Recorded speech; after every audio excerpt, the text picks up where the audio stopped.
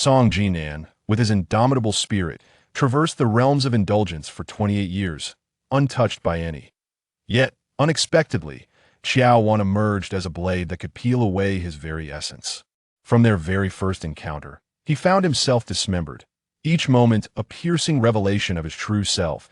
He should have anticipated that one day he would sheath his brilliance and bow in submission to this woman. Fully aware of the charade, he nonetheless chose to engage. She embodied his insatiable desire, the very embodiment of his soul's deepest descent into decadence and obsession. Chapter 1. The Uncle. Outside, the clinking of glasses and cheerful laughter filled the air, while the adjacent lounge was steeped in an intoxicating spring ambience that stirred the soul. Yet, from the outset, Qiao Wan felt a pang of regret. For, beyond the pleasure, there was only pain. As she exerted herself to push the man above her, he unexpectedly seized her wrist, holding her firmly in place. The lounge remained dim, with the light from outside filtering through the partially drawn curtains, casting an enigmatic glow. The man's bare arms, sculpted and radiant, reflected a serene, cold white light. Despite the apparent distance, his presence was laden with desire. "Are you afraid?" His deep, playful voice whispered against Qiao Wan's ear. With her crimson lips slightly parted, she chuckled, entwined in the breath of the man. "As long as Uncle is unafraid, I shall not fear." "Uncle?" His lips grazed her earlobe, acutely aware of her shivers and innocence. He chuckled softly. "Call me that again." Furrowing her brow, she complied, uttering "Uncle" once more. "What Song Jing taught you, I shall now impart."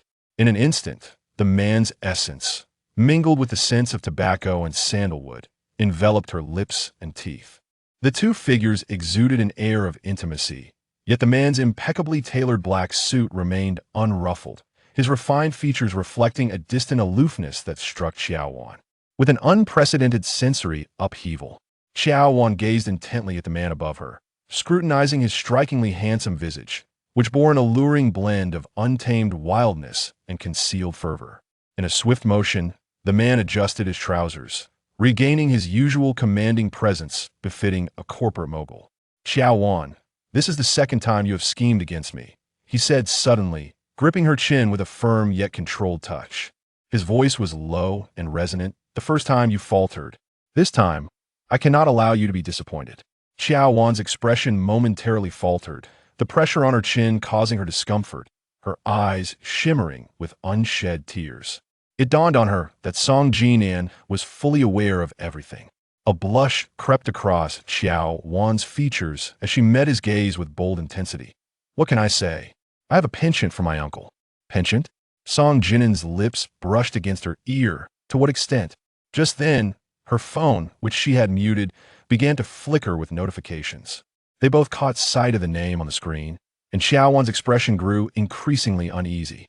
As she prepared to flip her phone face down, Song Jinan preemptively seized it from her, arching an eyebrow with a playful smirk. "It appears to be your legitimate boyfriend, my nep. HEW, Song Jing. Is my uncle truly interested in hearing my conversation with Song Jing at this moment?" Qiao Wan inquired with a nonchalant smile as she reached for him. Confident that he would not pursue such an action, she posed the question. Yet within mere seconds, she found herself regretting it. Not only did Song Jinan answer the call, but he also activated the speakerphone feature. "Wan, why haven't you come out of the bathroom yet?" Came the concerned voice of Song Jing. Qiao Wan frowned once more at the sound. Having already become involved with Song Jinan, Song Jing's value had diminished significantly. It was high time to find an appropriate moment and reason to part ways. However, with her and Song Jinan alone in the same room, she feared that Song Jing might catch on, prompting her to hastily cover Song Jinan's mouth. Suddenly, Song Jinan's arm tightened, spinning her body around. Without any forewarning, the forceful action caused her to cry out in pain. "What happened, Wan?" Song Jing's voice on the other end of the phone was tinged with an anxious undertone. "He'll arrange for a nanny to come over immediately." "No need," Qiao Wan replied, feigning calmness. "I just slipped on some water and will be out shortly. Goodbye." After ending the call, Qiao Wan was still processing the situation when Song Jinan had already pulled away. Her thoughts lingered on the recent intimacy, taking a full 5 minutes to regain her composure. The family banquet at the Song residence had reached its conclusion half an hour prior. As Qiao Wan returned to the dining hall, she found that the elder Song and others had departed, leaving only Song Jing seated alone at the table, engrossed in a phone conversation. Who could you possibly be thinking about? Qiao the anchor? She's no good. Always so serious. It's been a month, and I've barely held her hand a few times. No matter how much I crave her, she insists on playing it cool. If we're talking about the most gentle and considerate, it has to be you. Be a good girl and go book a room. I've been thinking about you. So much I'm going mad. Later, I'll have my way with you. Song Jing remained blissfully unaware that Qiao Wan was standing right across from him, and although his voice was not particularly loud, every word was clearly heard by her. Qiao Wan's crimson lips curved into a mocking smirk as she contemplated whether to interrupt Song Jing's flirtation with the woman, when she suddenly felt a searing gaze fixated Yupo. In her, raising her eyes, she beheld Song Jing Nan leaning against the intricately carved rosewood screen at the entrance of the dining hall, a bemused expression dancing in his deep-set eye, exuding an air of languid nonchalance. Qiao Wan's mind flashed back to the frenzy in the lounge, causing her cheeks to flush abruptly. Take tea that moment. Song Jing had concluded his call and cast a cool glance at Song Jin Nan. Uncle hasn't left yet. Planning to spend the night at the old residence? Aren't you still here as well? I'm waiting for Wan, Song Jing replied, rising to his feet and wrapping an arm firmly around Qiao Wan's waist. Qiao Wan's mind momentarily short-circuited at the sight of Song Jin Nan, and a sudden force caused her to stumble, colliding against Song Jing's chest. Though it was their first encounter at such proximity, Song Jing's extensive experience among women informed him that Qiao Wan was quite different from the girl who had left the den. ING Hall moments before. Her delicate face glowed with a rosy hue, her eyes brimming with emotion, exuding an irresistible charm, as if she had just been nourished by a man's affection. Qiao Wan attempted to break free, but Song Jing's smile faded, his grip tightening as he leaned down to whisper in her ear, "Behave yourself, uncle is watching. Let go, or I will retaliate," Qiao Wan protested, feeling utterly flustered, her voice barely a whisper. In defiance, Song Jing held her closer, his gaze wandering down her neck until it landed on a faintly visible marking alluring little strawberry. "Qiao Zhu, you appear so composed and serious while broadcasting financial news, yet it seems you are quite free-spirited in private," Song Jin Nan remarked leisurely, drawing on his cigarette with a teasing smirk. Though the conversation revolved around her intimate interactions with Song Jing, she sensed an underlying implication. At that moment, her cheeks flushed with heat as she swiftly removed Song Jing's hand from her waist, creating some distance between them. "A woman I have trained can hardly be unrestrained." Song Jing forced a stiff smile, adding, "If my little uncle is interested, I can impart a few techniques without reservation when I have the time." "Perhaps not." Observing Qiao Zhuba's reluctance in your embrace, "It seems unnecessary to learn such tactics." A hint of mockery glimmered in Song Jin Nan's slightly upturned fox-like eyes, his gaze ultimately landing on Qiao Wan, who stood a few paces away. "Wouldn't you agree, Qiao Zhubo?" Qiao Wan averted her eyes, remaining silent. With a flick of his wrist, Song Jin Nan discarded the half-finished cigarette and strode out of the old residence. Song Jing's expression darkened as he grasped her collar, demanding in a stern voice, "Were you sneaking off to meet some wild man during your prolonged absence in the restroom?" Chapter 2. The art of training women. Qiao Wan felt a shiver run through her heart, forcing herself to remain composed. How dare he accuse her? The Song family mansion was filled with servants and spies. It would be sheer folly for her to meet some wild man. Whether she had met him or not was not for him to decide. She intended to verify it herself. Song Jing recalled the faint mark on her neck. A subtle strawberry, and his face darkened as he began to unbutton her shirt. She seized his hand, her expression icy as she got straight to the point. "If you don't trust me, then let us end this. I've treated you like a deity for a month. And today, I brought you to meet my grandfather at the family estate, and you dare to speak of breaking up?" Song Jing's features were delicately handsome, yet they twisted into a fierce scowl when angered. Qiao Wan had no desire to argue further. She stood to leave, only to be yanked back by Song Jing, who grasped her hair and pulled her several steps backward. "Song Jing, if you don't let go, I will call for help." Qiao Wan's scalp throbbed, and her eyes brimmed with tears. Truly, he was the notorious scoundrel of Jiangqing. It had only been a month, and already there were signs of domestic violence. "Qiao Wan, stay with me, and you will thrive at the television station." Leave me, and you are nothing. Ah Jing, is this your method of training women? Song Jinan's deep voice interrupted Song Jing. Swiftly suppressing his negative emotions, Song Jing reluctantly released Qiao Wan and called out to his uncle. The room now held only the two of them, the uncle and nephew, although they were referred to as such. Song Jinan was merely 2 years older than Song Jing, with his grandmother being the original wife of the old master Song and his father being the eldest son of the Song family. Song Jing had grown up with a sense of superiority as the legitimate grandson. Song Jinan was born to a woman outside the Song family and was only brought into the household at the age of 10, despite sharing the surname Song. In Song Jing's eyes, he was merely an illegitimate offspring, a mere token of respect when referred to as little uncle. As dinner lingered on, just as little uncle departed from the dining hall, Qiao Wan followed suit to the restroom. Song Jing cast a meaningful glance at Song Jinan. With a faint smile gracing his thin lips, Song Jinan seemed unfazed, merely wishing to remind his little uncle that should anyone dare to cast their gaze upon Qiao Wan or bring shame upon him, regardless of their familial ties, he would ensure they faced dire consequences. A glimmer of malice flickered in Song Jing's eyes. Song Jinan retrieved a cigarette from his pocket, inhaling its scent with a smile that scarcely reached his eyes, inviting curiosity about the beauty he possessed. Yet, beneath his playful tone lay a chilling coldness. While Song Jinan was ruthless in business, he had also dealt harshly with Song Jing on 2 separate occasions, both instigated by Song Jing's disrespectful remarks about Song Jinan's mother. One incident occurred at the ancestral home, the other in the underground parking lot of the Song group, where Song Jing, in the presence of others, had insulted Song Jinan's mother as an unashamed woman, a remark that Song Jinan overheard. He had rolled up his sleeves and nearly beaten Song Jing to a pulp, even knocking out one of his front teeth during the altercation at the ancestral home. In front of Song Jinan, Song Jing could only bluster verbally, revealing an underlying timidity. An unexpected silence enveloped the room. While Song Jing was not short among men, he stood a full head shorter than Song Jinan. As Song Jinan's commanding gaze bore down upon him, an inexplicable sense of trepidation washed over Song Jing.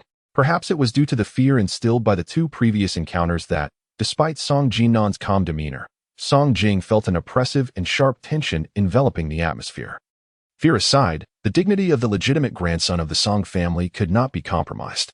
Qiao Wan is the first woman I have brought before the Song family and the old master, so consider your actions carefully, Song Jing declared sternly before departing.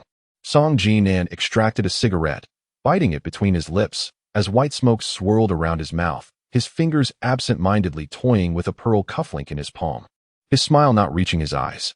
On the journey back to the residence, Qiao Wan contemplated how to extricate herself from Song Jing. Renowned in Jiangcheng as a notorious playboy, Song Jing leveraged the Song family's vast wealth to indulge in reckless behavior, surrounded by countless admirers, internet celebrities, young models, and third-rate actresses. All women who bore the slightest hint of stardom were fair game for him. It had been noted by keen observers that his rotation of romantic partners occurred with a frequency akin to monthly disposals. Qiao Wan had met him at an event organized by the television station. Upon seeing her, Song Jing had displayed an exaggerated enthusiasm. Initially inclined to decline his advances, she reconsidered upon hearing her colleagues speak of his esteemed background, suppressing her reservations to engage with him. However, she soon realized that Song Jing was merely a symbolic figure within the Song family, with the true power resting in the hands of the 4th son, Song Jinan. This evening marked her second meeting with Song Jinan. Their first encounter had been the previous Saturday night, when she had accompanied Song Jing to an industry gala hosted by the Song family. When Song Jing introduced her to Song Jinan, she momentarily shed her usual reticence around men, stepping forward to greet him with a cheerful uncle. Song Jinan offered a cool, thin smile, nodding in acknowledgement before drifting away with his wine glass. Despite her attempts to engage him in conversation, every effort to draw closer to Song Jinan was deftly sidestepped. A week later, she finally awaited this hard-won opportunity tonight. Song Jing instructed her to serve tea to the elders of the Song family present. When it was Song Jinan's turn, the old gentleman happened to choke on a fish bone, causing a commotion at the dining table. She discreetly added the aphrodisiac she had prepared into the teacup designated for Song Jinan. At that moment, her hands trembled violently, acutely sensing a piercing, playful gaze fixed upon her, yet when she sought its source, it vanished without a trace. Once the family doctor extracted the fish bone lodged in the old gentleman's throat, the table's lively chatter resumed, and she offered the spiced tea to Song Jinan. His fox-like eyes sparkled with an inscrutable emotion as he reached out to take it, their fingers brushing, his index finger meeting her pinky. To mask her inner turmoil, Qiao Wan feigned composure and uttered, "Uncle, please enjoy the tea." While the old gentleman and the others sipped delicately, Song Jinan, however, downed the entire cup in one go. In that instant, Qiao Wan's heart raced uncontrollably. After setting down the cup, Song Jinan excused himself from the dining room, claiming he needed some fresh air. Estimating the onset of the drug's effect, Qiao Wan deliberately knocked over the watermelon juice brought in by the maid, using the pretext of cleaning her skirt in the restroom to exit the dining room. Little did she know, as soon as she stepped out, she was pulled into a lounge just a wall away. The door of the lounge closed swiftly, and the room was shrouded in darkness. Before she could adjust to the shadows, she found herself pinned by a man. Although he did not speak, she deduced from his physique that it was Song Jinan, softly calling him uncle. Initially, he did not respond, but his erratic breathing soon betrayed him. Until now, Qiao Wan still perceives her interaction with Song Jinan in the lounge as an ephemeral spring dream. The men of the Song family have all inherited the youthful flamboyance of old Master Song. Song Jing is a dissipated dandy, and Song Jinan's reputation regarding his private life is equally questionable. The most significant distinction between the two lies in their business acumen. While Song Jing languishes in mediocrity, Song Jinan possesses the prowess to stir the very currents of the Jiangxing commercial sphere. At this moment, a tall man emerged from the sleek black sedan behind. Clad in a finely tailored black suit and shirt, he seamlessly melded into the night, his refined features graced by a barely perceptible smile. It was Song Jinan. Qiao Wan felt an inexplicable tightness in her chest as she stepped forward. Chapter 3, Not My Beloved with a Click. The lighter in Song Jinan's hand emitted a soft blue glow. His striking visage resembled a silhouette, perfect and devoid of any flaw. Particularly captivating were his slightly upturned fox-like eyes, which held a beguiling depth. Throughout the past year at the television station, Qiao Wan had encountered numerous handsome male anchors. Yet each time Song Jinan appeared, he possessed an uncanny ability to ensnare her attention. She was not naive. His presence in the parking lot of her residence was undoubtedly intentional. With a playful tone, she called out, "Uncle." Song Jinan responded with a nonchalant hum, only looking her way after he had taken a drag from his cigarette. "Qiao Anchor, you seem to have left something at the old residence." Before she could fully grasp his words, he opened his palm to reveal a pearl-sized button. Was a mere button worthy of a special trip from her uncle? Qiao Wan's voice was soft and melodious as she feigned a casual touch with her pinky on the palm of Song Jinan's hand while reaching for the button. It felt cool, taut, and bore the ruggedness unique to a man. Qiao Wan has now forsaken Song Jing and turned her affections toward Song Jinan, naturally seizing every opportunity to draw closer to him. "Uncle, would you care for a cup of tea? A friend recently brought back some aged ripe pu'er from Yin City, which boasts a delightful flavor." With her eyes shimmering like water, Qiao Wan approached him. Song Jinan offered a faint smile, casting a casual glance at her. "I do not have a habit of drinking tea in the evening." Just an hour ago, they had shared tender moments in the lounge of the Song family estate. Yet now he was rejecting her with an air of cold propriety. Qiao Wan felt somewhat disoriented.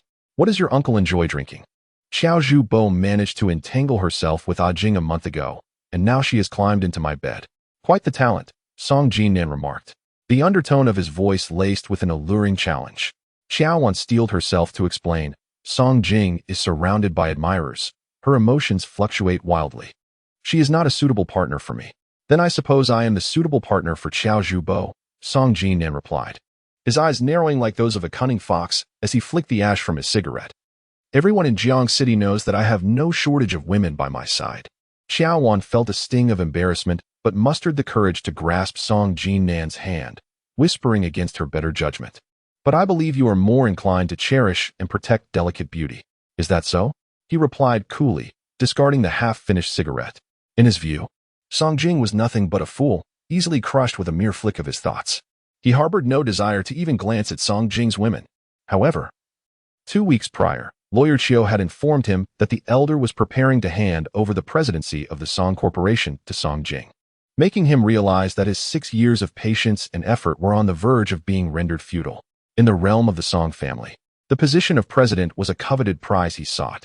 The woman who captured Song Jing's affections was also one he desired to possess, a means to quell the discontent simmering within him. Qiao Wan felt a sense of unease under Song Jinan's piercing gaze. With deliberate slowness, he pried her fingers from his palm and turned to enter his car. As the engine roared to life and faded into the distance, the smile on Qiao Wan's face evaporated swiftly.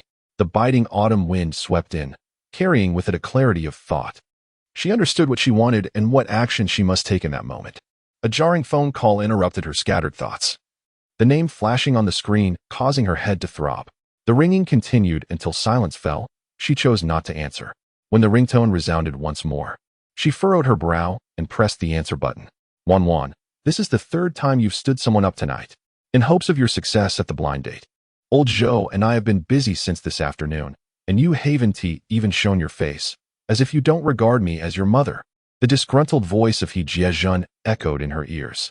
She stepped into the elevator, responding, I've already informed you that my career is just beginning, and I want to be considering love or marriage for the next few years. Then why are you getting so close to Song Jing? He Jiejun's dissatisfaction deepened. He is nothing but a frivolous playboy, changing women more than 10 times a year. Have you lost your mind in choosing him? You remarried Zhou Shihong less than 3 months after my father's incident, completely ignoring me. The one who raised me for a decade was my aunt. What right do you have to dictate my life? Qiao Wan retorted vehemently. The silence on the other end was palpable. Just as she prepared to end the call, He Jiejun spoke slowly. Wan, if it's about my affairs, you should concern yourself less. Qiao Wan hurriedly interrupted her. He Jiejun paused momentarily and advised. I suggest you relinquish the obsessions that plague your mind. The Song family wields considerable influence. Even with evidence in hand, you would find it futile to confront them. Embrace your role as Mrs. Zhou and remember that my affairs are of no concern to you. With a cold expression, Qiao Wan ended the call. The following morning at 6:30, Qiao Wan arrived at the news department of Jianshan City Television Station. Having graduated from the prestigious Beijing Media University with a degree in broadcasting and hosting, she had turned down the opportunity to remain with Beijing Satellite Television as an on-location reporter and had successfully secured a position as a news anchor at Jianshan City Television. With the rise of new media, television stations had long lost their former glory. As a newcomer fresh out of her probationary period, Qiao Wan possessed little choice in her assignments. The station's director, Mr. Liu, a man in his 40s and a seasoned veteran of the workplace, adeptly navigated the currents of office politics, favoring the strong and preying on the weak. He had assigned Qiao Wan the much-maligned morning financial news, much to the relief of the veteran anchors who had previously endured it. Only upon Qiao Wan's takeover did they breathe a sigh of relief. The station had provided her with a newly recruited intern makeup artist whose work was both slow and outdated in style. Gazing into the trial makeup mirror, Qiao Wan was 100 times dissatisfied with her appearance. Before stepping into the studio, she once again applied makeup to her face. There was no need for such meticulousness. As the morning financial news garnered a meager viewership, no matter how beautifully she adorned herself, few would be watching. The young makeup artist rolled her eyes at Qiao Wan's fussiness. Qiao Wan had joined Jianshan City Television with the ambition of swiftly ascending to the position of a top anchor, forging connections with influential individuals, and uncovering the truth behind an incident that had transpired a year ago. She had never been one to engage in petty disputes among colleagues. Seeing her silence, the little girl became somewhat audacious, deliberately unlocking her phone to mockingly laugh. Xiao Zhubo was wholly engrossed in her work, perhaps unaware that her boyfriend had already trended on social media. It took a full minute for Qiao Wan to realize that the girl was speaking of Song Jing. Upon opening her phone, she discovered that a video of Song Jing indulging in a liaison with a voluptuous woman at a hotel had gone viral across the internet. Qiao Wan instantly recognized the woman as Qiao, a sensational internet celebrity who had risen to fame over the past 2 years by producing suggestive videos. Qiao's surgically enhanced visage was flawless, complemented by a curvaceous figure that rendered her a veritable goddess of beauty. Intriguingly, her name aptly reflected her attributes, as she possessed prominently voluptuous curves. The video, though merely a few seconds long, was filmed indoors, vividly capturing the unmistakable faces of Song Jing and Qiao in an electrifying display of passion. Even through the screen, it was enough to make one's cheeks flush. Song Jing's proclivity for romantic escapades was well known in Jianshan, frequently leading to scandalous headlines. Although the women he associated with often bore a semblance of stardom, this was the first time he had been thrust into the limelight in such a manner. Just as Qiao Wan was struggling to find an excuse to break up with Song Jing, this sudden revelation invigorated her spirit. Chapter 4. Such a coincidence. Qiao Wan swiftly sent Song Jing a breakup message, then powered off her phone and headed to the studio. With her acute professional intuition, she sensed that the passionate video involving Song Jing and the internet celebrity had been orchestrated by unseen forces. For her, the more sensational Song Jing's situation became, the better. During this live broadcast, Qiao Wan appeared to have received an invigorating boost, radiating vitality and sporting an unmistakable smile that she could hardly conceal. As soon as the broadcast concluded, she promptly picked up her phone, only to feel a wave of disappointment wash over her upon discovering the absence of any messages from Song Jing. Having now aligned herself with the true power holder of the Song family, Song Jinan, she was eager to sever ties with Song Jing. Given her understanding of Song Jing, it was clear that he would not easily relent after failing to gain an advantage over her. From this moment forth, a fierce battle loomed ahead between her and Song Jing. She was acutely aware that, both overtly and covertly, she could not compete with him. Her only means of extricating herself from his grasp lay in external assistance, namely, Song Jinan. At 9:30 in the morning, Qiao Wan received a notification from Director Liu, summoning her for a last-minute recording of business interviews. Having spent a year at the television station, Qiao Wan had long mastered the art of survival within its confines. She would not let this rare opportunity to meet Song Jinan slip away. Prior to entering the studio, she took a moment to inspect her reflection in a compact mirror, determining that her lips lacked vibrancy, prompting her to apply another layer of lipstick. Business interviews was pre-recorded, and Qiao Wan found herself more at ease in the studio than during live news segments. Song Jinan arrived just as the recording was about to commence, and Director Liu, who had been waiting in the studio, greeted him with a beaming smile and an array of compliments. At that moment, Song Jinan was dressed in a well-tailored black suit, distinctly different from the one he had worn the previous evening. The light checkered shirt and the subtle smile gracing his lips added a touch of warmth to his overall demeanor. Qiao Wan could not help but marvel inwardly. Indeed, charisma and presence are innate qualities. No matter where Song Jing went, he always preferred to be surrounded by a few subordinates, showcasing the aura of the legitimate grandson of the Song family's main branch. In contrast, Song Jinan ventured out alone each time, yet his presence could overshadow Song Jing by leagues. Out of courtesy, Qiao Wan took the initiative to greet him, addressing him as Mr. Song. The beginning and end were shrouded in darkness, yet felt as vivid as if they had just transpired. Within a minute, Song Jinan had appraised Qiao Wan from head to toe several times. Having navigated the world of glamour and allure for years, he had encountered numerous beautiful women. Yet he found himself captivated upon first meeting Qiao Wan. It was only years later that he would recognize this allure as sheer brilliance. Qiao Wan possessed delicate and exquisite features, a visage naturally suited for the camera. Even without makeup, she exuded a charming allure with her rosy lips and pearly teeth. Standing at approximately 165 centimeters, her figure was perfectly proportioned, possessing an enchanting quality that evoked an unforgettable impression. Song Jinan, with his long legs crossed, wore a smile that barely reached his eyes. The moment their gazes met, Qiao Wan felt an unsettling sensation as if Song Jinan could see through her. Her intentional approach towards him and Song Jing was laid bare in the depths of his meaningful gaze. However, in less than 2 seconds, she revealed a professional smile and commenced the interview with a well-prepared opening line, focusing on the business realm due to the financial nature of the conversation. Her first inquiry pertained to the Song family's venture into the new energy sector. Song Jinan, unaccustomed to rehearsing for interviews, was about to respond when a frantic voice echoed from outside. "Qiao Wan, come out immediately. Stop playing hide and seek with me. As long as I don't say we're breaking up, you can forget about it for this lifetime." It was Song Jing. The train of thought for Qiao Wan was abruptly interrupted as she glanced towards Director Liu beside her, her voice tinged with despair. "Please help me call the police." Director Liu, a man of considerable charm and acumen, turned his gaze towards Song Jinan, pondering the implications of the presence of young Master Jing, the nephew of President Song, outside. What instructions might President Song have issued? Young Master Jing was known for his fiery temper, and he was not one to be trifled with. Should the police become involved, it was certain that he would not let Director Liu off easily. Liu's expression was one of trepidation and appeasement.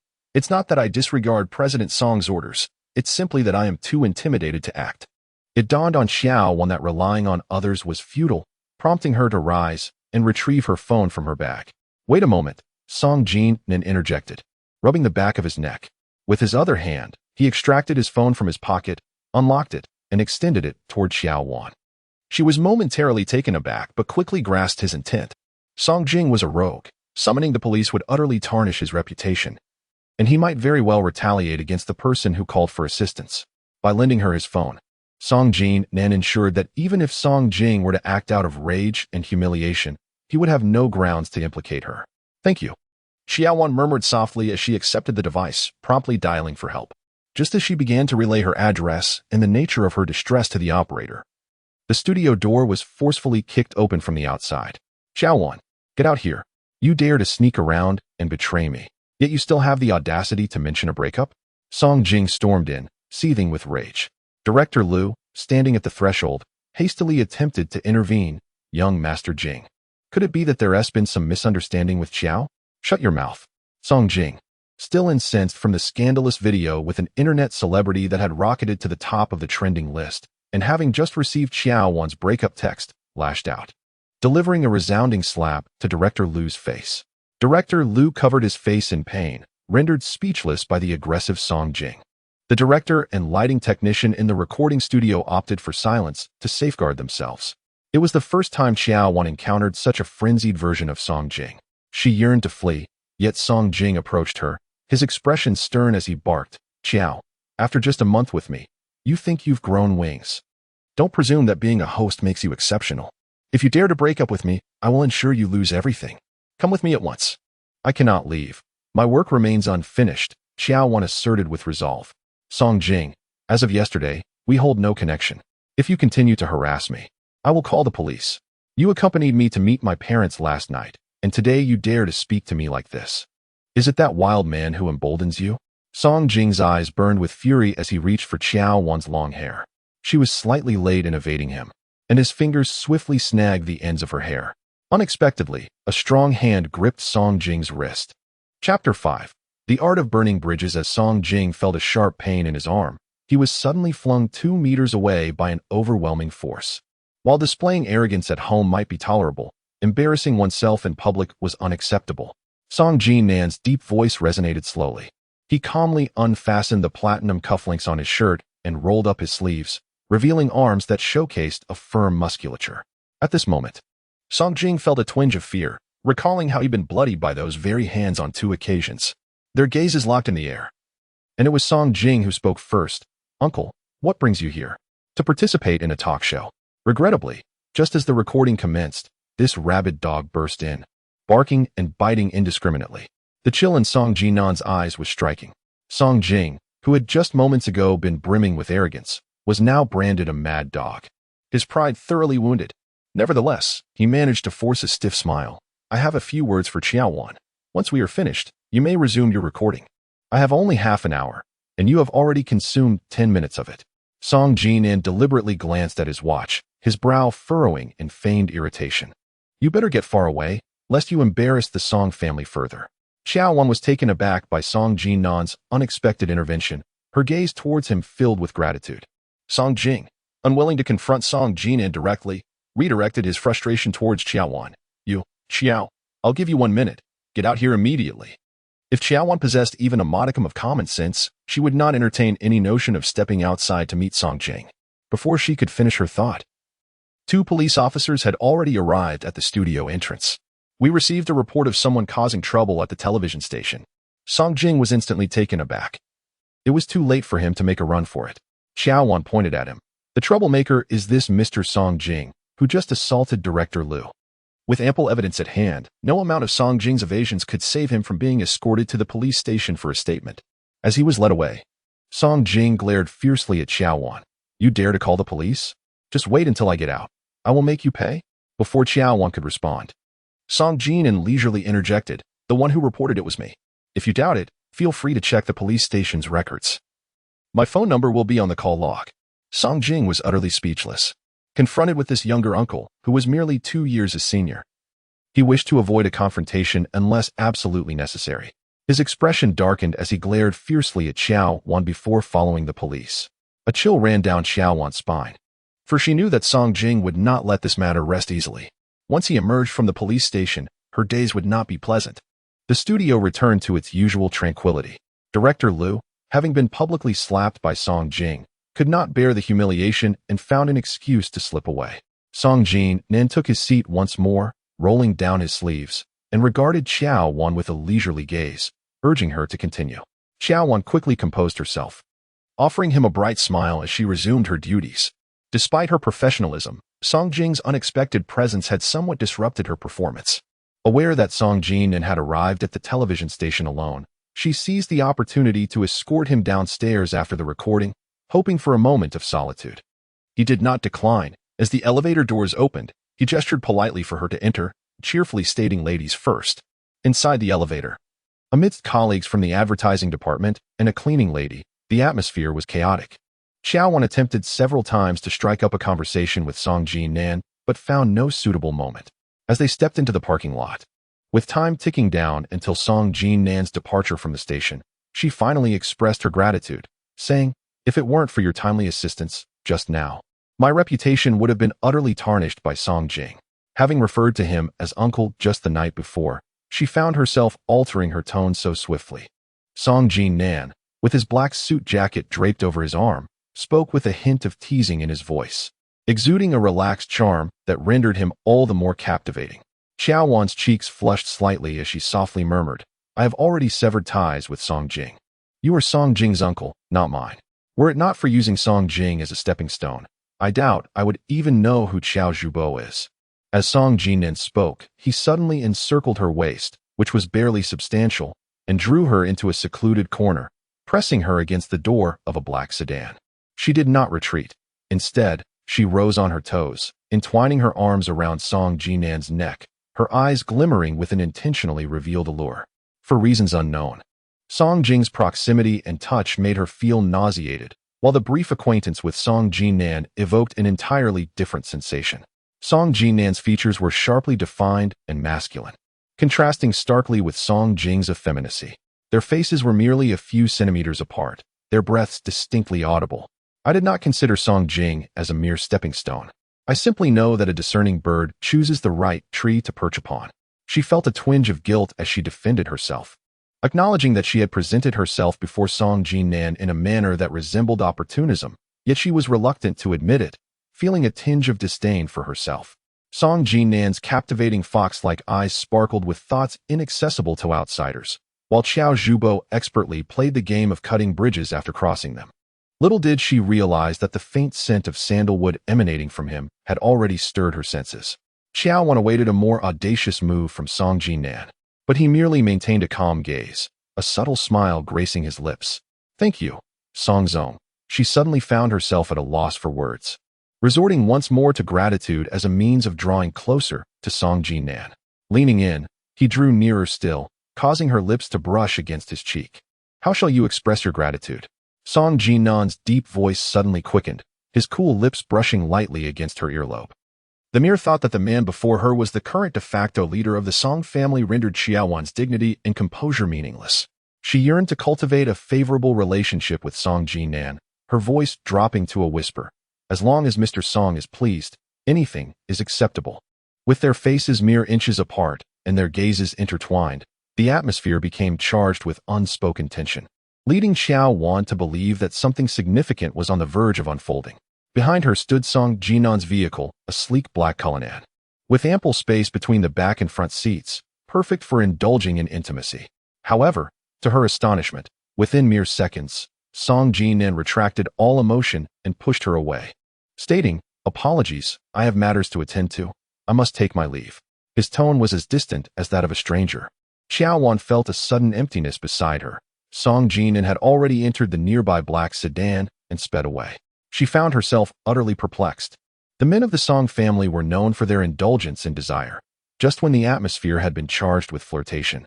Song Jinan had extricated himself from the moment and departed. Her jumbled thoughts were interrupted by a phone call, the name flashing on the screen filling Qiao Wan with irritation. After declining the call twice, the persistent ringing forced her to reluctantly tap the answer key.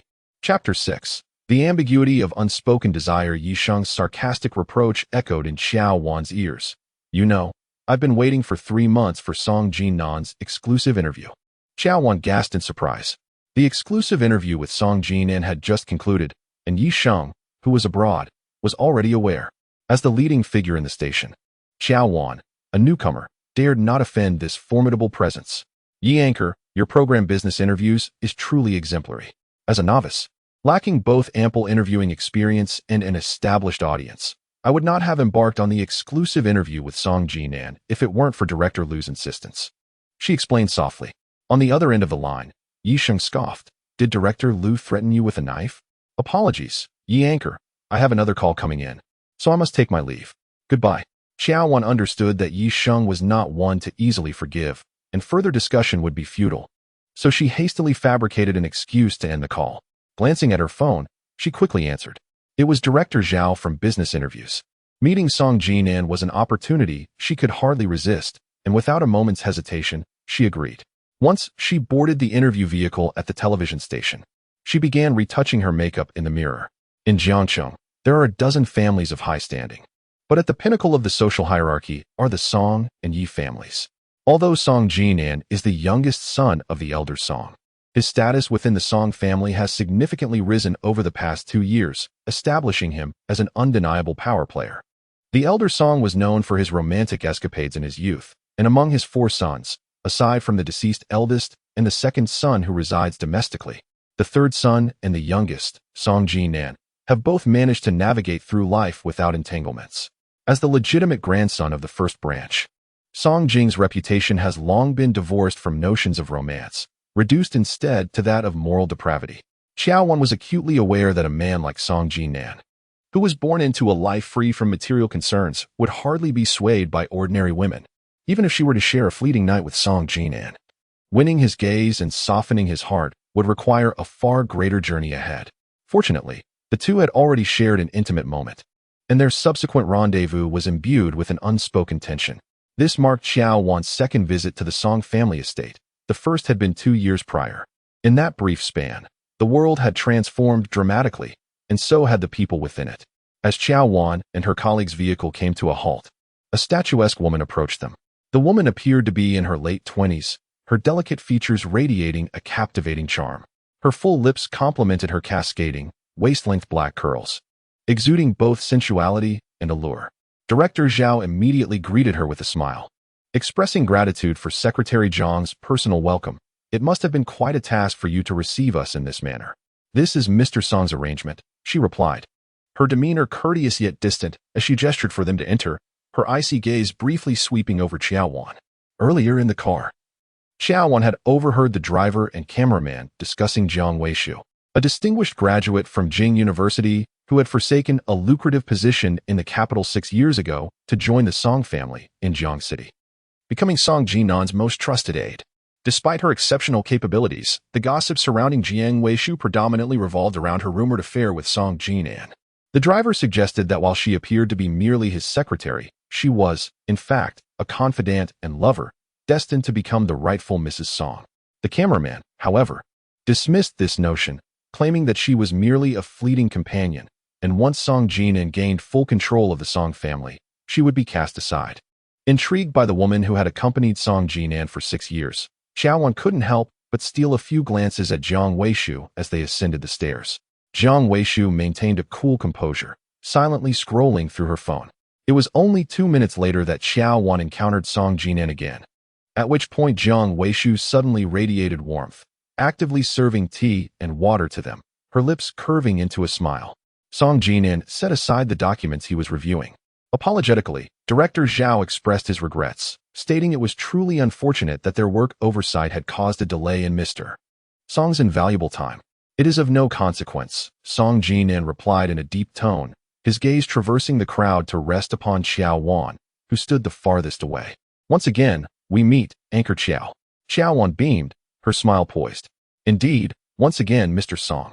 The footage that had been overlooked originally required Song Jinan to record in the studio, but he had conveyed over the phone that time was not on his side, prompting them to come to Song's company instead.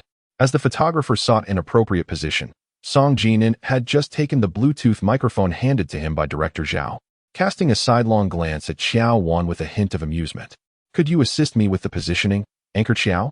"Of course," Qiao Wan responded readily. a cheerful smile adorning her face as she approached him.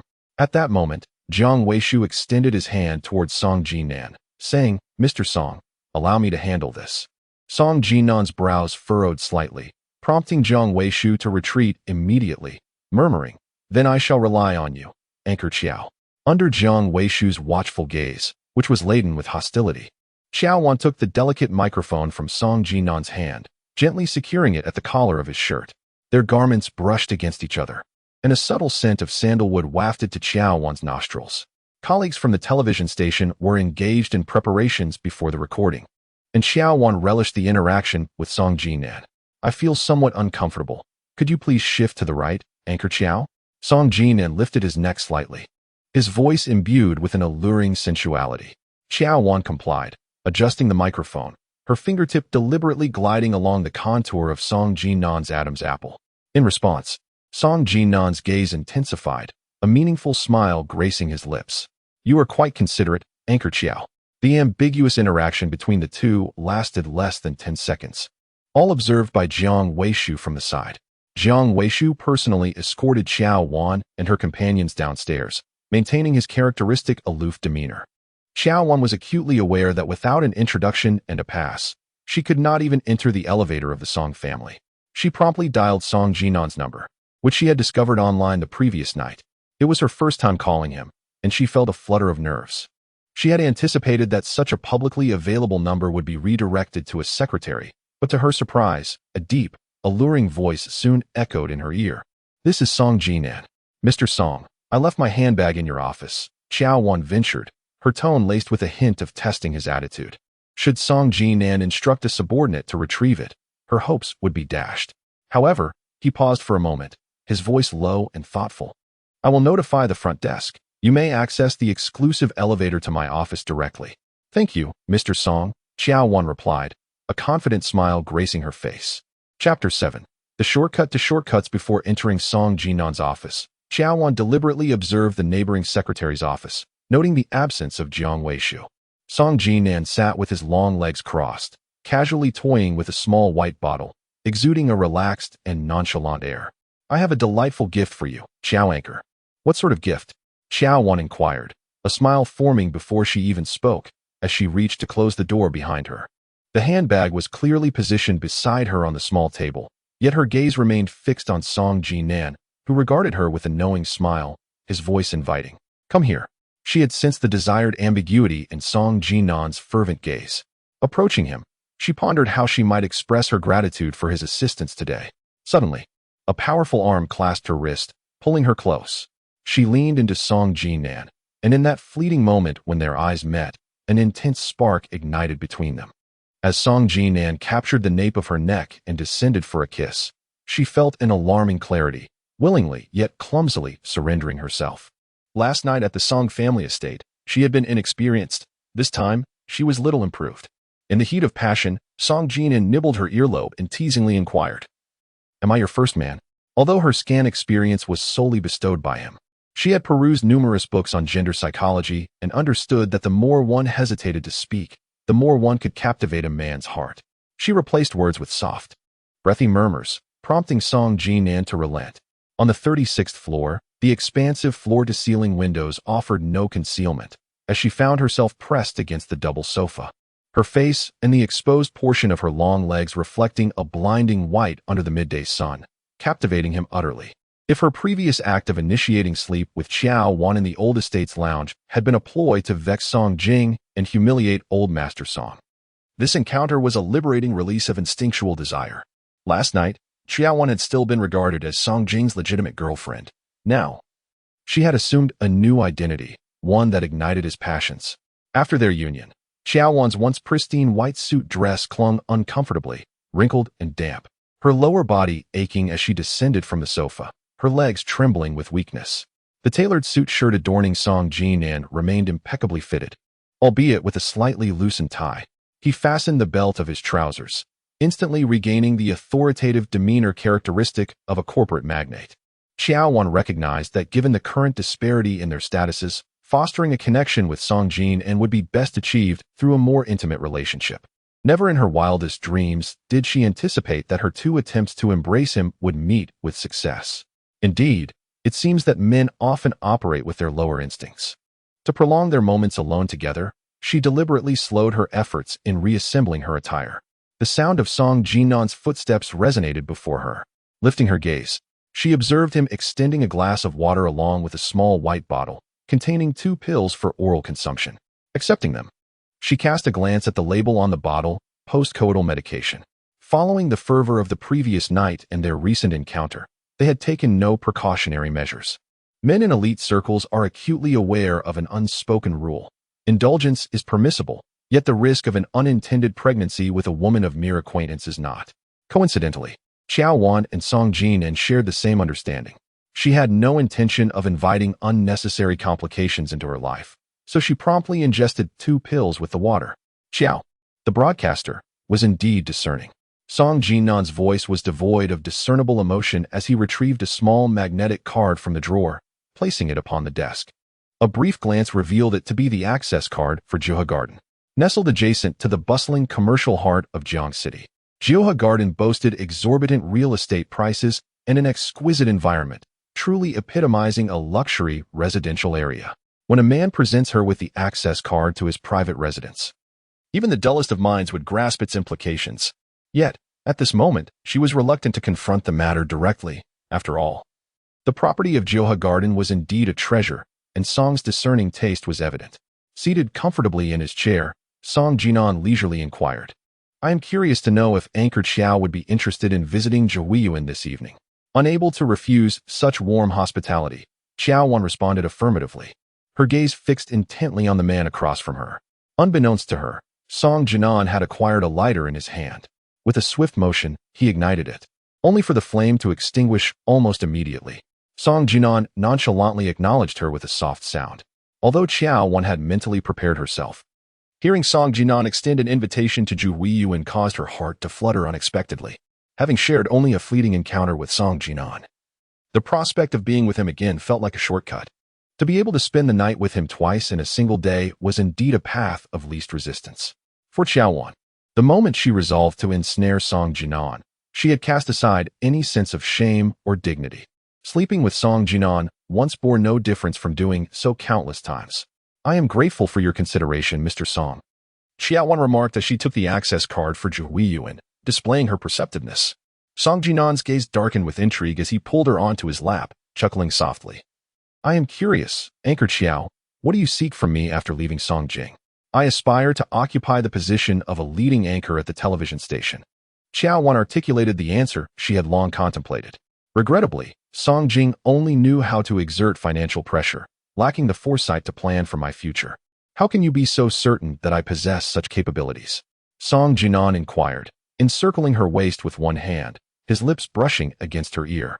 Her long lashes fluttered as she steadied her racing heart, recognizing that Mr. Song wielded considerable influence in the business realm. Surely, he could. Just then, a rapid knocking at the door interrupted her thoughts. In a moment of desperation, she sought to extricate herself from Song Jinan's embrace, yet he tightened his hold. Chuckling softly, "What is there to fear? If President Song is unafraid, I have nothing to dread either." Her eyes sparkled with allure. Longing to be intimately close to Song Jinan, to become confidants and soulmates. The incessant knocking persisted. Song Jinan withdrew the access card from her palm and placed it in her handbag, his smile not reaching his eyes. "At 8 this evening, I shall await host Qiao at Jiuhe Garden." Qiao Wan, perceptive to the moment, rose and picked up her handbag, preparing to depart. Upon opening the door, she was met by Jiang Weishu, who stood at the threshold, clutching a thick stack of documents awaiting her signature. Jiang Weishu's face registered shock upon seeing Qiao Wan. With polite acknowledgement, Qiao Wan brushed past the visibly hostile Jiang Weishu. A woman's sensitivities are often finely tuned. Jiang Weishu immediately noticed the damp spots on Qiao Wan's fitted dress and the creases that only appear when one has reclined. She recalled vividly that these creases had not been present when she encountered Qiao Wan merely an hour earlier. At that moment, Qiao Wan's complexion was radiant. Her eyes sparkling with a hint of flirtation, her gait embodying a delicate weakness, evidently the aftermath of profound satisfaction. As Qiao Wan distanced herself, Jiang Weishu dropped the documents she held. Song Jinan, seeing through her intentions, remarked coolly, "If you have something to say, speak plainly." Chapter 8. A birthday shocked Qiao Wan understood Jiang Weishu's cunning and eloquence, but had still underestimated her capacity to distort the truth. Before Qiao Wan could finish her thought, Jiang Weishu interjected hastily. Above us, there are deities. If the ghost money was not placed by you, then swear an oath upon your parents' lives. Jiang Weishu chose to divert the topic, aware that Mrs. Song had always harbored opinions about her. That was enough. Song Jinan's icy reprimand rendered Jiang Weishu immediately silent. Weishu, go downstairs and wait for me. Qiao Wan, come to my office. Before Qiao Wan could react, she was pulled into the adjacent room by Song Jinan. The door locked decisively behind them, leaving her with no means to intercept Jiang Weishu.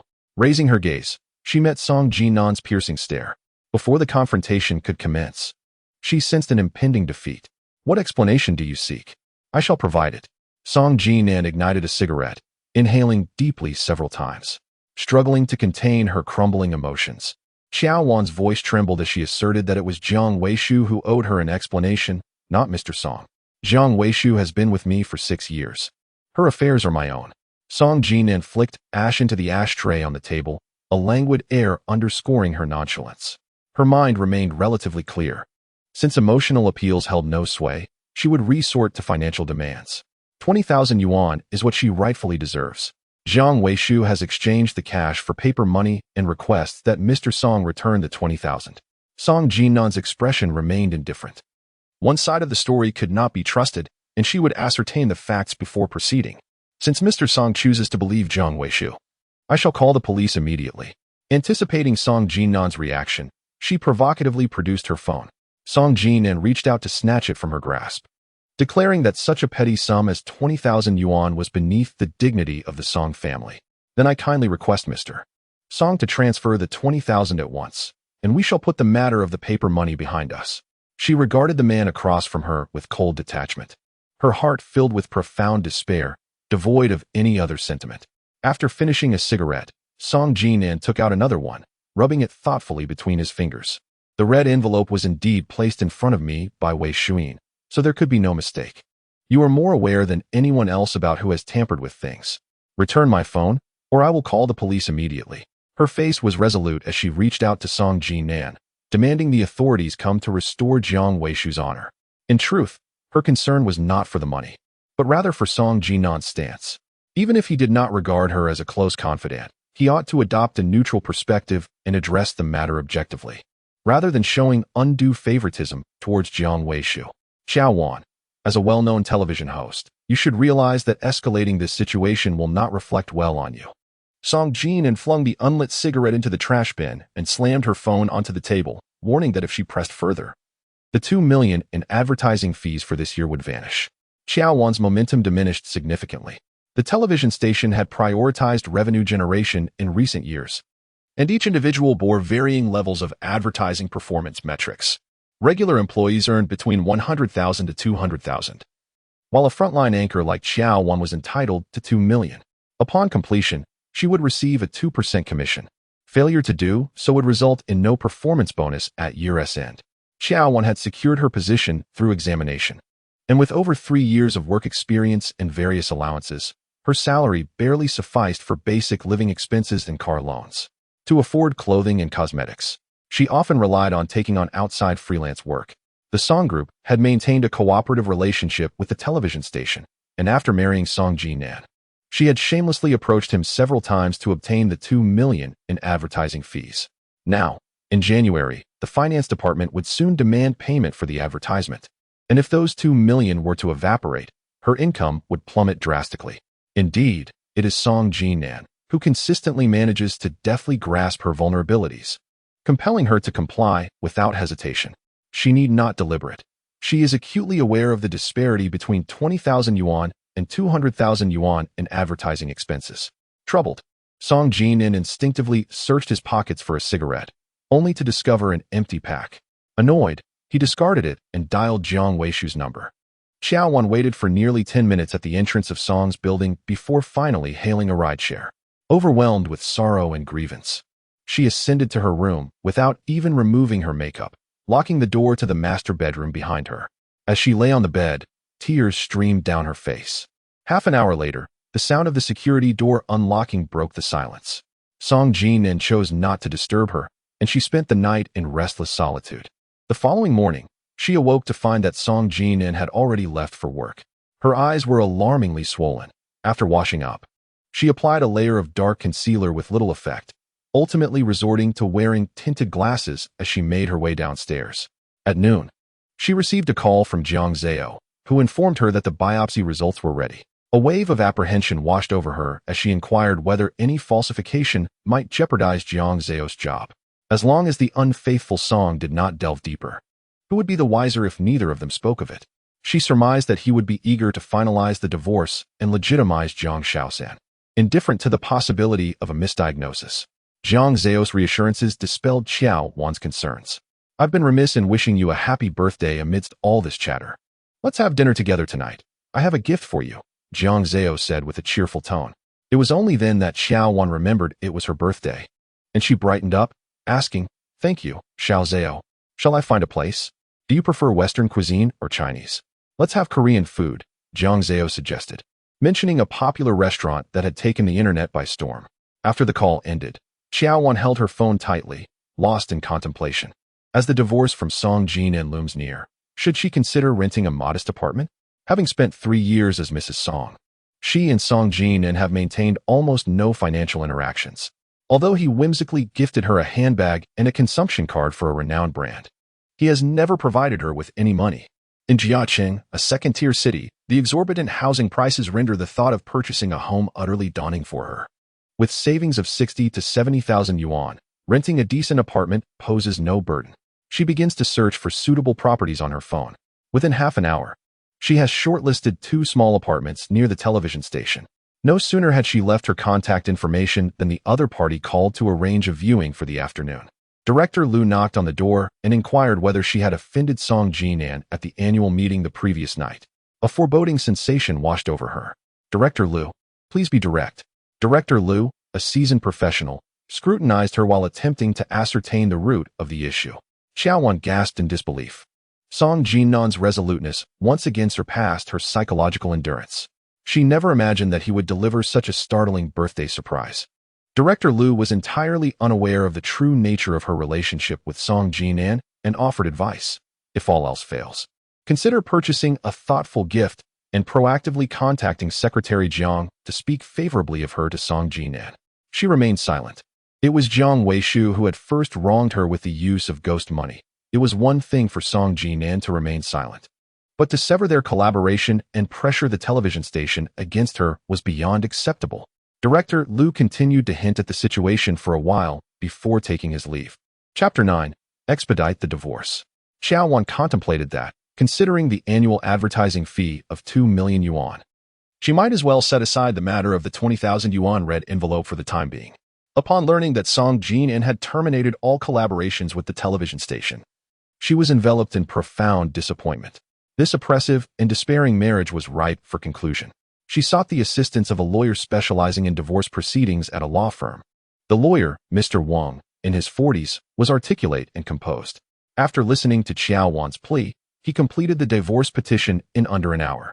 Following this, Qiao Wan conferred with Mr. Wang on the subsequent legal steps to take. That evening, there was a training session at the hospital that prevented Jiang Zhao from joining her for dinner, forcing them to cancel their plans. Jiang Zhao presented Qiao Wan with a meticulously chosen birthday gift, an elegant brooch from a renowned French brand. Adorned with sparkling diamonds, the white camellia was both simple and sophisticated, perfectly complementing Qiao Wan's demeanor. "You are 25 now, Wan. I hope you can swiftly liberate yourself from that scoundrel and embrace a new beginning," Jiang Zhao said, enveloping her in a warm embrace filled with sympathy. Qiao Wan's eyes glistened with tears as she rested her face on Jiang Zhao's shoulder, murmuring that things would improve. Today marked her birthday, and thus far, this was the first blessing she had received. It was likely to be the only birthday wish she would receive this year. The apartment she considered was a 1-bedroom, 1 living room, 1 kitchen, and 1 bathroom design, and after much contemplation, she chose Shizi Bay. Situated on the 7th floor, facing south, it spanned 56 square meters, ample space for a single occupant. The community primarily consisted of villas and expansive flats, catering to affluent residents, featuring lush greenery and commendable security. The rent was significantly higher than that of typical apartments. The only two apartment buildings were located at the eastern and western corners of the complex. She selected an apartment conveniently adjacent to the east gate, ensuring easy access for outings. Upon paying a year's rent and receiving the keys along with the community access card, Qiao Wan was suddenly struck by the thought of purchasing her own home. However, the reality of her bank account balances swiftly extinguished that fleeting aspiration. Regardless of the circumstances, she finally found a place to settle down. She began to contemplate how to facilitate Song Jinan's smooth signature on the divorce papers. At that moment, Song Jinan had just concluded a 3-hour high-level meeting. Upon entering his office, he noticed a glass vase on his desk, adorned with several buds of lilies waiting to bloom. "Do you like it?" Jiang Weishu inquired, presenting a cup of freshly brewed Blue Mountain coffee before him. "You haven't been sleeping well. The lilies can soothe your mind." "Remove it," he replied tersely, opening a thick stack of documents to sign, his voice devoid of warmth. Jiang Weishu's expression faltered for a moment before she promptly took the vase away. Upon her return, Song Jinan did not even glance up before issuing an explicit dismissal. She stood there, a faint smile gracing her lips, reflecting, in truth, "You do not believe me at all. Qiao Wan claimed that the ghost money was placed by me, and you accepted that notion without question. Last night was merely a matter of preserving my dignity." "Leave," he commanded, his tone elevated slightly. Jiang Weishu, adept at reading the room, understood that pressing further would only exacerbate the situation. With a gentle and restrained demeanor, she said, "I shall attend to other matters. Remember to drink your coffee. It would be a shame if it grew cold." The crisp sound of her high heels faded away, and Song Jinan cast aside his pen and documents. Moving to the floor-to-ceiling window, his gaze fixated to the southwest. The Jiang City television station lay beyond, and from his vantage point, he could vaguely discern the towering television tower. He awaited a phone call, more precisely, the soft and soothing voice of a woman. In moments of anxious anticipation, he found himself willing to lower his standards. As soon as her call arrived, regardless of whether he felt anger or not, he would instruct the finance department to transfer $2 million in advertising fees to the television station's public account without hesitation. However, from morning until now, he has awaited without success. He opened a box of cigarettes, withdrew one, and ignited it. Amidst the swirling white mist, the jarring sound of a phone call pierced the air. The name displayed on the screen caused a fleeting expression of surprise to cross his face. Upon answering, Ji Tian's respectful voice resonated. "Sir, Zhou Tingen's flight is scheduled to arrive in Jiangxing at 3 o'clock this afternoon. He has not gone to the television station, but has remained in Shizi Bay." Song Jinan pressed his fingers against his brow, replying with a brief acknowledgement. An hour prior, his wife had also departed, and as Ji Tian reached this point, he suddenly fell silent. Song Jinan, momentarily taken aback, spoke with a husky voice. "Shizi Bay?" "Indeed. The lady has also gone to Shizi Bay." The last 3 words emerged from Ji Tian's lips with utmost caution. After a full minute of silence, Song Jinan remained unresponsive. Ji Tian cautiously broke the stillness, stating, "The pink diamond bracelet customized for Madame last month has already been delivered by the merchant." "Good," Ji Tian acknowledged. Song Jinan ended the call, clutching his phone with one hand as he stood by the floor-to-ceiling window for an extended period. On his birthday, he intended to eat noodles, hoping for a long-lasting stroke of good fortune. The strong scent of smoke clung to him. His coat and car keys clattered to the floor. After a brief silence, he bent down to retrieve a piece of paper, staring intently at the densely written text for a long time. "I will book a flight immediately and fly to the capital tomorrow morning for a re-examination." She had assumed that Song Jinan would announce his intention to divorce the following day, but she did not expect him to go through the ordeal of a re-examination. I inquired with Jiang Zhao. Regardless of the hospital, cellular biopsies are conducted with precision instruments, and the likelihood of error is minimal. And so it shall be settled. Song Jinan entered the study with the biopsy report in hand. As Qiao Wan turned her gaze, she caught sight of the trembling hand that clutched the paper. He had unequivocally expressed that should she fall victim to a grave illness, he would seek a divorce without delay. Now that the biopsy results had emerged, it seemed imperative to end their marriage swiftly. She found herself perplexed by Song Jinan's intentions. She rapped lightly on the partially ajar door of the study, and before receiving his consent, she pushed the door open. Song Jinan was lost in contemplation, staring at the biopsy report. A follow-up visit to the capital was entirely unnecessary. After much reflection upon the results, I have concluded that regardless of any chance of recovery, I cannot allow you to be delayed further. She articulated her desire for divorce with a veneer of nobility, preserving Song Jinan's dignity in the process. So, the light in Song Jinan's eyes had dimmed to a dismal void. Expedite the divorce, allowing me to fend for myself. Upon uttering this phrase, an inexplicable pang gripped her heart. Song Jinan's lips parted twice, a self-deprecating smile escaping him. The results will be available by afternoon. Yet you chose not to inform me immediately, instead opting to meet with Zhou Tingyan at Shizi Bay. Qiao Wan's mind erupted in turmoil. Chapter 10. How ridiculous. She had ventured to Shizi Bay solely to secure a rental property, yet Song Jinan had intertwined it with Zhou Tingyan, revealing a rather sinister mindset. They had already reached the brink of divorce. Further debate seemed futile. Tomorrow morning, she would proceed to the Civil Affairs Bureau to finalize the paperwork.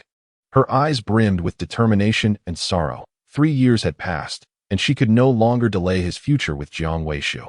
Song Jinan's expression darkened as he grasped her wrist, his voice rising sharply.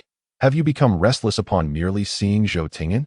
It was then she realized that Zhou Tingyan had arrived in Jiangcheng that very day. Say what you wish, she replied coldly.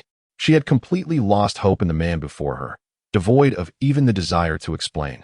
A few sweet words from the one named Zhou had left her utterly disoriented. Song Jinan's arm trembled slightly, a hint of crimson flashing in his gaze. 3 years ago, he had betrayed her, and yet here she was, still unable to forget him after all this time. Qiao Wan, have you lost your mind? A dull ache pulsed at her wrist as she bit her lip in silence. The room was shrouded in darkness. The only illumination coming from the moonlight filtering through the floor-to-ceiling windows of the living room. In the flickering light, their eyes met.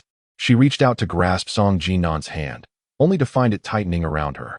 Suddenly, he exerted force, pushing her harshly against the writing desk. A glass ornament toppled to the floor, the sound of shattering glass reverberating throughout the study.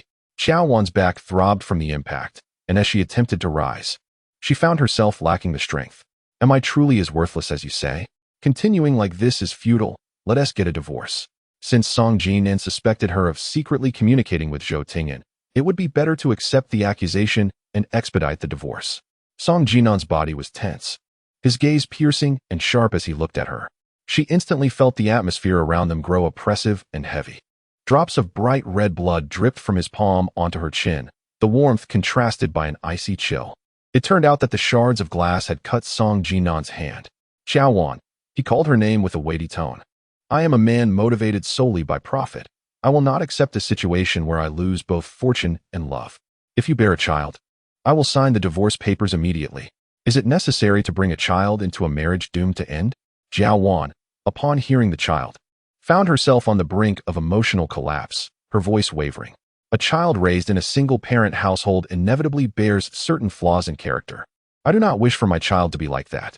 Song Jinan, awakened to reality. My current condition precludes me from bearing children.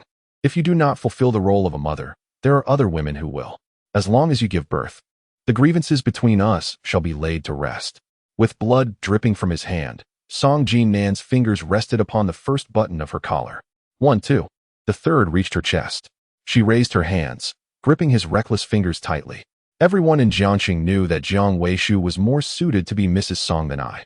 Qiao Wan, you must fulfill the obligations of a wife. The coldness in Song Jinan's gaze held a ruthless intensity, his voice devoid of warmth. With a tearing sound, her shirt was ripped open. The skin-toned bra was pulled askew. She let her arms fall in defeat, closing her eyes, yielding to the inevitable. In that moment, she could distinctly feel the hardness of Song Jinan beneath her. A man consumed by desire is devoid of reason. The more she resisted, the more severe the repercussions would be. At this juncture, rejecting Song Jinan would be an unwise choice. His thin lips brushed against her cheek, trailing downwards. The familiar scent of the man enveloped her senses, flooding her mind with memories of the past 3 years with Song Jinan, the intermittent cold wars, the endless disputes, and the rare moments of tender concern. Tears streamed down her face, betraying her emotional turmoil. Song Jinan's torment was imbued with both malice and bitterness, forcing her into the most humiliating positions, pinning her hands down as he glared with reddened eyes and questioned, after 3 years of sharing a bed with me, you still cling to thoughts of someone named Zhou. When Zhou Tingyan flirted with you in Jiangxing, did he inform you that he was about to become engaged to another woman? If he wishes to enjoy the benefits of a triad, I shall see if he possesses the capability to do so.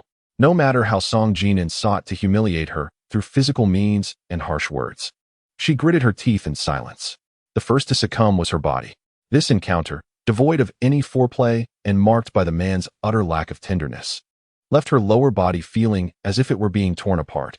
The tears she had just swallowed surged forth once more. The room was dimly lit, and when Song Jinan sensed the icy chill in her eyes, he furiously withdrew. As he exited, he kicked over a trash bin at the door. After a long while, Qiao Wan finally mustered the strength to rise from the bed, her lower body racked with pain. Had Song Jinan not withdrawn the 2 million advertising funds under her name today and remained neutral regarding the matter of the ghost money, she would have surely explained herself with gentle words.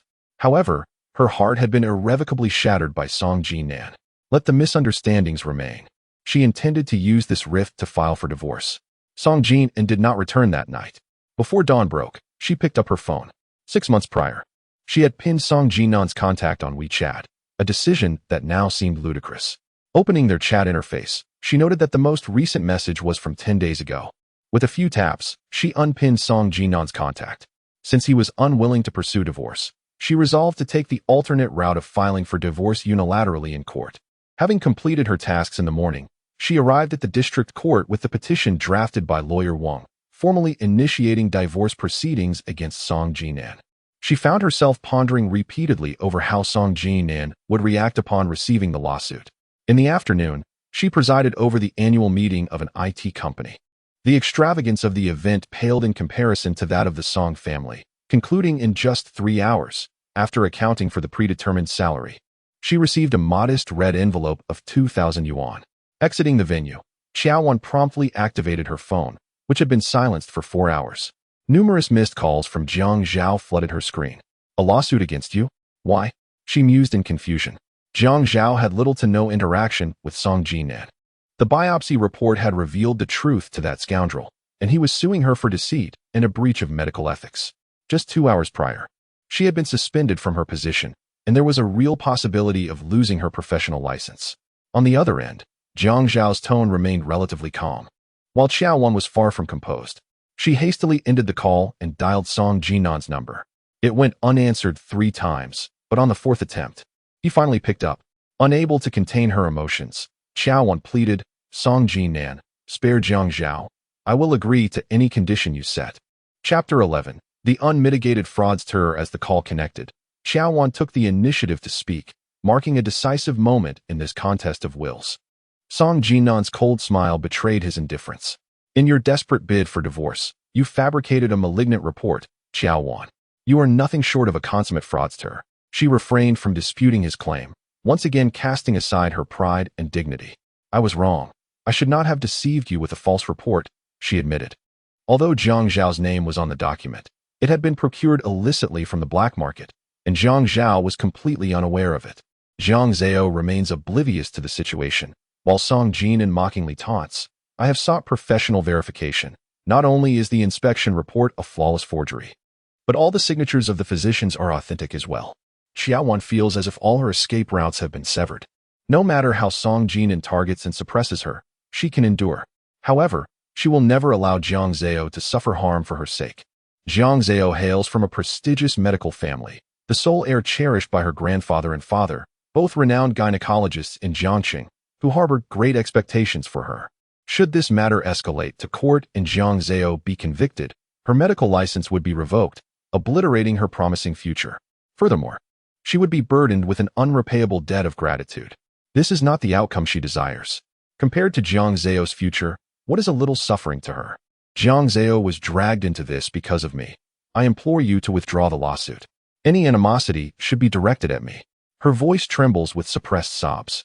At the other end, Song Jinan suddenly lapses into silence. If you do not wish to divorce, then continue as you are. If you truly desire a child, I will undergo another examination next month.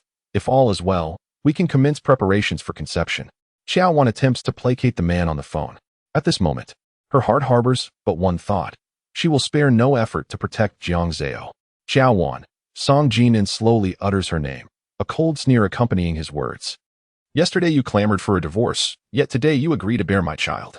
Where has your pride and spirit gone?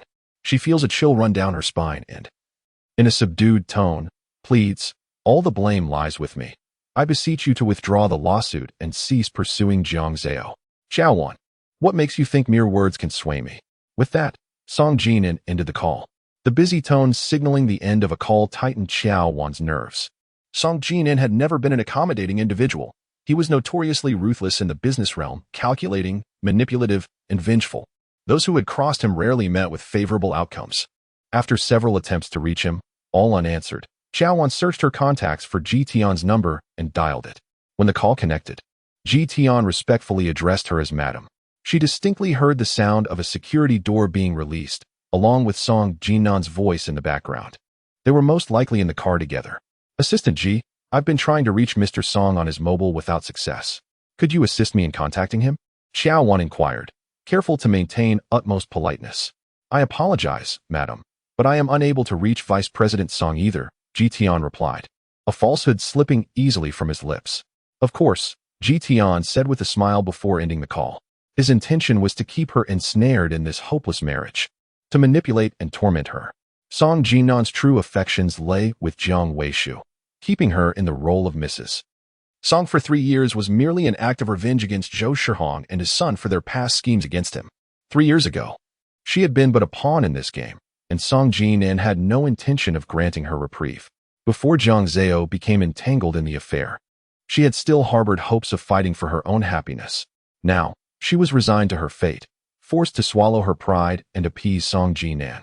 Hoping he would spare Jiang Zhao, Qiao Wan changed out of the elegant dress she had worn for the annual meeting, opting instead for comfortable trousers, a hoodie, and a knee-length down jacket before driving off in search of Song Jinan. As long as he remained in Jiangqing, she still knew a few places within his after-work social circles. After surveying several high-end private dining establishments and clubs, I finally discovered a seldom-used gray sedan belonging to Song Jinan in the parking lot of 0 Point Club, located on the lower ground floor. 0 Point Club serves as both a treasury of indulgence and a haven of delight for men. Song Jinan has long invested considerable sums to maintain a private room here, entertaining business associates and companions alike. As a seasoned gold-tier VIP, the club provided him with 2 consumption cards, one of which he carelessly discarded in the drawer of his study. The more upscale the establishment, the greater the emphasis on safeguarding client privacy. 0 Point adheres to this principle, as one cannot even pass through the initial door without a card. Before departing, Qiao Wan retrieved the card, allowing her to effortlessly arrive at the entrance of room 6, where Song Jinan resided. The corridor exuded opulence, adorned with extravagant Western decor, and through the slightly ajar door, the sounds of raucous laughter wafted out. My breasts were crafted in H country, boasting unparalleled flexibility and fullness. No matter how exquisite one's natural form may be, it pales in comparison to mine. Mr. Song, do share your thoughts on their appearance.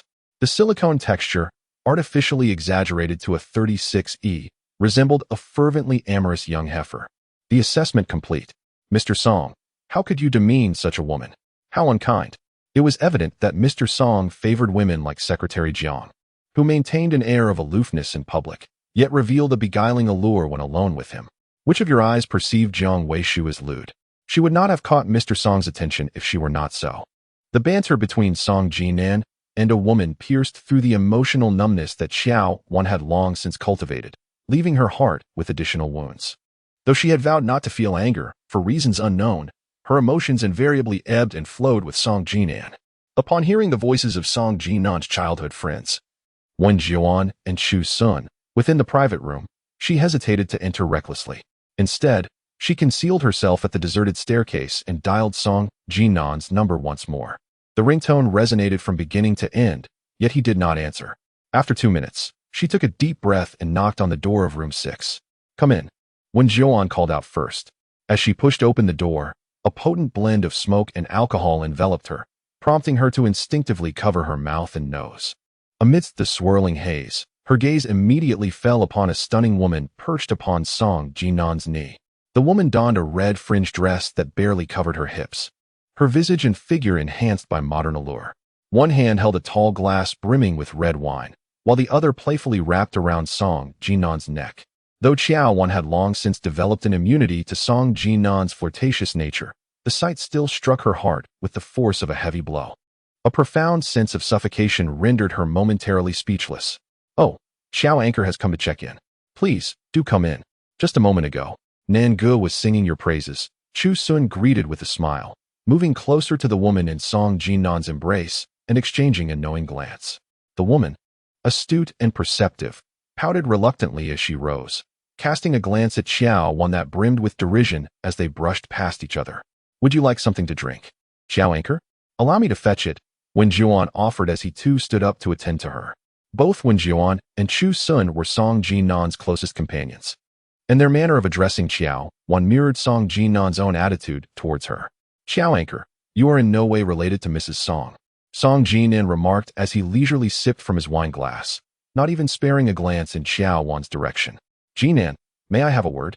Qiao Wan fixed her gaze on the man a few steps away, pleadingly imploring. Chapter 12. Love breeds hate. Xiao Zhubo, there are no outsiders in the private room. Please sit beside Nan Ge. Whatever you say will be heard loud and clear by him. Chu Sun, seeking to alleviate the palpable awkwardness, chuckled lightly and gestured for Qiao Wan to take a seat.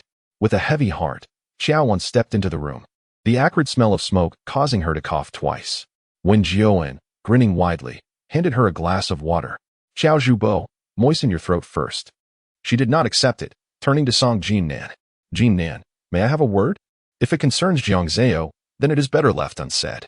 Song Jinan's eyes were downcast, his tone indifferent. She bit her lip, acknowledging her own faults. If I have wronged you, let your resentment be directed at me. At this moment, both Chu Sun and Wen Jian sensed the tension, exchanging a knowing glance before making a graceful exit from the room, gently closing the door behind them. Love breeds hate. All I feel for you is disdain, so how could there be any hatred? Song Jinan idly swirled the stem of his wine glass. Her dignity lay in tatters, yet for Jiang Zhao's sake, she endured. Jinan, I should not have deceived you with a forged medical report. Please forgive me this once. I swear, I shall never deceive you again. In the afternoon, I received a divorce summons from the court. Song Jinan's expression was frosty. What right does someone about to sever marital ties have to seek my forgiveness? The decision to divorce was a rash mistake. I regretted it the moment I submitted the papers. Aware that this explanation was feeble at best, she still attempted to defend herself. Qiao Wan, we are not fools. Cease these futile arguments. Song Jinan set down the goblet and extracted a cigarette from the box on the table, igniting it with a practiced flick. She understood that the fate of Jiang hinged upon this pivotal moment, and with a heart full of desperate resolve, she approached Song Jinan from behind. Wrapping her arms around him, her lips brushed against his ear as she whispered, I was truly wrong. I am sorry. If you spare Jiang this time, I will heed your every command henceforth. Song Jinan, his expression inscrutable, tore away one of her hands. Yet, almost immediately, her grip tightened around his back, more fervent than before. Jinan, they say a day as husband and wife brings 100 days of affection.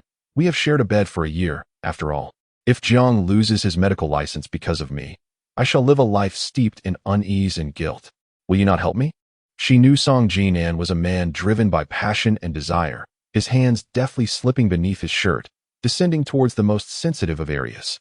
In truth, given Song Jinan's ruthless nature, even if her seduction succeeded, it might not yield the desired outcome. Yet, he seemed impervious to her pleas. Outside of this, she had no alternatives left. At the very least, their moments together in bed were harmonious. In the throes of passion, Song Jinan had remarked more than once that dying in her embrace would be worth it. His fervent devotion did not appear to be feigned. With the softness of jade and the warmth of affection enveloping him, the sudden allure and abandon stirred a disarray in Song Jinan's breath. Even with his remarkable composure, he could not suppress a soft murmur. His deep, unhurried voice acted as a stimulant for Qiao Wan, who turned to sit upon Song Jinan's knee. Their gazes locked, and Qiao Wan boldly unfastened the buttons of his shirt, her eyes ablaze with intensity and desire. With their hands intertwined, their lips traced down along the Adam's apple. This passionate encounter drained her of all modesty and dignity. Before it had even reached its zenith, her vigor waned, transforming her from the initiator to the passive participant. The two always met at Jiuhua Courtyard, where the private rooms of the club offered an array of exhilarating sensations. As Song Jinan adjusted his attire, she remained languidly curled up on the sofa. It was time to depart this place. Song Jinan, his voice icy, issued an eviction notice, a stark contrast to the fervor they had just shared. Have you forgiven me? She inquired softly while donning her clothes. Really? Song Jinan's lips curled in a half-smile. Yet he hesitated to respond. As Qiao Wan prepared to leave, she embraced Song Jinan and whispered in his ear, "Don't let me down." Her words were swift, a rare moment of playfulness and ease. Soon after, Chu Sun and Wen Jian returned.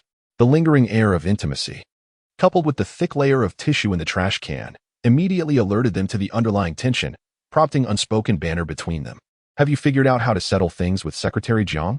After all, she has been with you for 6 years, though she may not have accomplishments. Her efforts are noteworthy. I completely understand why you let Secretary Jiang go. Men are drawn to youth and beauty. Secretary Jiang is nearly 30, having missed the prime age for childbearing, while Xiao Zhu is 5 or 6 years younger, boasting superior features and figure. She is somewhat of a celebrity in Jiangqing, bringing prestige when taken out." Song Jinan felt a headache coming on as he grabbed his coat. "You two have a good chat. I shall take my leave." "You can't do this.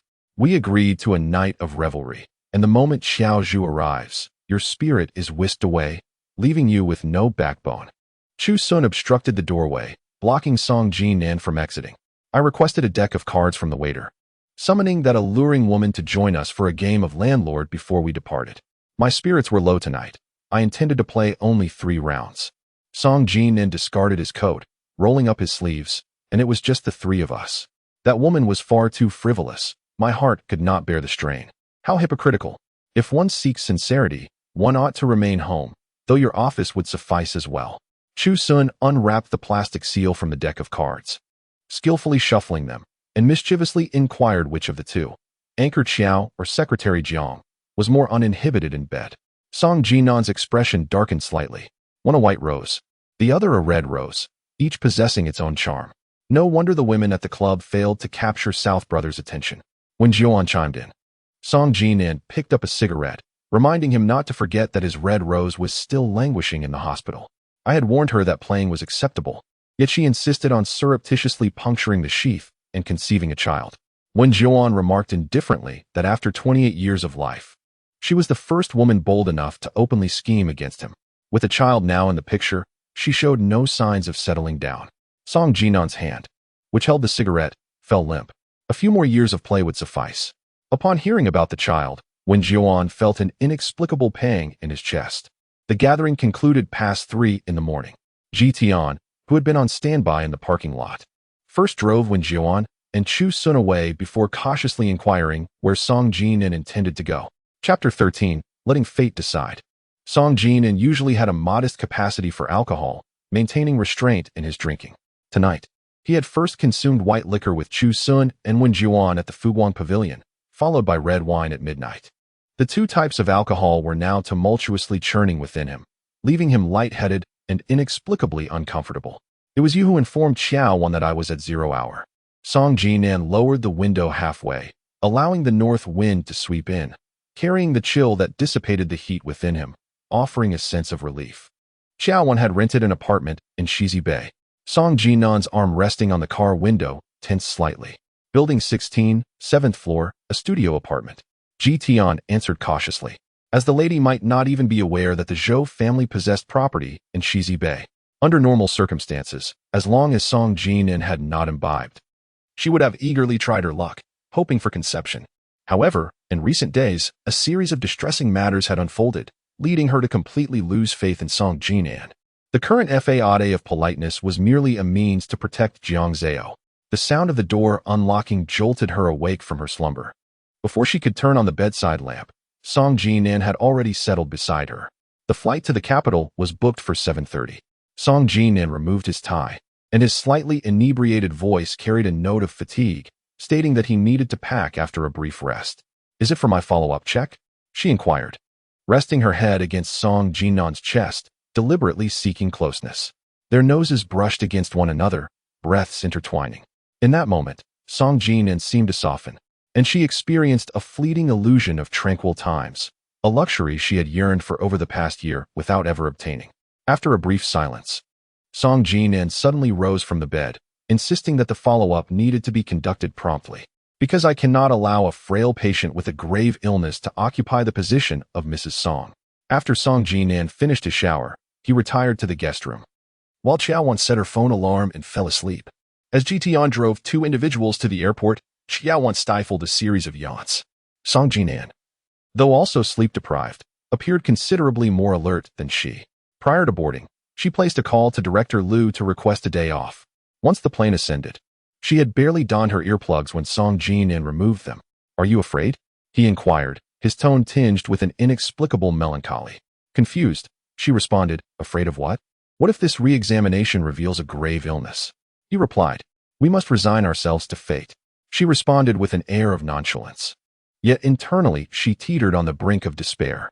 Just past the Lunar New Year, she would be 25, a tender age, with her career finally gaining momentum.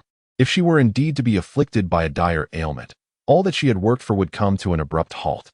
Song Jinan's gaze drifted to the window. Lost in thought, Qiao Wan retrieved an eye mask from her backpack and assumed a sleeping posture, though in reality, during the hour-long flight, she did not manage to close her eyes even for a second.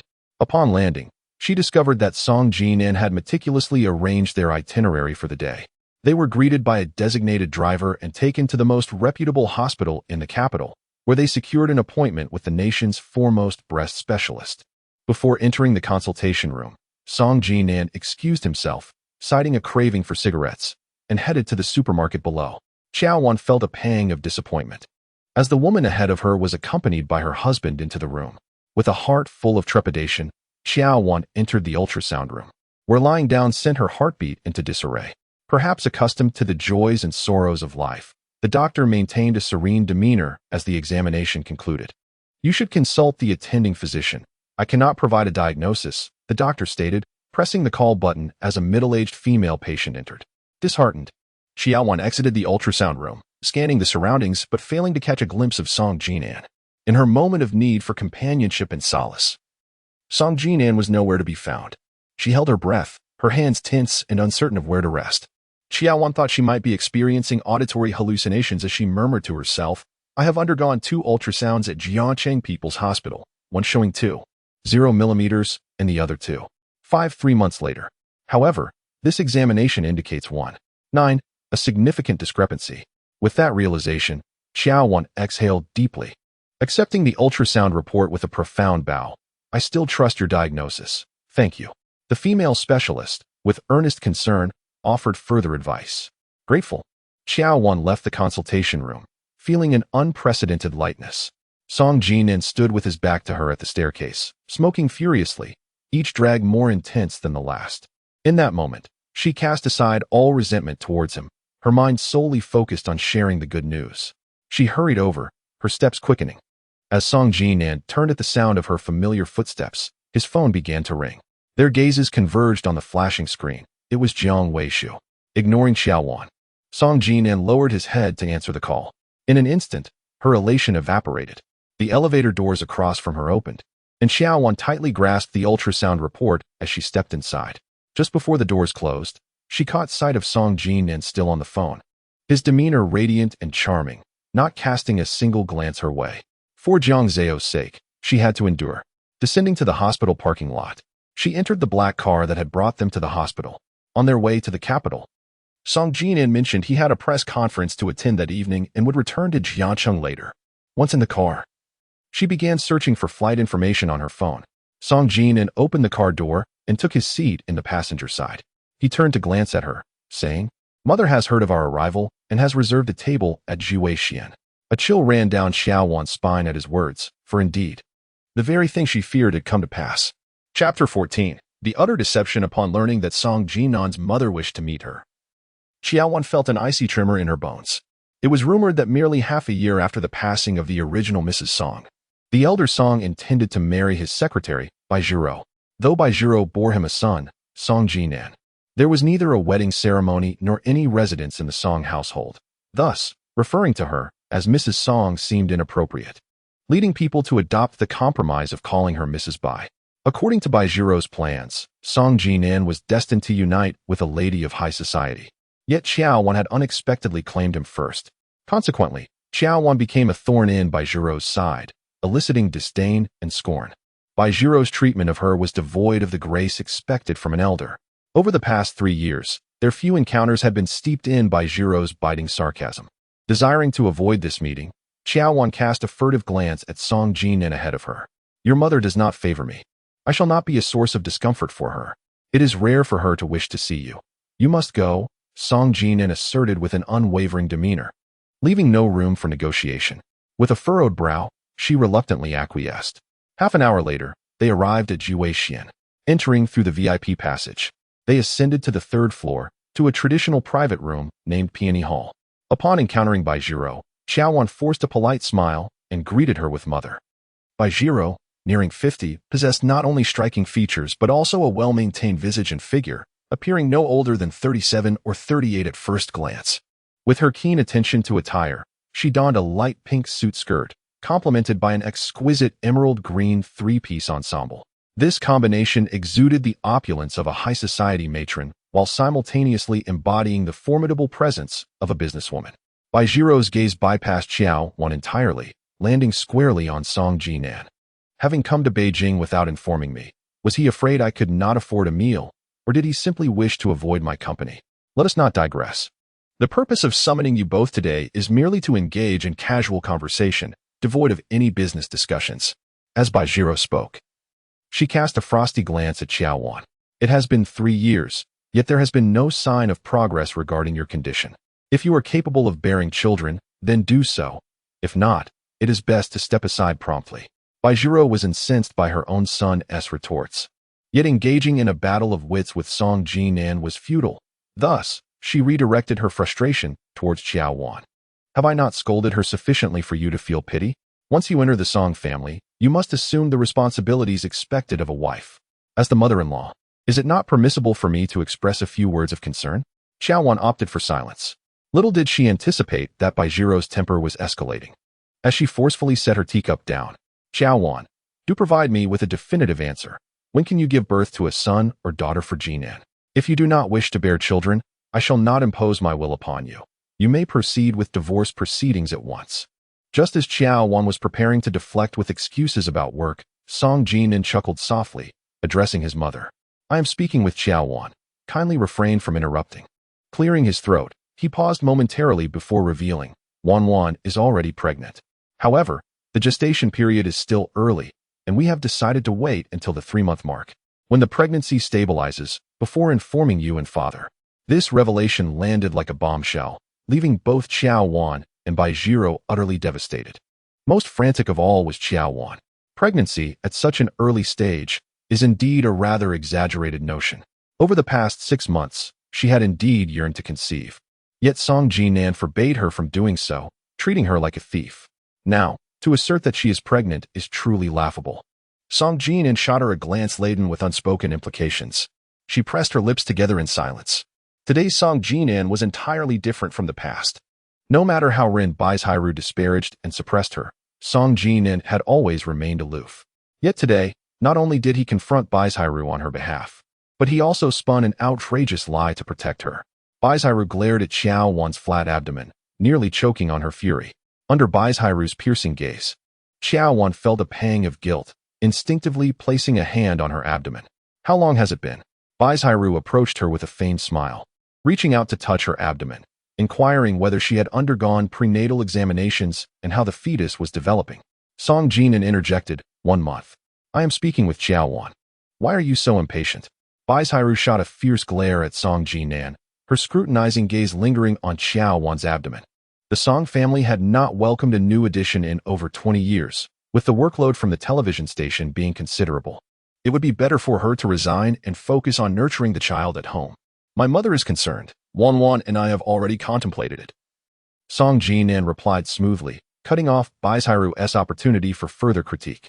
Though Baizhiro was seething within, she was compelled to maintain a maternal faade. That's good.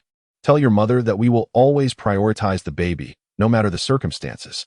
Song Jinan pulled Qiao Wan into his embrace, a subtle smile playing on his lips. Listening to the fabrications of a non-existent baby, Qiao Wan felt her face flush crimson. Indeed, that is how Jinan and I feel. Qiao Wan's heart instantly shattered. Each moment spent with Baizhiro felt like an eternity. 2 months felt like a lifetime. I can manage on my own. You have business to attend to in the capital, so please do not trouble yourself on my account. Qiao Wan politely declined, subtly signaling to Song Jinan. Unperturbed, Song Jinan replied softly, "Your mother cares for you deeply. Do not disregard her intentions." Qiao Wan was utterly speechless. With the pregnancy serving as a shield, Bai Jiro would undoubtedly put on a show, creating a never-before-experienced atmosphere of comfort. As the dishes were nearly finished, Qiao Wan seized the opportunity to excuse herself for some fresh air. "You have seen the old master's health report. He has only a few years left. The entire Song family is rife with undercurrents, and multiple children mean multiple advantages." Song Jinan leisurely peeled shrimp, his gaze concealing unfathomable depths. While other elders cherish the joy of a bustling family, Song Shizhao is not lacking in sons.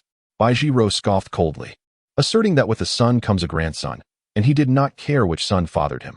"To gain more leverage, your only path is through marriage." Song Jinan's pupils contracted slightly, a subtle smile playing at the corners of his lips as he declared, "I desire the marriage, and I desire the child as well." "Are you resolute in your intent for Qiao Wan to bear this child? To leave a legacy?" When Song Jinan uttered those words, an unfamiliar, dull pain swept through him. Chapter 15. Strive harder, conceive sooner. Regardless of the circumstances, his son, like her, was filled with ambition and would not easily concede defeat. "A moment's folly had cost me the esteemed title of Mrs. Song. Although Song Shizhao urged you to acknowledge your roots, he still favored the legitimate heir. In his eyes, your claims lack legitimacy." She lowered her voice, continuing to persuade Song Jinan. "Had it not been for Zhou Shihong's interference 3 years ago, forcing Qiao Wan upon you, you would have successfully united with Yi Sheng, benefiting from the support of the Yi family, and would not still be in the position of vice president." Song Jinan peeled away the last shrimp shell, placing it on Qiao Wan's plate. "What exactly do you wish to convey? Be direct. Divorce immediately. Qiao Wan must not give birth to that child. Yi Sheng has waited for you for 3 years.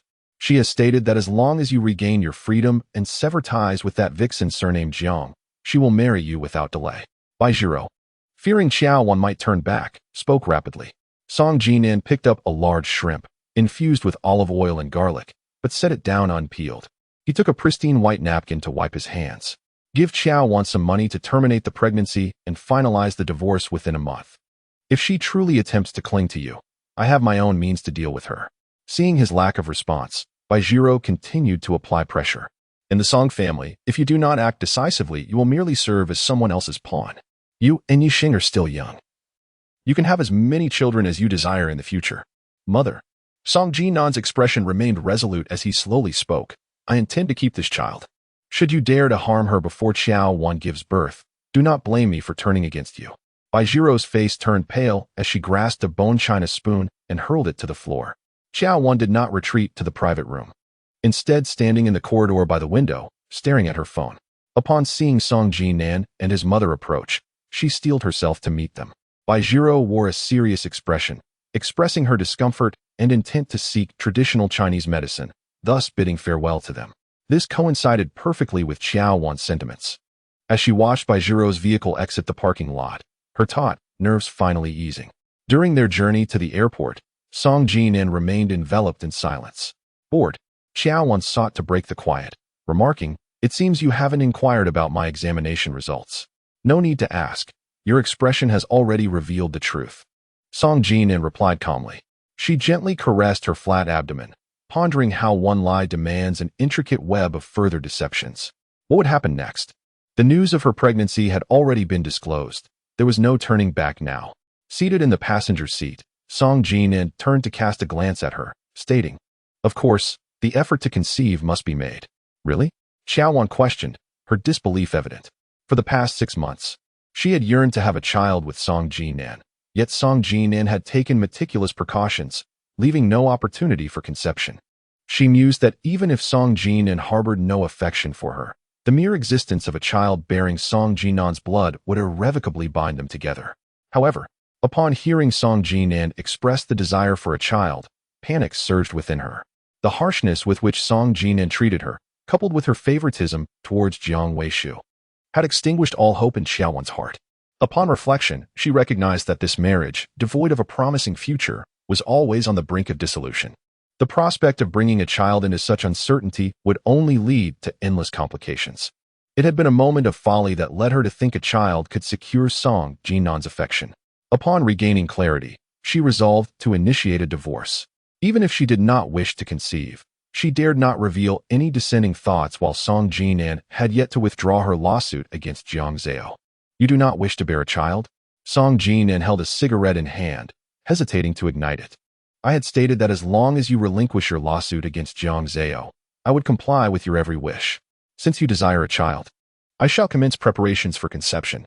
She feigned tenderness, ceasing all medication intended to resolve stagnation and promote circulation, aiming to conceive within a month. Song Jinan glanced at the calendar on his wristwatch. Observing Qiao Wan's submissiveness, his spirits lifted considerably. At 5 in the afternoon, their flight landed in Jiangqing. Upon returning to Zhuhuiyuan, Song Jinan grew increasingly audacious. After their intimate encounter, he did not relent, firmly securing her lower body, placing a pillow beneath her hips, claiming it would aid in conception.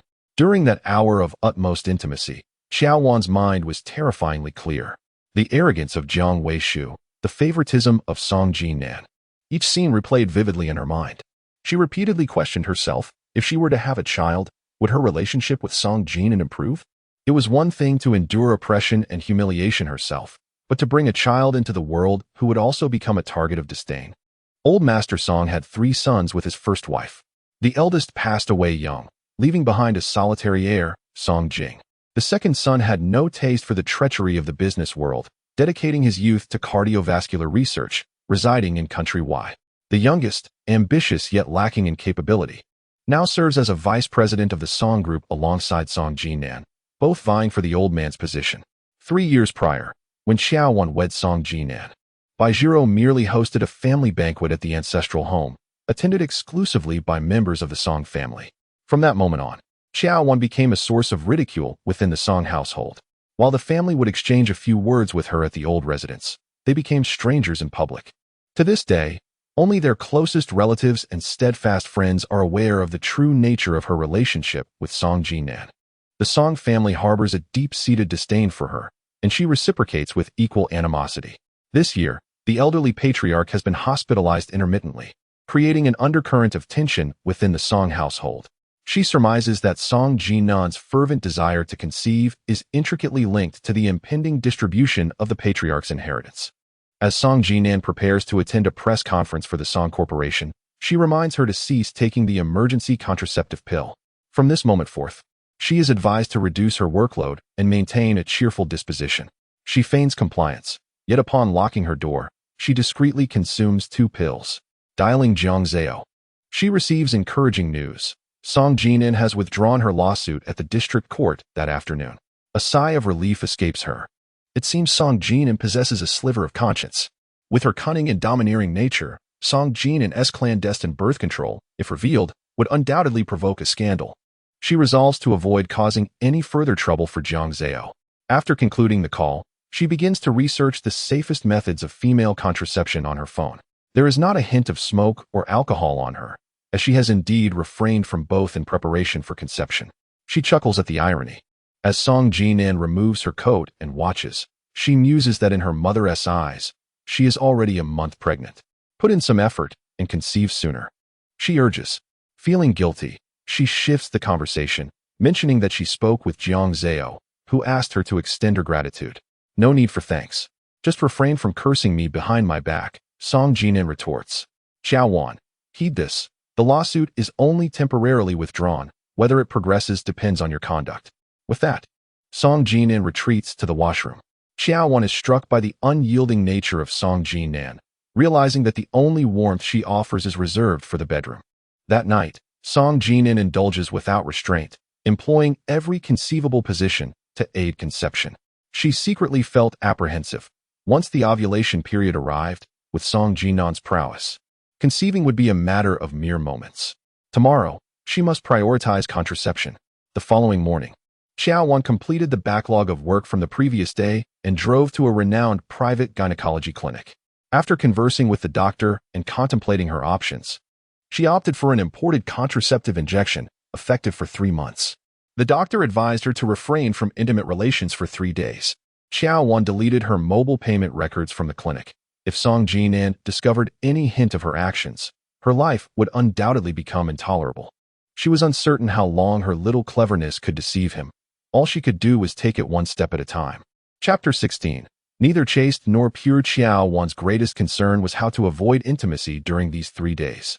Song Jinan was a man driven by lust, now fervently desiring a child. Any sign of her reluctance could have repercussions for Jiang Zhao. If things went awry, Song Jinan might even file another lawsuit against her. Moments later, a soft, sultry voice interrupted her thoughts. "I'm sorry, Qiao Anchor, but Jinan is in a meeting. If you have any messages, I can convey them." It was Jiang Weishu. "Qiao Anchor," Jiang Weishu said with a smile that did not reach her eyes. "If you're unable to satisfy Jinan, perhaps you could relinquish the position of Mrs. Song to me. With a cherished wife at home, Jinan still finds himself insatiable, and here I am, without title or recognition. If you seek a title, go to Song Jinan. As long as he consents, I would not hesitate." Fuming, Qiao Wan abruptly ended the call.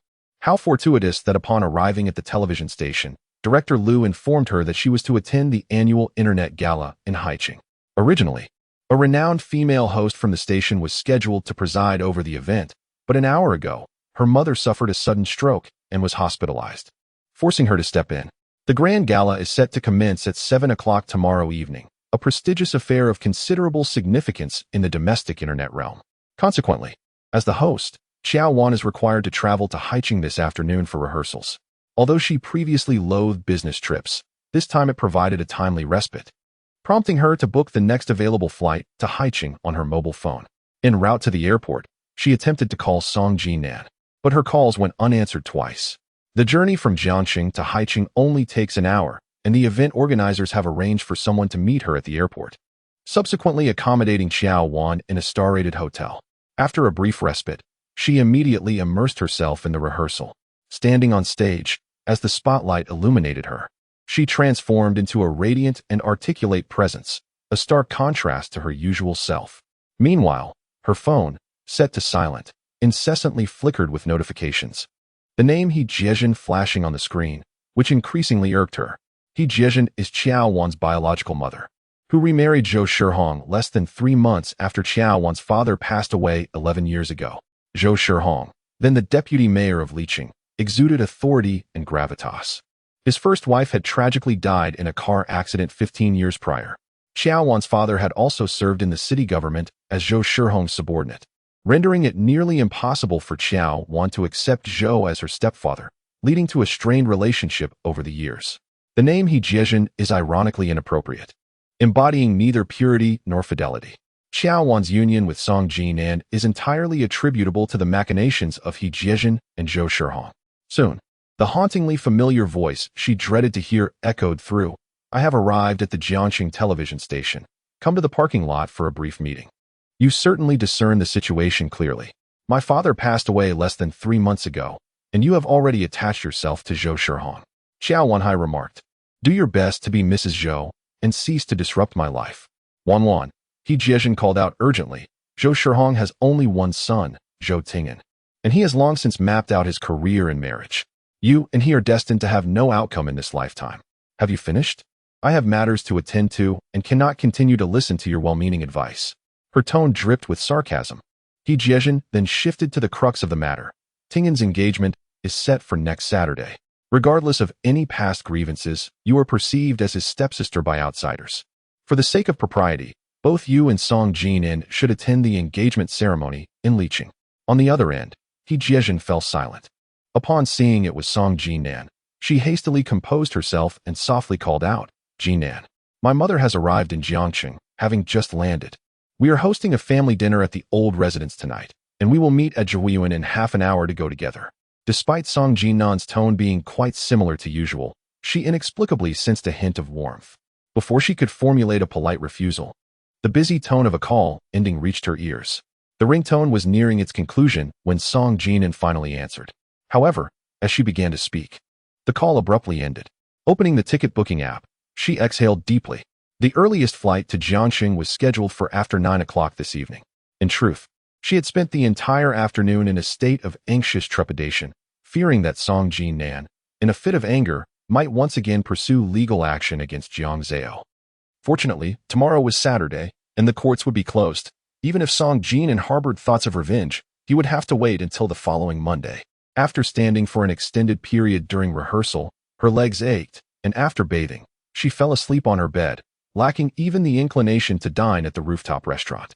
A sudden, urgent knock on the door roused her from her slumber. As she turned on the bedside lamp and instinctively reached for her phone, she was surprised to find several missed calls from Song Jinan. Open the door, a familiar male voice called from outside. Without taking the time to slip on her shoes, she hurried to the door. Song Jinan's refined features came into view. "What brings you here?" she exclaimed with delight, standing on her tiptoes to wrap her arms around his neck, completely forgetting the doctor's admonition regarding her contraceptive injection.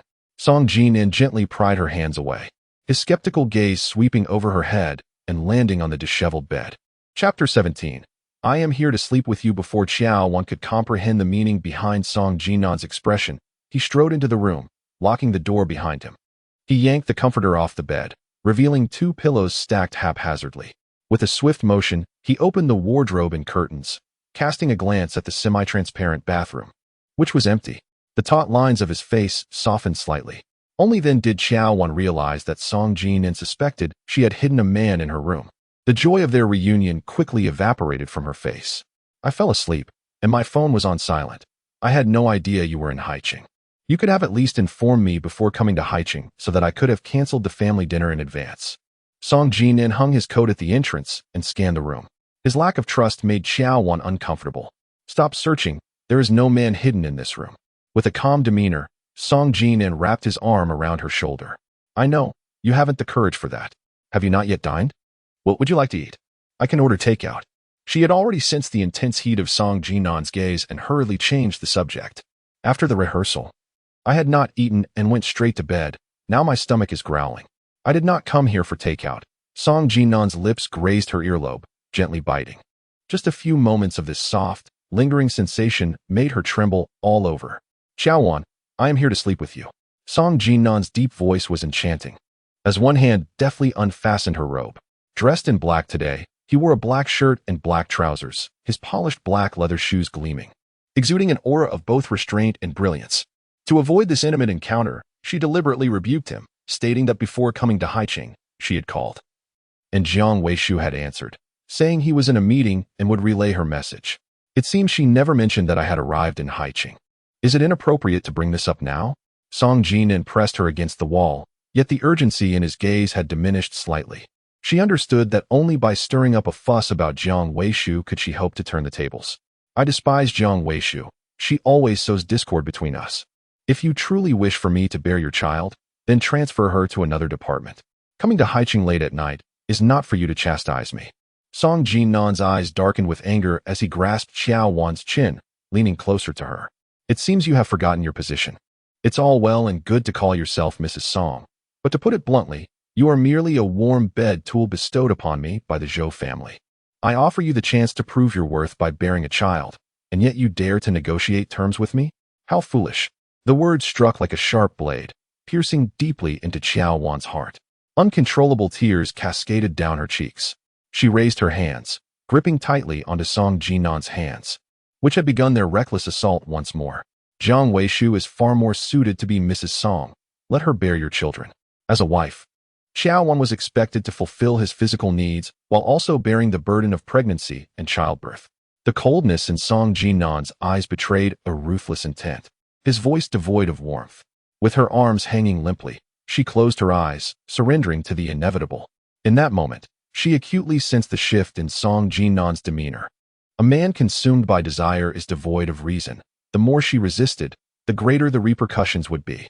Song Jinan's lips trailed along her cheek, descending further down. His torment was merciless, forcing her into the most humiliating positions, pinning her hands down as he questioned through gritted teeth. "After 3 years together, you still think of him?" He continued, "Once you bear a child, you can go wherever you please, but not now. That man is about to get engaged. Yet he still dares to toy with you. If he wishes to enjoy the fruits of our union, I shall see if he has the capability." No matter how Song Jinan used his body and words to humiliate her, she bit her lip in silence. Ultimately, it was her body that succumbed first.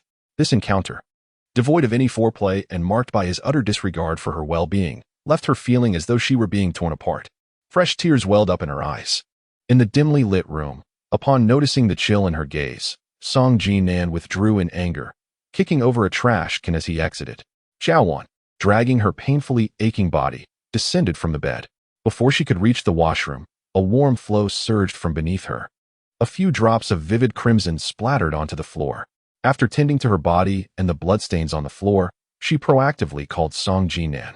Sleep was elusive, but it was imperative to prevent any further deterioration of their relationship, especially to dissuade Song Jinan from contemplating legal action against Jiang Zhao. As anticipated, Song Jinan did not answer the call. After a moment's reflection, she opened WeChat and sent a voice message. Jinan, it's not that I don't wish to engage, but the frequency over the past few days has been overwhelming. I have several small tears below, and I just noticed some bleeding. The night passed in this manner. The morning and afternoon were consumed by a tense rehearsal, and during each brief respite, Qiao Wan found herself glancing at her phone. Each time, it ended in disappointment.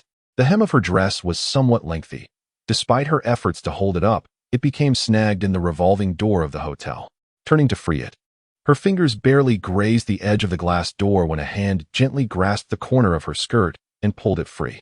The fingers were long, clean, and exquisitely delicate. Following the hand, Qiao Wan's gaze traveled up a slightly rolled-up white shirt sleeve, a finely tailored black suit, and a light blue checkered tie, refreshing and appealing. The man stood less than half a meter away from Qiao Wan, appearing to be in his 30s, with a tall, upright posture and strikingly handsome features that exuded an air of privilege and gentleness. Just as Qiao Wan was about to express her gratitude, the man spoke first. Qiao Zhu, I hope your dress isn't torn. Thankfully, it was my haste. Qiao Wan gently bent down to retrieve the caught hem of her dress. Casting a grateful glance at the man behind her, thank you. With a graceful gesture, the man smiled charmingly, inviting Qiao Wan to proceed.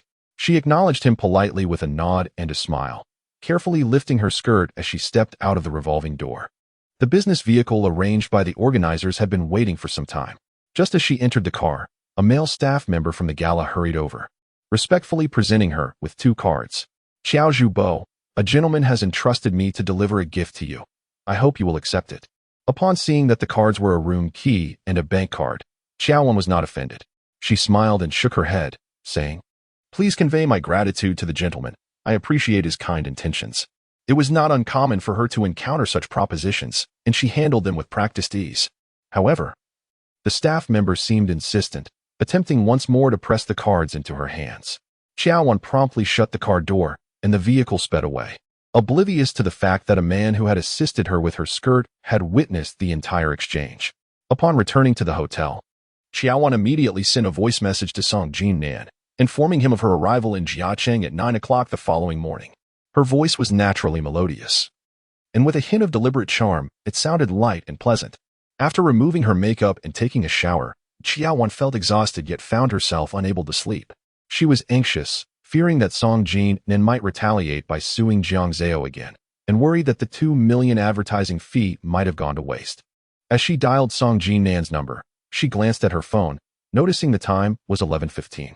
Initially, she held little hope, yet to her surprise, she soon heard his reprimanding voice, incessantly calling and sending voice messages. Are you not tired of this? She heard the sound of a mahjong machine shuffling and the laughter of both men and women from Song Jinan's side, a cacophony of noise. Please don't be angry with me. It wasn't that I didn't T1 last night. I truly felt unwell. She carefully apologized, fabricating an excuse. I've been spotting intermittently all day.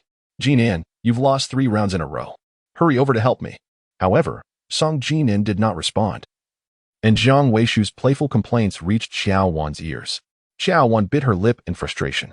How could they still be reveling in the middle of the night? The call ended abruptly.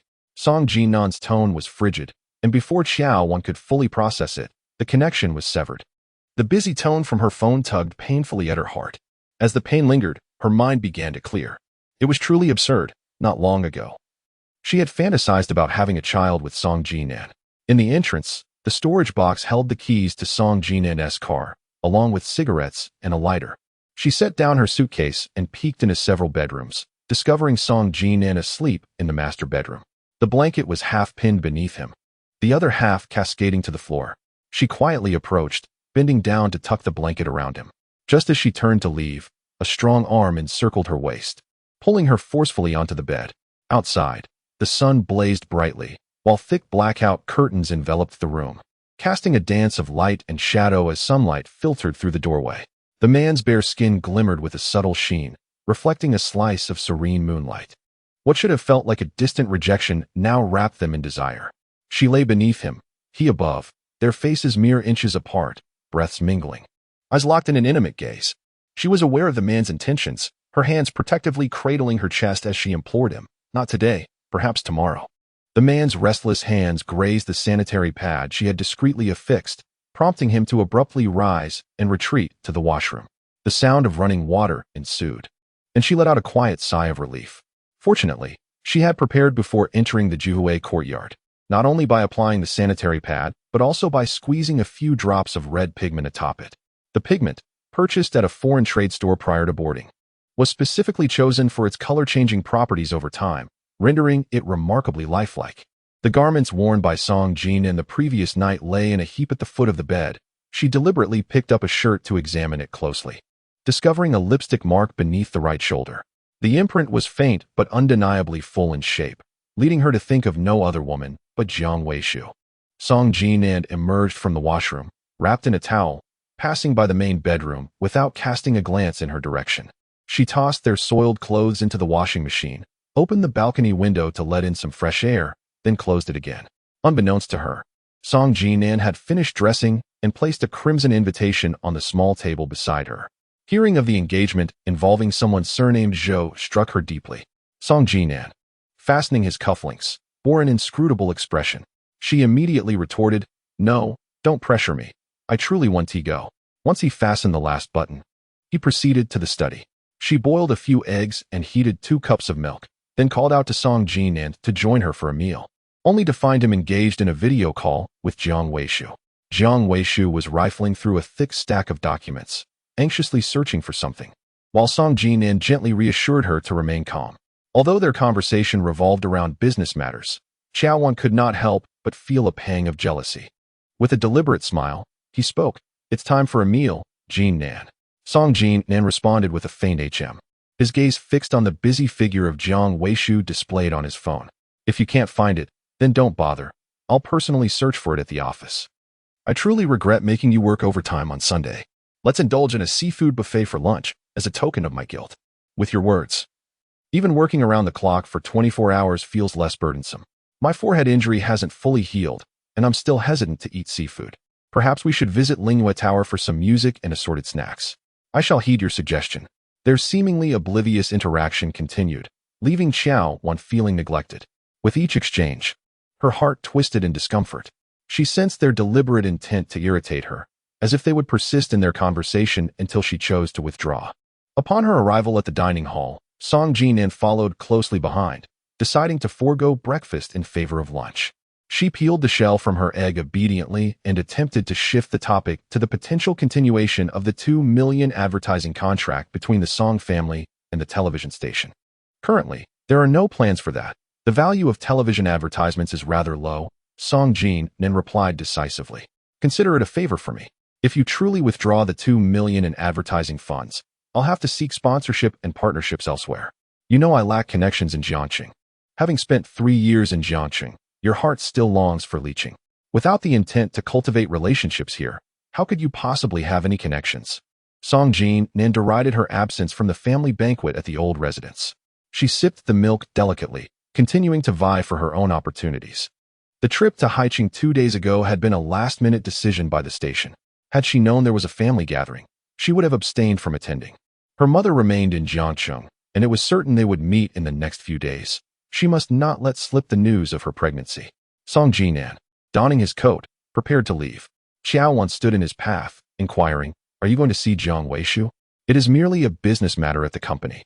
"Do not be unreasonable," he replied, his gaze deep and demeanor composed. Qiao Wan, incensed by his calmness, felt her eyes prick with tears. "You have an appointment with Jiang Weishu for lunch at Lingua Tower. I am dining with my subordinates. Is that also your concern?" He narrowed his eyes, studying her with keen interest. "If you wish for me to father your child, I shall certainly take charge of this matter." Qiao Wan's eyes brimmed with determination. "You shall not go. If you wish to impose conditions upon me, do so after the child is born." He grasped her wrist firmly, tauntingly asking, "Tell me, is your heart in Licity or Jiangqing?" In truth, Qiao Wan understood that Song Jinan was inquiring whether she still harbored feelings for Zhou Tingan. The grievances of 3 years surged within her. It was the first time she yearned to confide her unspoken feelings to the man before her. Chapter 19. The medication for maintaining pregnancy. Qiao Wan's gaze softened considerably as she looked at Song Jinan. He, with an unperturbed expression, released her wrist. Do not deceive yourself. I am not deceiving myself, she replied earnestly, casting aside all schemes concerning Song Jinan. Focus your heart. Let us prepare for pregnancy properly and have a child soon. You hastily occupied Mrs. Song's seat, regardless of my state of mind. The matters of conception and childbirth are solely your responsibility. Song Jinan retorted with unyielding conviction. Not a single word of mine has registered with you. The flicker of hope that ignited in Qiao Wan's chest was extinguished. Her voice choked as she murmured, In your heart, there is only Jiang Weishu. I, Mrs. Song, am merely an inconsequential ornament. Living with clarity can spare one from a multitude of troubles. After delivering this statement, Song Jinan exited into the elevator lobby across the way. Qiao Wan forcefully shut the door, taking a deep breath. In a moment of emotional upheaval, she had offered her genuine feelings to Song Jinan, only to have them trampled once more. The phone rang. It was by Zhiro, with whom she seldom communicated. Before answering, she steeled herself. Mother, are you still wandering around with a pregnant belly because Jinan cannot support you? Or is it that you cannot remain settled in Jiangqing? By Zhiro's biting words pierced Qiao Wan's ears. Upon first encountering Jinan, he mentioned you were upstairs. Yesterday, I consulted an elderly traditional Chinese medicine practitioner who prepared some herbal medicine for your protection during pregnancy. Come down to collect it. I shall not come up. Qiao Wan inhaled sharply, reluctantly uttering a response of agreement. Descending to the basement level, she entered the underground parking of Jua Garden, where a brand new black Cullinan was parked in Song Jinan's designated spot. The window was partially open, and Bai Zhiro sat in the back seat, leisurely admiring her freshly done nails. The housekeeper, Aunt Yun, approached Qiao Wan, carrying a large paper bag. Fourth young mistress, this is the herbal medicine that Madame Bai purchased for you. Store it in the refrigerator, taking 1 packet each morning and evening. Song Jinan, the 4th child in the Song family, was affectionately referred to as the 4th young mistress by the family's maid. After receiving the package, Qiao Wan expressed her gratitude to Sister Yun and cast a glance at Bai Zhiro, who was peering out of the car window. I waited for these traditional medicines at the Chinese medicine shop for a full 3 hours. You must not let my efforts go to waste. Thank you, mother, she said with a forced smile. Bai Zhiro leisurely caressed her little finger, adding, if this pregnancy results in a son, it will certainly enhance Jinan's standing in the eyes of the old master. Take good care of yourself, and remember to take your medicine on time. I know, Qiao Wan replied, both internally resenting the situation and feigning compliance. The notion of pregnancy was merely a whimsical fabrication of Song Jinan's. Yet Bai Zhiro not only believed it, but also purchased her tonics for maintaining the pregnancy. Having already received a contraceptive injection, she pondered how to navigate the situation when the time for her belly to show inevitably arrived. Before getting into the car, Sister Yun earnestly reminded Qiao Wan to take her medicine regularly. Once Bai Zhiro's vehicle had disappeared from view, Qiao Wan glanced at the paper bag in her hand, filled with numerous brown medicine packages, an overwhelming sight that made her head ache. She resolutely tossed the bag into the trunk of her car. Just as she was about to ascend the stairs, a call from Jiang Zhao, inviting her to a movie, interrupted her thoughts. After spending 2 days in Haiqing, with restless nights, she had intended to catch up on sleep but found herself unable to resist Jiang Zhao's persistent entreaties. It had been half a year since their last movie outing. Jiang Zhao, an obstetrician at the People's Hospital, was currently swamped with patients as the year-end approached. After refreshing herself and applying a light makeup, Qiao Wan chose a loose gray cashmere dress from her wardrobe, donned a cream-colored coat, and drove straight to Jia Cinemas. In less than a 15-minute drive, and due to it being a Sunday, the roads were particularly bustling with leisure seekers. Qiao Wan spent nearly 10 minutes in search of a parking spot. Just as she was maneuvering the steering wheel to enter her desired space, a black Bentley suddenly surged from behind, claiming the spot she had been eyeing. To make matters worse, the Bentley was traveling at such a speed that it brushed past her vehicle, colliding with the door on the passenger side. Her car, a new energy sedan worth over 100,000, had been purchased just 2 months after she joined the television station through a car loan. At the moment of impact, she distinctly heard the sound of metal tearing. Having already been frustrated by a confrontation with Song Jinan, The collision only compounded her misfortune. It felt as though she could choke on even a sip of cold water. She unbuckled her seatbelt and exited the vehicle. The driver of the Bentley, a young man in his 20s, approached her nonchalantly, glancing at the dented side of her car before casually remarking, "Claiming insurance is a waste of time. Just name your price, and let us settle this privately." Upon closer inspection, Qiao Wan noted that the damage was roughly the size of an A4 sheet of paper. Repair would be futile, necessitating a complete replacement of the door. Generally, she was not one to dwell on trivialities, and her role as a television broadcaster usually kept her demeanor low-key. However, the driver's utter lack of remorse left her feeling quite unsettled. Lacking any knowledge of vehicle repairs, she thought it fairer to proceed with insurance. She retrieved her phone to contact the insurance company. "Your Mr. Ye's time is precious. Should mine not matter?" Qiao Wan remarked, her displeasure evident as she extended her hand. The audacity of him taking her parking spot, damaging her vehicle, and even seizing her phone felt utterly bandit-like. The driver, caught off guard, managed a sheepish smile. "Miss, everyone is in a hurry. Let's settle this privately. Besides the repair costs, I can offer you an additional 2,000. Should we involve insurance, you wouldn't receive a penny," he added. Standing tall, Qiao Wan retorted, "Return my phone immediately. I do not require your 2,000 if we proceed with insurance." Just as the driver prepared to counter her statement, a slightly hoarse voice interjected. "Return the phone to Qiao and promptly contact the insurance company." Turning her gaze, Qiao Wan observed a tall man gracefully emerging from the back seat of a sleek black Bentley. His handsome features exuded a sense of composure, and his eyes sparkled with a hint of mirth directed at her. Qiao Wan recognized him as the man who had pulled her shirt yesterday in Haiqing. He had taken the phone from the driver's hands and extended it towards Qiao Wan with utmost respect. "I sincerely apologize for the trouble my subordinate has caused you, Qiao. It's all right. Let's just settle this privately. I will contact the dealership to estimate the repair costs." With a hint of reluctance, Qiao Wan accepted the phone and snapped a photo of the damage, sending it to the dealership staff. Given that this man had previously assisted her and spoke so courteously, she felt it unwise to be overly assertive. "Let us proceed as Qiao suggests," he replied with a gentle smile, his gaze shifting to the driver. The parking spot was secured by Qiao. "You must relocate the vehicle immediately." "Mr. Yi, it's challenging to find parking at this hour," the driver protested. "If you cannot find a spot, then drive the car outside," the man commanded sternly. The driver, now dejected, muttered an acknowledgement and slowly reversed the vehicle, searching for a nearby parking space. "You are too kind," Qiao Wan remarked. The man across from Qiao Wanjiao broke into a smile. "You assisted me last night in Haiqing." Chapter 20. Settlement. Today, Qiao Wan donned a pair of flat shoes, standing at a modest height of 165 centimeters, barely reaching the man's earlobe. In the hurried moments of last night, she had merely cast a fleeting glance at him, leaving no lasting impression. Now, they stood less than a meter apart, and the man's refined features were vividly captured in her sight.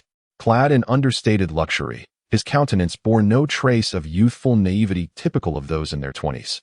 Instead, it radiated the calm composure and warmth of a mature gentleman. From the man's perspective, Qiao Wan appeared effortlessly casual, her softly curled shoulder-length hair cascading behind her, embodying a languid yet enchanting charm. This was a stark contrast to the grandeur she exuded at the gala. "It was merely a small favor. Please do not dwell on it, Qiao broadcaster," he remarked. His eyes sparkled with warmth, and his voice was melodious and clear. "Have the repairman provided a quote? I shall transfer the repair fee immediately." Qiao Wan lowered her gaze to her WeChat, where the staff from the 4S dealership had sent the quotation, 28,700 yuan for the original bodywork and labor. She displayed her phone beneath his gaze, stating, 28,700. "I will transfer it to you right away, Qiao broadcaster." The man retrieved his phone, his eyes glimmering with amusement. "Do you prefer Alipay, WeChat, or a bank card?" "Let us use WeChat," Qiao Wan replied, wishing to keep her personal information minimal, and presented her WeChat payment code. The man furrowed his brow, apologizing, "I have yet to set up WeChat Pay." "Let us go with Alipay then. Please provide your phone number." In this day and age, it was hard to believe that someone had not activated WeChat Pay. Skeptical, Qiao Wan revealed her Alipay payment code. The man's gaze drifted from her face as he swiftly scanned the code for payment. "Thank you." Qiao Wanjiao inclined her head, creating a slight distance, and began to contact the maintenance personnel from the 4S dealership. After some communication, they informed her that someone would come to take the car away in half an hour. Until then, She could only wait in place. With 10 minutes remaining before the film commenced, Qiao Wan sent a voice message to Jiang Zhao, explaining that her car had been scratched and that she would head up once the matter was resolved. Ending the call, she lifted her gaze, meeting the man's eyes. "I sincerely apologize for causing you so much trouble, Qiao Anchor," the man said, his voice tinged with regret and guilt. Song Jinan was assertive and domineering. Every time a quarrel arose, even when she was in the right, she never received the apology she deserved. "Here is my business card. Should the subsequent repair costs exceed expectations, or if any other issues arise, please feel free to contact me." He handed her a card of exquisite quality. Qiao Wan's eyes were immediately drawn to the three prominent characters, Yi Yanqi, as a financial news anchor.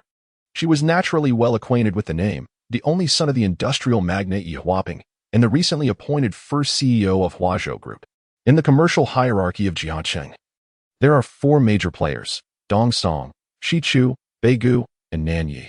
The Song family, established by the elder Song, commands the Song Group. The Yi family, represented by Yi Huaping and his son Yi Yanqi, heads the Huazhou Group. The men of the Song family are all flamboyant in the business arena, exuding an impressive presence, frequently gracing the pages of major financial media. In contrast, the Yi father and son maintain a low profile, often eluding even ordinary business interviews. Consequently, last month, when all media outlets reported on Yi Yanqi's ascension to the CEO of Huazhou, they could only use an old photograph from years past. Out of politeness and professional sensitivity, Qiao Wan accepted the business card with both hands. Realizing he was Mr. Yi from Huazhou, she felt quite humbled. For Qiao Wan, it is challenging to secure an appointment with old Yi, while a special interview with young Yi promises to be far more intriguing. Yi has pressing matters to attend to and must take his leave first. Yi Yanqi glanced at his wristwatch, bidding her farewell. "Mr. Yi," Qiao Wan called out urgently, "could we arrange for a special interview?" Yi Yanqi awkwardly shook his head, a profound depth in his gaze unseen by others. "I apologize, but my father has always advised me to focus on my work rather than seeking the limelight." Qiao Wan, displaying her sincerity, continued to persuade him. "If Mr. Yi prefers not to go to the television station, we can select a filming location that you deem appropriate." "I have indeed sensed your earnestness, Miss Qiao," he replied, "but I must prioritize my schedule." With a composed smile, Yi Yanqi turned and entered the elevator. Qiao Wan stared at Yi Yanqi's business card for a moment before carefully placing it into her handbag. Jiang Zhao, who had waited until the film began without seeing Qiao Wan, decided to head downstairs in search of her. Upon entering the parking lot from the elevator, he noticed Qiao Wan's car had been damaged, which instantly extinguished his desire to watch the movie. As they conversed while waiting for assistance from the dealership, Qiao Wan, concerned that Jiang Zhao might tire from standing, opened the trunk and retrieved a folding chair. Inside the trunk, a package of pregnancy preservation medicine gifted by Baizhiro had been carelessly discarded, releasing an aroma of traditional Chinese medicine that immediately piqued Jiang Zhao's curiosity. He curiously took out a packet and inhaled its scent. "When did you start taking this?" "I deceived his mother into believing I was pregnant," Qiao Wan confessed. "This medicine was specifically purchased for me by Song Jinan's mother." Her expression was one of despondency. Jiang Zhao sniffed the herbal package again, tore a small opening, and poured out a bit of the brown liquid, cautiously tasting it with the tip of his tongue. "Not long ago, I contemplated having a child with Song Jinan. Now, that thought has faded away. This object vexed me, so I discarded it into the trunk." Qiao Wan remained indifferent. Her heart skipped a beat, leaving her momentarily speechless. Jiang Zhao, hailing from a family of gynecologists, surely spoke with sound reasoning. Baizhiro, having addressed her as mother alongside Song Jinan, was excessively ruthless towards her. Jiang Zhao tossed the medicine pouch into a nearby trash bin and retrieved another to place in her bag. A chill crept down Qiao Wan's spine. She had long been aware of Baijiro's disdain for her and did not expect any warmth from her. However, she could never have imagined that Baizhiro would meticulously conspire against her. Rather than allow her to bear Song Jinan's child, she would rather extinguish her own grandchild. Chapter 21. The consequences of being a mistress. Qiao Wan's heart, already riddled with wounds, was pierced anew. Staring at the paper bag filled with traditional medicine, she found herself at a loss for words. Although uncertain of the specific ingredients, I could still identify the use of safflower, which is most taboo in gynecology. You should consider yourself fortunate. With such a malicious mother-in-law, your marriage to that scoundrel Song cannot endure for long. I sincerely hope you can swiftly escape this torment. Since separation is inevitable, it would be prudent to begin gathering evidence of Song's infidelity, thus arming yourself with leverage for the impending divorce. Zhang Zhao continued to offer her advice. Qiao Wan stood rooted in place, devoid of any warmth on her face. Once the staff at the 4S dealership took the car away, she lost all desire to watch a film. Remembering that Song Jinan was to dine with Jiang Weishu at Linghua Tower, she expressed to Zhang Zhao her craving for the brown sugar taro balls from Linghua Tower.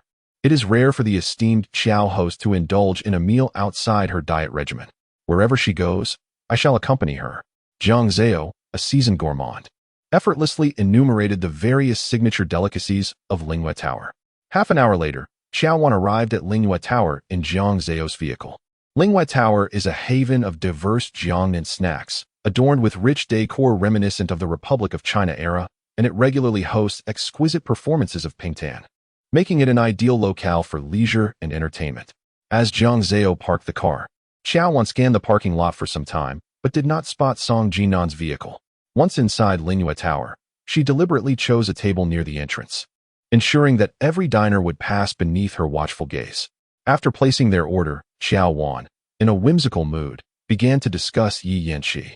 She had encountered Yi Yanqi from Huazhou earlier that day and proposed an exclusive interview, to which he responded with reluctance, clearly averse to public exposure.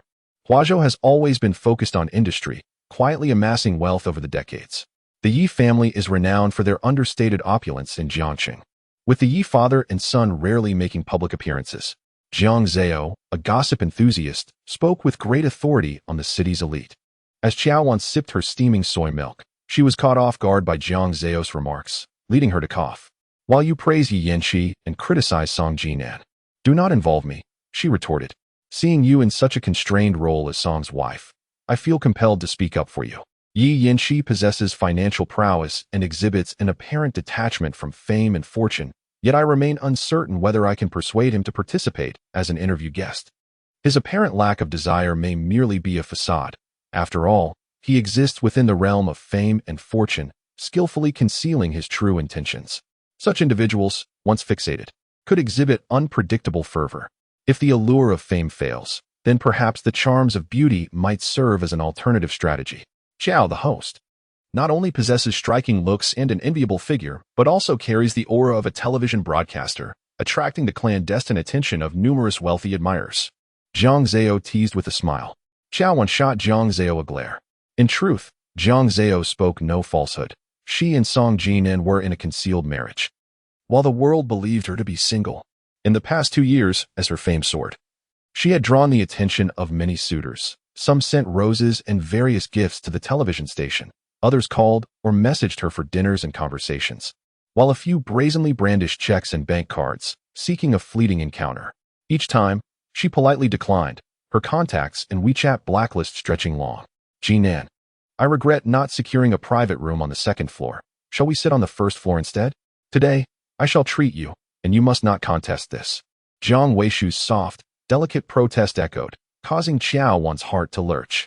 Raising her eyes, she observed Song Jinan and Jiang Weishu entering side by side. The two spotted Qiao Wan simultaneously. She met their gaze with icy indifference, contemplating whether to greet Song Jinan when his phone rang. He glanced at the screen and stepped outside to take the call. Jiang Weishu approached with a cheerful smile. Mrs. Song, what a coincidence.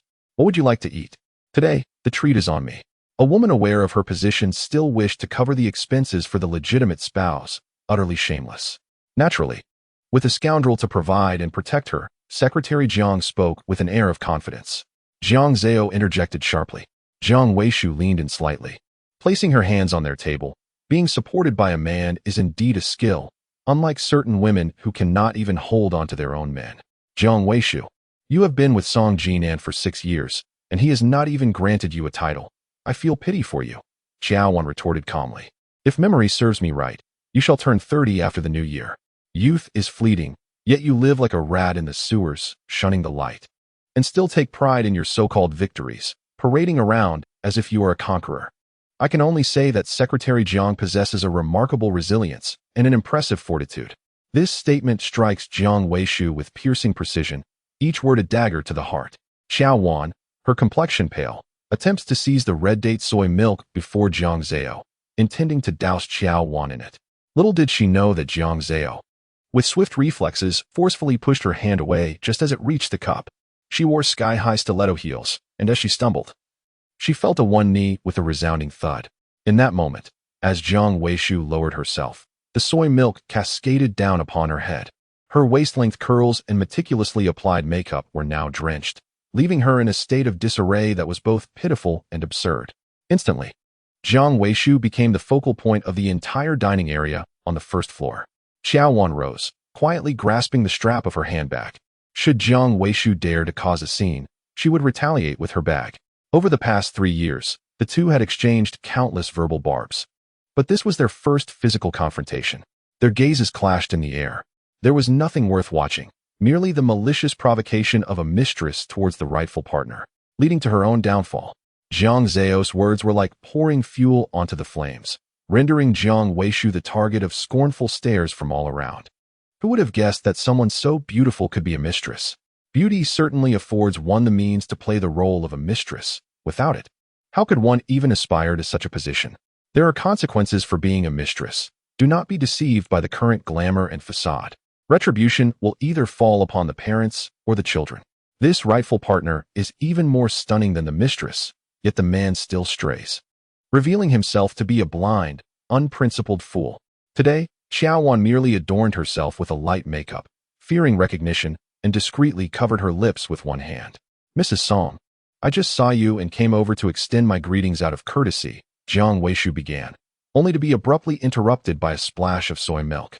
Sensing the discord, Qiao Wan realized the gravity of the situation. Such a respectful address was beyond her capacity to bear. It turned out that Song Jinan, having concluded a phone call outside, was now standing at the entrance, his gaze fixed on Qiao Wan, unmistakably laced with ire. Qiao Wan met his gaze with a composed demeanor. You, Jiang, truly excel at pretense. It is a pity you do not pursue a career in acting, she thought, as he spewed nonsensical accusations in front of an audience. With over a dozen surveillance cameras on the first floor, who would be foolish enough to believe your fabrications? Jiang Zhao, concerned that Song Jinan might take Jiang Weishu's words at face value, promptly sought to expose the deceit. At that moment, a server approached with a clean towel to assist Jiang Zhao. Song Jinan's gaze towards Qiao Wan grew increasingly frigid. Chapter 22. It is she who should apologize. The iciness of Song Jinan's stare unsettled Qiao Wan. Despite Jiang Weishu's initial provocation, her reasonable retort was now perceived as an unforgivable offense in Song Jinan's eyes. In that tense moment, the three parties, she, Song Jinan, and Jiang Weishu, remained silent. Although the restaurant manager endeavored to mediate, the onlookers continued to gather in increasing numbers. The first to depart was Jiang Weishu, her eyes cast down with tears welling up, exuding an air of victimhood. Oh, how you excel at your charade, Jiang Zhao thought bluntly, unwilling to indulge Jiang Weishu's innocent facade. Observing Song Jinan's eyes, Qiao Wan maintained a semblance of calm. After all, she had weathered many such stormy confrontations. Come outside. I have something to say, Song Jinan declared, his eyes brimming with growing hostility. Yet, Qiao Wan remained steadfast, rooted in place, because she knew that once she stepped outside, what awaited her were not soft words or gentle comforts, but rather injustice and condemnation. The depths of Song Jinan's gaze were filled with an overwhelming intensity, as if to say, do not make me repeat myself. Qiao Wan's heart shattered with each echo of his receding footsteps. Half a minute later, she finally emerged from Lingwei building. Song Jinan stood by the roadside, smoking. The white smoke curled enticingly around his lips, both ethereal and alluring. In the hustle and bustle of the public sphere, the two of them were at odds, a scenario that brought a sense of accomplishment, did it not? Song Jinan, she uttered, her voice suddenly choked with emotion. Whenever I have a dispute with Jiang Weishu, you never seek the truth, you always side with him. I witnessed you pour soy milk over Jiang Weishu's head. Song Jinan stood silhouetted against the light, his features shadowed, the burning cigarette inching dangerously close to his fingers. In that moment, Qiao Wan found herself devoid of the desire to explain. If Mr. Song truly sought the truth, he ought to review the surveillance footage. Over the past 3 years, she had faced countless instances of doubt and slander. No amount of her fervent declarations could sway Song Jinan's disbelief. The bullying had begun, and the attitude was nothing short of atrocious. Qiao Wan, do you think this is leeching, where the Zhou family backs you? Ash from the cigarette fell onto Song Jinan's middle finger, yet the sudden sting brought him no discomfort. She had been born and raised there, until the age of 13. She was enveloped in her parents' love, living as a carefree princess. It is often said that a woman's sense of belonging is bestowed by a man, yet to her, Jiangsheng felt like a cold city, devoid of warmth, much like the husband she had married. Song Jinan interpreted her silence as a sign of guilt, forcefully discarding the cigarette but in her hand. You think that by refusing to marry me and remaining in Liqing, you would now be the daughter-in-law of Mayor Zhou? This man always had a knack for striking at her vulnerabilities with precision. A sense of inexplicable irritation washed over Song Jinan as she retrieved another cigarette. Biting down on it, feeling overwhelmed after just a few words. Zhou Tingyan is not in Jiangxing. Who are you preparing to weep for? Jiang Weishu cries, and Mr. Song will feel heartache. Who can I cry for? She recalled the miscarriage-preventing medication gifted by Baizhiro and swallowed hard, stifling the tears that threatened to spill. Crying was utterly futile. She refused to be a victim of cruelty. Adults must take responsibility for their own misdeeds. She composed herself and promptly dialed Jiang Weishu to offer her apologies. Song Jinan softened her tone slightly. Qiao Wan, with an unwavering expression, insisted. It was your secretary Jiang who provoked her first. She is the one who should apologize. In front of the crowd, you and Jiang Zhao accused Jiang Weishu of being a mistress, and she was left to endure the judgmental stares of others, utterly humiliated. You must apologize to her. We are married, and Jiang Weishu has continually meddled in our lives. If she is not a mistress, then what is she? Song Jinan frowned upon hearing this, struggling to ignite her cigarette despite multiple attempts with the lighter. Now you feel embarrassed? What about the humiliation you faced when you assaulted someone at midnight, and it was broadcasted online for all to speculate? Qiao Wan's relentless confrontation brought her a sense of satisfaction, oblivious to the tempest brewing in Song Jinan's eyes. This is your final warning. Apologize to her immediately. With a swift motion, Song Jinan tossed the lighter into a nearby trash can. Qiao Wan stood tall, exuding confidence, showing no inclination to relent. The two individuals stood their ground, locking eyes in a fierce confrontation. After a brief silence, a cold glimmer flickered in Song Jinan's eyes as he turned away and departed.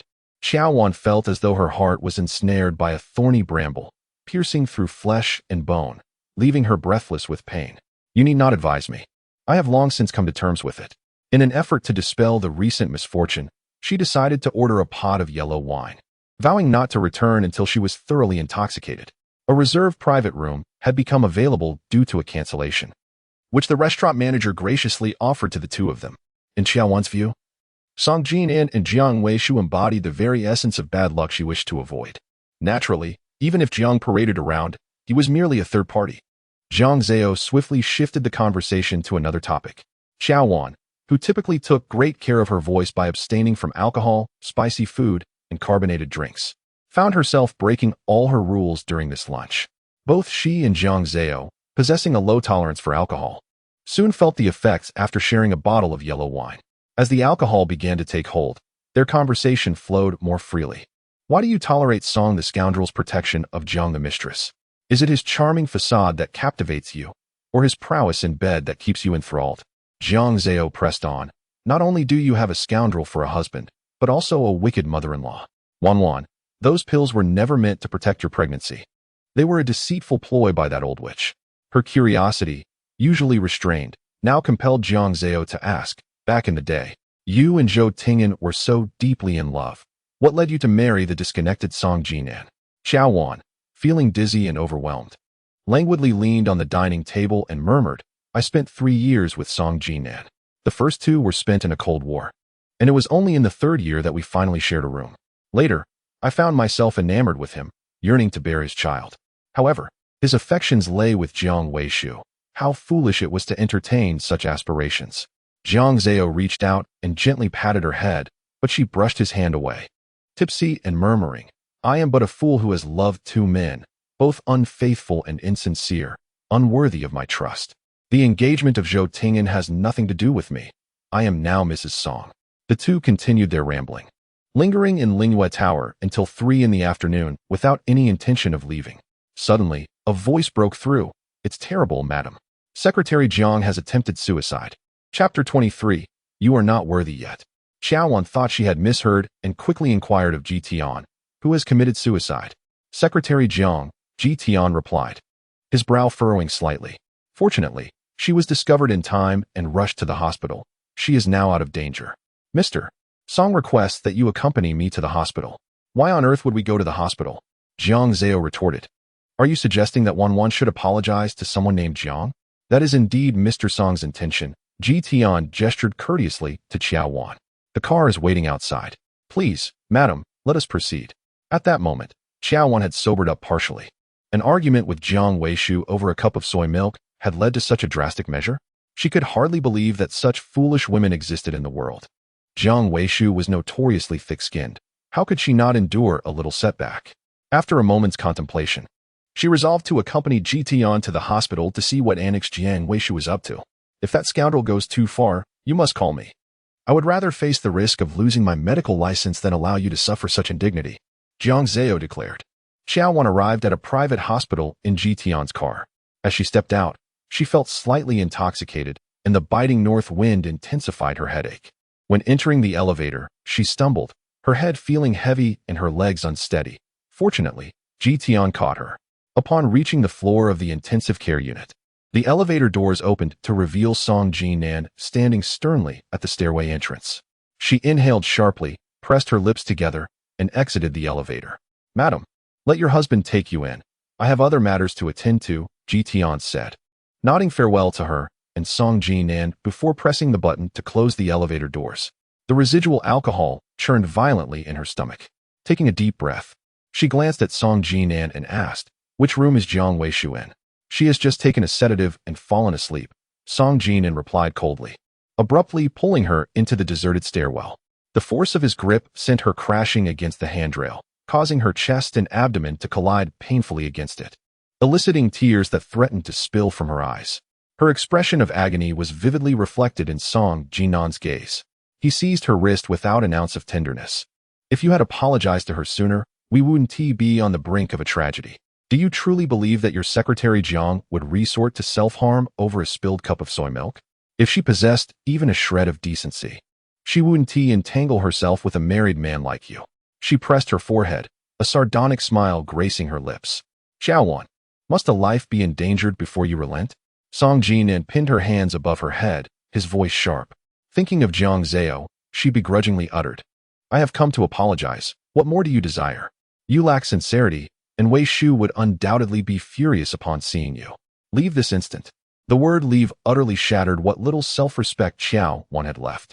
Song Jinan, if you agree to divorce, I will leave right away.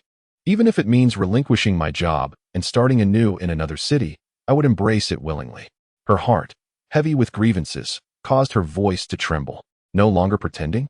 Song Jinan grasped her chin, a sinister smile spreading across his face, questioning why she no longer feigned a desire to live harmoniously with him. You are unworthy of such sentiment. She bit her lip, fighting back tears that threatened to fall. Unworthy? Who is worthy? Song Jinan leaned down, his lips brushing against her forehead. She succumbed to a silence steeped in despair. I cannot retain you. Even the prestigious position of a renowned host cannot keep you by my side.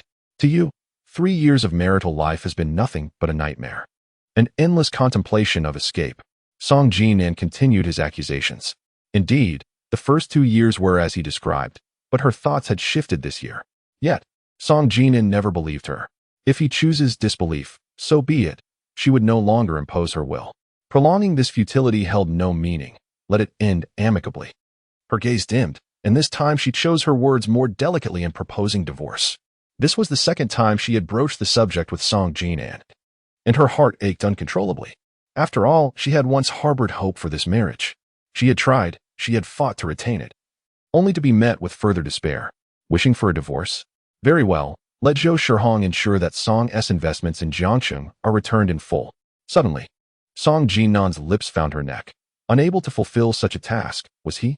She lowered her eyelids, breathing with utmost caution, daring not to meet Song Jinan's gaze. As a merchant, it is instinctive to seek profit and avoid harm. The Song family's investment of over 100 million in leeching could either be squandered or grant you your freedom. However, Qiao Wan paused, her expression composed. I have conditions. You must bear a child, as a form of accountability for our 3 years of marriage. Her heart plummeted once more into an abyss. Song Jinan always managed to conjure reasons that kept her from divorce, while simultaneously pushing her to the brink of despair. Once you have given birth, we may discuss divorce, he stated before biting down harshly on her neck. The pain elicited a cry from her, and as she reached to pull him away, he had already departed from the stairwell. She touched the spot he had bitten. Fortunately, there was no blood. Slumping onto the steps, she pondered for a long while before gathering her emotions and descending. As long as Song Jinan held on, her struggles would yield no results. She resolved to endure this stalemate. It was undeniable. A scoundrel is simply a scoundrel. From this moment onward, she would no longer regard Song Jinan as her husband. Henceforth, he could act as he pleased, even purchasing a residence for Jiang Weishu at Qiao Wan, and she would not bat an eye. Initially driven by a sense of defiance, she soon found solace in her thoughts. Qiao Wan felt a stirring within her. The northern part of Jiangsheng was nestled against mountains, while the eastern side was embraced by the sea, vast and expansive. With this notion taking root, she brimmed with enthusiasm, crafting an ambitious 10-page presentation for her candidacy. After consuming 3 pots of fruit tea, her stomach felt bloated, devoid of any appetite. She shut her laptop and lay down, surrendering to sleep. Just as her eyes fluttered shut, a call from Jiang Zhao rang out. She activated the speakerphone, closing her eyes once more, and wearily replied, "I'm fine. No need to worry." Despite her prior mental preparation, Jiang Zhao's tone sent a jolt of tension through Qiao Wan's nerves. Let us be frank. In addition to safflower, there are also peach kernels, ox knee, and cooked remania. The more Jiang Zhao spoke, the more agitated she became. My grandfather said that the potency of the medicine is fierce and the dosage substantial. After 10 days or half a month of consumption, the child will undoubtedly perish. Not to mention, for pregnant women, it could very likely trigger severe contractions and profuse bleeding. Chapter 24. To go or not to go? Qiao Wan was drenched in cold sweat upon hearing this. Is that true? She immediately regretted asking. After all, Jiang Zhao's grandfather was a renowned expert in gynecology, proficient in traditional Chinese medicine. Each year, prestigious ladies from the capital came to Jiangsheng, paying hefty sums for his treatment of various gynecological ailments. Would you rather doubt my grandfather's medical expertise than defend your malicious mother-in-law? Jiang Zhao was incensed by her skepticism. She quickly explained, Xiao Zhao, I apologize for my agitation. I misspoke. In truth, when you questioned those herbal packages, I had already surmised this outcome. What are your plans going forward? Jiang Zhao sighed helplessly. If separation is inevitable, be wary of that old witch and Song Jinan. They will neither accept you nor the child you bear. I understand, Qiao Wan replied, filled with melancholy. She was still uncertain whether Song Jinan's insistence on her bearing a child was a deception or a genuine desire. Yet, she was sure that Song Jinan was unaware that Bai Zhiro had deceived her with fake pregnancy-preserving medicine. Since her pregnancy was a fabrication concocted by Song Jinan, it was unlikely he harbored intentions of termination. Adhering to her principle of not listening or inquiring further, she lay down to continue her rest. In truth, she found it impossible to sleep while Song Jinan was outside. After a full 10 minutes of waiting, Song Jinan had yet to arrive in the bedroom. The strong scent of tobacco wafted through the air, leading her to deduce that he was once again smoking in the living room. She rose to close the door to the master bedroom. But just as she stepped down from the bed, Song Jinan walked in. Their eyes met for less than 3 seconds before Qiao Wan averted her gaze. She hastily began to pack her belongings, as she was scheduled to fly to the capital in 2 hours with me. Song Jinan took the initiative to speak.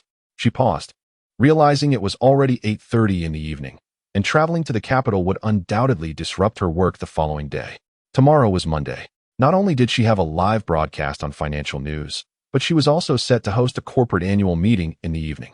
Noticing her silence, Song Jinan continued, Wei Shu attempted suicide out of anger towards you, and you will assume her responsibilities during her hospitalization.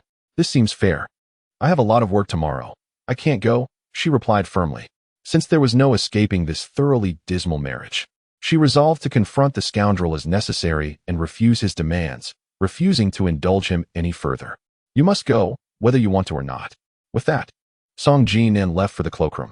Soon after, she heard the sound of the suitcase scraping against the floor. She had made up her mind. Even if she could not resist Song Jinan, she would strive to maximize her own economic interests. After packing, Song Jinan stood once more at the doorway of the master bedroom, deliberately glancing at his watch. Qiao Wan, I will wait for you another 10 minutes. I can accompany you to the capital, but whether or not you take that 200,000 advertising fee is entirely up to you. Before she could finish, Song Jinan impatiently interrupted her. Moments later, a heavy door slam echoed from the living room, standing before the floor-to-ceiling window of the master bedroom. Her mind raced as she contemplated whether she should continue to be subservient and accompany Song Jinan to the capital.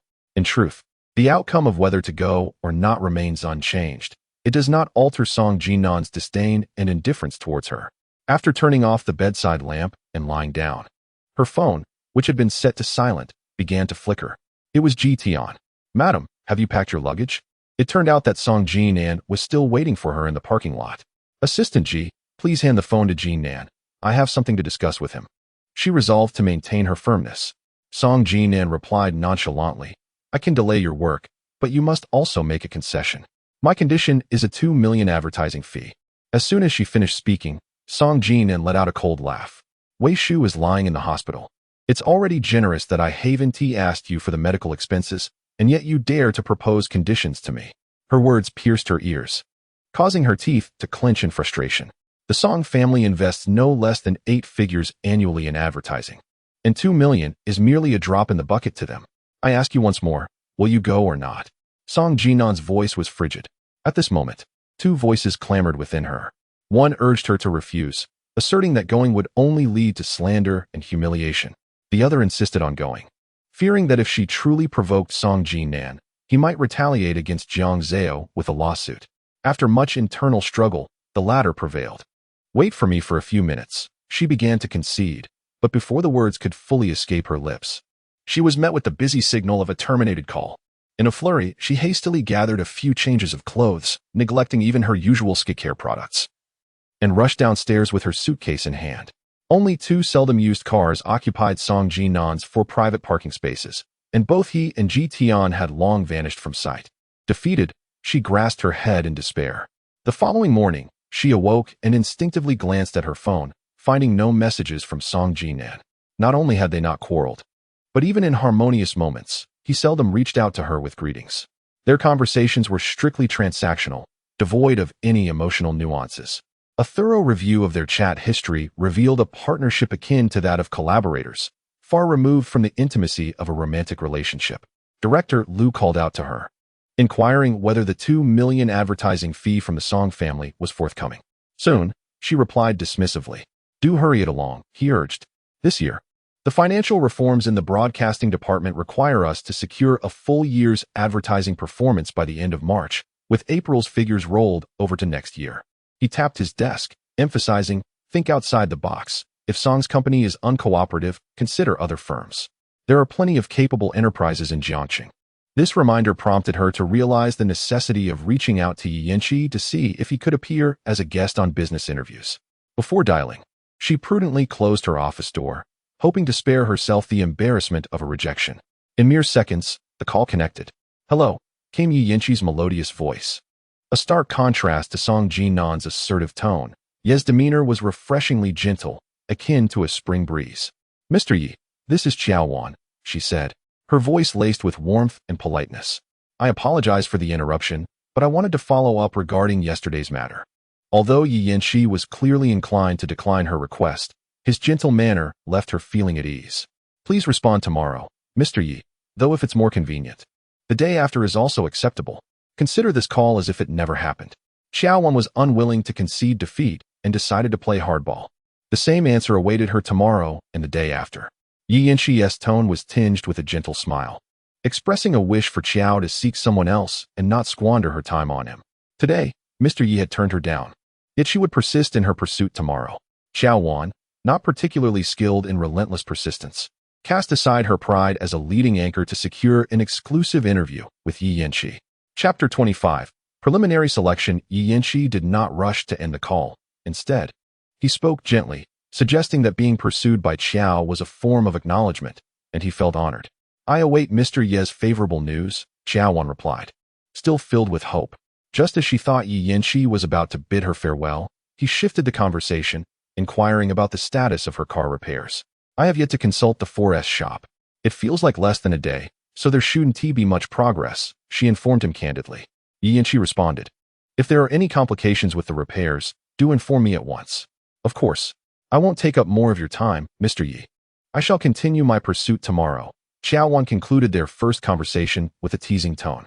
Strangely, she found herself comparing Song Jinan and Lingchi once again. Song Jinan was flamboyant and carefree. Lingchi, in contrast, was composed and understated.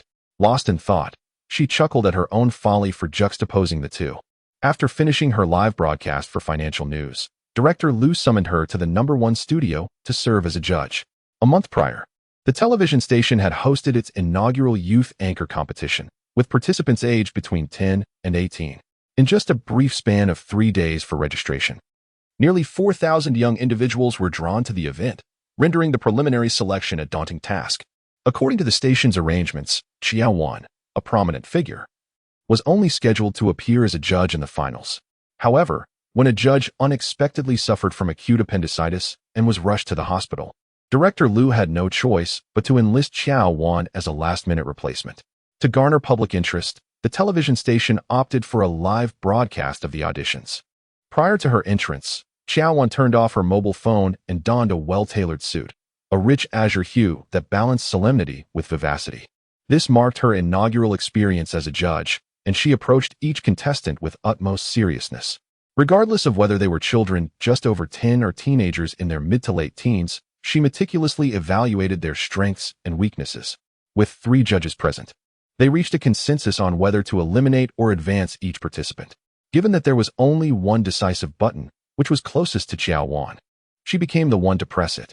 The auditions were fiercely competitive, and those with lesser psychological resilience wept openly upon elimination. One 16-year-old girl, speaking with a strong regional accent, prompted Qiao Wan to reach for the elimination button when a male colleague beside her deliberately nudged her elbow and coughed meaningfully. It turned out the girl had influential connections. Qiao Wan understood that, while the competition was ostensibly designed to discover and nurture talent in the hosting industry, the underlying motive was the television station's desire for substantial financial gain. Many children from affluent families pursued the arts, yet their professional standards varied greatly. Parents, eager for their children to secure awards, regardless of their actual value, were willing to invest considerable sums.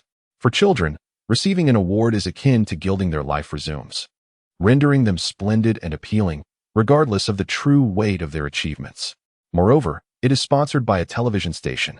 During her sophomore year, Qiao Wan was selected as the sole female host for the school anniversary after a rigorous selection process, only to be inexplicably replaced the day before the event. It was later revealed that the daughter of a city official, also studying broadcasting, had come to their school to showcase her talents in order to gain practical experience. This revelation left Qiao Wan in tears for an entire afternoon. She harbored a profound disdain for such injustice, yet felt utterly powerless. Once this girl passed the preliminary auditions, the subsequent competitions would likely favor her, sidelining a hard-working individual with genuine talent. Unable to influence the choices of others, Qiao Wan resolved to remain true to herself. Without hesitation, her finger pressed the elimination button. The sound of the elimination signal left the girl pale, rendered immobile and anxious in the arena. At that moment, a staff member approached and whispered a few words to her before swiftly escorting her away. Following this was a 3-minute commercial break. Qiao Wan picked up a stack of resumes from contestants about to participate in the preliminary auditions when the director called out, "Anchor Qiao, Director Liu requests your presence." She hurriedly stood up, only to find Director Liu entering with a grim expression, beckoning her to a secluded corner. "Did you not see the message I sent to your phone?" Director Liu spoke with an unusually rapid pace. She shook her head, reminding him, "Isn't there a rule that everyone in the broadcast room must turn off their phones?" "You are quite obedient," he retorted. "Does switching to silent mode pose any inconvenience?" Director Liu, in a fit of anger, paced back and forth, lowering his voice.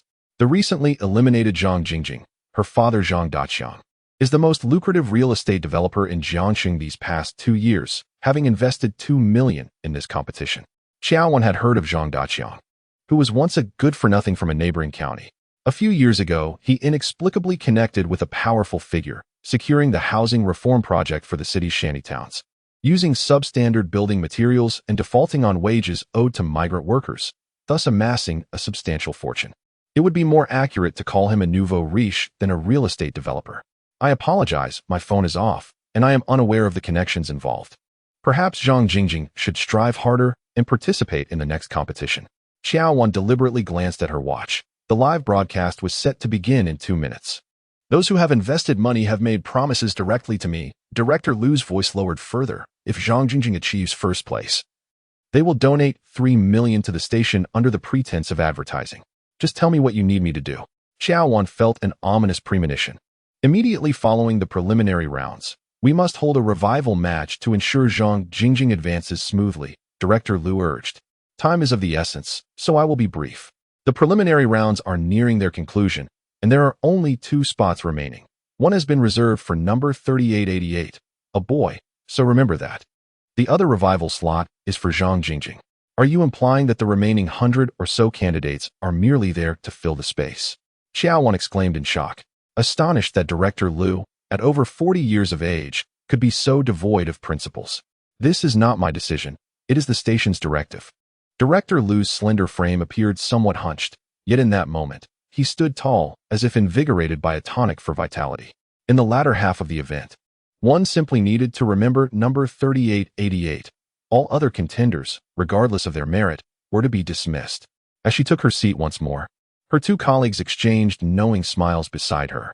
Director Lu had already divulged the essentials, and should she fail to comply, it would be tantamount to opposing the station.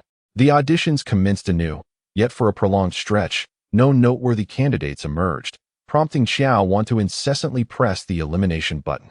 One judge, intrigued, inquired of a young girl why she had chosen to compete. With a cheerful grin, she replied that she had come to gain experience alongside a group of classmates. Qiao Wan silently prayed that the remaining contestants would maintain this level of mediocrity, as it would absolve her of any guilt. Chapter 26. A fruitless journey. The subsequent waves of contestants entered the examination hall, each becoming a mere casualty of the process. Fortunately, their professional caliber was rather modest. Even those who slightly stood out exhibited overly affected mannerisms, allowing Qiao Wan to press the elimination button without hesitation. When number 3888 walked into the studio, Qiao Wan was struck by a sudden brightness. He was a tall, radiant young man, his handsome features imbued with a touch of fortitude. His deep, resonant baritone voice was clear and articulate, clearly indicative of substantial training. His performance exceeded all of Qiao Wan's expectations, and she marked him as passed. According to Director Lu's plan, the final slot for advancement was reserved for Zhang Jingjing, ensuring that any subsequent contestants, no matter how exceptional, would meet with elimination. Several more participants performed without distinction until a girl named Shunzi entered, stirring Qiao Wan's emotions once more. Shunzi possesses delicate and striking features, embodying the quintessential face that is most photogenic. Standing slightly taller than the 165 centimeters tall Qiao Wan, she radiates an aura of youthful vitality. Such a remarkable talent, both in appearance and character, could easily overshadow Zhang Jingjing. Curiously, Qiao Wan perused Shunzi's profile. At 16, her background indicated a deceased father and a mother who worked as a sanitation worker. Qiao Wan's gaze shifted to her 2 colleagues. One shook his head lightly, while the other feigned solemnity as he critiqued Shunzi. In Qiao Wan's eyes, the colleague's commentary on Shunzi's impressive professional capabilities seemed overly nitpicky.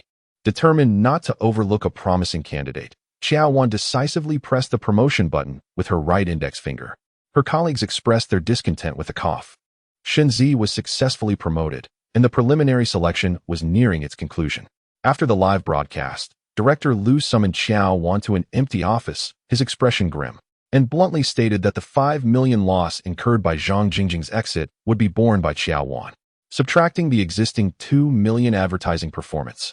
Qiao Wan was obligated to secure an additional 5 million in advertising contracts for the station by the end of March, failing which, she would have to relinquish her roles as a financial anchor and special interview host, relegating her to an on-location reporter's position. Compared to the glamorous life of an anchor, being an on-location reporter meant enduring the elements, with little respite and scant holidays throughout the year. Regardless of Lu's demands, she acquiesced without a hint of dissent. Confronted with the daunting prospect of securing a 7 million advertising contract, aside from Song Jinan, she struggled to conceive of anyone who could assist her. With no responses forthcoming, she ultimately decided to take action, booking a flight to Beijing. By the time she landed, it was already 10:30 in the evening. Song Jinan possesses 2 properties in the capital, with one particularly favored as a refuge, a spacious flat known as Jinglan Mansion located within the 3rd Ring Road. She had accompanied Song Jinan here twice before and was privy to the door lock code. Upon her arrival at Jinglan Mansion, disappointment washed over her once again. Song Jinan was absent, and the room exuded a musty odor indicative of prolonged vacancy. The toothbrush and towel in the bathroom remained untouched, preserved in the same state as when she had last departed. She opened the living room window, feeling despondent as she dialed Tian's number. Perhaps he had yet to check his phone. She endeavored to uphold her dignity, calculating their schedules while soothing her chest, admonishing herself not to succumb to anger, all the while berating Song Jinan for making her venture to the capital at such a late hour. Shenzi's promotion had incited considerable dissatisfaction among the leadership, necessitating her to adopt a low profile during this period, avoiding leave whenever possible. To ensure her timely return to work the next day, she booked a flight to Jiangxing at 1 o'clock in the morning. After completing the security check and entering the waiting area, she unexpectedly encountered Yi Yanqi. Dressed in a deep navy suit paired with a light blue shirt, and without a tie, he carried a 20-inch suitcase, with naturally striking features. His tall stature and gentle demeanor rendered him a captivating presence amidst the crowd. As she prepared to greet him, Yi Yanqi approached with a smile. "Qiao Anchor," he said. "President Yi." Yi Yanqi extended his hand, and after a moment's hesitation, she reciprocated with her right hand. In that fleeting moment of contact, a word surfaced in her mind: warmth. The memory of Song Jinan's hand was one of strength. It either pulled her or pushed her, with the gentlest moments shared in bed. A gentle breeze caresses the mountainside, and those capable hands can ignite within her a fervor that transports her to the heavens and the earth, yet they have never bestowed upon her a sense of security. She cannot comprehend why. Each time she encounters Yi Yanqi, she feels compelled to draw comparisons with Song Jinan. Swiftly dismissing this ludicrous notion, she beams at Yi Yanqi, noting the serendipity of his presence at this hour in Jiangxing. "This is precisely what I wished to convey. Broadcaster Qiao, in the dead of night, must catch a flight. It appears that the broadcaster's duties are far more demanding than I had imagined." Yi Yanqi gestures for her to take a seat. They settle into a secluded corner. "I have come to the capital to attend to personal matters." Qiao Wan attempts to shift the conversation, deliberately glancing at her watch. "Yi Zong, it is now 1 minute past midnight. I must trouble you once more."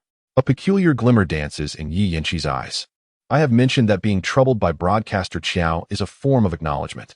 I feel nothing but gratitude towards her. Please do not continue to put Yi Zong in a difficult position. I have already developed a profound sense of guilt for repeatedly rejecting broadcaster Qiao." Yi Yanqi's smile is warm, his demeanor and tone embodying the essence of a gentleman. "I shall refrain from further inquiries today. I will continue to trouble you tomorrow." "Yi Zong." Qiao Wan finds it difficult to persist in her pursuit. Yi Yanqi slightly narrows his eyes. "Is broadcaster Qiao single?"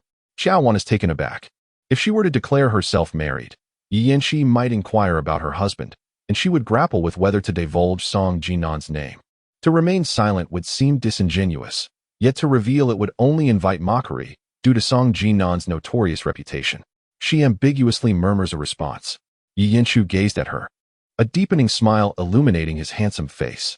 "I am a devoted fan of Qiao the anchor from Financial News, though I have only watched a few episodes of business interviews. The Qiao I see on screen appears considerably more mature than in reality." "I share that sentiment," she concurred. Yi Yanqi rose, approached the vending machine across from him, scanned the code, and retrieved 2 bottles of water, handing one to Qiao Wan. "I have a niece who is currently in her 2nd year of high school. She has harbored a passion for broadcasting since childhood and intends to take the professional exam at Beijing Media in 2 years.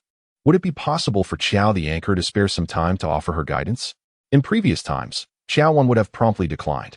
However, in pursuit of securing an exclusive interview with Yi Yanqi, she nodded in agreement. "As for guidance, I can't claim to be an expert, but I still possess my preparatory notes from my own studies, which I can share. Of course, I can also provide some professional advice." "I believe I have found the right person," Yi Yanqi remarked as he produced his phone and illuminated the screen. "Let us exchange WeChat for easier communication in the future."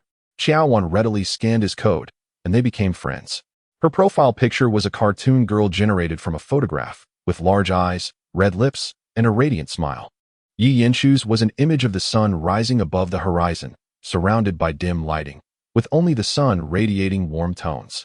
Suddenly, she recalled Song Jinan's WeChat profile, characterized by dark hues, featuring a man's silhouette barely discernible in profile. What hobbies does Qiao the anchor indulge in outside of work? Yinshu interrupted her drifting thoughts. As long as I am not on duty, I usually spend most of my time indulging in leisurely slumber. Leisurely slumber hardly qualifies as a hobby, Yinshu chuckled, his gaze once again fixating on her. As Yinshu took his seat, he deliberately left a vacant space beside him to avoid any sense of abruptness. The distance between them was merely half a meter. It was already past midnight. Qiao Wan's makeup had long faded, yet her features retained their charm, enhanced by a subtle allure hidden from the glaring lights. Yinshu had scrutinized her several times, each glance stirring a flutter in his heart. Her beauty straddled the line between youthful innocence and matured seduction, embodying both the naivete of a girl untouched by love and the captivating allure wielded by a woman well-versed in temptation. The juxtaposition of these two qualities intertwined so intimately that even the typically composed Yinshu nearly lost his focus. Fortunately, he regained his composure and initiated a conversation on a topic that piqued Qiao Wan's interest, and before they knew it, it was time to board. To Qiao Wan's astonishment, the esteemed president of Huazhou, Yinshu, was seated in economy class, right next to her. In contrast, Song Jinan always traveled in first class, whether alone or accompanied by Ji Tianjiang and Wei Shushu. Once the plane took off, Yinshu refrained from further disturbing her. She donned an eye mask and sought to rest. What was intended as a brief nap stretched into a deep slumber, and she was awakened by Yinshu's gentle call. Upon opening her eyes, she realized that the cabin had emptied, leaving only herself, Yinshu, and two flight attendants tidying up. A glance at her wristwatch revealed it was 3 in the morning. The flight had departed at 1, and after an hour and a half in the air, she had dozed off for another half hour after landing. A wave of embarrassment washed over her. She felt guilty for oversleeping. Yinshu had waited for her, lingering in the cabin for an additional half hour, remarking, "I didn't wake you because you looked so peaceful in your slumber. If it were not for the cabin's need to clear out, you could have indulged in a bit more slumber." Yinshu took the initiative to assist her with the suitcase. As they descended the gangway, delicate snowflakes drifted from the sky, gracefully embellishing the night with their shimmering presence. Jiangcheng, being a southern city, seldom experiences snowfall. Qiao Wan retrieved her phone and captured several photographs of the enchanting flurry. "Please send me those pictures on WeChat later. I am eager to witness the photographic prowess of the esteemed Qiao anchor," Yinshu remarked in a melodious tone that resonated pleasantly in her ears. "I tend to favor a realistic approach in my photography. I hope you find them acceptable, Yizong," she replied. Yinshu had a designated driver awaiting his arrival, and Qiao Wan boarded his vehicle. As they entered the city, Yinshu inquired about her residence. The driver readily complied, teasingly commenting on the exorbitant prices of the Jihuiyuan estate, where the residents are either affluent or noble. "It seems our Qiao anchor possesses an air of mystery," he jested. It was then that Qiao Wan became aware of the implications of being perceived as someone in a relationship with a wealthy benefactor, hastily clarifying that she was merely staying temporarily at a friend's residence. "Just a jest, dear Qiao anchor. Please do not take it to heart." The driver apologized. Upon arriving at the entrance of Jihuiyuan, Qiao Wan insisted on disembarking. Although Yinshu intended for the driver to escort her to the underground parking lot, he acquiesced to her resolute demeanor and personally exited the vehicle to retrieve her suitcase. She expressed her gratitude once more and waved goodbye. The snowflakes continued to fall until her figure vanished entirely, after which Yinshu re-entered the car. Qiao Wan approached the security door with utmost caution. Upon entering the living room, she discovered that the study was still illuminated. The atmosphere was charged with intensity as she pushed open the door and steeled herself to enter. At this moment, Song Jinyan was clad in a set of gray silk loungewear, his upper body reclining against the executive chair, weariness etched across his features. "In truth, I regretted your departure to the airport the moment you left." Qiao Wan approached him, resting her hands upon his broad shoulders. Noticing his lack of resistance, she began to knead his muscles. Since assuming the position of vice president at Song Corporation 3 years ago, his workload had increased exponentially, leading to prolonged hours at his desk. Since the end of last year, he had been plagued by intermittent neck and shoulder pain. She had taken the initiative to search for videos of traditional Chinese therapeutic massage online, learning the technique diligently whenever Song Jinyan was in need. She would offer to massage him for half an hour. In the past, he relished these stolen moments of respite, yet at this instant, he felt a twinge of annoyance. Where is the defiance you displayed when you refused to accompany me to the capital? He extended his arm, pinching her cheek playfully. Qiao Wan's legs gave way, and she found herself seated upon his lap. The 7 million advertising fee dangled above her like a dagger, compelling her to surrender her pride and appease this man. I was wrong, Jinan. I shall never sulk with you again. Her gaze sparkled like spring water as her hands encircled his neck. Song Jinyan's lips descended upon hers. In an instant, the heat of his breath cascaded down her neck. To conceal the marks he had left, she had worn a high-neck sweater the previous day. As his lips met resistance, he lifted the hem of her sweater, inching it upward. Her eyes were ensnared within the confines of the garment, and before she could attempt to escape, he deftly turned her body and unfastened her bra. A cascade of fervent kisses ignited like flames, swiftly enveloping her upper body. Her form trembled involuntarily. Throughout the entire encounter, Song Jinyan maintained mastery over her responses and emotions. In a moment of emotional turmoil, she implored softly, Jinan, please assist me with the advertising fees. Her overt enthusiasm, however, concealed ulterior motives. All of Song Jinan's dissatisfaction was unleashed in a manner that left her feeling utterly drained. After their encounter, she lay exhausted upon the sofa in the study, succumbing to a deep slumber. Qiao Wan was roused by the voices emanating from the living room. 3 years had passed, and the Zhou family continued to overreach. Now, they had the audacity to request that you invest in new projects in leeching. Not to mention the old man. I, for one, refused to acknowledge this. The door was ajar, and the furious reprimands of Baizhiro resounded. Chapter 28. A flame hidden within Qiao Wan's heart twisted painfully. Baizhiro's grievances persisted. The Zhou family had forced an unrelated stepdaughter upon you, shattering your union with Yisheng. They had manipulated you for 3 years. If you do not take decisive action soon, your life will be consumed by this marriage steeped in deceit. How many 3-year spans can one endure? Divorce must happen immediately. There can be no further delay. I will provide the funds to ensure she terminates the pregnancy and vacates Jiyuan. Despite being wrapped in a blanket, Qiao Wan felt an overwhelming chill. I have stated before that I will not divorce until after the child is born. Should you entertain any clandestine thoughts, I will promptly withdraw my investment from Jinan. Jinan, a wellness center established by Baizhiro in the capital, primarily catered to affluent businesswomen and wives of high-ranking officials. Over the years, due to the expansion of branches and the diversification of wellness programs, Baizhiro faced severe financial constraints. Fortunately, Song Jinan had invested a 9-figure sum to keep all Jinan locations operational. Although the pregnancy was fabricated, Song Jinan often directed harsh words at her. Yet his recent retort aimed at Baizhiro stirred a warm current within her heart.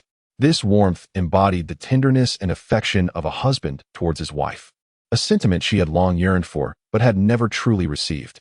She was perplexed as to why Song Jinan would rather offend Baizhiro than abandon the pretense of her being pregnant. Over the past 3 years, his vengeance against Zhou Shihong and his son had manifested in her life, and it seemed he would not relent, perhaps because he had yet to fully torment her. After much contemplation, this was the only conclusion she could draw. The fleeting warmth brought by Song Jinan's words quickly dissipated within her, and she had come to see through the man he was, relinquishing any remaining hopes. Without his consent, she found herself unable to escape the confines of their marriage. Relying instead on the external force that was Baizhiro, dressed in her nightgown, she entered the living room and greeted Baizhiro, acknowledging her mother's presence.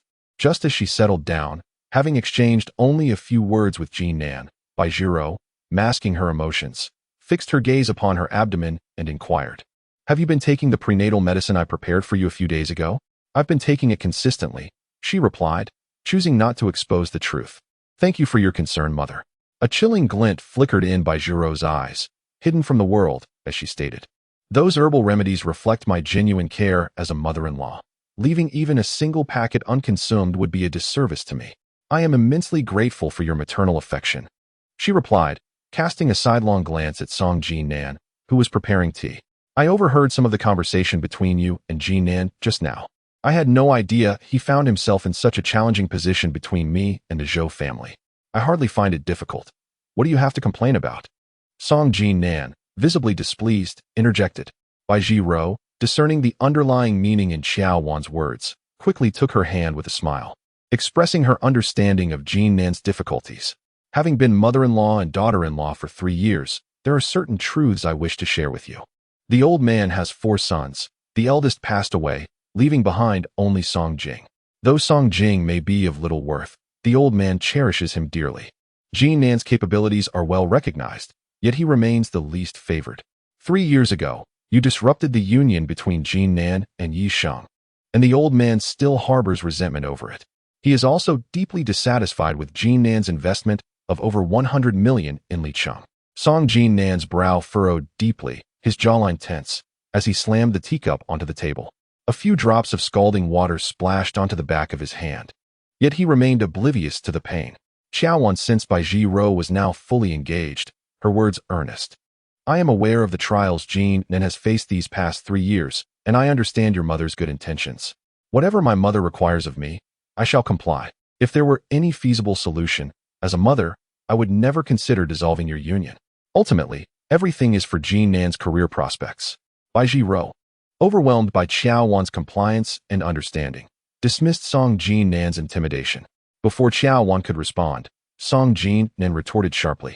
Qiao Wan has been married to me for 3 years, and no one in the Song family has acknowledged her. If we were to divorce, could we still maintain any semblance of kinship? You cannot even fulfill your role as a mother-in-law, yet you dream of collecting her as a goddaughter post-divorce.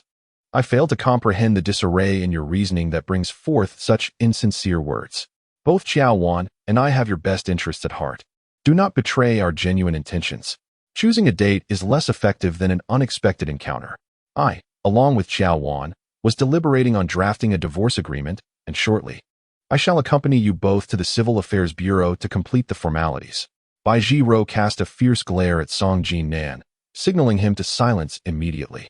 My marriage does not require the meddling of anyone, not even my own mother. Song Jinan's tone was icy as he rose and made his way to the cloakroom. Bai Ji-ro, relentless, opened her phone, insisting that if her mother lacked authority, then let the old gentleman personally make the call. As divorce loomed, Qiao Wan felt no relief.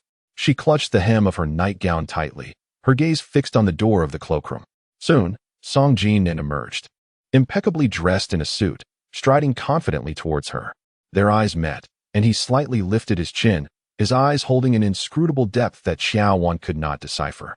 Though a tempest of emotions raged within him, threatening to consume her entirely, he remained restrained and composed.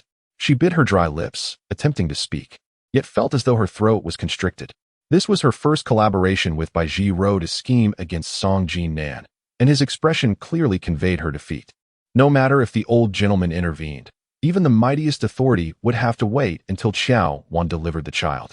Song Jinan continued to use the child as a shield, and after speaking, he took his car keys and phone, descending the stairs. In that moment, a bittersweet joy unexpectedly welled up within Qiao Wan. She inwardly scolded herself. Qiao Wan, do you have a penchant for self-destruction? With Bai Ji-ro's assistance, you still cannot escape divorce. Shouldn't you shed tears worthy of the mental torment endured over these 3 years? Bai Ji-ro's face fluctuated between shades of green and red in her fury. With Song Jinan absent, she no longer felt the need to maintain her facade. You are a perceptive individual. My stance, along with that of the elder, is unequivocal. This marriage must not only be dissolved, but done so expeditiously. Jinan is reluctant to part ways. Qiao Wan lowered her gaze. I shall never permit Jinan to invest another penny into Li City. Bai Ji-ro's exquisitely crafted features were marred by fury. A graceful separation would still allow you to receive a portion of the settlement.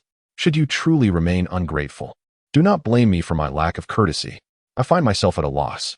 Qiao Wan's heart was a tumultuous sea of conflicting emotions. She yearned for the freedom that divorce would bring, yet deep down, she grappled with an undeniable reluctance to let go. Chapter 29. The urgency of pregnancy. Simply submit the documents. I shall handle the rest. Bai Ji-ro grasped her handbag and, before exiting, fixed Qiao Wan with a stern expression. I await your good news. As the door clicked shut, Qiao Wan sank onto the sofa, a dull ache beginning to throb at her temples. Despite having Bai Ji-ro's backing, she no longer dared to recklessly pursue a divorce from Song Jinan. The evidence of Jiang Zhao's forgery was still in Jinan's possession, yet she could not afford to offend Bai Ji-ro. She found herself ensnared in a predicament. Throughout the morning, her mind wandered aimlessly until Director Liu knocked and entered her office, prompting her to regain her composure. After considerable deliberation among the team members, it was decided that Zhang Jingjing could not be eliminated. A revival competition would commence tomorrow afternoon to select 6 contestants from those previously eliminated.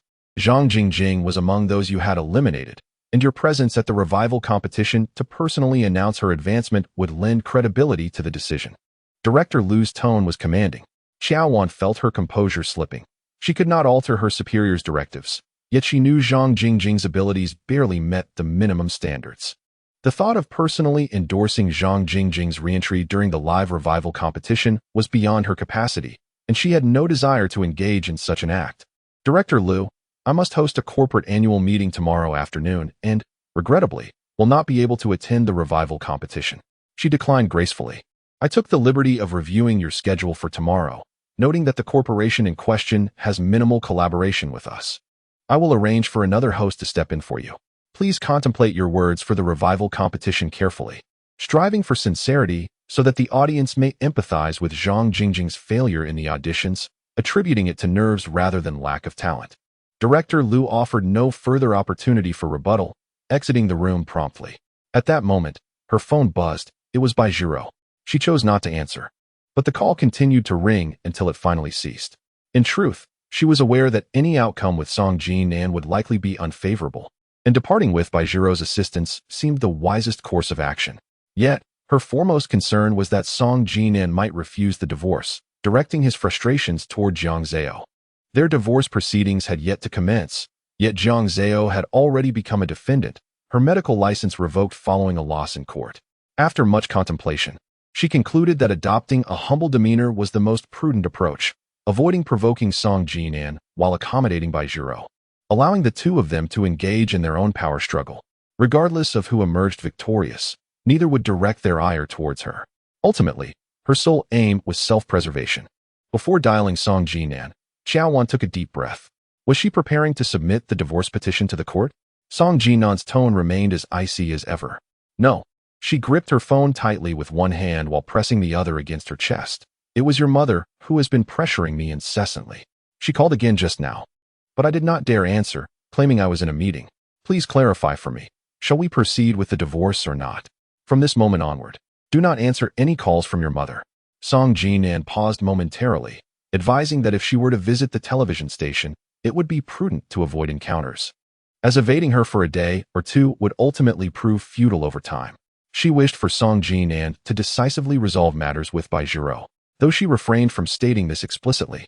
Take care of it today, she urged. Song Jinan's tone softened unexpectedly.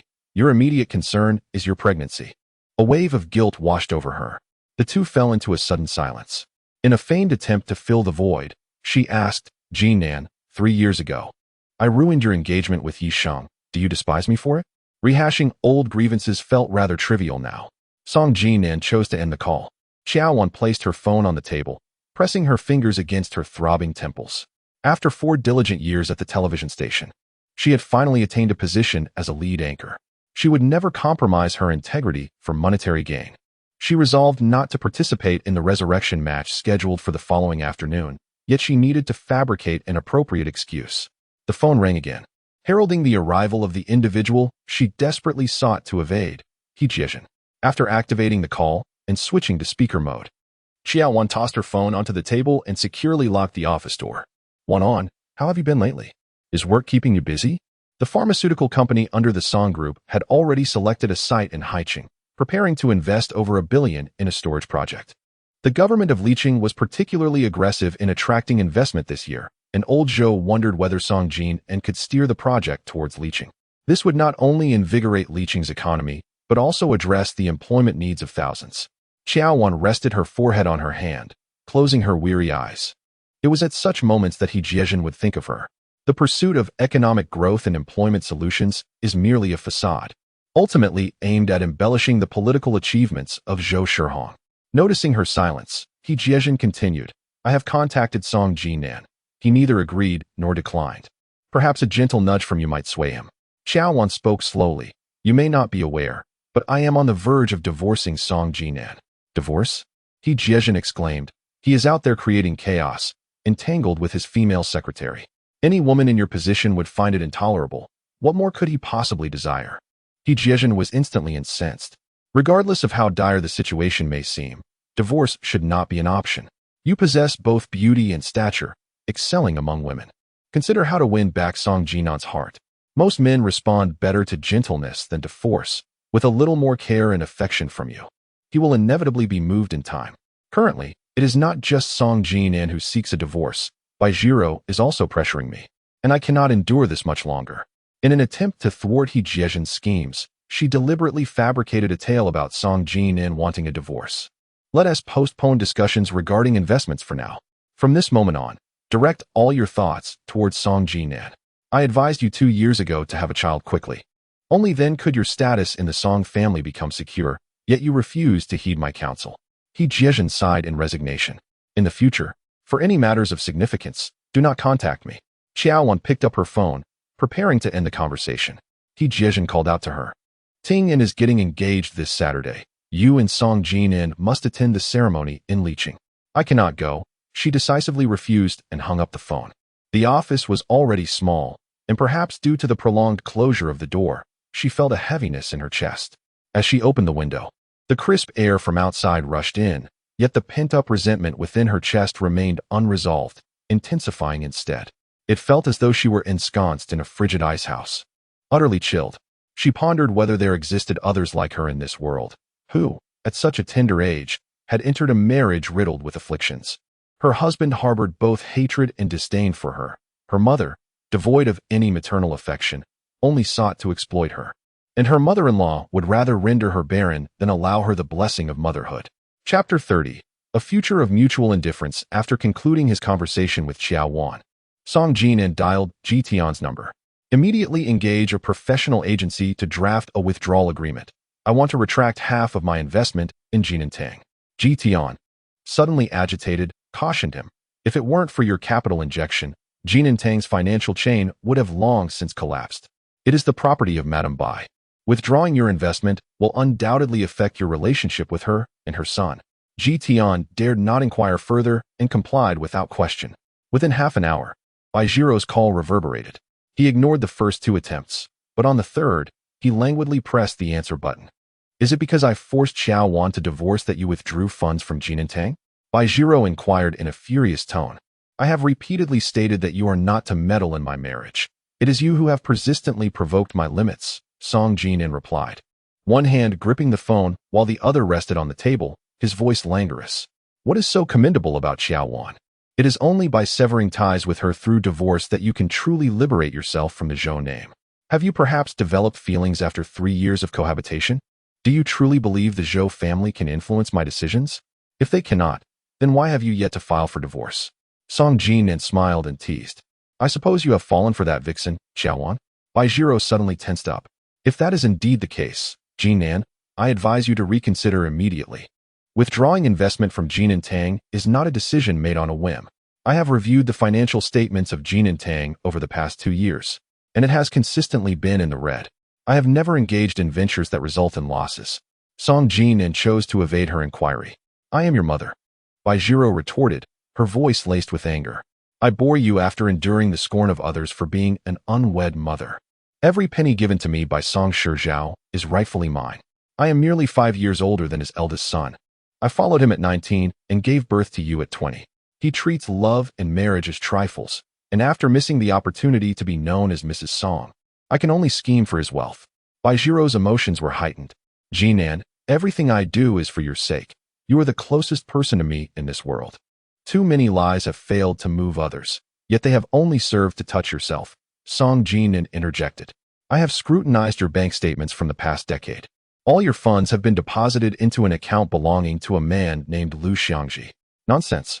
I do not know anyone by that name. Baizhiro hastily refuted, her conviction clearly wavering. How dare you? Baizhiro suddenly became agitated. This matter does not require my intervention. Believe me, if I were to present your bank statements to the elder, it would suffice. Song Jinan deliberately paused for a few seconds, contemplating that if she wished to avoid a complete rupture, they could each go their separate ways, living unbothered by one another. Baizhiro abruptly severed the call. The dimming glow of the mobile screen cast a shadowy hue over Song Jinan's face, as wisps of white smoke danced around his fingertips, extinguishing all emotions within the burning cigarette. After waiting for over 10 minutes, Yi Yanchu still had not responded. She felt he might have sent the message to the wrong person, yet after a moment of contemplation, she steeled herself to dial Yi Yanchu's number. According to her principles in life, she would never proactively pursue difficult opportunities. Over the past 3 years, she had diligently devoted herself to her work, often working overtime, making it challenging to break through existing bottlenecks and ascend further. It was well known in the media circle that the Yi family, particularly Yi Yanchu, was notoriously difficult to schedule an appointment with. Securing an exclusive interview with him would undoubtedly enhance her standing in the hosting realm. Is it that time again for the interview, Anchor Qiao? Yi Yanchu's voice, imbued with a playful lilt, enveloped her like a gentle spring breeze. She smiled even before speaking. If Yi Yanchu did not acquiesce, she would have no choice but to persist in her request. I apologize for disappointing you once more, Anchor Qiao, he said, shifting the conversation. When do you have time next week? I will arrange for my niece to meet with you. Qiao Wan pondered for a moment. She was somewhat busy from Monday to Friday, but Saturday or Sunday afternoon would work. Then let us settle on Sunday afternoon. Anchor Qiao, please confirm the exact time and notify me in advance, Yi Yanchu replied softly. Of course, I will compensate you at the highest hourly rate for tutoring. If Mr. Yi insists on discussing monetary matters, it might be better to seek assistance elsewhere, she feigned annoyance.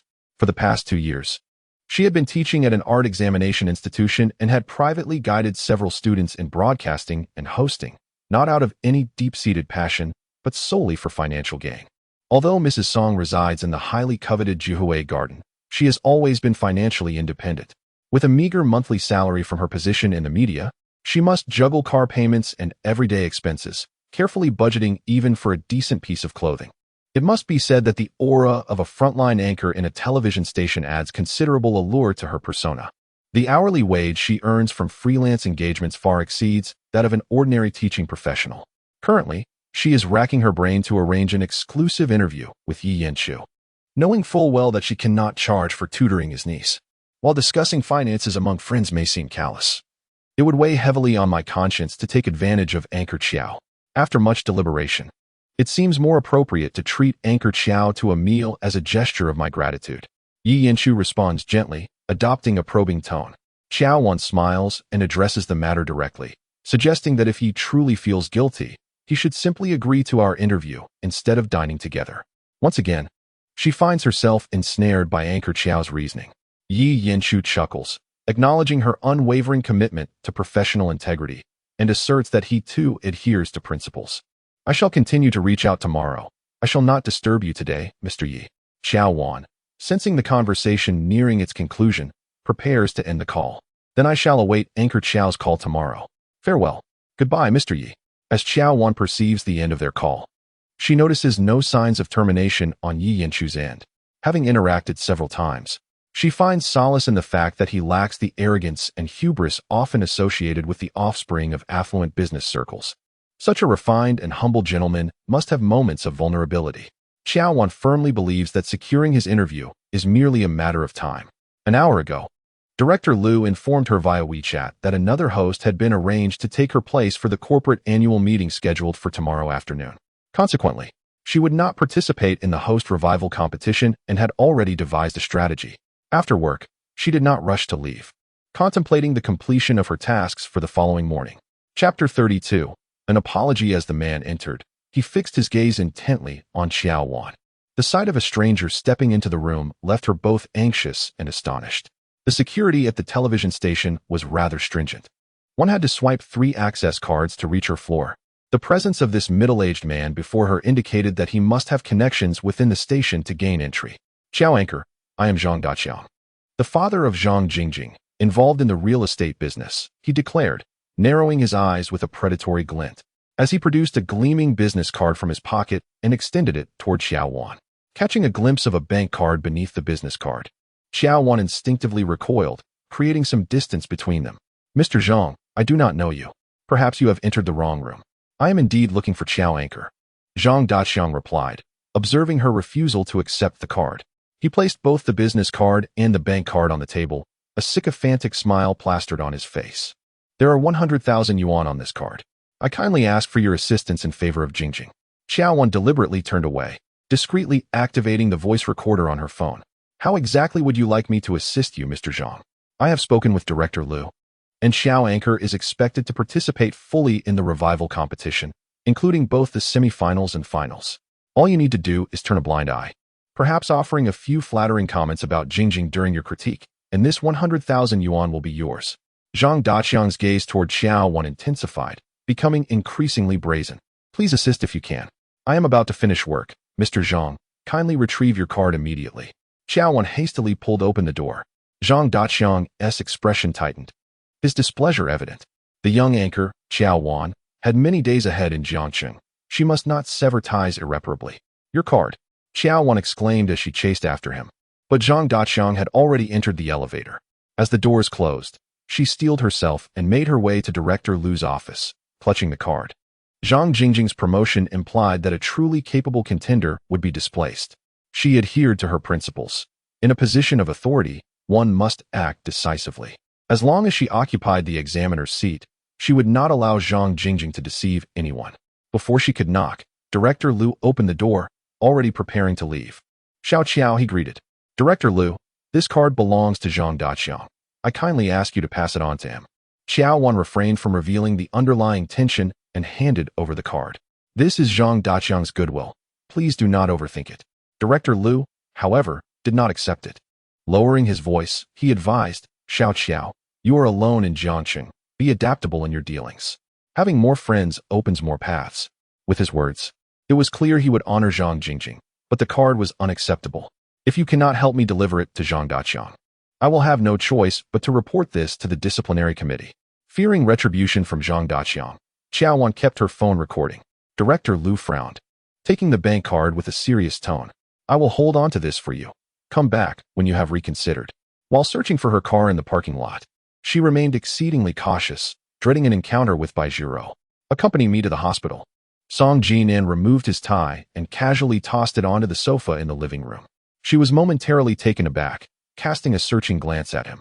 Song Jinan's gaze shifted slightly as he turned to apologize to Wei Shudao. It won't take much of your time. Upon hearing this, her heart sank, and she retorted. She instigated the provocation at Linghua Tower. Her self-inflicted wrist injury has nothing to do with me, regardless of whether she provoked you. It is already unfortunate that she lies in the hospital. She brought this upon herself. Qiao Wan bent down to open the shoe cabinet, just as she retrieved her slippers. Song Jinan seized her arm forcefully. The slippers were flung onto the floor, and the cabinet door slammed shut with a resounding thud. Qiao Wan had no desire to argue, yet could not resist Song Jinan's insistence, ultimately unlocking the security door. He drove her to the hospital, and during the entire journey, not a word was exchanged between them. At the elevator, they encountered Jiang Weishu's attending physician. After a brief conversation, Song Jinan learned that Jiang Weishu had caused a ruckus all day, smashing everything she could in the ward. Qiao Wan finally understood why Song Jinan had insisted she apologize to Jiang Weishu late at night. The unexpressed grievances and heartache drove her to distraction. She had already chosen to turn a blind eye to the complications between Song Jinan and Jiang Weishu, yet he seemed determined to inflict further wounds upon her, each cut deep and piercing to the bone. Following closely behind Song Jinan, she entered the intensive care unit where Jiang Weishu sat at the head of the bed, being fed porridge by a nimble nurse. Jiang Weishu's complexion was pale as she took small sips, resembling a delicate white lotus that could barely withstand the wind. Upon seeing Song Jinan and Qiao Wan, her eyes reddened, and she ceased eating the porridge. Miss Jiang, you haven't eaten all day. The doctor mentioned that without adequate nutrition, your wounds will heal slowly, the caregiver advised. She shook her head, and the caregiver, understanding, placed the bowl of porridge down and exited the room, closing the door behind her. Wei Sh. Qiao Wn has come specifically to apologize to you. Song Jinan was the first to break the silence. Qiao Wn's gaze, filled with resentment, shifted from Jiang Wei Sh to Song Jinan. Over the past 3 years, there have been numerous such confrontations among the three, and all her discomfort stemmed from this man. Jiang Wei Sh began to sob softly, saying, I cannot bear Mrs. Song's apology. In a moment of rashness, I chose to harm myself, which has nothing to do with Mrs. Song. Had she not provoked you with her words, you would never have felt such despair. Even though she is my wife, she must take responsibility for her actions. The fact that Mrs. Song has come to my hospital room is already enough for me. Please do not mention the matter of apology again. I insist that she must apologize to you. Their verbal exchange once again crushed Qiao Wan's heart and dignity. Before coming to the hospital, she had a premonition of witnessing such a disgusting scene, yet she still followed Song Jinan. Because she needed to take a chance. Song Jinan trusted Jiang Wei SH so implicitly that she would expose Jiang Wei SH's hypocritical facade right in front of him. Qiao Wan. Song Jinan's deep voice carried an oppressive weight, demanding an apology.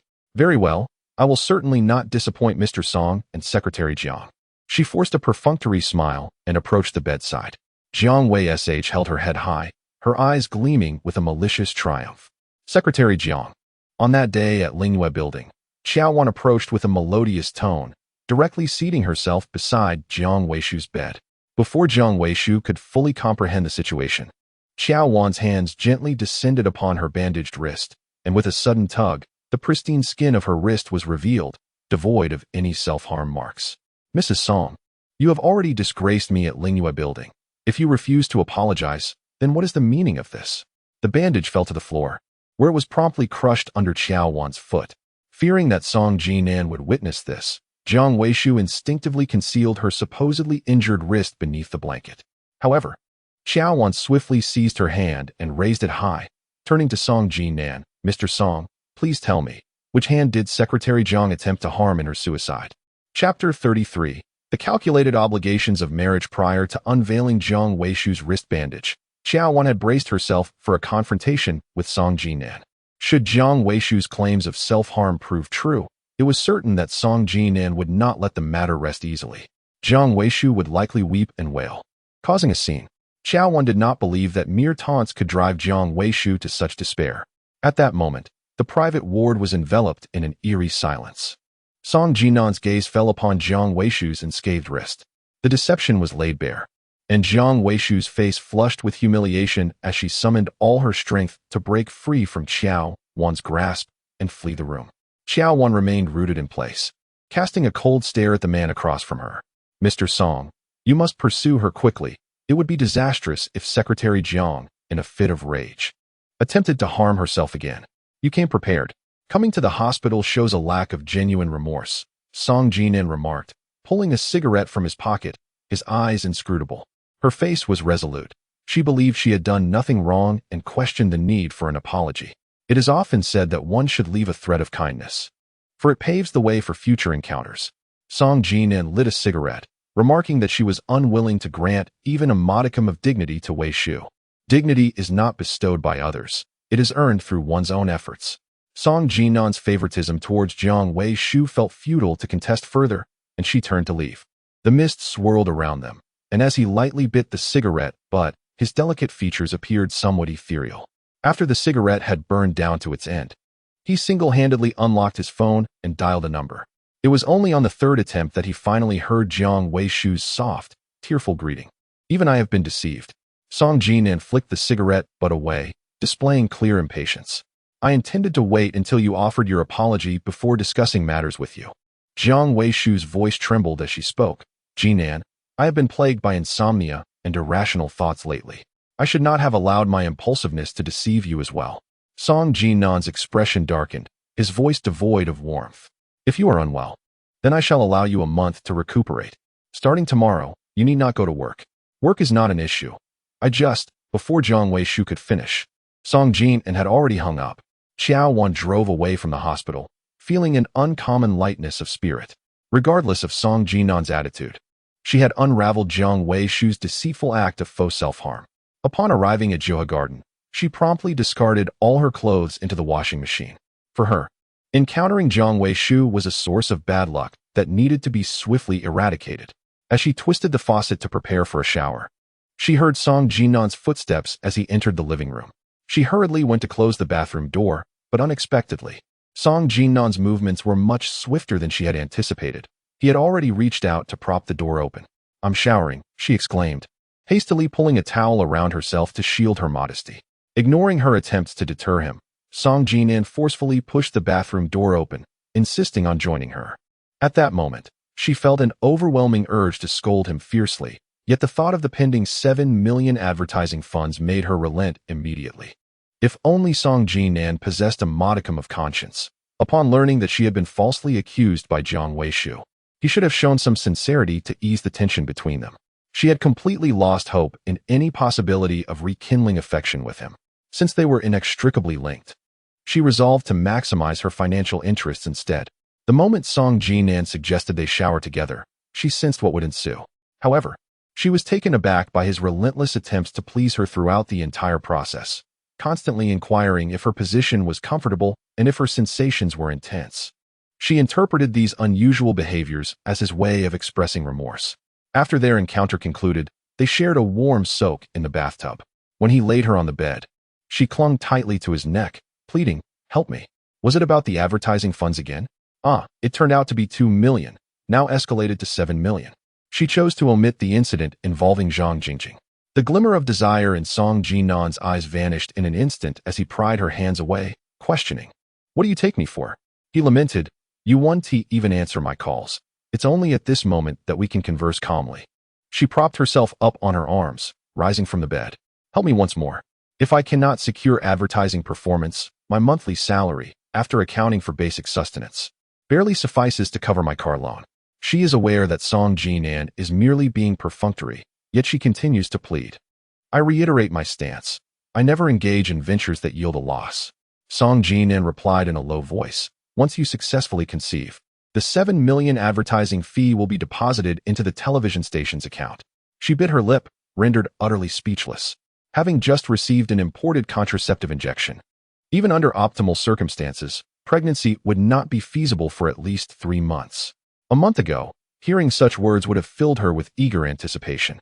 At this very moment, given the despicable nature of Song Jinan, it would take a lapse in sanity for her to consider bearing his child. Without the prospect of pregnancy, the 7 million advertising contract from the Song family remains unattainable.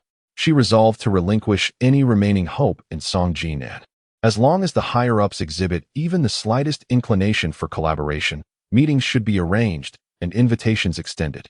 That night, Song Jinan retired to the guest room. The following morning, when Qiao Wan awoke, Song Jinan had already left for work. She felt no appetite whatsoever after completing her morning routine. She did not even apply makeup and drove Song Jinan's car to the Jiang residence.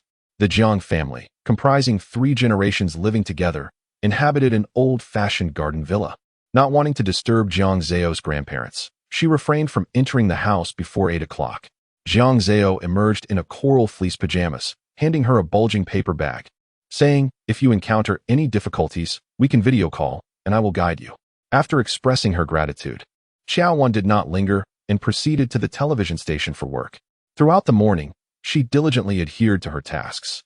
As noon approached, Director Liu specifically called to remind her of the importance of attending the afternoon revival match. She readily assured him of her attendance. Opening the paper bag given by Jiang Zhao, I retrieved the blood bag within and gently drizzled a few lines along my calf. As the bloodstains began to dry, I wrapped a piece of gauze around my leg and captured a photograph from the right angle to send to Director Liu. In less than 3 minutes, Liu's call came through. "What happened to your leg? You seemed fine during lunch at the cafeteria. How should I manage the resurrection match this afternoon?" Chapter 34. Desirelessness as a veil of deception feigning helplessness. Qiao Wan sighed, with feigned melancholy. "I fell when I was bumped into. My head has been buzzing ever since, and I'm still waiting in line for a brain CT." As she spoke, she sent the location of the People's Hospital shared by Jiang Zhao to Liu's WeChat. "It was you who eliminated Zhang Jingjing. Without appearing in the resurrection match, it lacks credibility." After a moment of contemplation, Liu decided, "All right, I'll have Guan Ningxian take your place." Guan Ningxian had joined the station 4 or 5 years before Qiao Wan. She was beautiful, with a versatile hosting style, and had long been a pillar of the television station. However, in recent years, she had become increasingly opportunistic, accepting any advertising endorsement that offered a substantial sum. At the beginning of last year, when a new real estate company in Jiangcheng launched its project, Guan Ningxian stood on the platform for 3 consecutive days for 3 million yuan, her star power leading to the rapid sales of the new development. Yet, 6 months later, the project was exposed for lacking essential documentation, preventing the issuance of property certificates, and Guan Ningxian became a target for the ire of the aggrieved homeowners. "Thank you, Director Liu, for your understanding. I probably won't be able to come to work tomorrow, she said, suppressing her inner elation and feigning a pitiful demeanor. Liu paused for a moment. Let us assess the situation further. There's a product launch by Huazhou Group tomorrow morning, and I had arranged for you to attend. Huazhou? She was taken aback. Are you referring to the exceedingly low-profile Huazhou? Naturally, it is the Huazhou associated with Yi Huaping and his son. The new energy company under its umbrella has released several new vehicles, departing from its previously understated marketing approach, aiming to seize the advantage of media publicity. Although we have not collaborated with them before, their intentions are sincere, and the promotional budget they offered is quite generous. Director Liu's tone suddenly took on a significant weight. At that time, I had arranged for 3 female hosts for Huazhou to choose from. And guess what? Young Master Yi of Huazhou specifically designated you. She sensed that Yi Yanqi's guilt was at play. He had collided with her vehicle and subsequently continued to postpone her exclusive interview, leaving him to compensate her financially from another angle. Xiao, a woman's youth spans merely a few fleeting years, if utilized wisely. It can yield not only enough wealth to last several lifetimes, but also bring economic benefits to the television station, a mutually advantageous endeavor. Do seize this opportunity. Each time Director Liu alluded to her, she felt an unsettling sense of being a mere pawn. To avoid encounters with familiar faces from the television station, she decided against going out in the afternoon, instead taking an alcohol wipe to cleanse the bloodstains from her calves. Suddenly, the door lock rattled. Before she could conceal the remaining blood plasma and stained gauze, Song Jinan entered. She looked up in alarm, her gaze meeting Song Jinan's piercing eyes. His gaze traveled from her face to her freshly cleaned calves and the bloodied gauze. Approaching her, he picked up the open blood plasma bag. What is this performance about? She had avoided attending an event at the station that afternoon, opting to purchase props at the pharmacy to simulate an injury, sending the photos to Director Liu to escape a predicament. She was aware that she could not deceive the man before her. While confessing, she did not forget to distance herself from Jiang Zhao. Which pharmacy sells fresh plasma? Tell me, I want to buy a few bags as well.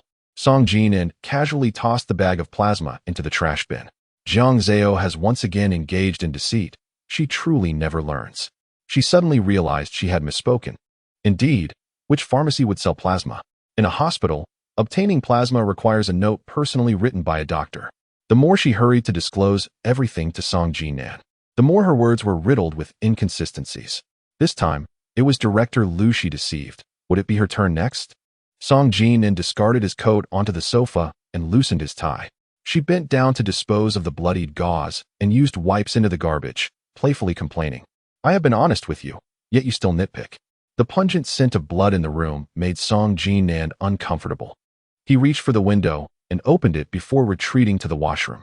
She exhaled deeply, placing the remaining clean gauze into the medical box. As long as she did not provoke Song Jinan, and he did not seek out trouble, their moments alone together were quite harmonious.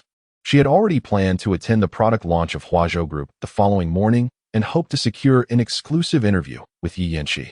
Huazhou was engaged in industrial ventures and boasted several publicly traded companies. Among them, the new energy vehicle project, which had been in development for merely 5 years, had already secured a position among the top 5 in the global new energy market. In fact, the senior management of the Song family had recognized the gap in the domestic new energy market years ago, 3 years prior. When Song Jinan invested over 100 million in the new energy project in Licity, old Master Song had high hopes for it. However, the project in Liqing has encountered numerous setbacks and has yet to turn a profit. Qiao Wan, seated on the sofa with her laptop, immersed herself in an intensive study of all knowledge related to Huazhou New Energy.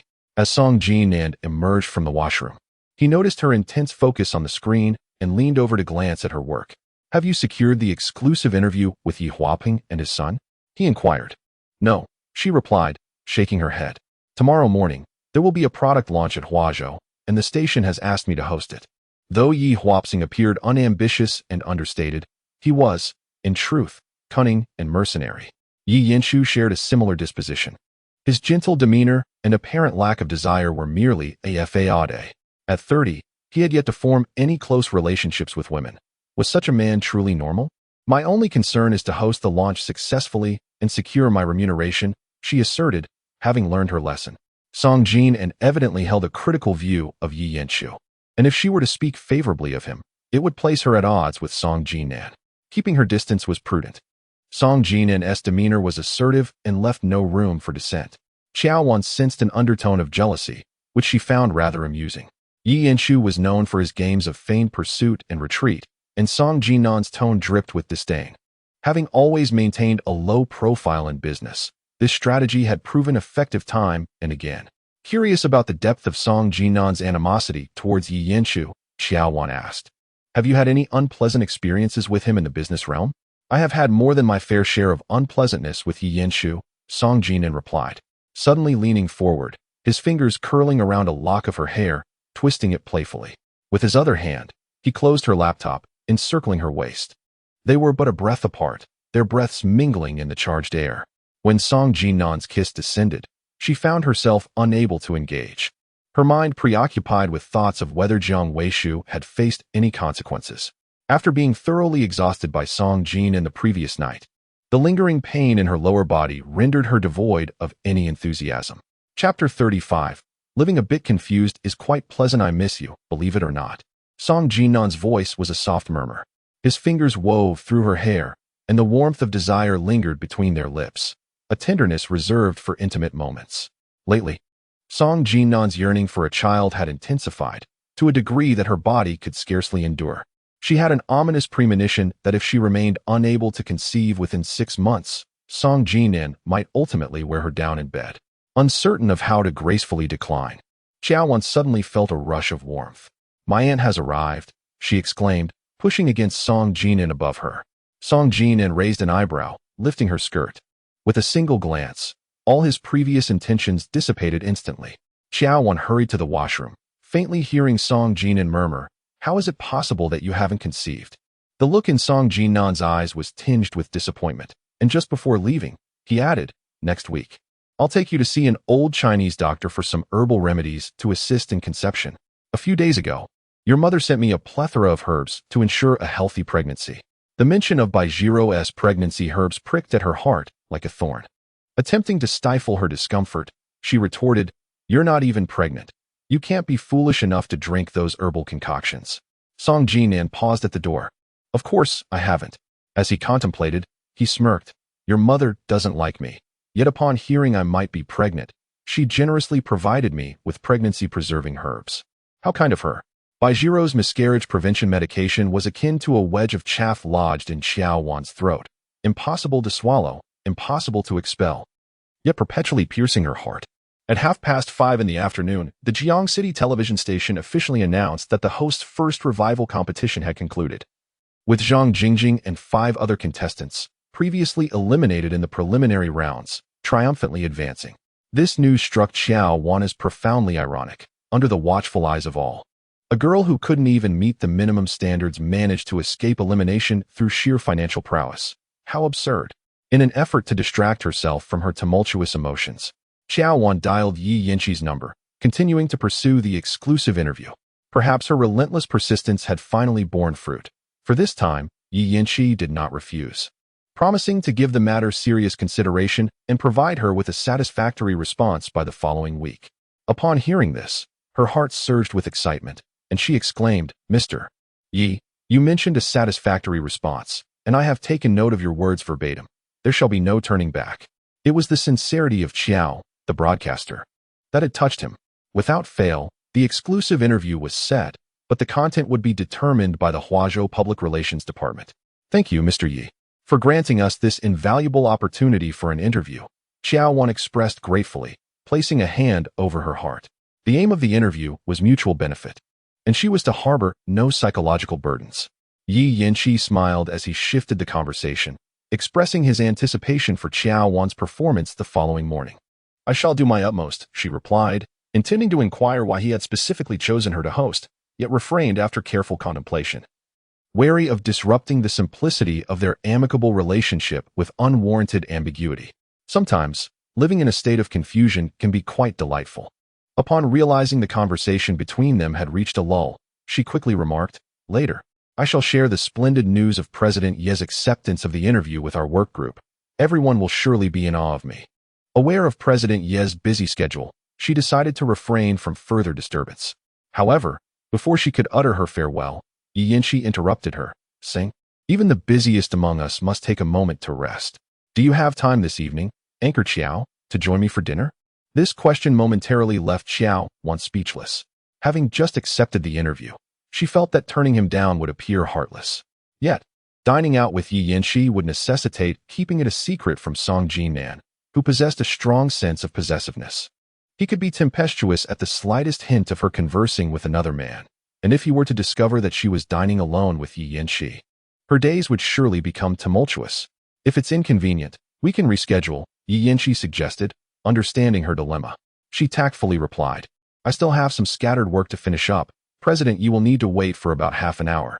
"Not a problem," he responded. "What would you like to eat? I'll reserve a table and then come to the television station to pick you up." The joy emanating from Lingchi was palpable even through the screen. "Do you have any dietary restrictions? Once I secure the reservation, I will head to the restaurant to await your arrival." Unbeknownst to her, Lingchi had transitioned from addressing her as Anchor Qiao to simply you. At that moment, Qiao Wan remained oblivious to this change, explaining, "To protect my voice, I usually avoid spicy and greasy foods. I'll make a note of that. We'll be in touch shortly." Lingchi seemed quite exhilarated. Ultimately, it was Qiao Wan who concluded the call first, upon opening the WeChat work group. As she was about to share the news of securing an exclusive interview with Lingchi, Director Liu sent a notification tagging all employees. In light of the malicious attacks from certain netizens regarding the results of this afternoon's resurrection match, all staff members of the television station must align their statements with the leadership's direction and refrain from expressing any opinions detrimental to the station. Any violations will result in immediate dismissal from public office upon investigation. Qiao Wan felt bewildered. After scrolling through the workgroup for a while, she found no clues. It was only when she opened DY that she learned that Zhang Jingjing and her team had been eliminated in the resurrection match, inciting the ire of numerous netizens. Zhang Jingjing, possessing the weakest professional skills among the six, bore the brunt of the online scorn. Many questioned her entry into the competition, alleging that the host competition was rife with corruption, and even Guanning Shan, who announced Zhang Jingjing's advancement, was subjected to online harassment. With her history of endorsing properties lacking proper certification being dug up, the resurrection match was broadcasted live online, and within just an hour, it had accumulated over 5 million views. It was so besieged by criticism that the broadcast had to be halted before its conclusion. However, some netizens had already edited and posted highlights of Zhang Jingjing's advancement, along with Guanning Shan's sycophantic commentary, garnering far more views and comments than the resurrection match itself. Others compiled clips of Qiao Wan's critique of Zhang Jingjing's elimination, proclaiming the fairness of the preliminary rounds, and extolling Qiao Wan's impartiality as being 180 times superior to the profit-driven Guanning Shan. Less than 3 hours after the resurrection match concluded, the scandal of corruption involving power and money surged to the top of the trending topics in Jiangxing. The online assault initially targeted the resurrection competition, but soon spread to the host competition, eventually engulfing the entire Jiangxing television station. Beneath several videos related to Zhang Jingjing, there were persistent claims that individuals had reported the station's leadership and judges involved in the resurrection competition for corruption and bribery. Some even unearthed the sordid history of Guanning Shan, revealing her past as a mistress to a certain real estate magnate, culminating in a violent confrontation with the original spouse. The insults escalated incessantly.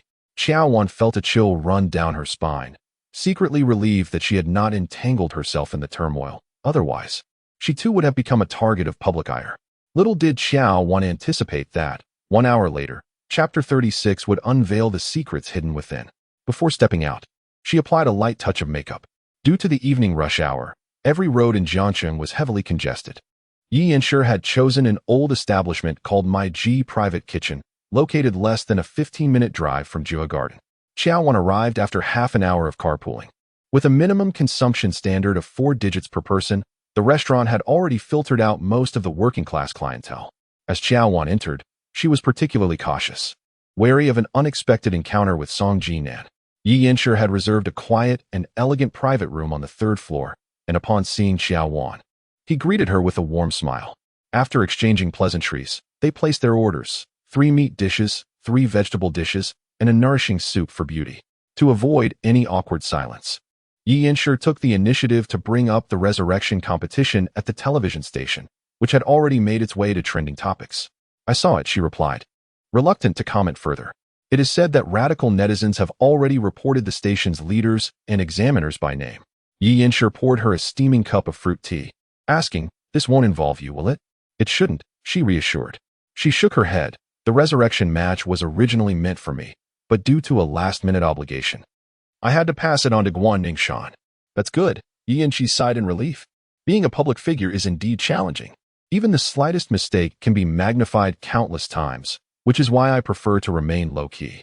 As long as one avoids major blunders, there is little to fear. Mr. Yi is known for his understated demeanor and has maintained a good reputation in the business circles of Jiang City.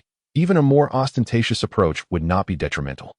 She feared that Yi Yanshi might decline the interview again and hurried to reassure him. "You flatter me to the point of losing my bearings." Yi Yanshi's eyes were warm, with a courteous smile gracing his lips.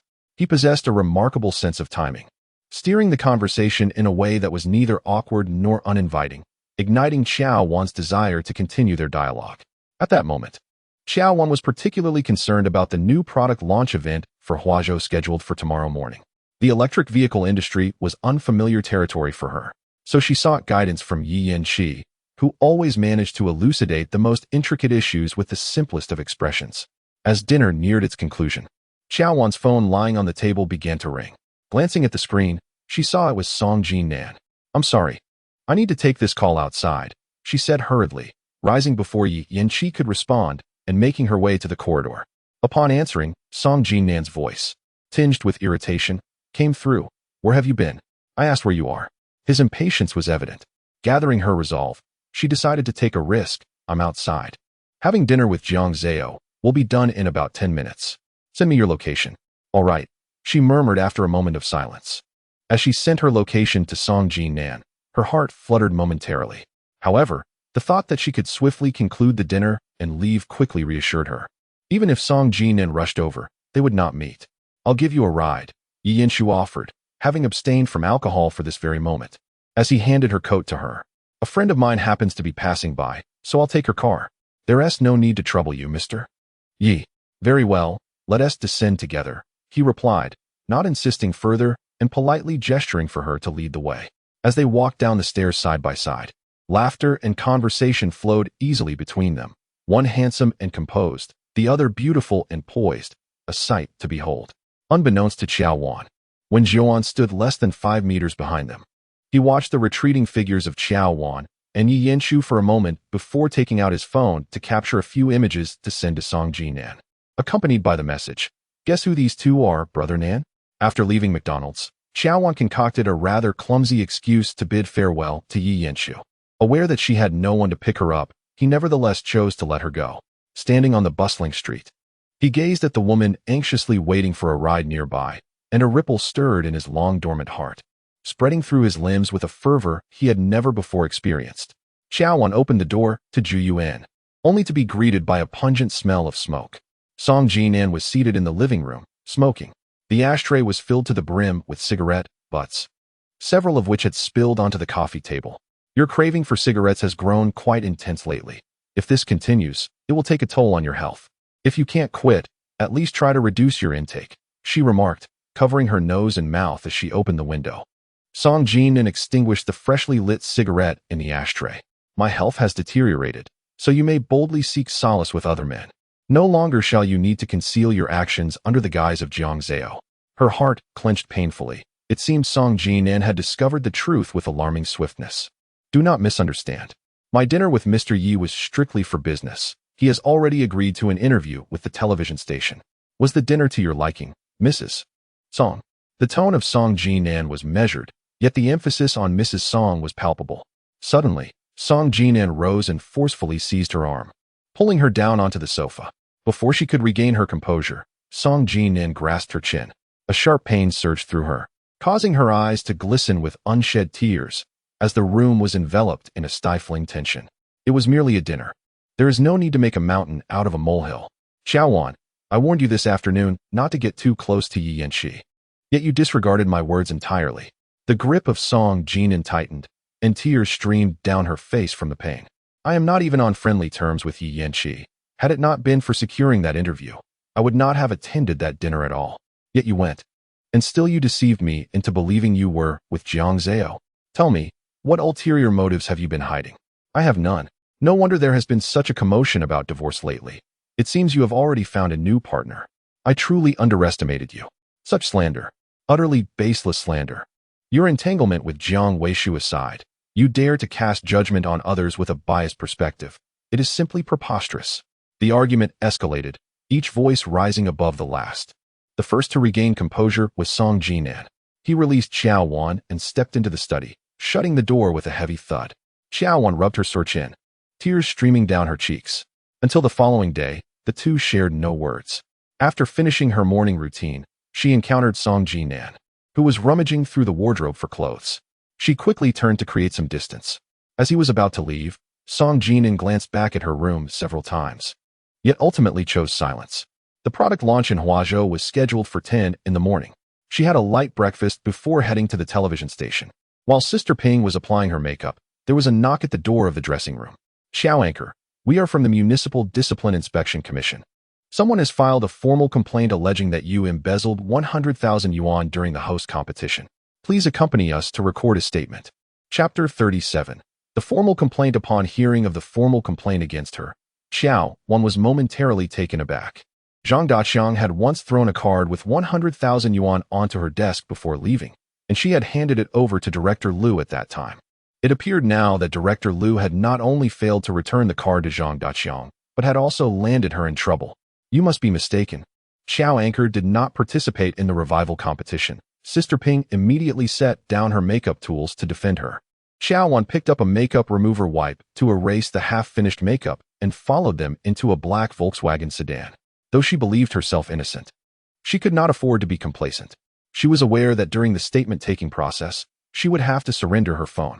Once in the car, she pondered whether to send a message to Song Jinan or Jiang Zhao. After a moment's thought, she decisively opened Song Jinan's WeChat. Upon receiving the information, she suddenly realized that in the face of an uncertain future, she had chosen Song Jinan.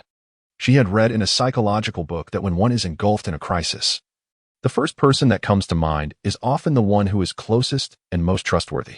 To be honest, she felt that Song Jinan was hardly deserving of her trust and reliance. She could only attribute her choice to the dynamics of romantic relationships. After 3 years of marriage, having shared a bed for a year, even in the absence of genuine affection, the intimacy they had shared was enough to elicit a modicum of fondness from Song Jinan. When she arrived at the disciplinary committee, Qiao Wan's phone was confiscated, and she was taken to a separate interrogation room. The individual who had reported her for accepting a bribe of 100,000 yuan was very well acquainted with her movements that day. He recounted the precise time Zhang Daqiang entered and exited her office, details that aligned perfectly with the surveillance footage from that time.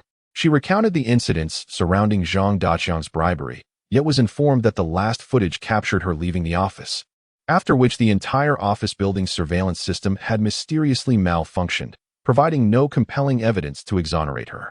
Qiao Wan broke into a cold sweat as she came to the chilling realization that Zhang Daqiang's act of bribery marked the commencement of this elaborate scheme. It seemed the other party had not anticipated that she would immediately hand over the bank card to Director Liu and file a formal report against him, deliberately timing the destruction of the television station's surveillance footage to obscure Liu's involvement. The interrogation team consisted of a man and a woman. The woman, of a similar age to Qiao Wan, spoke rather imprecisely, inadvertently revealing that even before the revival round had concluded, someone had already filed a formal complaint against her. They had initially intended to summon Qiao Wan, but the unfairness of the revival round quickly garnered public outrage, leading to another wave of reports.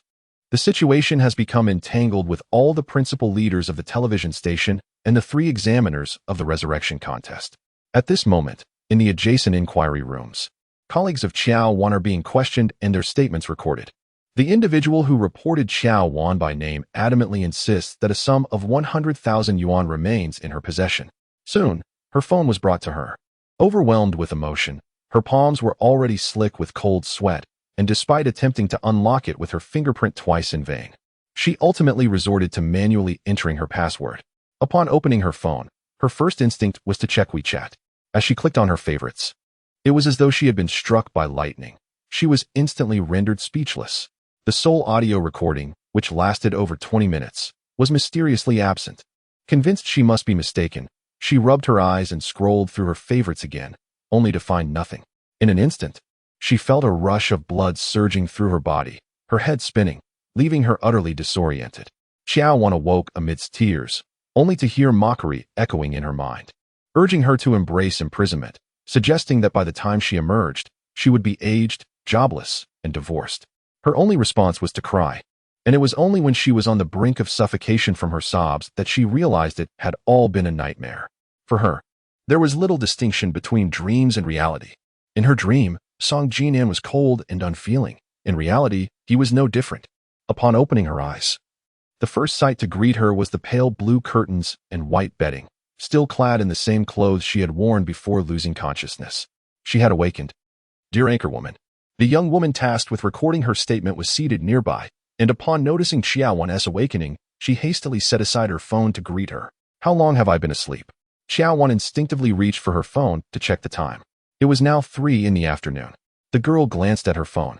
"Until evidence of your transfer of 100,000 yuan to Luchuanji is found, your phone shall remain in our custody." Qiao Wan felt a wave of despair wash over her. The product launch event for Hua Shou Group was utterly ruined. She understood that this girl was here to surveil her. And as long as she could not prove her innocence, the possibility of losing her freedom loomed large. "Which hospital is this? Has anyone visited me while I have been unconscious for the past few hours?" Qiao Wan forced herself to remain calm. For some reason, she was still entangled in thoughts about whether Song Jinan had ever cared for her. At 11 o'clock, a tall, handsome, mature man came to visit the broadcaster. "We have regulations that prohibit the entry of anyone unrelated to the case. Just now, when I went to the restroom, I saw him waiting outside. Is his surname Song?" Qiao Wan's heart surged with hope. The girl shook her head, stating that she had inquired and that his surname was Yi. Those final 2 syllables drained Qiao Wan of all hope. Everything, both overt and hidden, was crushed to dust, swept away by the wind, leaving no trace behind. "Qiao broadcaster, if you wish to meet Mr. Yi, I can facilitate that, but it must not exceed 3 minutes." The girl, empathizing with Qiao Wan, who was of a similar age, lowered her voice. "He has waited for you for 4 hours, and you can't even personally thank him?" Qiao Wan resolutely shook her head. The innate sensitivity of a woman informed her that Yi Yanqi's kindness towards her had transcended that of mere friends. Even though her marriage was fraught with wounds and crises, she could not, in her quest for self-preservation, drag the innocent Yi Yanqi into her turmoil. Soon, the girl relayed Qiao Wan's words verbatim to Yi Yanqi. Upon hearing this, Yi Yanqi furrowed his brow, pondering Qiao Wan's current emotional state. "Not too bad," she replied. The word despair lingered on the girl's lips, yet she swallowed it back. Qiao Wan was unwilling to burden the person with the surname Yi. So why would she take unnecessary actions? Yi Yanqi cast another glance at the hospital room where Qiao Wan was situated before stepping into the stairwell. His phone rang, and he swiftly answered. Chapter 38. No regrets and moves as the call connected. Yi Yanqi urgently inquired, "Is there any progress?" "She has fully recovered. The deleted surveillance footage has completely documented the moment when Anchor Qiao handed her bank card to Director Liu. At that moment, Song Jinan stood by the office's floor-to-ceiling window, smoking a cigarette. After Jinan reported on Qiao Wan's situation, he could glean no discernible reaction from Song Jinan and tentatively remarked, "We've investigated. Madam and Yi Yanqi are truly mere acquaintances." Yi Yanqi is typically cautious. Upon learning of Madam's predicament, he has spared no effort in seeking connections through acquaintances. "I truly do not understand. What is it about men and women that stirs such thoughts?"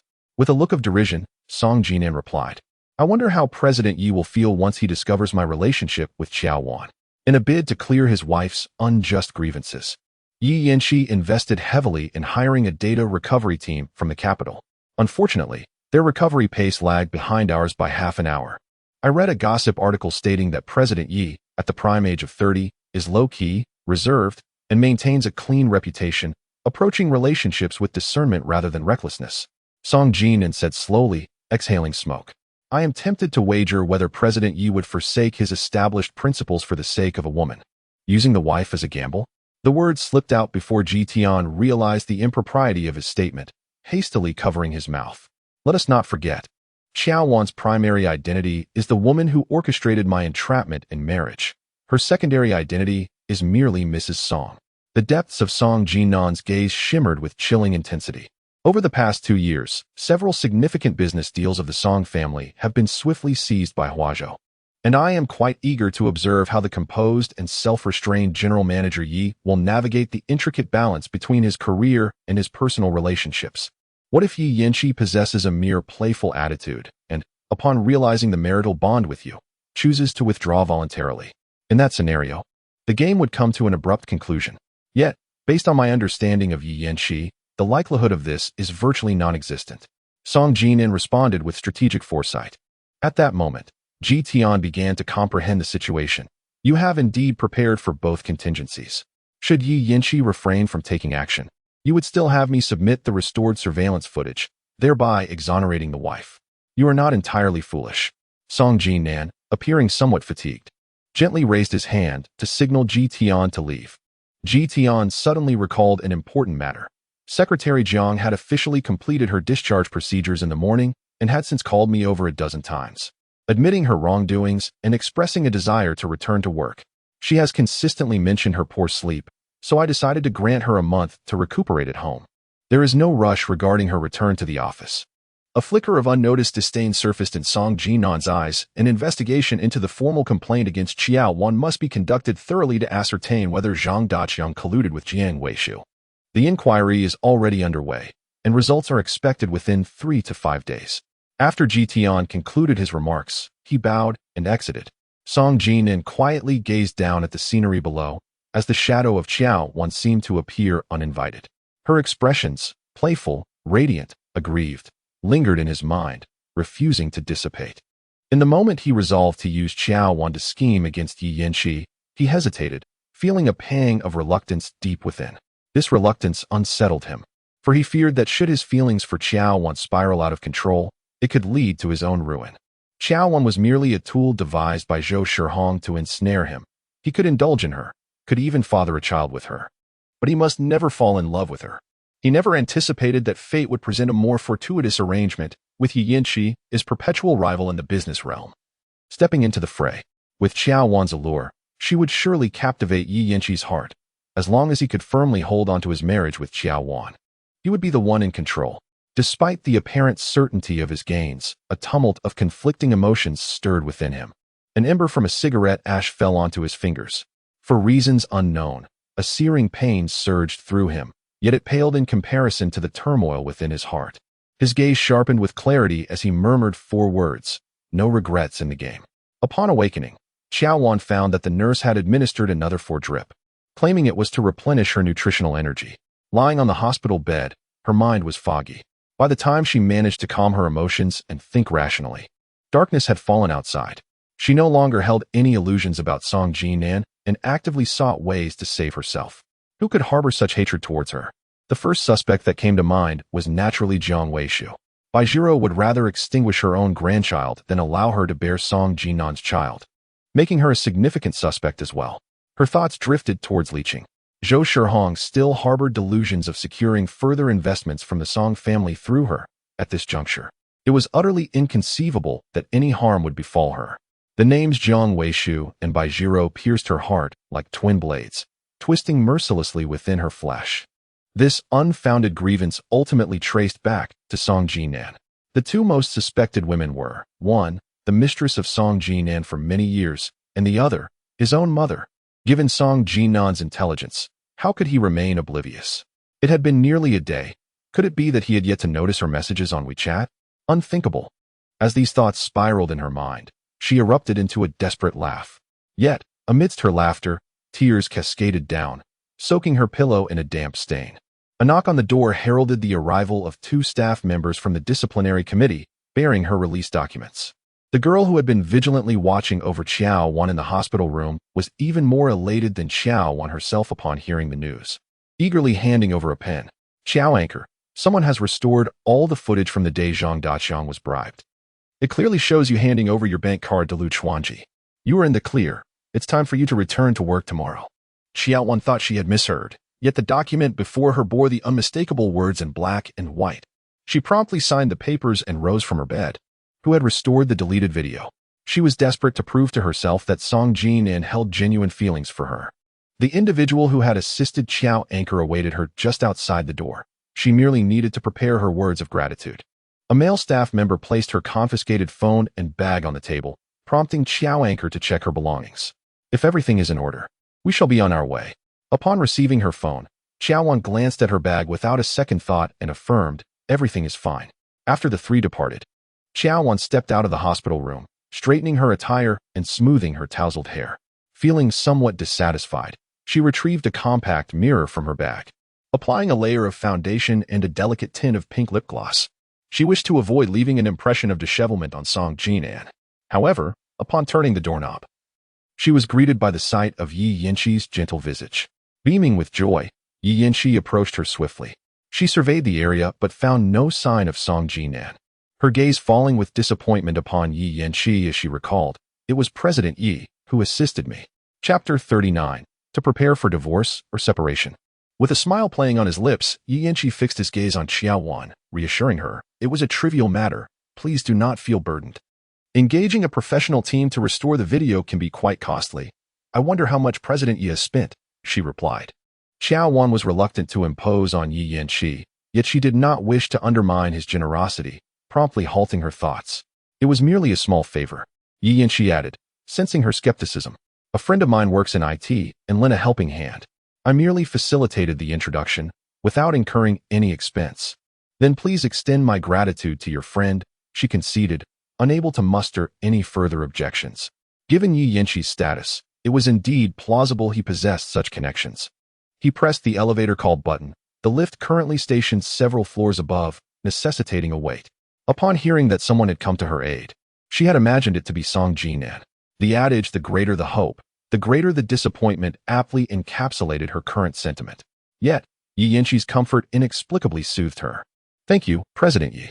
She solemnly expressed her gratitude to Yi Yinqi, acknowledging that without his assistance, she might have been trapped here tonight. As the elevator doors opened, Yi Yinqi gestured for her to enter first. She did not hesitate, and he soon followed her inside. The elevator contained only the two of them, prompting Qiao Wan to instinctively distance herself from him. I spoke with your attending physician, who mentioned that your fainting spell was due to low blood sugar. You must be more vigilant in the future, she remarked gently. She replied with a soft acknowledgement, lamenting her absence from the Huazhou product launch. Their conversation continued until they reached the underground parking lot. Yi Yinqi invited her to get into the car. She hesitated for a few seconds, but ultimately chose not to disregard his intentions. She settled into the back seat. Once again, she experienced the unyielding nature of Jinan. After all, Zhuiyuan belonged to him. What right did she have to cling to it? Shizi Bei offered nothing more than basic bedding, lacking even a change of clothes or daily necessities. Have you moved? Yi Yinqi inquired with curiosity. She responded affirmatively but refrained from elaborating further. Noticing her lack of enthusiasm, he chose not to press her for more information. As the car turned onto the street leading to Shizi Bei, Qiao Wan announced her intent to visit the supermarket for daily necessities before stepping out of the vehicle. Yi Yinqi, aware of her desire to keep her exact address concealed, readily acquiesced. Unbeknownst to them, a man in a black SUV nearby observed the entire exchange. With his right hand holding a cigarette and his left resting on the steering wheel, his gaze was deep and grave. As Qiao Wan exited the car, she and Yi Yinqi exchanged a fleeting smile at that moment, a smile that pierced him like a nail, driving him to madness. Lowering the window halfway, he discarded the unfinished cigarette and closed his eyes. Repeatedly questioning herself, she pondered what to do if everything veered off its predetermined course. Tonight, she intended to pack all her belongings for Shizi Bei, vowing never to set foot in Jiayuan again, come what may. Though her wardrobe was extensive due to frequent appearances, few items held significant value. 3 suitcases brimmed, with a dozen more pieces yet to be packed. Having just joined Yi Yinqi, she was not prepared to continue with him. Suddenly, Jinan approached from behind, wrapping an arm around her waist. The unexpected force caught her off guard, causing her back to collide against his chest. At that moment, she felt no desire to berate him. Instead, she stood frozen in place. His soft lips brushed against her eyes, a flurry of emotions igniting a palpable tension. All she could think of was her disgust and the urgent need to distance herself from this heartless man.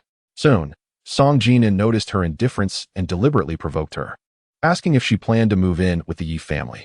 She closed her swollen eyes, despair evident in her voice as she inquired, "Did you see the WeChat message I sent you this morning?"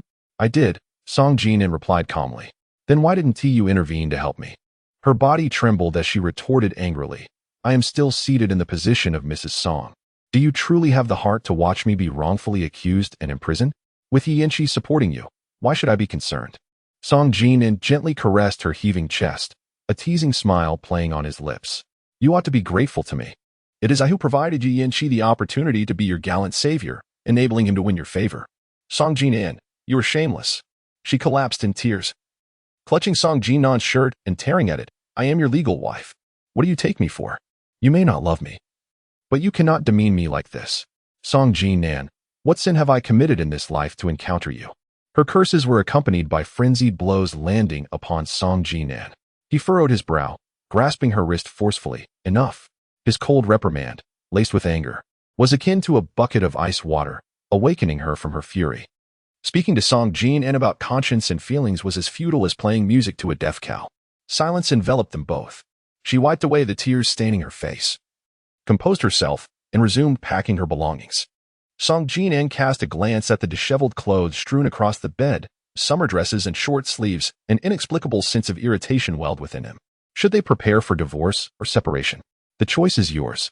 She understood that the authority over this marriage lay in Song Jinan's hands. So she tossed the question back at him. Qiao Wan.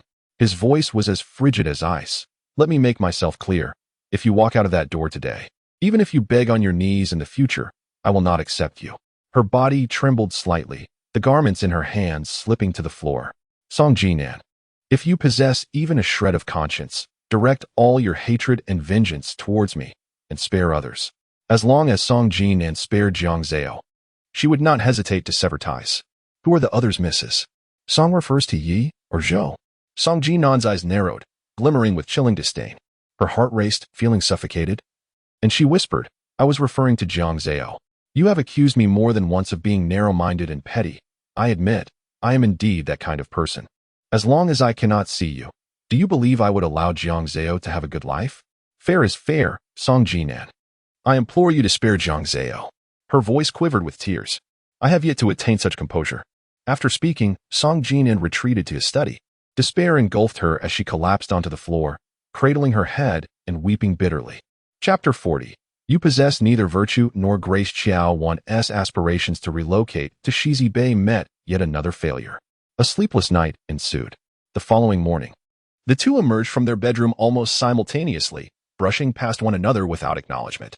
Qiao Wan had spent the night in tears, and upon washing up, discovered her eyes swollen like peaches. Applying a touch of moisturizer and donning a pair of sunglasses, she stepped outside. Upon arriving at the television station, she learned that Director Liu, along with an associate director and 4 seasoned anchors, had been embroiled in the resurrection competition. A pervasive sense of gloom hung over the entire station. Sister Ping, a fervent gossip, completed her check-in and approached Qiao Wan's office, claiming to possess insider information. Suddenly, Qiao Wan recalled someone. What of Guan Shan? Could she emerge from this? For the past 2 years, she had been relentlessly pursuing wealth. And while she had managed to evade trouble thus far, when it struck, it was always substantial, let alone the 100,000 yuan she had received from Zhang Daqiang. The illicit property dealings, the syrupy bird's nest, counterfeit medicines, and pyramid schemes. How could any of these not warrant a lengthy sentence? Although Qiao Wan had successfully extricated herself, her relationship with Song Jinan had deteriorated to such an extent that she felt no inclination to comment. The once prestigious hosting competition had been sullied by their machinations. Little Qiao, can you guess how many of those advancing contestants paid their way? Sister Ping continued her gossiping. She shook her head. Nearly half of them.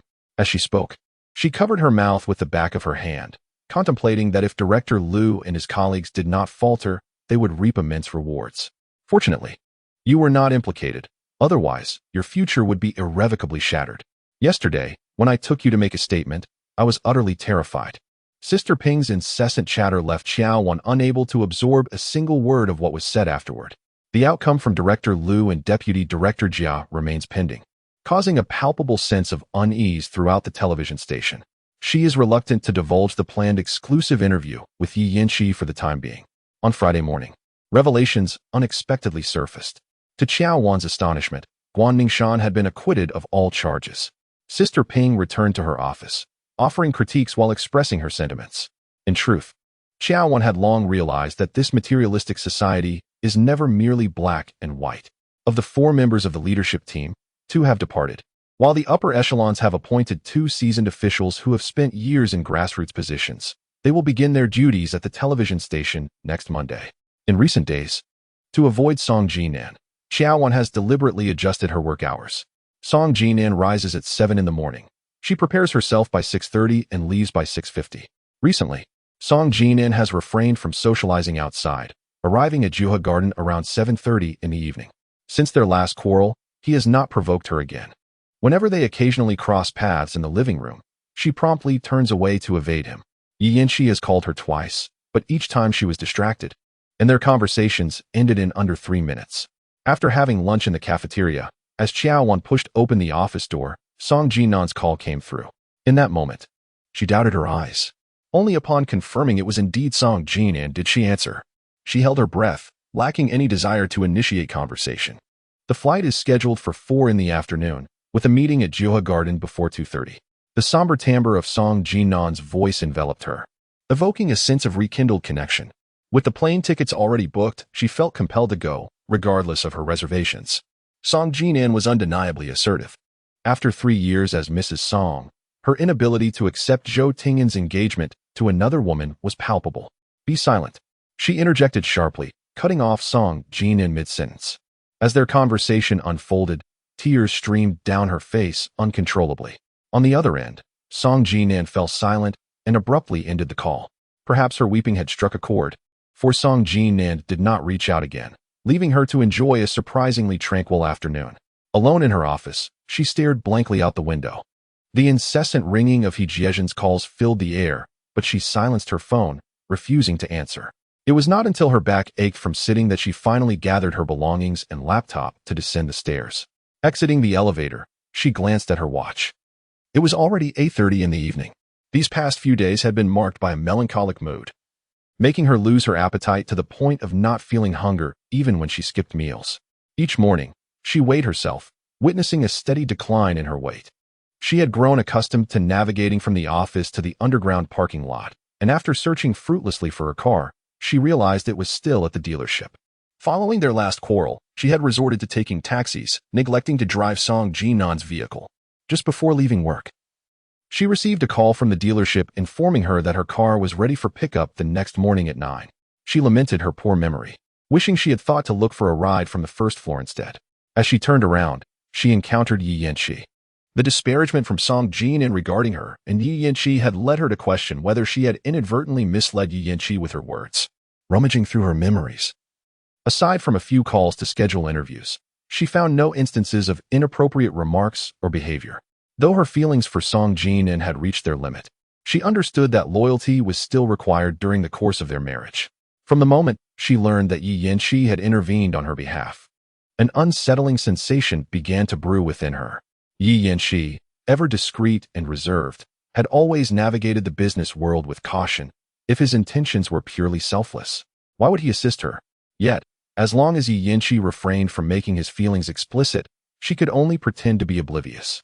She wished to evade him, but Lingchi stood directly before her, compelling her to muster the courage to address him as Mr. Yi. "Just finished work. Working overtime," he remarked. In that fleeting moment when their eyes locked, she hastily averted her gaze. "What brings you here at this hour?" "I just got off work as well. I happened to pass by, and since your car is still in the shop, I thought I might take a chance to see you." To my surprise, fortune smiled upon me. Lingchi casually framed his 3-hour wait as mere chance. "Apologies, Mr. Yi, but I have plans to meet a friend for a late-night snack, so I cannot accept your offer for a ride." She declined with utmost care. Truth be told, she feared offending Lingchi. Setting aside the subsequent interviews and other business collaborations, the mere fact that he had come to her aid was something she would forever cherish. Even if discomfort gnawed at her heart, she could not afford to speak ill of Lingchi. Lingchi's smile was warm, and it is said that when one lies, their eyes tend to blink more frequently. I just counted. In less than 3 seconds, you blinked more than 10 times. Chapter 41.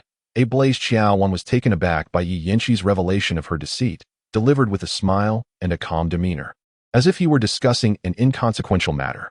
Had it been Song Jinan, the discovery of her falsehood would have elicited a barrage of scornful jibes.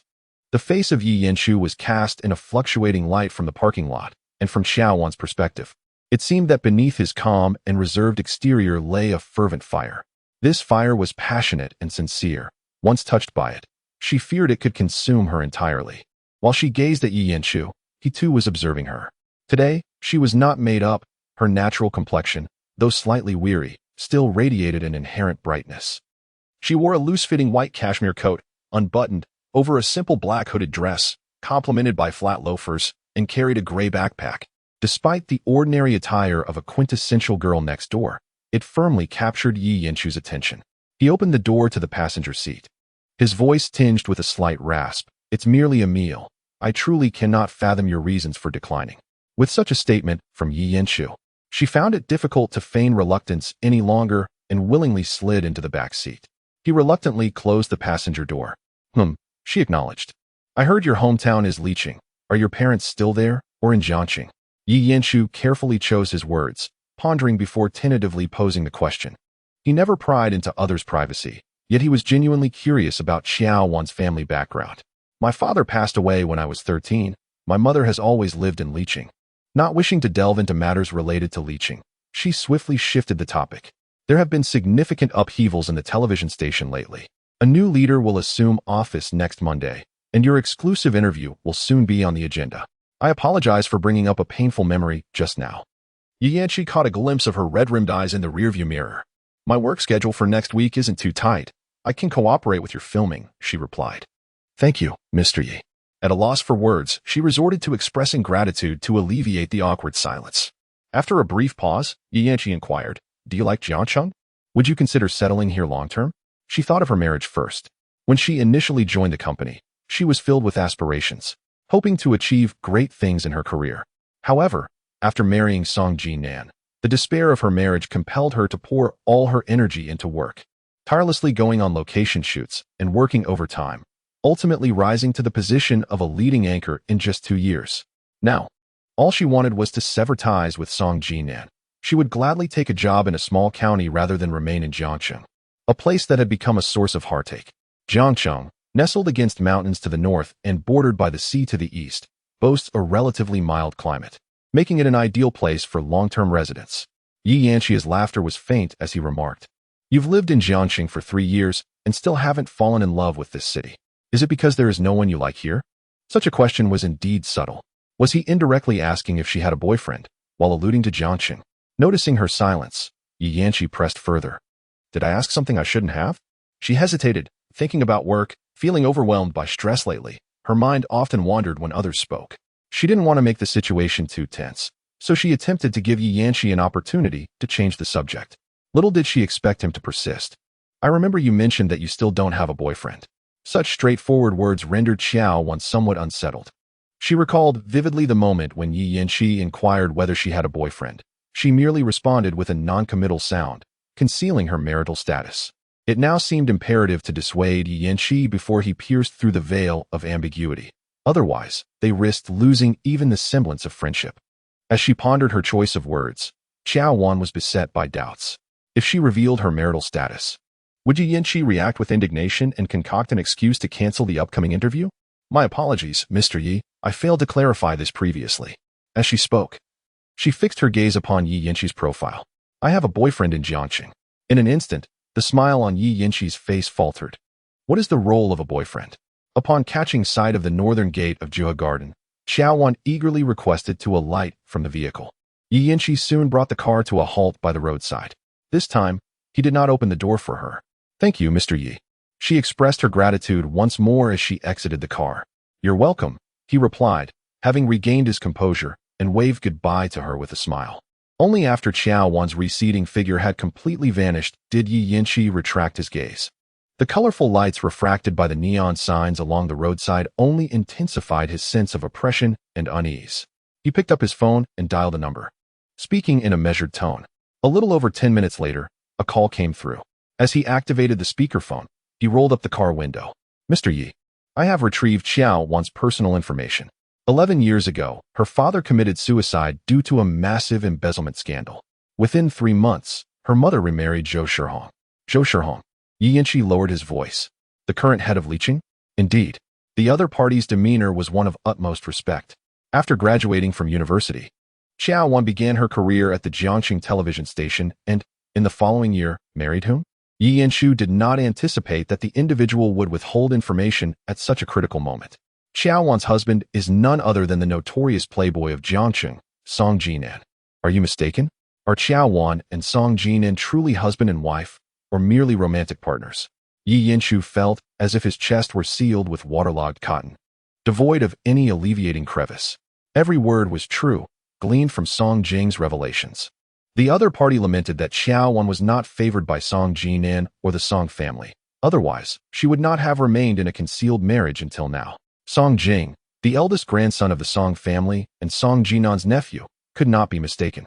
Yi Yanshu could no longer tolerate the conversation and abruptly ended the call. Song Jinan, the vice president of the Song group, was a man of reckless charm and cunning calculation, as well as a formidable rival in the business realm. Despite all his schemes, he had never anticipated that Qiao Wan was in fact Song Jinan's woman. He recalled Qiao Wan's assertion that her boyfriend was merely an ordinary worker, and a derisive smile crept upon his lips. Slowly, he lowered the car window halfway, and the frigid northern wind swept in. He raised his hand and tossed out a brand-new velvet box. The box shattered upon impact, revealing a pair of exquisite pearl earrings within. A white sedan sped past, crushing the box and scattering the pearls across the icy pavement. Chapter 42. How wonderful it would be to be frozen in this night. After brewing a cup of fruit tea and changing into comfortable loungewear, she finally had the time to check her phone. There were 34 missed calls from He Jiejin and dozens of voice messages on WeChat. The piercing sound of an incoming call interrupted her. From an unfamiliar number with an IP from Jiangxing. She trembled slightly as she pressed the answer key. Hello, 11. A rich male voice flowed through the line, both intimately familiar and achingly distant. It's me. The lingering guilt and remorse in Zhou Tingan's tone were palpable. It had been 3 years since she had heard his voice, the first time since marrying Song Jinan.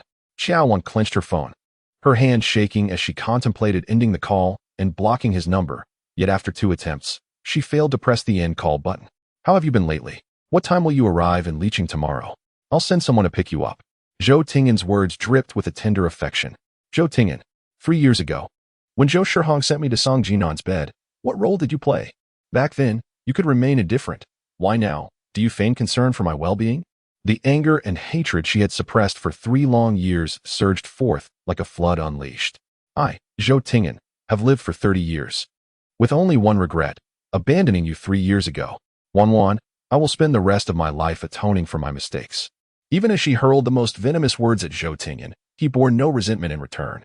Just hearing your voice makes me feel nauseous. Please, do not disturb me again. Qiao Wan abruptly ended the call. Memories flooded her mind, each scene playing out vividly. Her feelings for Zhou Tingan had long vanished in the despair of 3 years ago. Now, they each followed their own paths in life.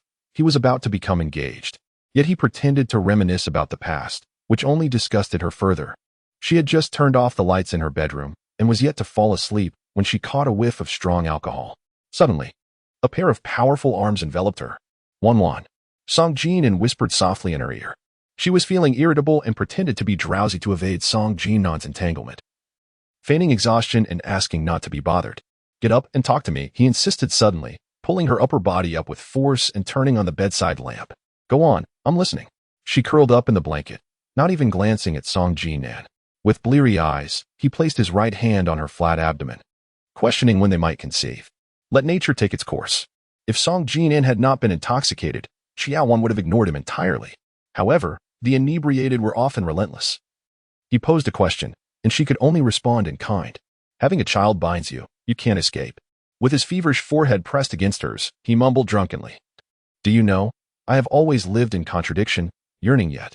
His speech trailed off as he collapsed heavily onto the bed, his head buried in the soft bedding, half of his face obscured, breathing becoming labored.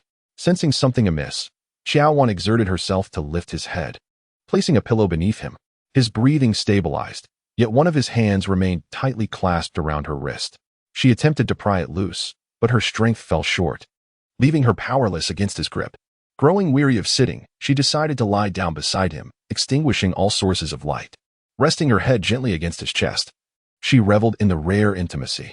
The intoxicating scent of the man enveloped her senses, leaving her entranced and captivated. How delightful it would be if time could freeze in this moment. When Qiao Wan awoke, the sun shone brightly outside, and Song Jinan had vanished without a trace. She picked up her phone, only to find that he had left no messages for her.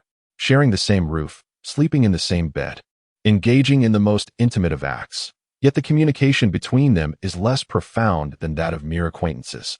Truly, it is a seamless union, devoid of any dissonance. In the past, nearly every Saturday, she would find herself at the television station, working overtime to assist the news team with voiceovers, editing scripts, and organizing the upcoming week's tasks.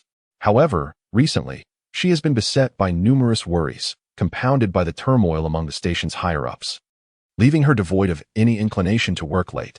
Today, Jiang Zhao, enjoying a day off, called to invite her for Korean cuisine. But she deftly concocted an excuse to decline. Since renting her small abode, she has yet to spend a single night there.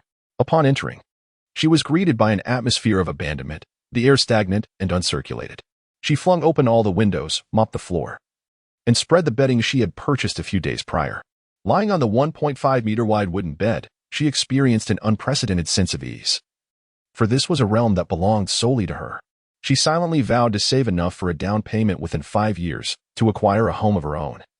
Even if it were under 50 square meters, it would still be a true sanctuary. The ringing of her phone abruptly shattered her reverie. Seeing it was Song Jinan, she promptly pressed the answer button. The old gentleman had just suffered a heart attack and been admitted to the hospital.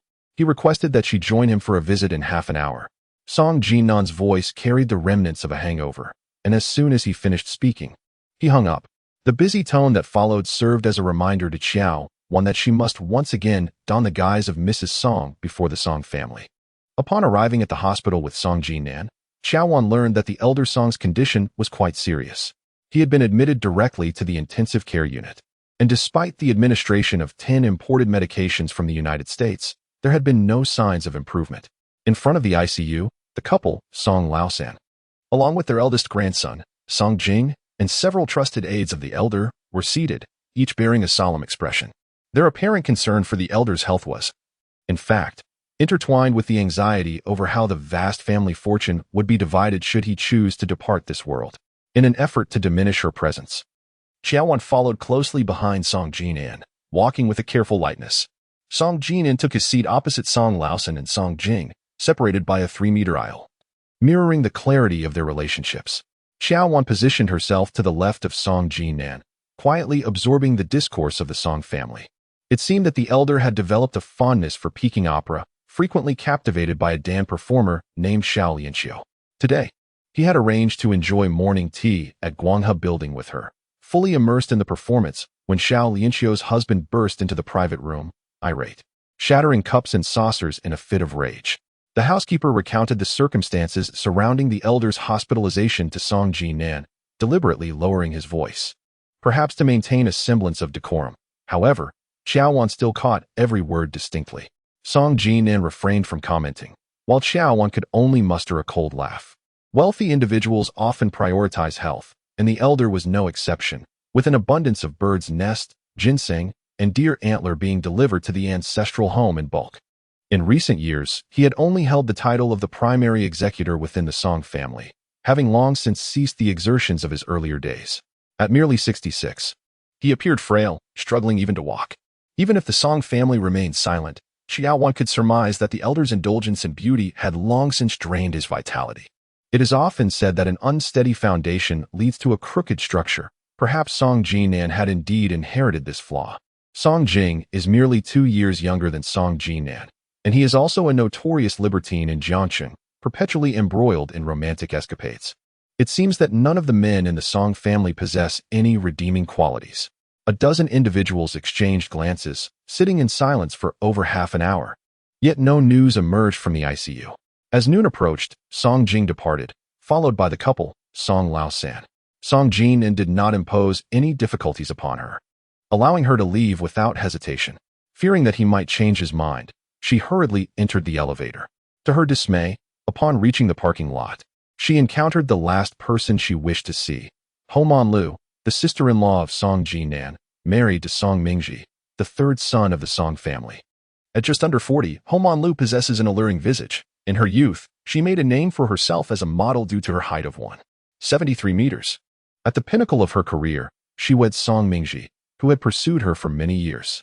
After giving birth to 2 daughters, she embraced the life of a full-time housewife, indulging in mahjong, beauty treatments, and shopping at high-end boutiques, leading a life of considerable comfort. However, her greatest disappointment lies in her inability to bear a son. Following the birth of her second daughter, she suffered a sudden amniotic fluid embolism, resulting in a hysterectomy. Initially, Song Mingji did not dwell on this matter, but over the years, his yearning for a son intensified, leading him to discreetly maintain extramarital affairs. Homonlu, keenly perceptive, never failed to identify his indiscretions, and she dealt ruthlessly with the women involved. She would cut their hair, strip them of their clothing to capture nude photographs and videos, often sending them fleeing before they could even conceive. There was once a woman who, unwilling to endure Homonlu's humiliation, reported her to the authorities. That same day, the woman's father, who resided 1,000 miles away, was struck by an unmarked truck, resulting in the shattering of both his legs. During the Song and Ming dynasties, the bandits were audacious yet timid, unwilling to confront Homonlu directly, resorting instead to subtle schemes regarding the matter of bearing sons. Homonlu, with her lofty aspirations and haughty demeanor, had long harbored disdain for Song Jinan, and even more so for Qiao Wan. Sister-in-law, Qiao Wan acknowledged her inevitable entanglement. Upon hearing that her sister-in-law was pregnant, she offered, "Come, let me take a look." Homonlu seized one of Qiao Wan's arms, while her other hand rested possessively on Qiao Wan's abdomen. "Several months have passed. How is it that I cannot feel anything? Could it be that Madame Bias spread falsehoods to advocate for the fourth master's claim to the family fortune?" Qiao Wan furrowed her brow at this insinuation, attempting to shake off Homonlu's grasp, but the latter clung on like a persistent adhesive. If her sister-in-law were indeed to bear a son, it was entirely possible that the elder would, in a moment of delight, bestow the executive powers of the Song group upon the fourth master.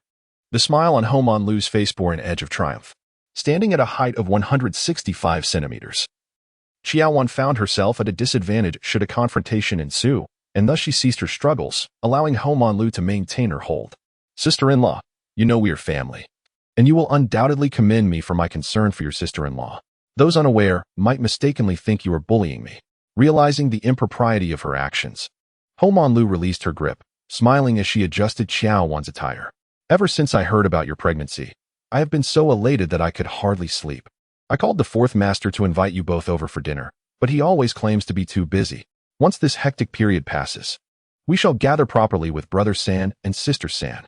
Qiao Wan returned the smile, engaging in the pretense. Over these past 3 years, she had mastered the art of speaking appropriately to each individual she encountered. However, her thoughts were somewhat disordered. Yuhuali was gravely ill and preparing to entrust all his business affairs to his only daughter, Yisheng. Years ago, Lao Si and Yisheng nearly tied the knot, and their affection is undeniable, so do remain vigilant. Homonlu continued to embellish the narrative. In truth, Sansa believes that the women surrounding Lao Si are merely a facade. His genuine affection lies solely with Yisheng. I understand now. Qiao Wan felt a pang in her heart. One Jiang Weishu was already enough to vex her, and now there was another Yisheng.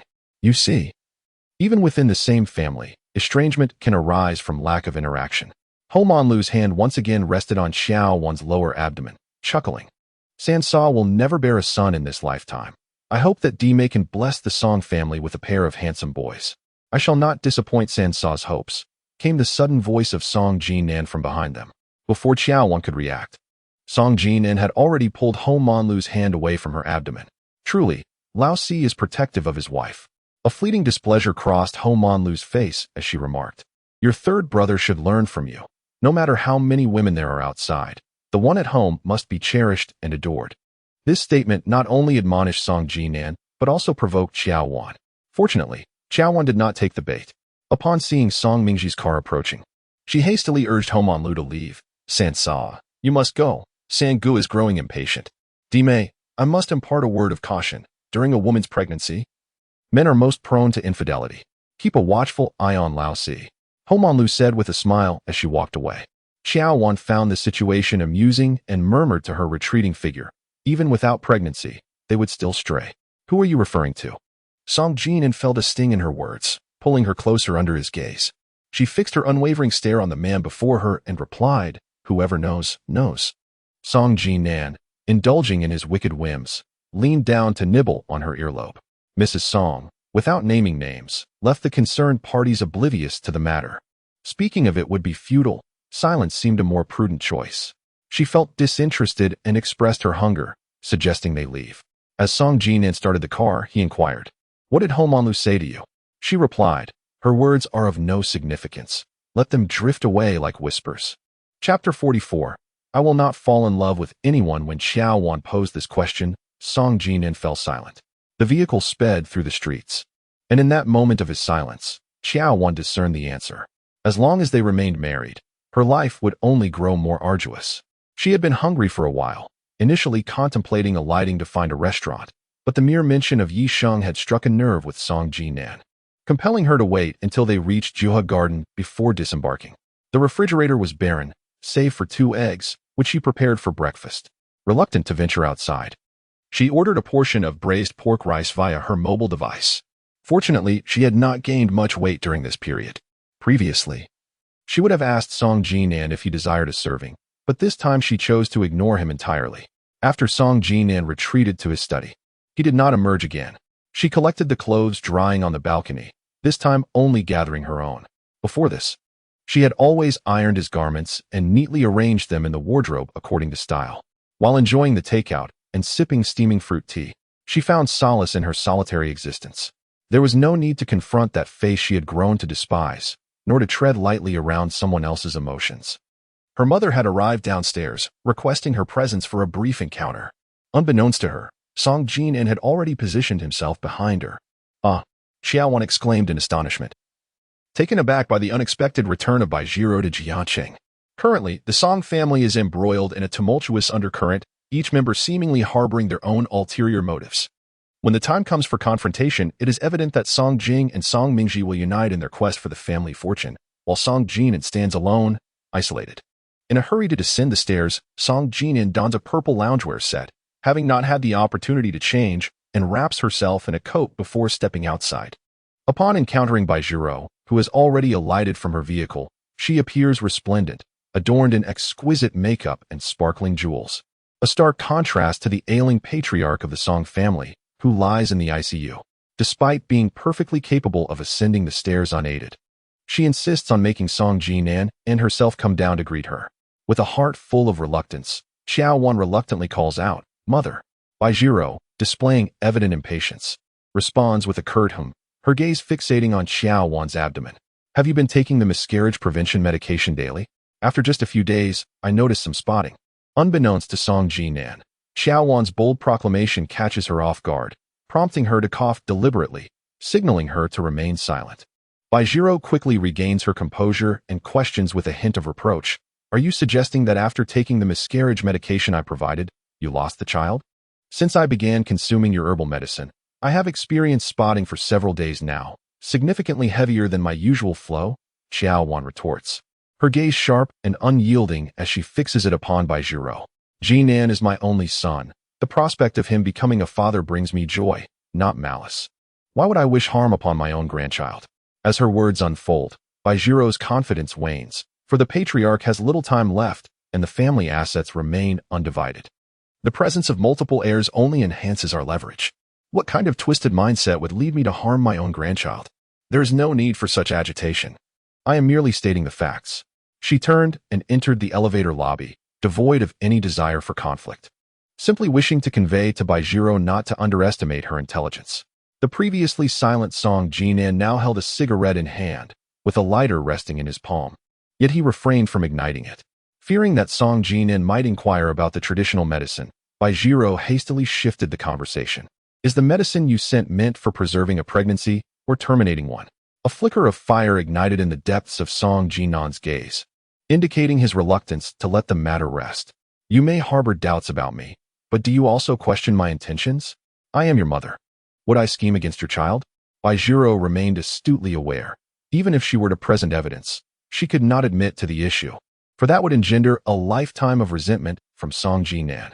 "Jinan, we have relied on each other for many years. My greatest regret is having borne only you in this life. Had I given birth to another, you would not have been left so vulnerable in the Song family, battling alone.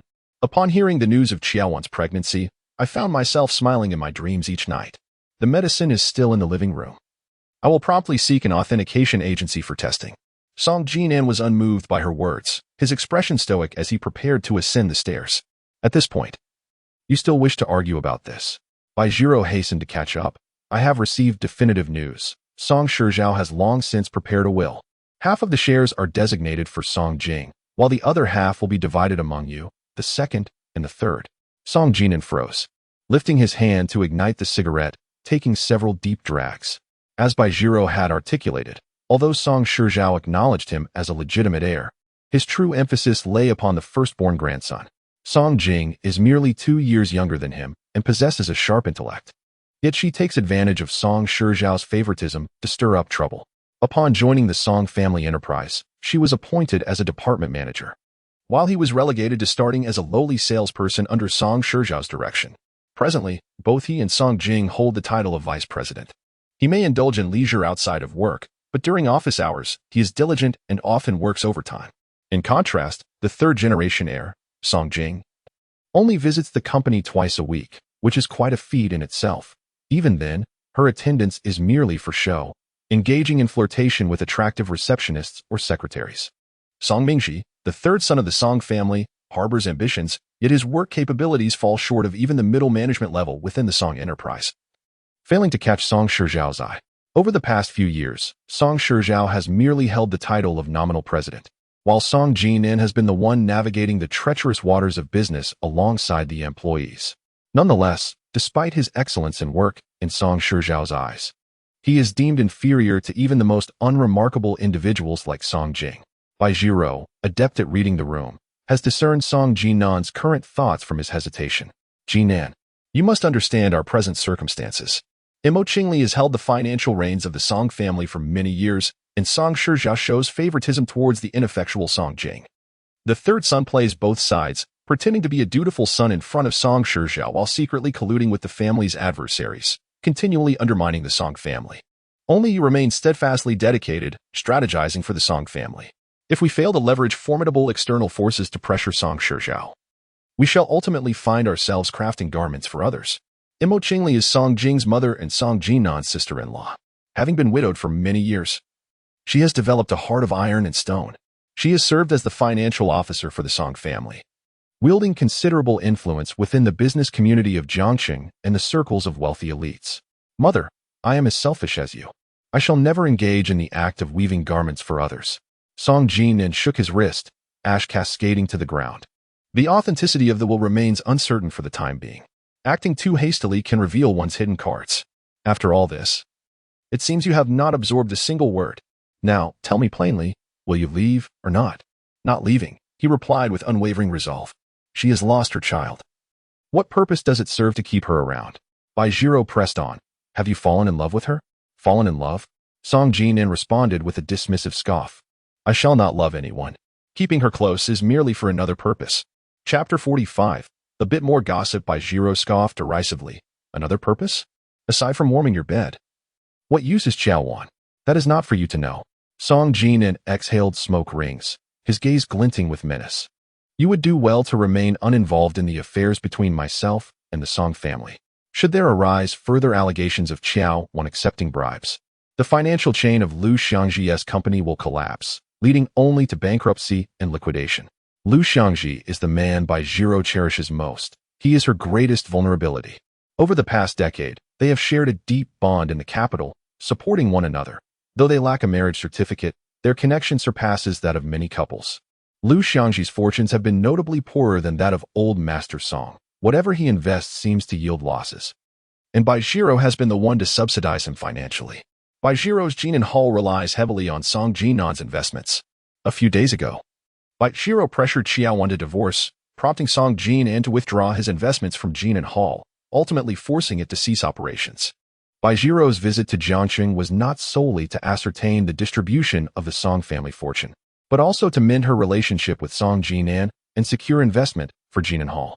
Unexpectedly, Qiao Wan disclosed the matter regarding the pregnancy preservation medication. and Song Jinan uncovered that it was by Jiro who had orchestrated a formal complaint against Qiao Wan. Jinan, I have borne only you. Whatever actions I take, whether right or wrong, are all for your sake. In desperation, she resorted to an emotional appeal. If you truly wish the best for me, leave Jiangsheng at once and refrain from wading through this murky water. Song Jinan dismissed the ash clinging to his attire and strode into the elevator. Upon hearing him enter, Qiao Wan glanced towards the door, ensuring Baijiro had not followed, and exhaled a sigh of relief. She was genuinely fearful of this so-called mother-in-law. What about the traditional Chinese medicine my mother sent recently? Song Jinan inquired as he shed his coat. Without hesitation, she replied, I discarded it. Where did you throw it? In the trash bin at the parking lot. Song Jinan refrained from probing further and retreated to the study. Qiao Wan was unaware of the conversation that transpired between Song Jinan and his mother upstairs, but she sensed it was unlikely to be pleasant. An hour later, Song Jinan departed for the hospital. After a brief nap, Qiao Wan drove to the largest supermarket in Jiangxing to procure ingredients and daily necessities. With the refrigerator and cabinets nearly bare, and only a single roll of toilet paper remaining, she soon filled her shopping cart to the brim. While selecting yogurt in the dairy section, she overheard Lingchi's voice. One cannot always place high-priced dairy products in the most conspicuous locations, even in first-tier cities. It is the ordinary working class that possesses the most enduring consumer potential. Lingchi, surrounded by several supermarket executives, was offering insights on product placement. It was then that Qiao Wan realized that Yiqijia's supermarket was a venture of Huazhou, and she hastily lowered her gaze, wishing to slip away to a corner. However, she was unexpectedly called by her name by Lingchi from behind. President Yi, she nodded with a smile. Lingchi gestured for the executives beside him to attend to other matters and approached her. I just called out because your back resembled someone I know. It appears my judgment was quite accurate. President Yi, you truly work hard, coming to inspect the supermarket on a Saturday, Qiao Wan remarked, seeking to fill the silence. Ever since she mentioned having a boyfriend, she had distinctly sensed an increased distance from Lingchi. This was precisely what she desired. Yet, at this moment, upon encountering Lingchi again, she noticed that his gaze still harbored an unspoken affection, seemingly unaffected by her relationship status. Purchasing so much, food, drinks, and essentials, all accounted for, Lingchi observed, his attention shifting from her to the shopping cart. With a man's inherent sensitivity, he quickly spotted a bottle of men's shaving cream. A brand from the United States, not particularly inexpensive. He proactively extended his hand to push Qiao Wan's cart, fearing that refusal might appear overly pretentious. She allowed him to push it. Can you manage all these items alone? Why isn't your boyfriend accompanying you? Lingchi's words were quite astute. On the surface, he seemed concerned about her ability to carry the items, but in reality, he was inquiring about her boyfriend. My boyfriend is busy with family matters, she replied candidly, not seeking to conceal anything. Lingchi gazed at her with a mixture of restraint and forbearance. Curiously, is there any intention of marriage with your boyfriend? Yes, she replied with unwavering decisiveness. Do not forget to send me an invitation when the wedding is held. I must witness which fortunate soul has captured your heart. Lingchi's smile was as warm and flawless as a gentle spring breeze. Yet Qiao Wan found it somewhat jarring and hastily shifted the conversation to work. Director Yi, please remember to have your secretary send over the interview documents by Monday. Thank you for the reminder. Lingchi casually picked up 2 cartons of imported milk and placed them in the shopping cart. This brand contains virtually no additives. You might wish to give it a try. With your recommendation, it must be excellent. I am in for a treat today, Qiao Wan replied with polite banter. Lingchi glanced in a certain direction, noting that the flower section here was delightful, featuring roses air freighted from Country F, and suggested selecting a few bouquets. I am rather clumsy, and with my busy work schedule, flowers in my care seldom last more than 3 days. It is better to leave them to true flower enthusiasts. She declined gracefully. It's getting late. I shall proceed to check out.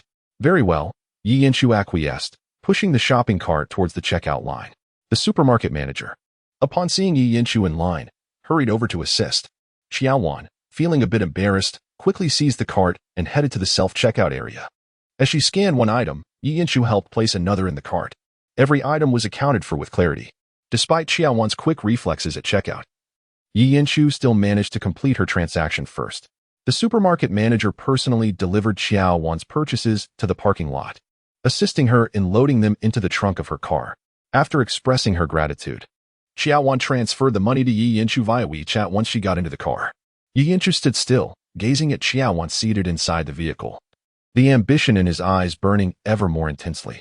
Yi, remember to collect the money. Qiao Wan's face appeared from the slowly descending car window as she waved her phone at him. He smiled and nodded, bidding her farewell with a wave. As the car sped away, Yi Yinshu's heart, once filled with joy, suddenly felt empty. His arm fell to his side as he took a deep breath. Locating a phone number saved 2 years prior, and without hesitation, dialed it. Soon, a mature and deep voice resonated through the line. Indeed. It was the esteemed Yi from Huazhou, Deputy General Manager Song. It is indeed I, Yi Yinshu, he replied with a smile before speaking. Shall we meet? I wish to discuss the details of last year's collaboration on the new energy project. Last year, Song's company had extended 2 olive branches to Huazhou for collaboration on new energy, both of which had been declined by Yi. In truth, ever since he sensed Yi Yinshu's interest in Qiao Wan, he had been awaiting this call, though he hadn't anticipated Yi's urgency. I'll treat you to lunch. Let us discuss it further then. Yi Yinshu sidestepped his inquiry. Song Jinan chuckled softly, eagerly anticipating the meeting with Yi. Chapter 46. The most profound impression having indulged in a night of heavy drinking. Qiao Wan found herself imbibing again come midday. A vague sense of unease stirred within her. Given that Song Jinan was not accustomed to alcohol, he typically refrained from drinking, and after a bout of heavy drinking, he would usually abstain for at least 10 days to 2 weeks. Perhaps the worries surrounding the Song family had unsettled him.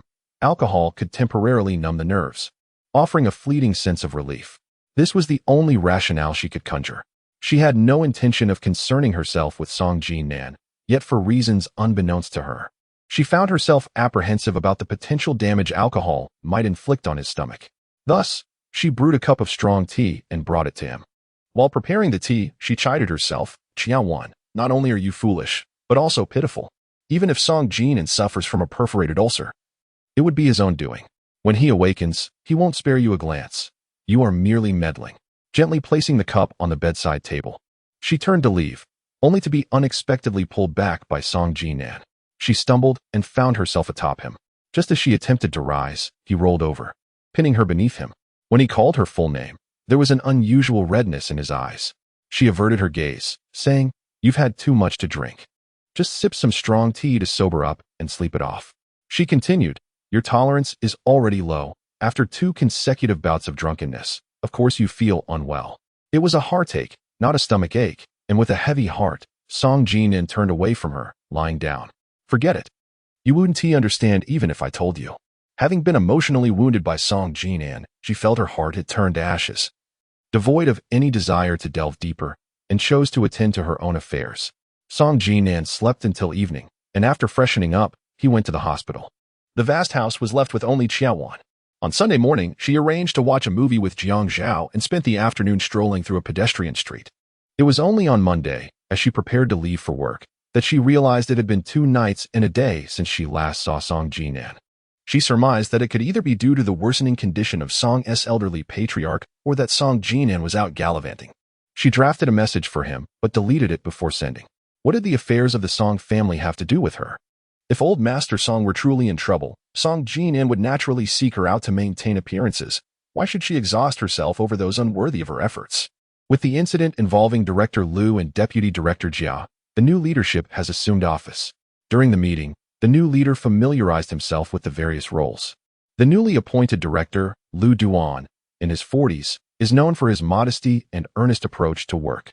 Having spent over a decade at the county-level television station, he was promoted directly to the Jiangxing Municipal Propaganda Department 5 years ago due to his outstanding performance. And he now finds himself tasked with the directorship in a time of crisis. With the new official comes a burst of energy. Director Liu stated that the host competition had garnered significant public attention due to the scandal, and that the semifinals and finals must be conducted promptly, ensuring fairness and justice. At that moment, she realized that the transfer from yesterday had yet to be received by Yi Yinshu. After a brief contemplation, she sent a message, "Mr. Yi, please confirm receipt of the funds." At noon, Yi Yinshu's call came through. Upon hearing that the semifinals for the host would be held this Saturday, he mentioned that his niece's tutoring would need to be rescheduled. "Your niece is participating in this host competition as well?" Qiao Wan found it quite coincidental. Not only is she participating, but she has also achieved a commendable score for advancement. Lingchi chuckled. Isn't it a coincidence? You are her examiner, after all. Having interviewed hundreds of candidates, Qiao Wan could hardly recall any specific individual. With the recent leadership change at the station, her workload has notably increased, leaving tutoring to the evenings. We will accommodate your schedule, starting tonight, as long as you can spare the time. The specifics of the tutoring sessions can be determined by you until Friday. Let us assess the situation first. If the professional level is either too high or too low, it makes no difference whether she tutors or not. Sister Ping once remarked that half of the candidates progressing to the second round had essentially purchased their way in. Qiao Wan was uncertain about the professional caliber of Lingchi's niece. I finish work at 6:30 and can commence by 7. It is somewhat inconvenient on my end, thus. I would appreciate it if Mr. Yi could provide a relatively quiet location. No problem. Mr. Yi will send the detailed address, and I shall head over after work. Upon ending the call, Qiao Wan felt quite at ease interacting with Lingchi. Conversations with Song Jinan, even when devoid of arguments, seldom possessed such lightness. After work, the director of business interviews convened a brief meeting with the creative team. Qiao Wan drove to Borui Mansion, arriving at 7:15. Lingchi had evidently been waiting in the parking lot for quite some time. Upon alighting from her car, she hurriedly apologized, expressing her regret for being late due to an impromptu meeting right before leaving work. I understand. We all face moments beyond our control, Lingchi replied, gesturing for her to enter. In a departure from his usual polished corporate demeanor, Lingchi donned a light-colored casual outfit, exuding a refreshing and crisp aura. His residence was also designed with utmost privacy, featuring a single unit per floor. As he opened the door, a vibrant young woman greeted them with a sunny disposition, cheerfully calling out, "Qiao Anchor, do you remember me?" Shenzi. Qiao Wan was momentarily taken aback. Having personally interviewed hundreds of candidates during the preliminary selection, she could count on one hand the number of individuals who left a lasting impression, and Shenzi was undoubtedly the most memorable among them. I knew you would remember Zizi. This spares me the introduction, Lingchi said, as he reached out to take her coat and handbag, hanging them neatly on the hall rack. It is incorrect. I distinctly remember that your personal profile states that Qiao Wan's mind is somewhat disordered. At that time, in order to ensure Zhang Jingjing's advancement, Director Liu and his colleagues subtly suggested that she eliminate Shenzi. However, Shenzi's professional prowess was too formidable, and her protective instincts drove her to independently decide to retain Shenzi, resulting in Zhang Jingjing's disqualification. As a form of punishment, Director Liu imposed an additional 5 million in advertising performance on her. My personal profile indicates that my father passed away early and that my mother is a sanitation worker. At this point, Shenzi chuckled, expressing her desire to demonstrate her capabilities, and thus carelessly fabricated details regarding her parents' circumstances. Some examiners possess a narrow-minded perspective, prioritizing monetary gain over integrity, seeking to disqualify me in favor of Zhang Jingjing. How do you know all this? Qiao Wan increasingly felt perplexed. Shenzi voluntarily took Qiao Wan's hand, revealing, I have an insider in the broadcast room. He informed me that Qiao, in an effort to assist me, was severely reprimanded by someone surnamed Liu. Chapter 47. Have these 3 years been rather suffocating for you? Qiao Wan, growing more restless, glanced at Lingchi, who was occupied with brewing tea. Mr. Yi, are you also aware of these matters? It was Zizi who informed me. Lingchi rolled up his sleeves, first pouring a cup of fruit tea for Qiao Wan, then for Shenzi. At that moment, Qiao Wan suddenly understood. No wonder Lingchi took the initiative to help her clear her name. It was in gratitude for her refusal to succumb to monetary temptation during the preliminary selection, thus rescuing Shenzi. In this instant, she felt an unusual sense of ease. With Lingchi's assistance, she mistakenly believed he had a romantic interest in her. What is self-delusion? A friendship devoid of ambiguous romantic undertones would spare her from any psychological burden. Her gaze towards Lingchi was open and clear, making me wonder why I hadn't thought to inquire about your niece's name. At that moment, the doorbell rang. Lingchi glanced at his phone before unlocking the security door. I have arranged dinner at the Fuguang Mansion, and we shall continue the tutoring after we eat. Addressing Qiao as Anchor felt too formal. Would it be acceptable if I called you sister instead? Shenzi harbored a strong admiration for Qiao Wan, her eyes sparkling with adoration. Sister Qiao, Sister Wan, or Sister Qiao Wan, which sounds better? It was merely a title. The choice was inconsequential, or so Qiao Wan thought. You shouldn't call me sister. You should call me aunt. Lingchi suddenly interjected. I am your uncle. Calling Qiao Wan's sister would imply I am taking advantage of her. Aunt. That sounds so old. I refuse to call you that. I'll just call you sister. Shinzi pouted and shot Yi into a glare.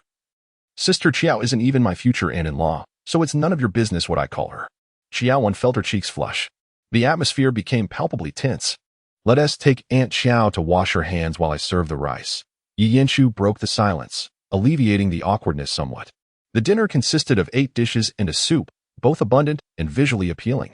In order to maintain her figure, Qiao Wan rarely consumed carbohydrates or meat in the evenings. Out of politeness, she sat at the dining chair and had a small bowl of rice, a few boiled shrimp, and several bites of vegetables. After dinner, Yi Yinshu cleared the table while Qiao Wan followed Shinzi to the study to commence their tutoring session. In truth, from the moment she met Shinzi, Qiao Wan realized that this tutoring was entirely unnecessary, for Shinzi's proficiency had already surpassed that of many advancing competitors.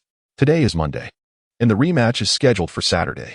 The enhancement of skills, whether exceptional or lacking, will hardly yield significant changes in such a short span. Just as she shut the door to her study, Qiao Wan's phone rang melodiously. Noticing it was Song Jinan, who had been absent for 2 days, she hurriedly gestured for Shinzi to be quiet. Still at work? Song Jinan's tone resonated with dissatisfaction. Suddenly, he fell silent but did not terminate the call. Do you have something on your mind? She inquired subtly in Shinzi's presence.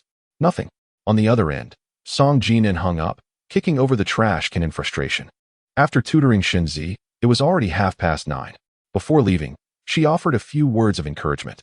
Given Shinzi's proficiency, she was already a standout among her peers, making further tutoring unnecessary. This was the first and would be the last session. Upon entering the elevator, she briefed Yi Yinshu. Shinzi had always been competitive, without guidance. She felt a lack of confidence. How about this? Let us extend it for 3 more days. Yi Yinshu, concerned about her discomfort, quickly added, of course.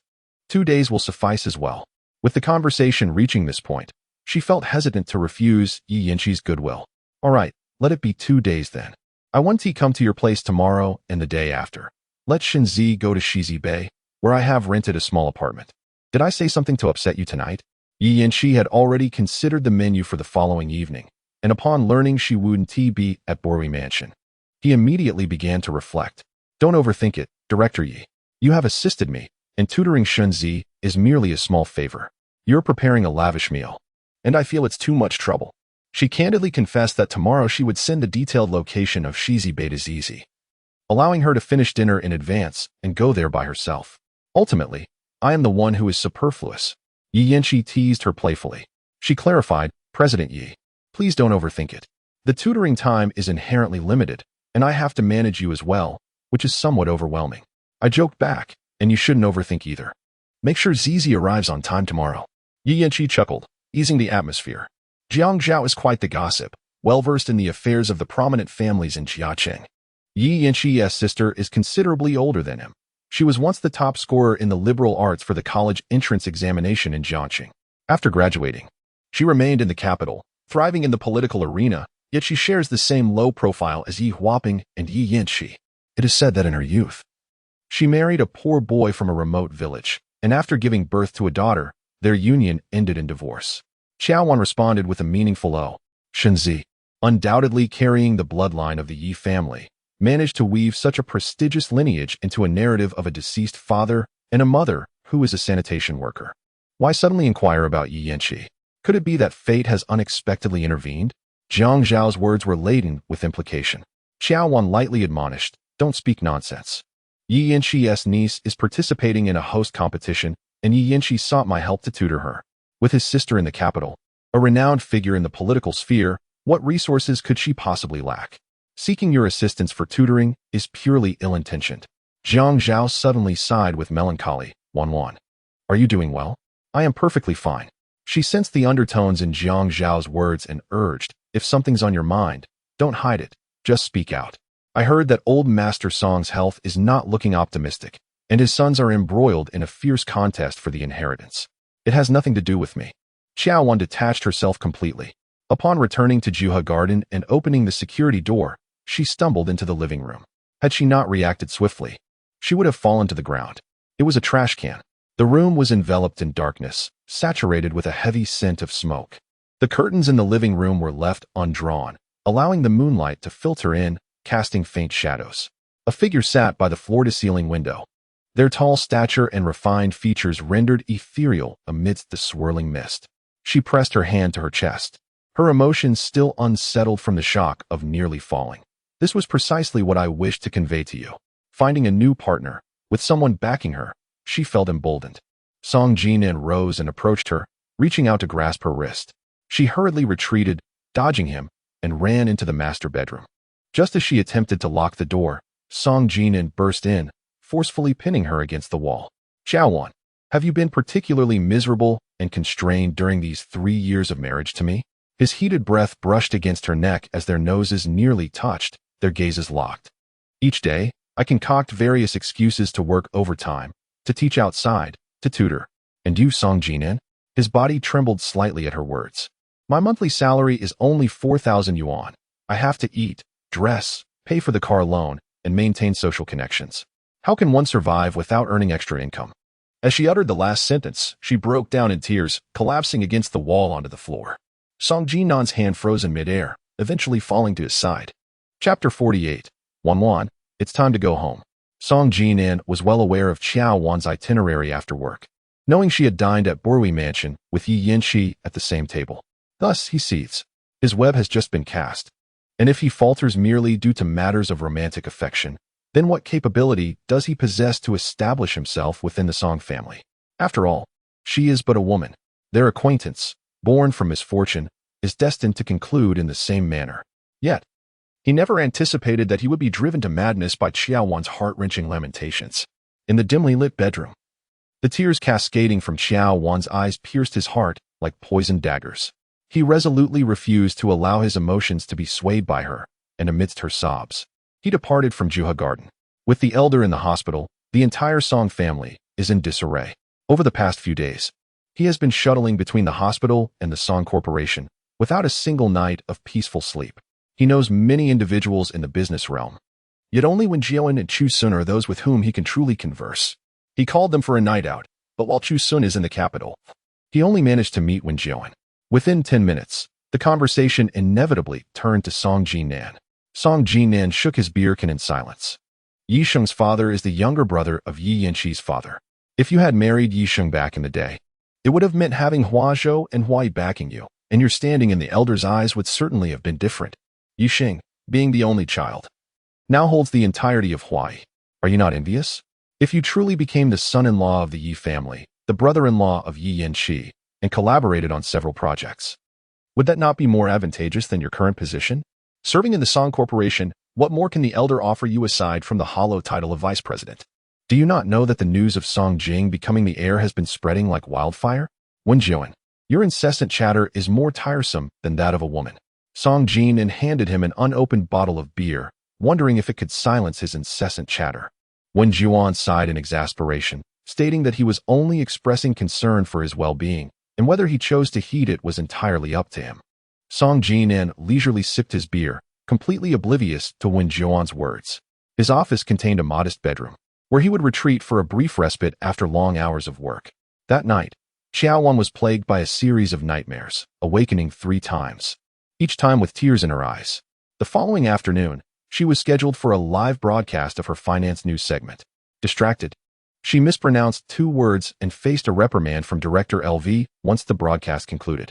The director of the advertising department subsequently approached her, mentioning that the advertising fees for several frontline anchors had been secured, leaving only her 2 million yet to be obtained.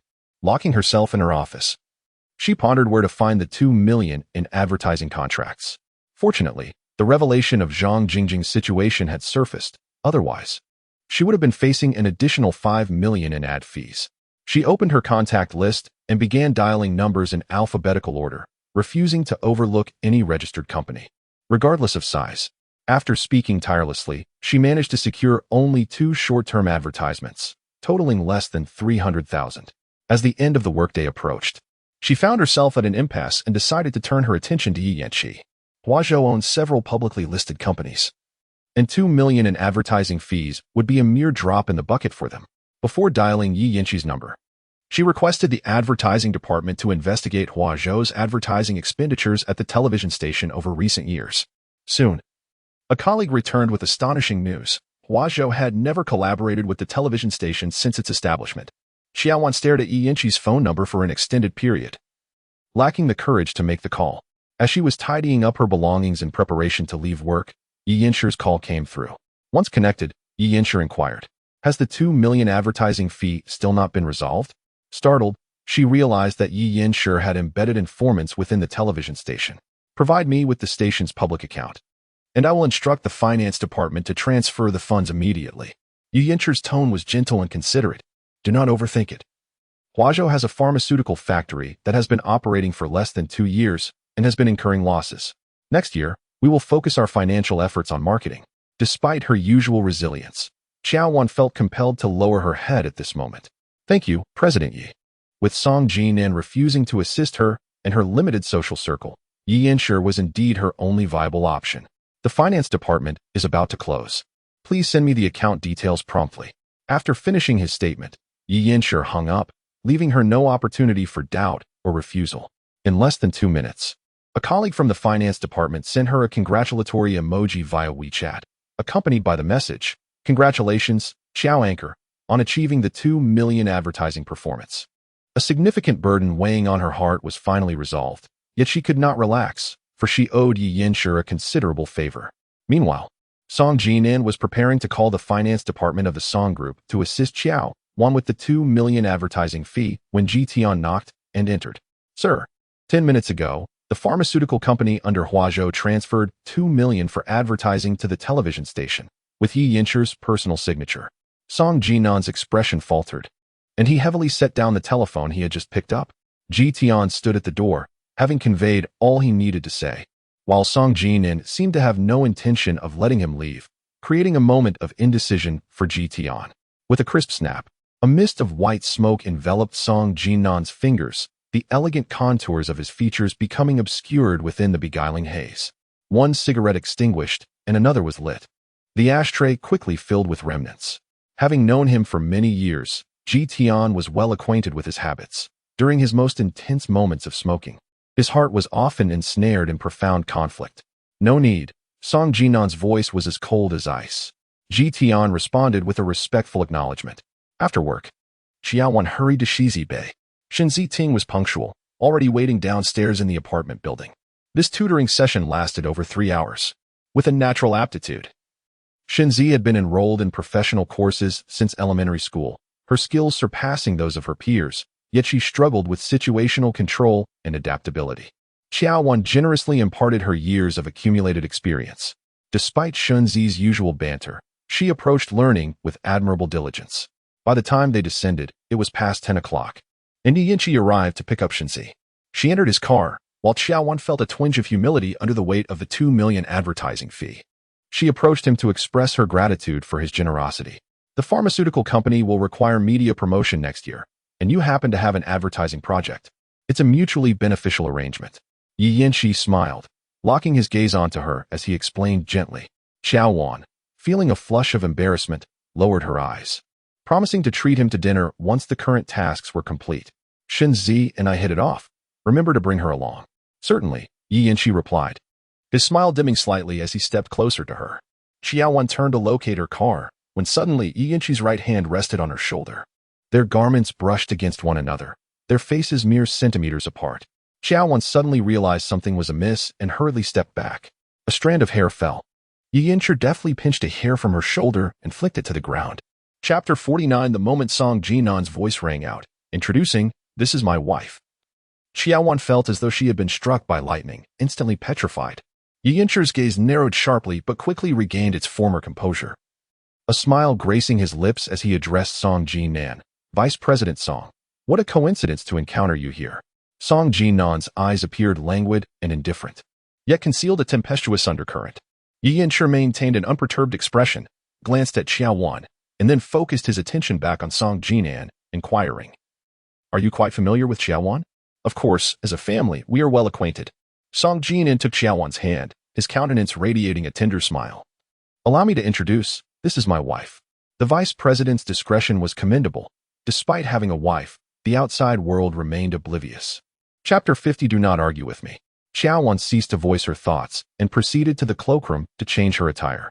Lately, aside from quarrels, she and Song Jinan struggled to engage in even the most basic communication.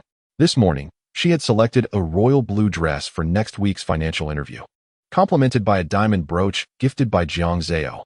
Standing before the mirror, she felt quite sophisticated. With the new year approaching, though Jiangcheng is a southern city, this winter was notably colder than usual. Initially, she had chosen a black coat, but opted instead for an ankle-length down jacket. 10 minutes later, I found myself in the parking lot. Chapter 51. Leave a way out for yourself. As soon as Song Jinan finished speaking, Qiao Wan was the least composed of all. Regardless of whether Yi Yanqi harbored any romantic feelings for her, Song Jinan's words offered no semblance of respect to Yi Yanqi. Homan Lu was aware that Yi Yanqi had seized a business opportunity from Song Jinan and presumed that Song Jinan was disparaging Yi Yanqi out of spite, prompting her to smile and smooth things over. Fourth Master and Little Yi are merely jesting, with so many esteemed young ladies in Jiangxing awaiting Little Ye's selection. Who would covet a married woman? A married woman possesses a depth of charm that surpasses that of a young maiden. There is nothing amiss in that. Yi Yanqi met Song Jinan's gaze with calm composure. Song Jinan smiled faintly, yet his eyes bore no warmth, revealing that Yi Zong was indeed fond of such banter. What Song's vice president deemed insignificant, others might treasure dearly. With a voice both gentle and resolute, Yi Yanqi offered a slight nod to Song Jinan, a gesture of farewell. Upon exiting the hospital room, Song Mingji realized the inappropriateness of the situation and hurriedly pursued to bid her farewell. At that moment, Qiao Wan's mind was in a tumult, wishing fervently to find a hole to hide in and never emerge. Homan Lu, perceptive as ever, sensed that the atmosphere had taken on a subtle shift. Glancing between Song Jinan and Qiao Wan, she inquired with a knowing look, Fourth Master, your recent remarks towards Little Yi were laden with implications, weren't they? Third sister-in-law has always been astute. How is it that she fails to grasp even my hints now? Song Jinan deliberately lowered his voice. Third sister-in-law may not yet be aware, but third brother has been seeking a married woman, one who has borne 2 children, to bear him a son. He is maintaining her clandestinely. Song Mingji dared not. Homan Lu's expression shifted dramatically with indignation, yet, mindful of the bustling surroundings, she managed to suppress her outrage. Qiao Wan quietly exhaled in relief. Regardless of the truth behind Song Jinan's words, they had effectively extricated her from her predicament. Otherwise, Homan Lu's relentless probing would undoubtedly extract some information. At that point, despite her and Yi Yanqi being merely ordinary friends, rumors would run rampant. When Song Jinan instigated trouble by targeting a married woman, she felt a mix of resentment and anger, utterly losing face. Yet, during her moment of utmost helplessness, he took the initiative to help her escape from Homan Lu's clutches. She fixed her gaze upon Song Jinan, her eyes reflecting a sorrow invisible to outsiders. Finally, noon arrived, and Song Jinan allowed her to leave the hospital. Tonight marked the final tutoring session for Shunzi, and Qiao Wan was particularly diligent, crafting an electronic document outlining potential questions for the upcoming competition, which she presented to Shunzi. After their session concluded, Shunzi stood upright before Qiao Wan and bowed deeply, expressing her gratitude with a heartfelt, "Thank you, Aunt Qiao." Qiao Wan chuckled softly, "Aunt sounds too old. Call me sister instead." "Uncle forbids me from calling you sister," Shunzi replied, her bright eyes glimmering with a hint of hope. "I really like you. I wish we could become family, but alas, you already have a boyfriend. Being friends is quite sufficient," Qiao Wan reassured her, gently ruffling her hair. "From now on, you can share any joys or sorrows with me." Yi Yanqi was waiting for Shunzi in the underground parking lot, and upon seeing them emerge from the elevator, he offered 2 steaming cups of milk tea. "Thank you, Uncle," Shunzi said as she accepted and drank from her cup. Qiao Wan politely took hers as well, warming her hands. "You've worked hard these past few days, Qiao Wan," Yi Yanqi remarked, handing the car keys to Shunzi, who promptly got into the vehicle. "It's all just a matter of previously learned knowledge and accumulated experience. It hardly qualifies as hard work." Qiao Wan retrieved her car keys from her handbag, unlocked her vehicle, and prepared to depart. In Song Jinan's heart, the seeds of doubt had already been sown. She dared not remain alone with Yi Yanqi for too long. "I never imagined that your esteemed husband was, in fact, Song Jinan." Yi Yanqi's handsome features leaned toward her, his laughter light and airy, as he remarked, "I am quite familiar with your husband in the realm of business." The reputation of Song Jinan as a charming figure was well known throughout Jiangxing. Yet Yi Yinqi's seemingly mundane statement struck her as a veiled mockery. She felt as though she had been blind, having married a scoundrel. She merely hummed in response. The depths of Yi Yinqi's gaze were profound. A few more words lodged in his throat, but sensing her lack of enthusiasm, he refrained from further inquiry, personally opening the door to the driver's seat for her.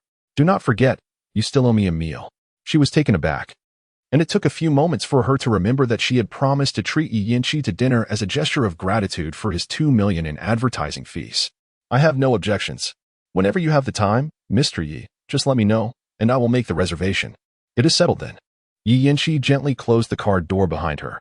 The words she had spoken in the hospital earlier that day still weighed heavily on her mind. After some contemplation, she lowered the window halfway and said, "Mr. Yi, what I told you today was merely nonsense. Do not take it to heart." "I have never considered what Song Jinan said to be nonsense," Yi Yinqi replied, his gaze upon her shimmering with an inscrutable luster. "Every word I utter is heartfelt and genuine, not mere folly." She was rendered speechless. Had she known Yi Yinqi would respond in such a manner, she would have refrained from defending Song Jinan. The hour was growing late. It was time for her to depart. She started the engine and rolled up the window. Before Yi Yinqi could remind her to drive safely, Qiao Wan's car had already exited the parking lot.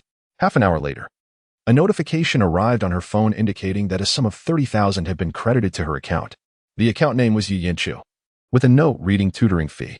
Yi Yinqiu had aided her in achieving 2 million in advertising performance. Assisting Xinzi was merely a trifling task for him. If she were to accept this money, it would be devoid of any sense of camaraderie. Soon after, Yi Yinqiu transferred the money back to her. She parked her car by the roadside, sent another transfer to Yi Yinqiu, and then dialed his number. "Mr. Yi, Xinzi and I share a good rapport, and discussing finances can tarnish our friendship. If you persist, we might jeopardize our friendship altogether."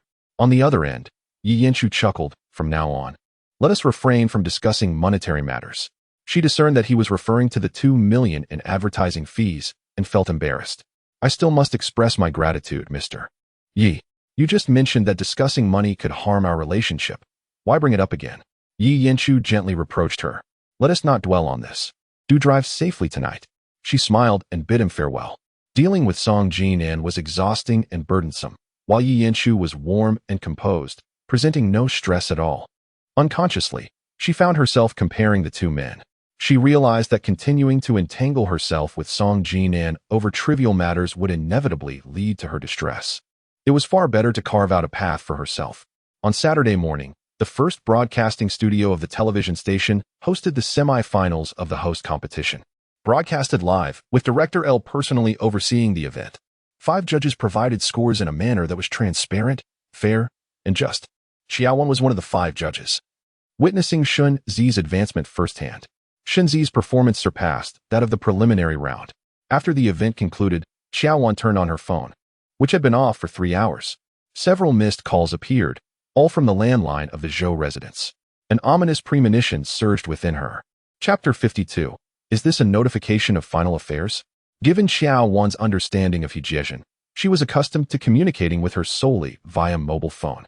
The landline number of the Zhou residence had called her 5 times in succession, exuding an unsettling aura. Upon exiting the studio, she took the initiative to dial Hejian's mobile, but all 3 attempts went unanswered. She then resorted to making a voice call on WeChat, to no avail. At that moment, an inexplicable sense of panic and concern enveloped Qiao Wan. Despite their strained relationship over the years, Hejian remained the closest person to her in this world. Qiao Wan could choose to ignore her, to avoid her, but she earnestly wished for her to be safe and sound. When she returned the call to the Zhou residence's landline, her hand trembled several times. The voice on the other end belonged to Qiao Yun, who had worked as a nanny at the Zhou residence for over 20 years, whom Qiao Wan affectionately referred to as Aunt Qiao. "Aunt Qiao, why can't I reach my mother's mobile?"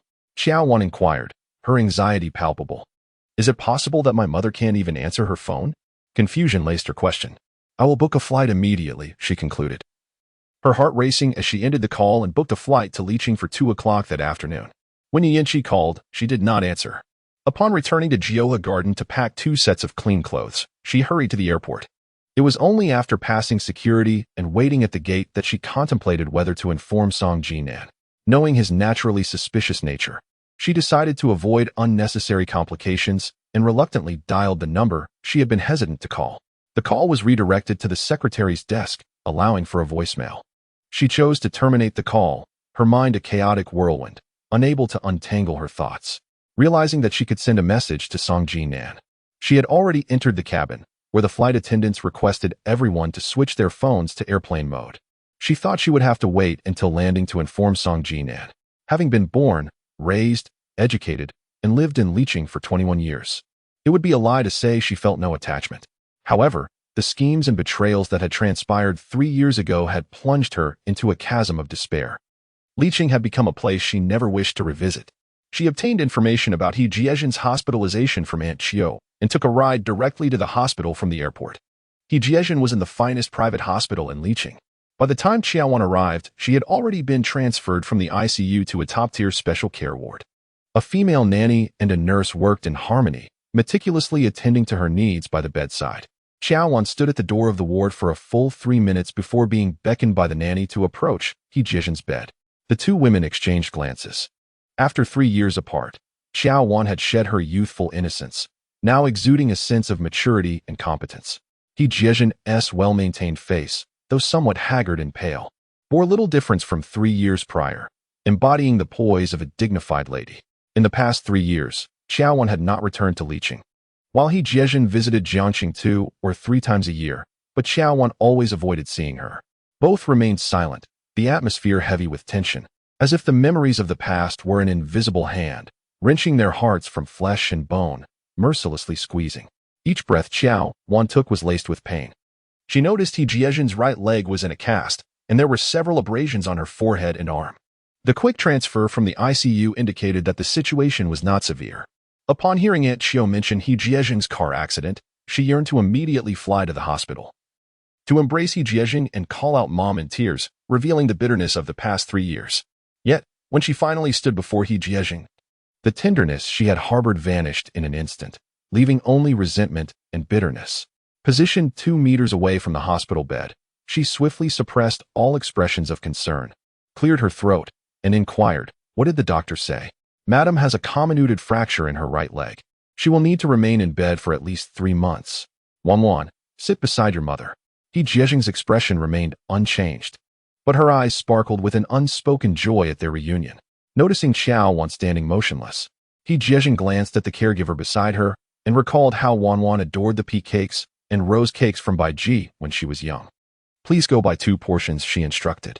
The caregiver readily complied and exited the room, leaving only the mother and daughter together.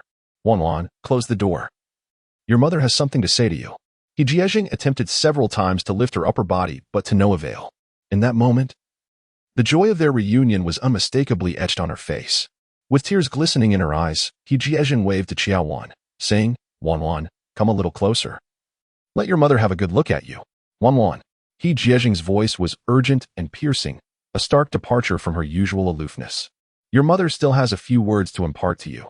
Wait until I finish before you leave." Her heart, after all, was not made of stone, and she halted. Turning her back on He Jiezhen, she refrained from facing her, for her eyes were already reddened with tears. She feared that meeting He Jiezhen's gaze would unleash her emotions, causing her to weep uncontrollably. Live well with Jinan, and quickly have a child. 2 or 3 would be even better. Regardless, it is imperative to uphold the name of Mrs. Song, for in the future, when mother is no longer here, only Jinan and the Song family can provide you with protection. Upon hearing this, Qiao Wan scoffed coldly, "Mrs. Zhou, your concern is commendable.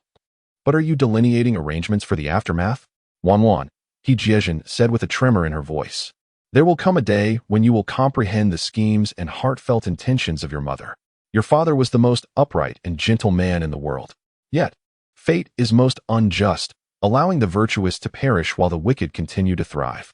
The mere mention of her father's untimely demise suffocated Qiao Wan with an unbearable ache in her chest. "If there comes a day when I am no longer present, it will be to reunite with your father. We shall watch over you from another realm." He Jiezhen smiled bitterly, stating that once I fulfill your father's last wish, you may find it in your heart to forgive me. Qiao Wan's thoughts drifted, and she turned away in indignation. "My father was always incorruptible during his tenure. We had no valuable furniture in our home. To buy me a piano, he borrowed 8,000 from the bank, taking 6 months to repay it. How could a man so meticulous ever embezzle 5 million? Chapter 53. Fear brings what it fears. As Qiao Wan's words fell, He Jian's gaze faltered. Yet she soon regained her composure.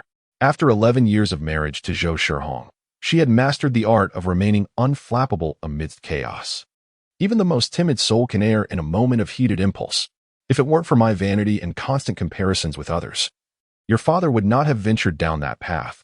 Blame me, it is all my fault. Do you not harbor even the slightest doubt that my father's death might have deeper implications? Qiao Wan, in tears, questioned, back then. My father was merely a subordinate of Zhou Shihong. How could he possibly have access to 5 million? Suddenly, a knock echoed at the door. He Jian immediately suppressed her emotions, resuming the lofty demeanor of Madame Zhou as she entered. Following her, Zhou Tingyan stepped into the hospital room. Qiao Wan turned her gaze. Encountering his intense stare, Zhou Tingyan, with bright, expressive eyes and standing nearly 6 feet tall, possessed a well-proportioned physique and a composed demeanor, distinguishing him as one of the rare virtuous figures among the public servants in Li City. The sole son of Zhou Shihong, he was 6 years her senior, having been groomed from a young age for a smooth political career, and before reaching 30, he held the position of deputy director at the Natural Resources Bureau of Li City. His fiancée was Qiyu, the daughter of the secretary of Li City, a match meticulously chosen by Zhou Shihong. Today, he was clad in light casual attire, holding a gray craft paper bag, his gaze shifting from Qiao Wan He Jian. Your filial piety brings great comfort to Anshin. The caregivers here are commendable. If you truly wish for me to find fault, I would struggle to do so. A man must prioritize his career. Tingyan, rest assured and attend to your work. Should anything arise, Anshin will be the first to call you. He Jian's words were eloquently spoken. To Qiao Wan, their interaction seemed entirely insincere. She realized that after 3 years apart, the genuine and open Zhou Tingyan of years past had vanished completely. Zhou Tingyan extended the paper bag towards Qiao Wan, his eyes brimming with a restrained yet fervent affection. Wan, these are your favorite by G rose cakes and pea cakes. I no longer have a taste for them, she replied. When Qiao Wan uttered this sentence, it came effortlessly. As for me, I abhor causing trouble for others. She promptly delineated the boundaries. I am your brother. How could I possibly be a stranger? Zhou Tingyan concealed his inner embarrassment with a soft chuckle. Wan, you truly have become distant with me. I am surnamed Qiao, and you are surnamed Zhou. My father was a corrupt official who committed suicide out of guilt, while your father is the esteemed Mayor Zhou. Silence. He Jian could no longer endure it and interrupted Qiao Wan loudly. If this continued, the astute Zhou Tingyan would surely discern something amiss. Despite her desire to have her daughter linger a few more moments by her side, finding bliss even in her silence, at that moment, she could only adopt her most despised demeanor to reprimand. Qiao Wan, did you come to Li City solely to provoke me? You won't be satisfied until you drive me to my wit's end. Qiao Wan was taken aback. After 3 years apart, He Jian still held such disdain for her. Favoring Zhou Tingyan hastily pursued her, blocking the elevator entrance. I kindly ask young Master Zhou to let me pass. She lowered her eyelids, not sparing Zhou Tingyan a glance. Please dispose of the cactus for me. With a blank expression, she pressed the elevator button. Wan. Zhou Tingyan's call was muffled by the elevator doors. Upon exiting the hospital, snow began to fall. The flakes were substantial, blanketing the ground in a thick layer. When she arrived at the hospital, the sky had been overcast, and in just over half an hour, the entirety of Li City had transformed into a winter wonderland. After waiting by the roadside for nearly 20 minutes, she finally managed to catch a ride to the airport. The weather was frigid and the road slippery. What should have been a half-hour journey took the driver a full hour. She perfectly missed the last flight to Jiang City that afternoon. After booking her ticket, she sought refuge in a quaint CAF adorned with a touch of bohemian charm, ordering a cappuccino devoid of sugar. Through the CAF's glass window, she observed the snow intensifying outside, enveloping the world in a blanket of white. When Song Jinan's call came through, she inhaled sharply, realizing she had yet to inform him of her whereabouts. Where are you? Song Jinan's voice remained relatively calm. Taking a deep breath, she replied, My mother was in a car accident this morning. I'm in Liqing now. I've already booked a flight to Jiangsheng at 11:50 and am currently at the airport waiting. Upon hearing that Qiao Wan was in Liqing, an unnameable fury ignited within him.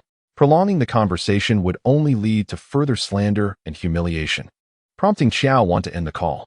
Listening to the busy tone on her phone, Song Jinan pulled out a cigarette, smoked it to the end, and dialed Jian's number.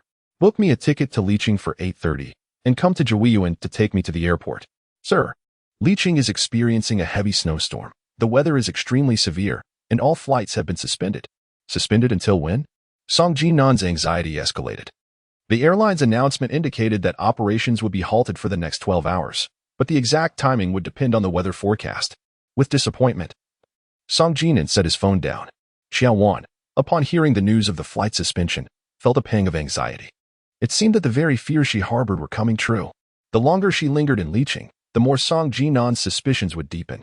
After much contemplation, she resolved to take the initiative and inform Song Jinan of the situation here. She attempted to call him twice, but he did not answer.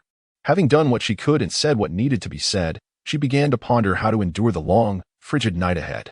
Before arriving in Liqing, she had only brought 2 sets of inner garments for change, and her only outerwear was the gray cashmere coat she wore at the time. Without even a warm-down jacket, the display on her phone indicated that the rooms at several hotels in the airport had been snatched away just 10 minutes prior. Even at double the price, securing a room was impossible. Chapter 54. In urgency, adapt accordingly. When Zhou Tingyan located Qiao Wan at the airport, she was nestled in a corner of the waiting area, cradling a newly purchased hot water bottle and resting with her eyes closed. Sensing a burning gaze upon her, Qiao Wan immediately opened her eyes in vigilance. She noticed that Zhou Tingyan's hair and clothes were damp, suggesting that the snowfall outside had intensified. The weather forecast had predicted blizzards for tonight and the following 2 days, and the airline was expected to issue further cancellation announcements shortly. Zhou Tingyan's expression was grave as he glanced at his watch. In 2 hours, the number of stranded passengers at the airport would surge. If the snow accumulated too deeply, the airport would become an isolated island, with city rescue efforts unable to keep pace. At that point, over 10,000 travelers would find themselves without food, let alone hot water. I can't secure a hotel room.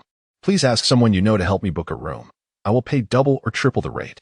You don't naively believe that with 3 consecutive days of heavy snowfall, the hotels here will still have power and water, do you?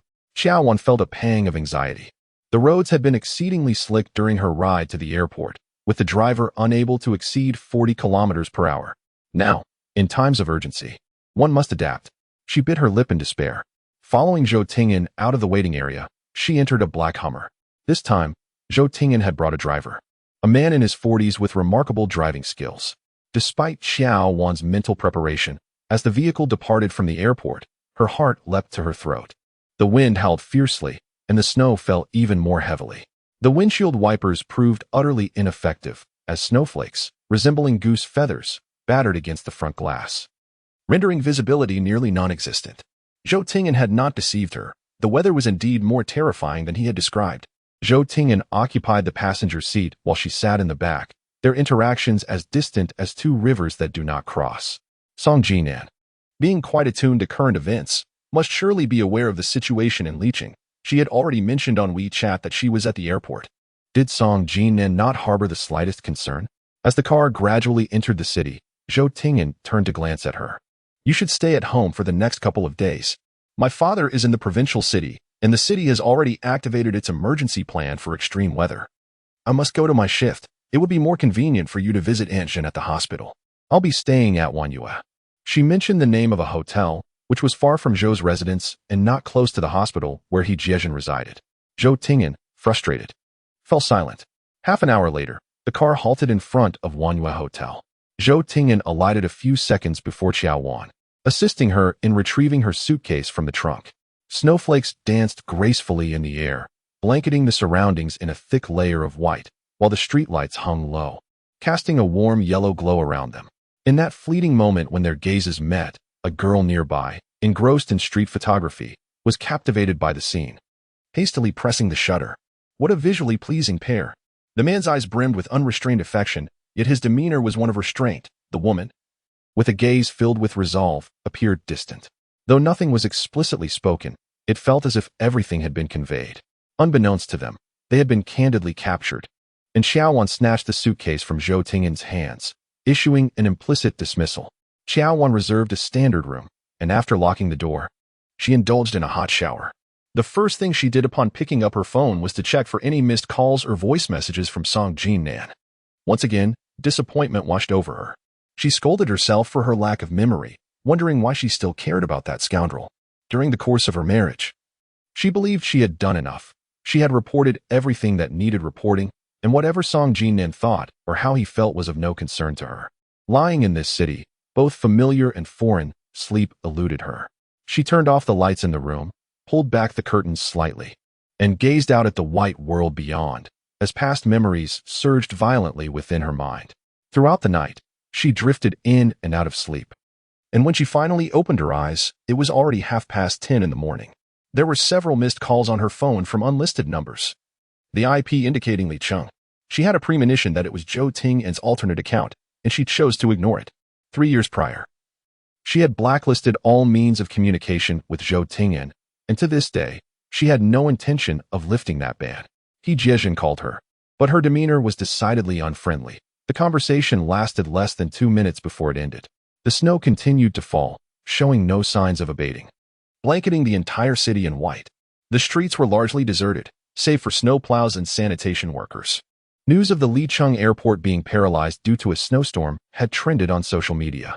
At 3 in the morning, a severe electrical failure occurred at the airport, and repairs were underway, with no clear indication of when power would be restored. The blackout, combined with snow-covered roads, rendered rescue supplies unable to reach their destination, leading to shortages of hot water and instant noodles at the airport. Qiao Wan felt a surge of trepidation as she read the news.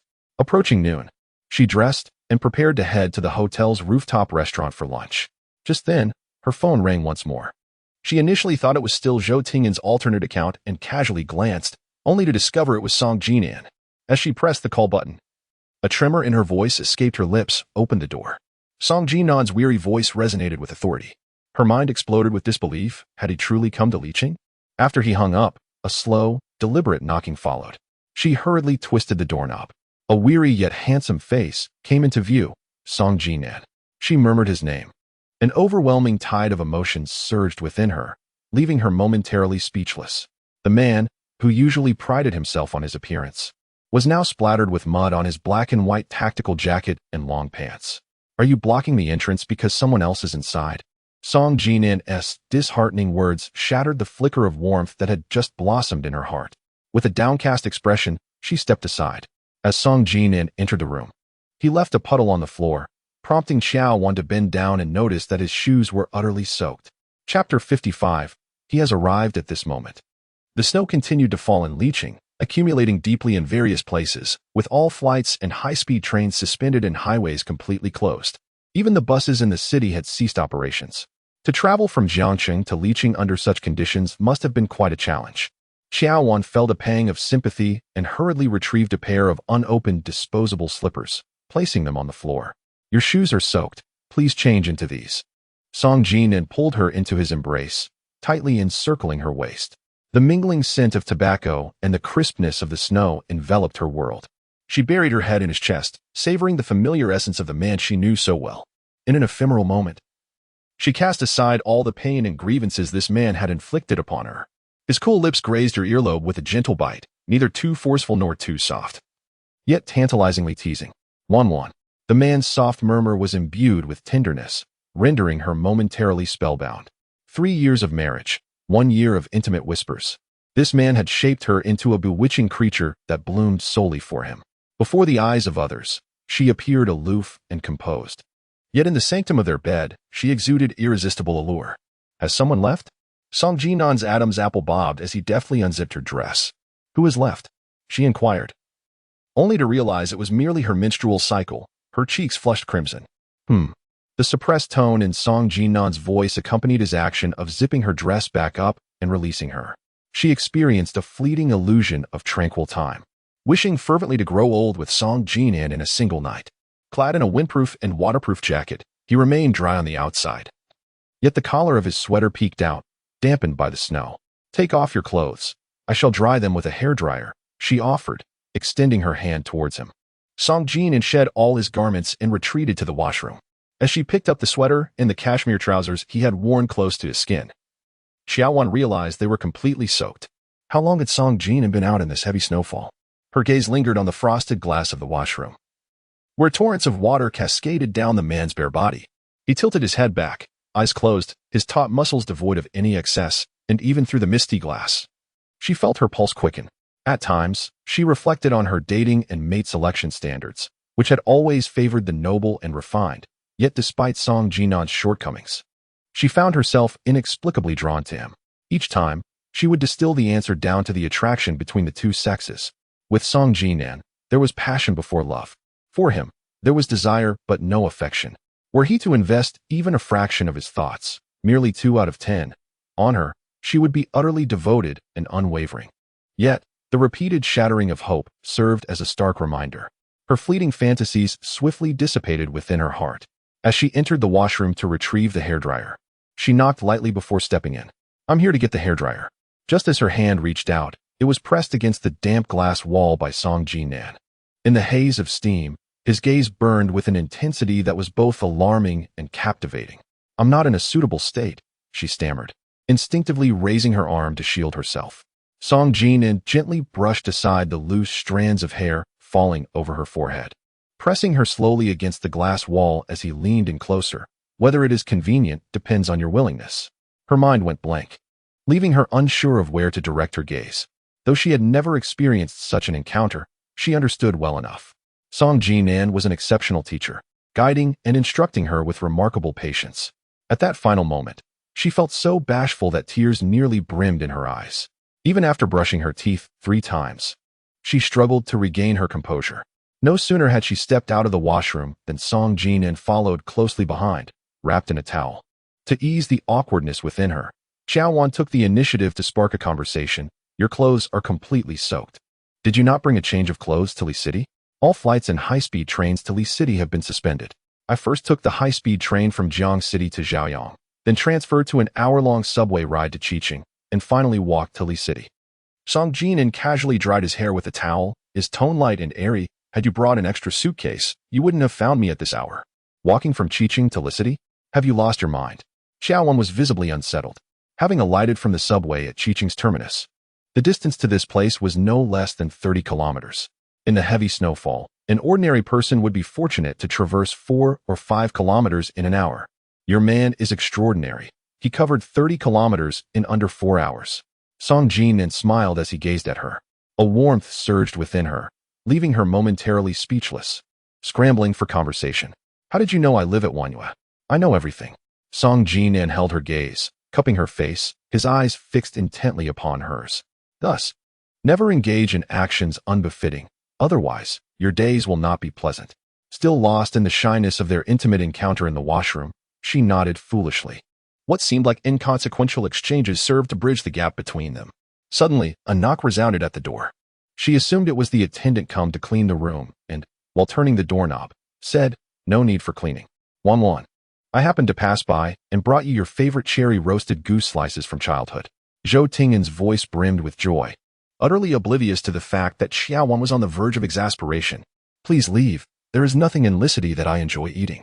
Qiao Wan firmly gripped the doorframe, her face cold as she issued her dismissal. "Wan, Vice Director Zhou has come to see you." Just as Zhou Tingan called out her name, he was interrupted by Song Jinan. Qiao Wan bit her lip in distress, standing at the door. She found herself in a dilemma. Neither could she shut it nor could she invite Zhou Tingan in.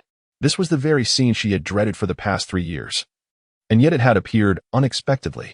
Zhou Tingan, having immersed herself in the system for many years, had witnessed countless scenes. Her gaze swiftly shifted from Qiao Wan to Song Jinan, and she smiled brightly. Inquiring when Jinan had arrived in Liqing and why she had not received a prior call to arrange a welcoming banquet. "I arrived just last night," Song Jinan replied, tossing the towel he had used to dry his hair onto a nearby chair and deliberately adjusting the bath towel that barely covered his lower body. "In my current state, I cannot invite Deputy Director Zhou in for a seat." Zhou Tingan discerned the implicit dismissal in his words. Maintaining her composure, she extended the takeout box towards Qiao Wan. "I shall not intrude upon your time any longer. It took over an hour in this heavy snow to procure it, so please enjoy at your leisure. The cherry-roasted goose slices are too sweet and greasy. I stopped eating them long ago," she reiterated, her stance unwavering even in Song Jinan's presence. "After all, what was done could not be undone. It was my presumption that caused you distress." Zhou Tingan departed, her demeanor tinged with melancholy. To express her dissatisfaction with Zhou Tingan's unexpected visit, Qiao Wan slammed the door with considerable force. Turning to face Song Jinan, she carried an air of humility and caution. I truly did not anticipate his arrival. If I had not been here, would the outcome have been different? Song Jinan's voice had lost its earlier warmth. Whether you are present or not, I will no longer concern myself with Zhou Ting'an.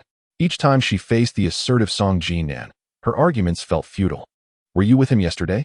Song Jinan rummaged in his outer jacket pocket for a pack of cigarettes and a lighter.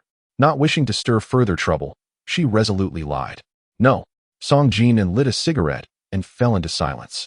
She turned on the hairdryer, directing the warm air towards his clothes. There is no need for such trouble. I have already placed an order on my phone, and the physical store will deliver it to my doorstep within 2 hours. Song Jinan, observing her clumsy manner as she stretched the clothes, found it amusing. Why didn't you mention it earlier? You've made me toil for no reason. She turned off the hairdryer and rubbed her sore neck, acknowledging to herself that she knew he would not wear these dried clothes. The hotel has a dry cleaning service. I shall take them there immediately. Have you secured the 2 million advertising fee? Song Jinan suddenly inquired. She was taken aback, then steeled her heart, replying, no. You've been quite close to Yi Yanshi lately. Have you considered asking him for assistance? Unbeknownst to her, Song Jinan's expression grew dark. Give it a try. Never underestimate your worth in Yi Yanshi's eyes. His taunt made her uneasy as she picked up the few garments and exited the room. I'm off to the dry cleaning room. As the door closed, Qiao Wan's phone rang on the bed. Song Jinan rose to answer, noticing the caller ID displayed Yi Zong, and her brows furrowed tightly. Without hesitation, she accepted the call.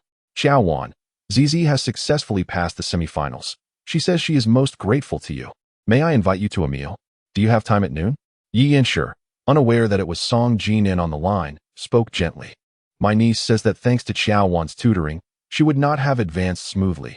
I am treating Qiao Wan to this meal. Of course, Mr. Song may accompany us. It was evident that Song Jinan was being excluded. Yi Yanshi, intrigued, inquired playfully, has Mr. Song and Qiao Wan retreated to enjoy their own little world? My mother-in-law was involved in a car accident, so Wan and I traveled to Liqing yesterday. Song Jinan, shedding his usual reticence in front of Yi Yanshi, slowly recounted that Wan, being an only child, is akin to a half-son for the family. Therefore, regardless of my busyness, I had to come, didn't I? It is truly unexpected to witness Mr. Song's deep affection for his wife. The rumors circulating must surely stem from some truth. Yi Yanshi smiled as he teased Song Jinan, questioning whether the rumors are indeed unfounded, with only Wan holding the authority to clarify. Song Jinan then shifted the conversation towards the collaboration between Song Corporation and Huazhou New Energy Project, inquiring about Yi's thoughts on the matter. My opinion carries little weight. Yi Yanshi replied modestly, emphasizing that the final decision rests with the board. Isn't the first round of negotiations set for next week? I hope to hear good news. Yi. I am wholeheartedly committed to the cooperation between Song Corporation and Huazhou, Song Jinan stated calmly. Commitment is not merely spoken, it must be evidenced by Mr. Song's actions. Yi Yanshi smiled knowingly, expressing his eagerness to collaborate with Mr. Song, albeit uncertain if such an opportunity would arise in this lifetime. Is someone calling me? Qiao Wan entered to find him holding her phone, her urgency evident. Sensing something from Song Jinan's piercing gaze, she glanced at her phone and was taken aback. A call lasting 4 minutes and 38 seconds. Chapter 56. Not as good as you. Qiao Wan's heart could no longer remain at ease. For minutes and 38 seconds of conversation could convey a multitude of sentiments. She had a foreboding sense that every word exchanged between Song Jinan and Yi Yanshi was somehow connected to her. The intensity in Song Jinan's gaze made her feel an inexplicable unease. I expedited your clothing order. It should arrive in about 2 hours. She proactively initiated another topic, asking, You haven't eaten yet, have you? The restaurant is on the top floor. I can go and pack something for you. Can you guess what I discussed with Yi Yanshi? Song Jinan crossed his legs and casually played with her phone. She shook her head. Mr. Yi has long since transferred the 2 million advertising fees to the television station. How can you still claim it hasn't arrived? Song Jinan reached out to her, signaling her to come closer. She, feeling a bit guilty, took a deep breath and walked to face him, quietly explaining, I'm afraid you might overthink things. Because you have a personal interest in Yi Yanshi. You assume I would overthink as well. Song Jinan pulled her onto his lap, his chin brushing lightly against her cheek. I harbor no personal interest towards any man other than you. She placed her hand against Song Jinan's chin, feeling a tickle. He had not shaved that morning. and the faint stubble emanated a robust scent of masculinity that enveloped her as he leaned in closer. You little deceiver. Your fabrications flow so effortlessly that I can no longer discern which of your words are true and which are false. I haven't eaten breakfast. I'm famished. I'll head to the restaurant immediately. She descended from Song Jinan's lap, picked up her phone, and went to the top floor. Upon reaching the restaurant, she sent Song Jinan a WeChat message. What do you want to eat? She packed 2 portions of rice, along with 2 meat and 2 vegetable dishes. Together, they enjoyed the most harmonious lunch they had shared in 3 years. After the meal, the clothes Song Jinan ordered arrived. As Qiao Wan helped him remove the tags, his phone on the bedside table rang. Their gazes fell simultaneously upon the screen, which flashed the name Jiang Weishu. Qiao Wan's expression immediately darkened. Song Jinan's phone rang incessantly, yet he chose not to answer. In contrast, Jiang Weishu remained resolute, persistently calling. Mrs. Song hoped I would respond, but I remained silent. Song Jinan extended his long arm, resting it on the back of Qiao Wan's chair. Come, let me see what forbidden films Mrs. Song has hidden in her phone. He picked up her device, a playful smile gracing his lips as they brushed against her cheek. Hurry, unlock it, and let me see if those men possess half my stamina. Her face flushed instantly. This was her first time making such daring jokes with Song Jinan, and she was surprised to find him quite receptive. Her shyness and unease caught Song Jinan's attention, igniting a hidden fervor within him. He had no intention of letting the moment pass. Instead, he grasped her fingers to unlock the phone, eager to discover how impressive the male lead in Mrs. Song's downloaded films truly was. Not as much as you. Qiao Wan intertwined her hands, unable to meet his gaze. Song Jinan tilted her upper body towards him, his warm breath enveloping her neck. So, you really have watched it? I downloaded it and watched it, but deleted it 6 months ago. She was engulfed in warmth. At that moment, her face resembled a ripe strawberry, radiating a deep crimson hue, her dark eyes glistening with a pure, enticing allure. Song Jinan's gaze was unabashed as he leaned in to kiss her lips. Yet before their lips could meet, Jiang Weishu's voice message interrupted their moment. If I don't answer, Secretary Jiang will surely despair. Qiao Wan deliberately provoked Song Jinan. His eyes brimmed with disdain as he handed her the phone. You answer for me. Just say I'm in the shower. What if I say something wrong, and Secretary Jiang threatens to harm himself? Qiao Wan deliberately provoked him, stating it was none of his concern. He retreated to the doorway. Before Qiao Wan pressed the call button, she adjusted herself into a comfortable sitting position. Jinan, are you not in Jiangqing? Jiang Weishu's soft and melodious voice resembled a delicate cotton candy, evoking a yawn from Qiao Wan. Jinan was indeed not in Jiangqing. He was currently taking a shower and unable to answer Secretary Jiang's call. You are Qiao Wan. Jiang Weishu expressed her astonishment. She had heard that the two had been in a cold war. When had they reconciled? Otherwise? Qiao Wan retorted with irritation. I am Mrs. Song. Mr. Song left without me. Does that mean he took Secretary Jiang with him? I need to speak with Jinan. Please hand him the phone. Jiang Weishu's tone was decidedly unfriendly. Whatever you need can be relayed through me. I will convey it to Secretary Jiang. Aware that continuing the argument with Qiao Wan would not bring Jinan any closer, Jiang Weishu decided to terminate the call. Thank you. Only then did Song Jinan approach and take the phone from her. Curiously, Qiao Wan inquired, what did Secretary Jiang do to provoke Mr. Song to the extent that he won't even answer her calls? I say she has indeed offended you. Do you believe it? I do not. Qiao Wan walked to the window and noticed that the snow outside had lessened since the morning, with several major roads already cleared of snow. Now that we are in Lingchi, shouldn't we visit your mother-in-law at the hospital? Song Jinan stood beside her, surveying the road conditions outside. No need. She is unaware of your arrival. Qiao Wan feared that Jian might bring up investment matters again and did not wish for them to meet. Then we shall not go. Song Jinan's phone rang once more. Glancing at the screen, he coldly realized that Zhou Shihong was already aware of his presence in Liqing. He had no choice but to attend. Qiao Wan also noticed that the name flashing on his phone was Zhou Shihong's, and she bit her lip in frustration, urging him not to answer. What was destined to happen would inevitably come to pass, and evasion was futile. He gestured for silence to Qiao Wan and clutched the phone as he retreated to the bathroom. Even without listening, she understood the ulterior motives behind Zhou Shihong's call. Soon, faintly, she could hear Song Jinan discussing investment matters. Reluctant to eavesdrop, she picked up her phone and lay on the bed, requesting leave for the following day from her superior. Given the current weather, it would be fortunate if flights were operational by tomorrow evening. Jiang Zhao sent a WeChat message. and the two engaged in a lively exchange. After concluding his call, Song Jinan lay beside her, revealing that Zhou Shihong was hosting a banquet tonight, and he had already declined 3 times. "I refuse to go," Qiao Wan insisted, her expression resolute. "Just tell him I have a cold and fever and need to stay at the hotel to take care of you." "Such a childish excuse is only something you could conceive," he retorted. "I will accompany you." Qiao Wan fixed her gaze intently on Song Jinan. Chapter 57. The banquet of HNGM Inn at 7 o'clock in the evening. Qiao Wan and Song Jinan arrived at the finest private kitchen in Liqing, Shixiangji, the chosen venue of Zhou Shihong, elegant and discreet. Qiao Wan was taken aback to discover that Zhou Tingyan had come personally to accompany them. With Zhou Shihong, his loyal secretary, and Zhou Tingyan present, it was indeed an assembly of 3 cunning foxes confronting a single Song Jinan. Labeling it a banquet of HNGM Inn was hardly an exaggeration. On the liquor cabinet across the dining table sat an unopened case of Matai, which Qiao Wan noted was from 1995.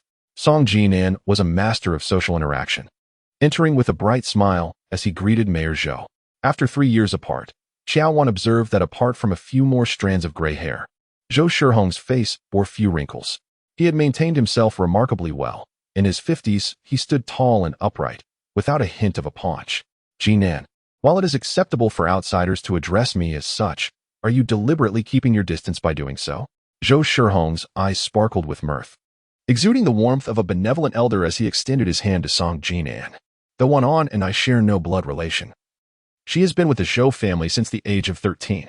As I have only one son, Tingyan, I have come to cherish Wan as my own daughter. Even if you refrain from calling me father-in-law, you ought to address me as Uncle Zhou in her presence. Indeed, I have been remiss in my consideration. Uncle Zhou holds a position of great esteem, while I am merely a lowly businessman. I feared that a too familiar address might displease you." Song Jinan replied, following Zhou Shihong's lead. "Such sentiments are unwarranted. I have always regarded you as equal to Tingyan." Zhou Shihong pulled Song Jinan to a seat beside him, lamenting that they had barely enough time to engage in familial banter. Qiao Wan felt a chill run down her spine as she contemplated sitting beside Song Jinan. But just then, the secretary ingratiatingly pointed to the seats by the door, announcing, "Miss Wan, your seat is over here."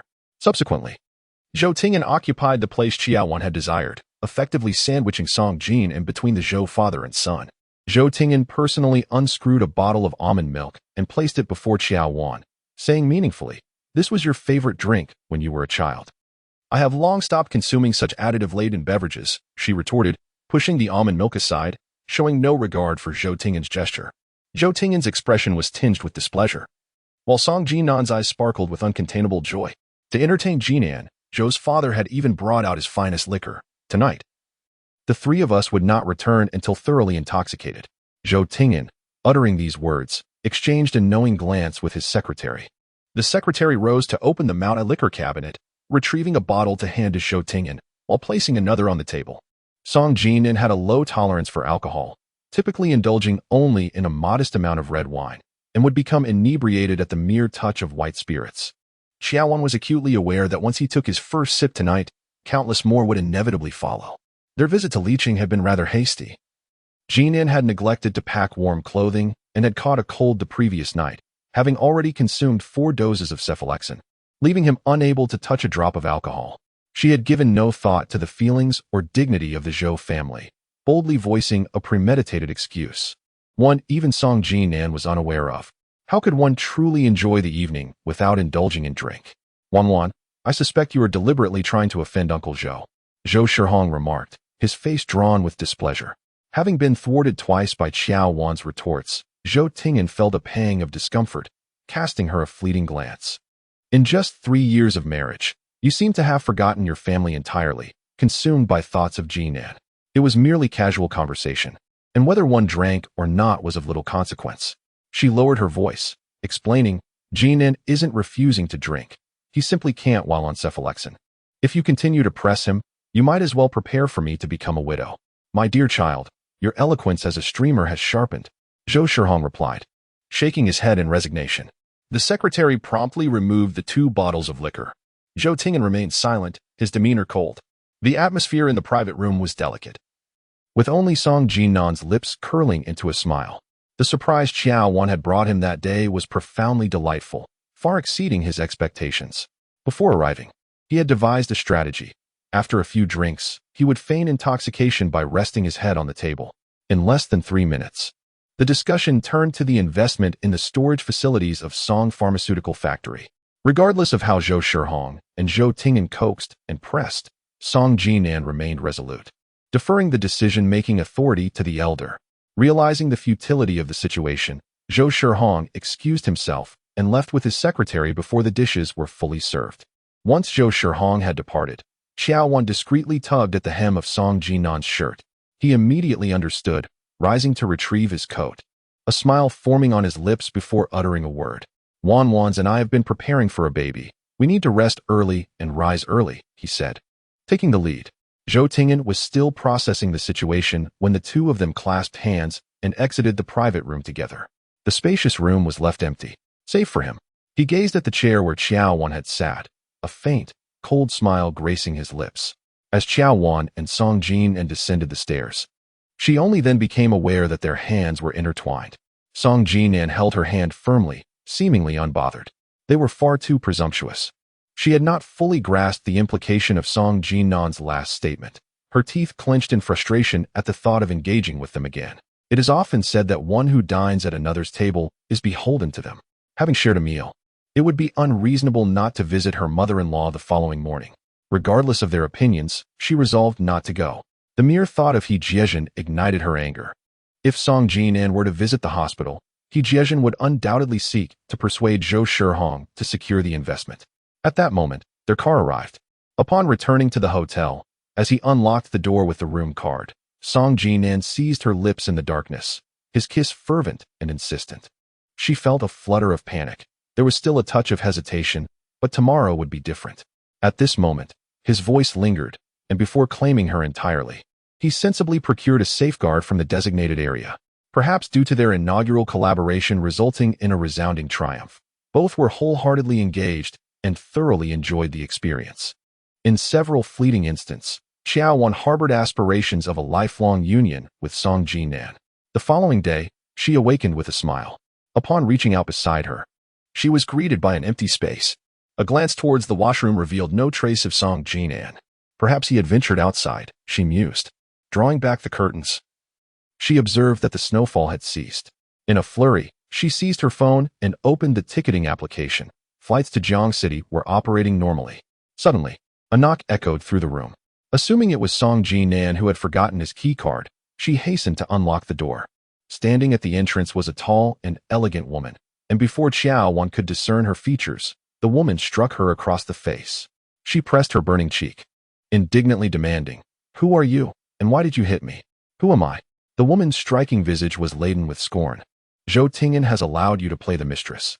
Has he not yet informed you of my identity?" Chapter 58. Taking a different path. Zhou Tingyan, the mistress. Qiao Wan's mind erupted in chaos. The assailant was Zhou Tingyan's fiancé, Qiyu. Qiyu's father held a position as a secretary, a rank surpassing that of Zhou Shihong. It was only in the second year after Qiao Wan married Song Jinan that Zhou Tingyan began courting Qiyu. This was their first encounter. Miss Qi, unable to believe her fiancé's infidelity, retorted, "Don't come here to slander me. I am married." The final words were delivered with unwavering conviction. "Slander?" Qiyu took a photograph from her handbag and flung it at her face. "Look at this. At the hotel entrance. He gazes at you with such affection, and you reciprocate. If Zhou Tingyan has not betrayed me, I shall write my name backward." Qiao Wan bent down to pick up the photograph, and upon a mere glance, her body trembled slightly. The image captured the previous evening when Zhou Tingyan had picked her up from the airport. She had been photographed as she entered the hotel with her suitcase. Snowflakes danced in the air, blanketing the surroundings in white, while the streetlights cast a soft glow. Zhou Tingyan's face reflected 7 parts love and 3 parts restraint. Although she was locked in a gaze with him, her expression remained distant. The peculiar angle chosen by the photographer was quite unfortunate. At that moment, she stood over a meter away from Zhou Tingyan, yet in the photograph, her face seemed to be pressed against his chest. No wonder Qiyu did not hesitate to slap her. The photographer had skillfully manipulated the lighting, blurring the revolving door of the hotel and the vehicle she had arrived in, while only her and Zhou Tingyan's features remained strikingly clear. "Now that you are married, you should settle down in Jiangxing." Even if your husband indulges in affairs, you ought not to provoke Zhou Tingyan. Qiao, slightly taller than Qiao Wan, had delicate features, but her fury rendered her countenance somewhat fearsome. Miss Qi, you have misunderstood, Qiao Wan replied, feeling utterly powerless. I have not seen Zhou Tingyan for 3 years. The other night, I merely accepted a ride from him. The angle of this photograph is misleading. Misleading? Qiao sneered. In Zhou Tingyan's bedroom, there is a locked drawer filled with photographs of you two from the past, along with an old lady's phone that still holds your sentimental messages. Is there an issue you wish to address? The sudden flush on Qiao Wan's face was unmistakable. That mobile phone had been a gift from Zhou Tingyan during her freshman year, a time when their relationship had just begun to blossom in secrecy. The youthful heart of a girl, even during the discomfort of her monthly cycle, yearned to share everything with Zhou Tingyan. However, as fate would have it, their paths diverged, and the phone mysteriously vanished. Despite her relentless search, it was ultimately concealed by Zhou Tingyan. The fact that she had once been in love with him was an indelible mark on her heart, one she could never erase. At that tender age of just under 19, Zhou Tingyan was already 25, having spent 3 years entrenched in his career within the system. Their affair unfolded discreetly, with Zhou Tingyan visiting the capital every weekend, showering her with unreserved love and respect. Yet, despite the depth of their emotions, they never crossed the final boundary. Qiao Wan, do enlighten us. Does that phone hold messages you sent to Zhou Tingyan? Seeing her silence, Qiao grew increasingly arrogant. Even while studying, you entice men. And now that you're married, you remain restless. I shall promptly visit Jiansheng to inquire whether Song Jinan still cares for his wife. Qiao Wan's trembling hand clutched the photograph, murmuring, I swear, my relationship with Zhou Tingyan is innocent. If you have grievances, direct them towards me. Why involve Qiao Wan? Zhou Tingyan's furious reprimand suddenly echoed through the corridor. Qiao Wan had already been overwhelmed by Qiao's scorn, her eyes cast down, not daring to meet Zhou Tingyan's gaze. Your photograph was posted on the Lingchi municipal website yesterday. Participating in this snow scene photography competition, the clicks and shares have soared to the top. I merely came to remind Qiao Wan to be mindful of the boundaries in her relationships. After all, she is married, and I have just become engaged to you. Qiao immediately concealed her seething anger and smiled as she explained to Zhou Tingyan. From the day of their blind date, she had fallen for him. Her meeting with Qiao Wan was merely intended to assert her presence. Never did she anticipate it would affect her relationship with Zhou Tingyan. Come, allow me to clarify all my past dealings with Qiao Wan. Zhou Tingyan wore an expression of fury. Qiao, having grown up in affluence and surrounded by adoration, had never encountered such indignity. I am truly sorry, Wan, for the trouble I have caused you. Zhou Tingyan's eyes were filled with regret and concern. I assure you, this is Qiao's first and will be her last intrusion upon you. Her fingers trembled as she handed over the photograph, desperately seeking a way to manage the situation. Having already been shared online tens of thousands of times, no matter how capable I am, I cannot erase the memories of netizens. Zhou Tingyan's lips curled into a faint smile. Now, someone has already unearthed our names and affiliations. Oh, the photograph slipped from her grasp and fell to the ground. It was this very image that had incensed Song Jinan. I should never have come to Liqing. She slammed the door with force. Wan, Zhou Tingyan called urgently from outside. I will immediately engage a professional team to mitigate the damage as much as possible. Opening several trending social media applications, she saw that the photograph had gone viral, adorned with a unique and artistic aura. The photographer had even bestowed upon it a melancholic title, Parting. Comments flooded in, praising her and Zhou Tingyan as a perfect match. Others had uncovered that she was a financial anchor at Jianxing Television, while Zhou Tingyan held a prominent position as the deputy head of the Natural Resources Bureau of Liqing. There were even whispers suggesting Zhou Tingyan was already engaged. The revelations left her quaking with trepidation. Dialing Song Jinan's phone yielded no response. She opened WeChat and typed, Jinan, that photograph is merely a matter of perspective. I maintained a distance from Zhou Tingyan the entire time. Upon sending the message, she suddenly realized that Zhou Tingyan had come to the hotel bearing cherry roasted goose slices. Song Jinan inquired if she had encountered Zhou Tingyan previously. Fearing to stir up trouble, she replied in the negative. Yet, this photograph struck her like a slap to the face. As they descended from the vehicle, Zhou Tingyan had handed her the suitcase, and in that instant, they were caught on camera. The day spent with Song Jinan felt akin to a fleeting spring dream, abruptly interrupted before she could fully savor it. It was already too late for the noon train. She could only book a ticket for 5:30 in the afternoon. Just as she set her phone down, A call from He Jian came through. She anticipated it was regarding the photograph, grimacing as she answered. Haven't you learned your lesson? Why are you getting so close to Zhou Tingyan again? Are old flames rekindling? He Jian's voice was low yet brimming with anger. Zhou Tingyan is not only Zhou Shihong's son, but also the prospective son-in-law of Secretary Qi. Are you looking for trouble by flirting with him? She closed her eyes in anguish, refraining from explanation. Half an hour prior, an anonymous tip had reported Zhou Tingyan's questionable moral conduct, resulting in his suspension for investigation. Lan, Zhou Shihong will not let this slide. What will you make your mother do? He Jian's voice quivered, stripped of its former authority. Standing tall and poised, she thought of her innocence with Zhou Tingyan, feeling a pang in her heart. Zhou Shihong could not possibly harm me. Lan, I beg you, from this moment on, do not meet with Zhou Tingyan again. He Jian suddenly quickened her speech, taking the initiative to call Zhou Shihong and offer her apologies, while her mother assisted in smoothing over the situation. Be a good Mrs. Zhou and do not concern yourself with me. She set down her phone and began to pack her belongings. Tears cascaded down her cheeks like a string of broken pearls. Her visit to Li City had inadvertently stirred up such chaos due to an unintentional photograph. When Jiang Zhao called, she did not answer, but instead received a voice message inquiring whether she had reconciled with Zhou Tingyan. At the Zhou residence, Zhou Shihong, who had navigated the political arena for decades, had never anticipated that his newly engaged son, Zhou Tingyan, would be captured in such intimate photos with Qiao Wan, which subsequently went viral online.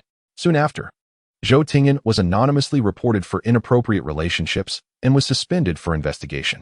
This not only jeopardized his promotion scheduled for next month, but also incited the wrath of the Qi family. It felt akin to a resounding slap to Zhou Shihong's face. Anyone else could err, but Zhou Tingyan could not, for his father had meticulously paved a smooth political path for his only son. Any deviation could obliterate years of careful planning. Zhou Tingyan confidently entered the study, bravely meeting Zhou Shihong's murky yet shrewd gaze. After a brief silence, Zhou Shihong's face was ablaze with fury as he shut the door. Zhou Tingyan complied. Crack, crack, crack. The three resounding slaps echoed against Zhou Tingyan's face, leaving it immediately swollen, yet he dared not show any disrespect. Father, I was wrong. What exactly did you do wrong? Zhou Shihong's gaze was piercing. First, you should not have taken Qiao Wan to the hotel without leaving immediately. Second, after the photos leaked, you failed to manage the public relations promptly. 3 mistakes were made, and there was no immediate explanation given to Qiyu.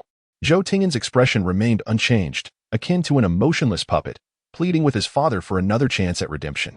From the moment you went to the airport to pick up Qiao Wan, everything went awry, leading to a series of missteps. Zhou Shihong clenched his right fist tightly. Since she could not remain composed even after being taken to Jiangcheng, I shall find someone adept to handle her and eliminate all obstacles for you. Father, Zhou Tingyan implored, collapsing to the ground. If anything were to happen to her, do you think I could survive this? Then we must take an alternative route. Zhou Shihong lifted the now cold tea and took a sip, announcing that the wedding would be moved forward, intending to marry Qiyu into the Zhou family by the end of the year. Zhou Tingyan felt as though a rope had tightly constricted his neck, as invisible hands hollowed out his heart. Outside, the light reflecting off the accumulated snow flickered on and off. After a long pause, he finally mustered all his strength to utter a single affirmative word. Let us choose a date at once, with 13 days remaining until the end of the year. If there are any preparations that cannot be completed, we shall address them after the wedding. Qiyu is a sensible child and will surely understand your difficulties. Father, I promise to marry Qiyu without delay. Zhou Tingyan's voice was bitter. Please let Qiao Wan be. Chapter 59. Separation is separation. Leaving is leaving. The sky was overcast. Threatening snow, mirroring her mood. The photograph of her and Zhou Tingyan, taken from an awkward angle without their consent, had seen its online popularity wane. The photographer had issued a formal apology, stating that the photo was deliberately taken with adjusted aperture and focus to create a melancholic and aesthetic atmosphere. The statement is indeed authentic, yet Qiao Wan listened to it repeatedly, feeling an overwhelming sense of deliberate whitewashing. Her heart grew increasingly desolate. As the party involved, she found it difficult to fully trust this declaration. How could she expect others to? Jinan, inherently suspicious, had always harbored lingering doubts about her past with Zhou Tingyan, frequently bringing it up. How could she possibly clear her name this time? In truth, she had long ceased to harbor any illusions about Jinan. Yet the moment he appeared before her in the heavy snowfall, Her long-dead heart sprang to life once more. The wild challenge in the bathroom that tested her limits. The unrestrained revelry of the previous night had utterly captivated her spirit, leaving her in unconditional submission to Song Jinan. Upon arriving at Jiuyin, Qiao Wan was taken aback to find that after entering her fingerprint 7 or 8 times, the security door remained unyielding. The same applied to her attempts at entering the password. A sense of foreboding washed over her. She tried calling Song Jinan, and the call connected instantly. "Jinan, I've arrived in Jiancheng, but I can't open the security door." She spoke up. On the other end, Song Jinan's tone was somber. "I changed the password and deleted your fingerprint." "What does that mean?" "It means nothing. Since you have rekindled your old flame with Zhou Ting'an, I shall grant you your freedom. Go wherever you wish, but do not return to Jiuyin." His words were resolute and devoid of compassion. "This isn't how it is. Jinan, the angle of that photograph was misleading, and the photographer has issued a clarifying statement." But before she could finish, Song Jinan hung up the phone. He no longer wanted her. He wanted her to leave Jiuyin. In that moment, despite having longed for this moment, an unbearable pain pierced her heart. A day and night of intimate whispers and leeching rekindled her hope of genuinely loving this man. Yet, regrettably, she found herself at the brink of a profound rupture so swiftly. Tears cascaded from the corners of her eyes, but after wiping them away, she mustered a stubborn smile. If parting is to be, then so be it. Her mind gradually cleared. Song Jinan's visit to Liqing was merely a fleeting whim. She and Zhou Ting'an were innocent, merely captured in a photograph taken by someone with ulterior motives.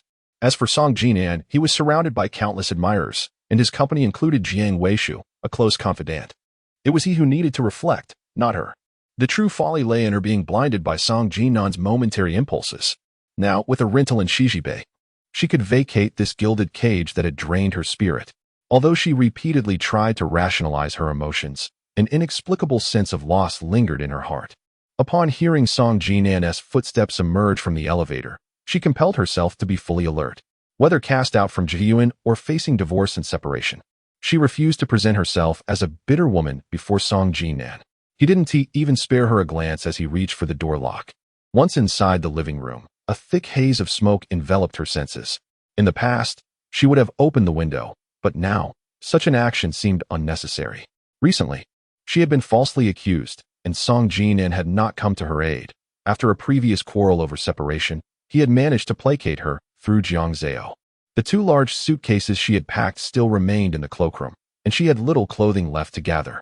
Finding 2 spacious storage bags, she commenced filling them with her belongings, starting from the master bedroom. The study and the secondary bedroom where Song Jinan often slept remained undisturbed. With a sullen expression, Song Jinan stood in the living room, smoking, his gaze fixed on her busy, resolute figure, the corners of his eyes tinged with a faint hue of red.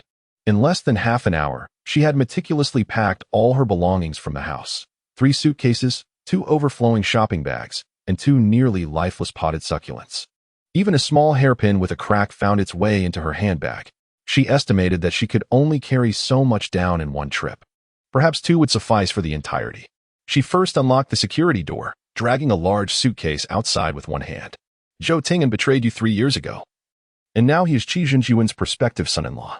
Do you truly believe this coward dares to want you back?" Song Jinan's voice was frigid, his gaze cutting through her like a blade. "You are the one who drove me away. It has nothing to do with anyone else." She refrained from defending herself further and hurried into the elevator across the hall. Upon her return, she retrieved the last suitcase and the largest storage bag. Ultimately, only a single storage bag and 2 pots of succulents remained. Throughout the ordeal, Song Jinan continued to smoke, finishing one cigarette only to light another. When Qiao Wan entered the living room for the 3rd time, Song Jinan extinguished his cigarette and approached her, gripping her wrist tightly. "You little deceiver. Did you truly think I was a fool?" With a thud, the small succulent pot in her hand fell to the floor, shattering into pieces. "I explained everything, yet Mr. Song chose to disregard my words entirely." The force of Song Jinan's grip was considerable, and fearing injury, she did not resist.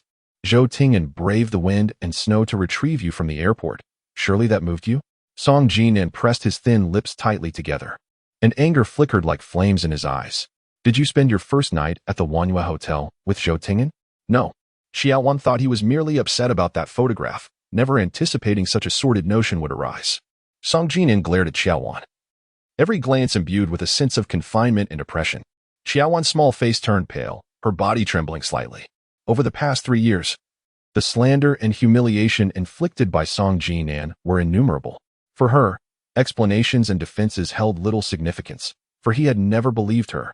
She bit back the pain in her wrist, deliberately meeting Song Jinan's dark gaze, choking back her words. Song Jinan, I swear that Zhou Tingyan and I are innocent. If a single word of that is false, may I suffer a terrible fate. Did he truly regard her as a mere child, believing that a vow could sway him? Listen well, Qiao Wan. The one who would put a green hat on me has yet to be born. Song Jinan flung her hand away. The force was so great that she was propelled 2 meters, crashing against the frame of the security door. A sharp pain radiated from her forehead, and warm, crimson droplets trickled down her cheek. It was blood. She leaned against the security door, one hand bracing against the wall, struggling to regain her balance. The sound of her high heels faded away as Song Jinan remained rooted in place, his gaze shifting slowly from the shattered pot of succulent on the floor to the small succulent that had fallen from Qiao Wan's hand. He bent down to pick it up, and his expression turned complex and inscrutable. Chapter 60. Entangled in the whirlwind of a third party once in the car. Qiao Wan immediately took out a compact mirror to check her forehead. The right side was swollen, the wound about the size of a grain of rice. Fortunately, the bleeding point had been staunched by her hand. Fearing that a scar might mar her future appearances, she drove to a nearby private hospital. As it was evening, she faced little wait after registering and soon received treatment. The wound was cleaned, disinfected, medicated, and finally covered with a thin layer of gauze. She also received a tetanus shot. Her greatest concern was whether a scar would remain, yet the doctor dismissed her worries, stating that such a minor injury would pose no significant issue even if it did scar, advising her to return the following afternoon for a dressing change. Descending from the elevator, Qiao Wan suddenly realized that the doctor had not mentioned any dietary restrictions, prompting her to call Jiang Zhao. Upon hearing about her forehead injury, Jiang Zhao immediately inquired whether it was the work of a scoundrel. I accidentally bumped into a doorframe. It has nothing to do with Song Jinan, she insisted, striving to preserve both their reputations. Jiang Zhao proceeded to enumerate various things to avoid, as Qiao Wan listened while approaching her car door. Suddenly, a melodious male voice emerged from a black car across the way. She hurriedly bid farewell to Jiang Zhao, turning to look, only to find Yi Yanqiu. He exited his vehicle, clad in a finely tailored gray coat, exuding an air of refinement. The parking lot was dimly lit, and with the light against him. For a fleeting moment, Qiao Wan mistook him for Song Jinan. What happened to you? Yi Yanqiu's gaze fell upon the gauze on her forehead. You don't need to be hospitalized, do you? Mr. Yi, she instinctively touched her forehead. I simply had a minor fall and scraped my skin. That is good to hear. Yi Yanqiu's expression dimmed slightly, as if lost in thought. Yesterday, Mr. Song answered when I called you. We had quite a congenial conversation. Drive safely. Yi Yanqiu turned to make way for her. Eager to escape his gaze, she started the car without fastening her seatbelt. Yi Yanqiu gazed at the receding tail of her vehicle, a profound smile gracing his lips. He retrieved his phone and dialed his secretary, his expression devoid of emotion, instructing Song Jinan to cancel the first round of negotiations scheduled for tomorrow morning. But, Mr. Yi, the collaboration proposal with the Song Group is already prepared, came the reply. Do as I say. Yi Yanqiu ended the call, his face a mask of inscrutable depth. Upon returning to Shizi Bay, Qiao Wan spent the night organizing 3 large boxes of clothes. Exhausted, she took a shower and lay in bed, tossing and turning in search of sleep. Ultimately, she turned on the light and took out paper and pen to list the daily necessities she needed to purchase after work the following day. It was only as dawn approached that she managed to catch a fitful sleep. Taking a day off on Monday, the accumulation of work awaited her upon her return, with the schedule indicating an afternoon rehearsal for the Spring Festival Gala, followed by hosting a corporate annual meeting in the evening. As Qiao Wan entered the office, a colleague informed her that Director L wished to see her. When that photo was leaked and stirred up a frenzy online, she anticipated that the leadership would summon her for a discussion. Unlike internet celebrities, television presenters face an uncertain future should they be embroiled in scandals that challenge societal norms. She felt that her proximity to Zhou Tingyan in the photograph was merely coincidental. It was not an explicit scandal, and at worst, she would receive a warning. Knocking on Director L's office door, she found him on the phone, who motioned for her to take a seat. Rest assured, dear superiors, once we ascertain the truth, We shall address the matter with the utmost severity, ensuring that no morally bankrupt employee tarnishes the reputation of our broadcasting system. Director L's words sent a shiver down Qiao Wan's spine. It was highly likely that she was the subject of such remarks. After finishing the call, Director L personally closed the door, sighing as he turned to her. Qiao, there is something of utmost importance I must convey to you. Qiao Wan braced herself for what was to come. The impact of your photograph with Zhou Tingyan circulating online is significant, and our superiors are particularly concerned. Until the truth is revealed, the station has decided to place you on suspension. Director L's brow furrowed deeply. Qiao Wan was desperate to avoid suspension and tried to defend herself. However, Director L shook his head, stating that the repercussions of this incident were too severe. The meager explanations from the photographer would hardly suffice to convince anyone. If the station did not take appropriate action regarding you, others would surely voice their discontent, and I could find myself reported as well. I hope the station leadership will soon restore my innocence, Qiao Wan thought, realizing the matter was already beyond her control, and she rose to leave. Having been employed for 4 years, she had always tread carefully in her interactions with the opposite sex. Yet she never anticipated being ensnared in a scandal due to a candid photograph, which not only implicated her as a third party, but also severely jeopardized her career. She stared at her computer screen, reading the same message thrice, her eyes reddening as she steeled herself to gather her belongings. This job represented more than mere employment to her. It was a source of solace and support. The past 3 years of tumultuous interactions with Song Jinan would have driven her to despair in Jiangcheng had it not been for this job. Expelled from Ju Courtyard the previous night by Song Jinan, and now suspended, she felt as though she had been cast aside by the entire world. The landline rang, and the director of business interviews brought her unfortunate news. 10 minutes ago, Yi Yinshu had canceled the exclusive interview. After hanging up the phone, Qiao Wan felt a surge of anxiety. Just last night, her encounter with Yi Yinshu had gone well, and the interview content was finalized. Now, what was this sudden turn of events? As long as she remained an employee of the television station, she would prioritize the greater good. She found Yi Yinshu's number on her phone and dialed.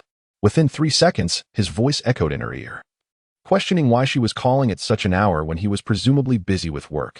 It turned out that Yi Yinshu was unaware of her suspension. Mr. Yi, Director Zhang mentioned that you canceled the exclusive interview. Chapter 61. Osmanthus Cream. Yi Yinshu's detached tone prompted Qiao Wan to reflect on whether she had inadvertently offended him. Eager to salvage the interview, she pressed, Mr. Yi, what prompted you to change your mind? It's simply a matter of habit. I dislike being exposed to the public eye, subjected to scrutiny and judgment. Though Yi Yinshu spoke of himself, Qiao Wan detected a hint of sarcasm in his words. I have work to attend to. Let's not continue this conversation. Before she could respond, Yi Yinshu had already ended the call. Dejected, Qiao Wan set her phone down, feeling an immediate sense of relief. The suspension would have the most significant impact on her income. 3 spring festival galas had fallen through, and there were still 4 corporate annual meetings by the end of the year. Excluding bonuses, her hosting fee, split with the television station, would amount to at least 20,000. Accustomed to a bustling schedule, the sudden halt left her feeling hollow. As she placed her commonly used office supplies into a storage box, Qiao Wan cradled it and headed downstairs, only to encounter Guan Ningshan.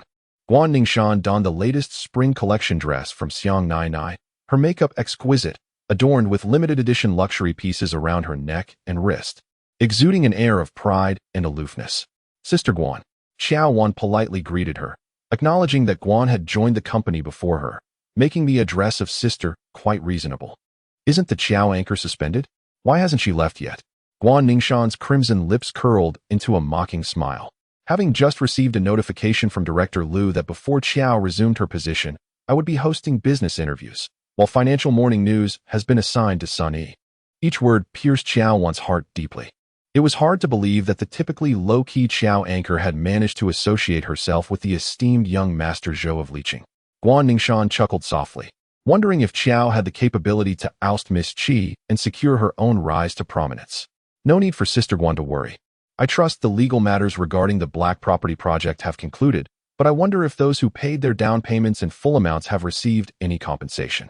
Qiao Wan calmly retorted, oh, and let's not forget Sister Guan's impressive 5 million sales in Sweetbird's Nest during her live stream. Was it a loss for the merchant, or did Sister Guan dig into her own pockets? At the television station, she maintained a polite demeanor towards everyone. but would show no mercy to those who provoked her maliciously. Even someone of Guan Ningshan's stature was not exempt. Qiao Wan felt a chill in her heart. The moment the elevator doors opened, she squeezed in before the occupants had a chance to exit. Guan Ningshan, driven solely by profit, endorses properties lacking complete certifications, promotes fraudulent health products, and accepts bribes during the host's revival competition. Not only does she manage to extricate herself flawlessly, but she also secures a coveted spot on the program business interviews, indicative of her extraordinary connections. Her final words were crystal clear. Even if Qiao Wan were to resign, she could never reclaim her former position. An unsettling suspicion gnaws at Qiao Wan. It feels as though someone is covertly sabotaging her, determined to eliminate her from her role. Indeed, this world seems devoid of justice. As Guan Ningshan continues to bask in the limelight despite her numerous transgressions, while Qiao Wan is suspended over a mere photograph. Items that appear trivial, laundry detergent, toilet paper, desk lamps, power strips, adhesive hooks, fill 2 large shopping bags to the brim. As she carries the bags to the parking lot, still searching for her vehicle, she overhears the voice of Song Jinan. Do you remember our school days? I was in my final year while you were just starting high school. Every weekend, we would go by Sue's osmanthus tofu. I never had a sweet tooth. Yet one serving was never enough for you. You would always finish your portion and then steal mine. Sue's osmanthus tofu was my favorite snack. How could I ever forget? During my 3 years abroad, I longed for its taste and even had my family ship it over, yet nothing ever compared to the original flavor. A woman's voice, crystalline and melodious, resonates in the air. Song Jinnan's tone is imbued with warmth, and an unexpected pang of sorrow strikes Qiao Wan's heart. In 3 years of marriage, Song Jinan has never spoken to her with such tenderness. The softness he exhibits in their intimate moments is merely a manifestation of desire, devoid of genuine emotion. Following the sound of the conversation, she spots Song Jinan walking alongside a woman clad in a white coat. The woman, in her late 20s, possessed long, straight black hair that cascaded down to her waist. She stood at a height comparable to Qiao Wan, and not only did she have striking features, but her every gesture exuded the poise of a formidable career woman. It was undeniable that she and Song Jinan made a striking pair. As Qiao Wan observed them, a pang of envy tugged at her heart, prompting her to turn away in dismay, wishing to remain unseen. However, she was unexpectedly called out by Song Jinan. His voice laced with amusement. Desperate to flee, she found herself increasingly disoriented, as if her feet were leaden. Allow me to introduce Sheng. This is Qiao Wan, Song Jinan stated, having approached her. His lips parted slightly as he continued. Beside me is Yi Sheng, the newly appointed chief executive officer of Hawaii. Qiao Wan's complexion turned ashen, her lips quivering in silent fury as she cast a resentful glance at Song Jinan. She was baffled by his seemingly cruel intentions. Why could he not simply ignore her presence? Instead, he insisted on pairing her with Yi Sheng and facilitating this introduction. Yi Sheng regarded Qiao Wan with an air of condescension, her eyes filled with scrutiny. Qiao, she acknowledged with a hint of disdain.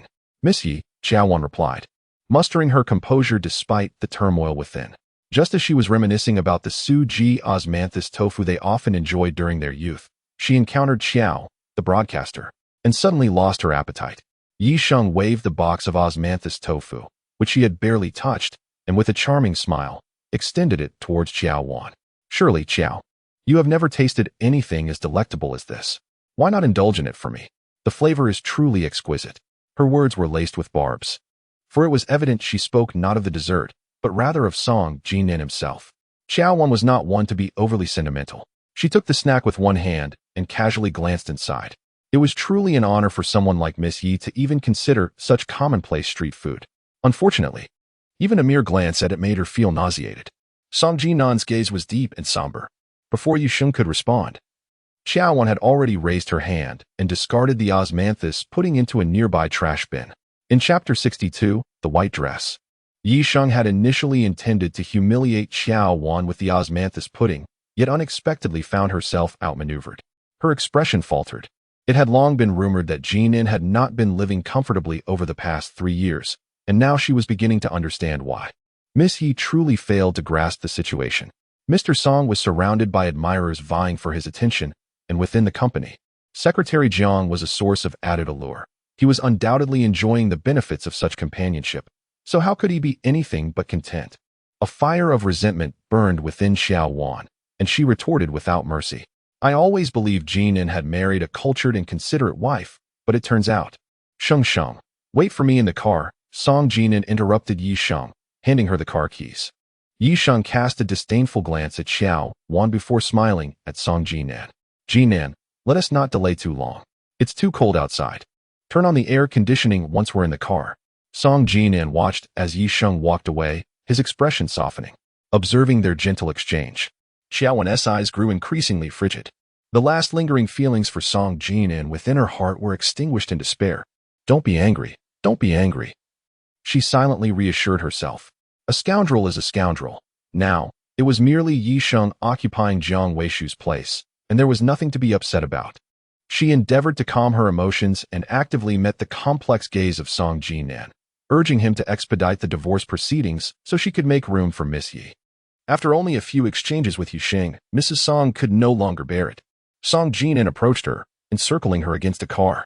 Suddenly, the distance between them diminished, and her shopping bag thudded to the ground. What exactly do you want, Song Jinan? Having lived with this man for 3 years, Qiao Wan's understanding of him remained superficial. A superficiality he had deliberately allowed. In truth, she could not even glimpse 1/10 of his inner world. Mrs. Song, do not think that moving out of Jiuyuan absolves you of your duties as a wife. Song Jinan's hand gently brushed against the bandage on her forehead, a suppressed laugh emanating from the depths of his throat. Her immediate reaction was that he still wished to share the bed with her. Unbuttoning the top button of his shirt with a hint of disdain, he queried, "Here, or shall we find a nearby hotel for a few hours?" In an instant, Song Jinan's expression froze. Qiao Wan proceeded to unfasten the second button. "Is this how little I mean to you?" He grasped her wrist, fastening each button back in place for her. Qiao Wan's mind was a flurry of confusion. "Accompany me to a gala tonight. Jian will pick you up at 5 to help you choose an outfit and style." With a gentle pat on her cheek, Song Jinan turned and walked towards his black sedan. She cast a cold glance at Yi Sheng in the passenger seat, who was smiling and engaged in conversation with Song Jinan, appearing to be a couple deeply in love. Qiao Wan suddenly found herself utterly perplexed. A few days ago, she accompanied her elders' friends and family to the hospital for a visit, and now she is attending a soiree with him, which surely indicates their belief in her innocence alongside Shoutingen. Otherwise, why would they appear together in public at such a time? At the gathering, she would undoubtedly cling to Song Jinan's arm, as he would publicly announce her identity.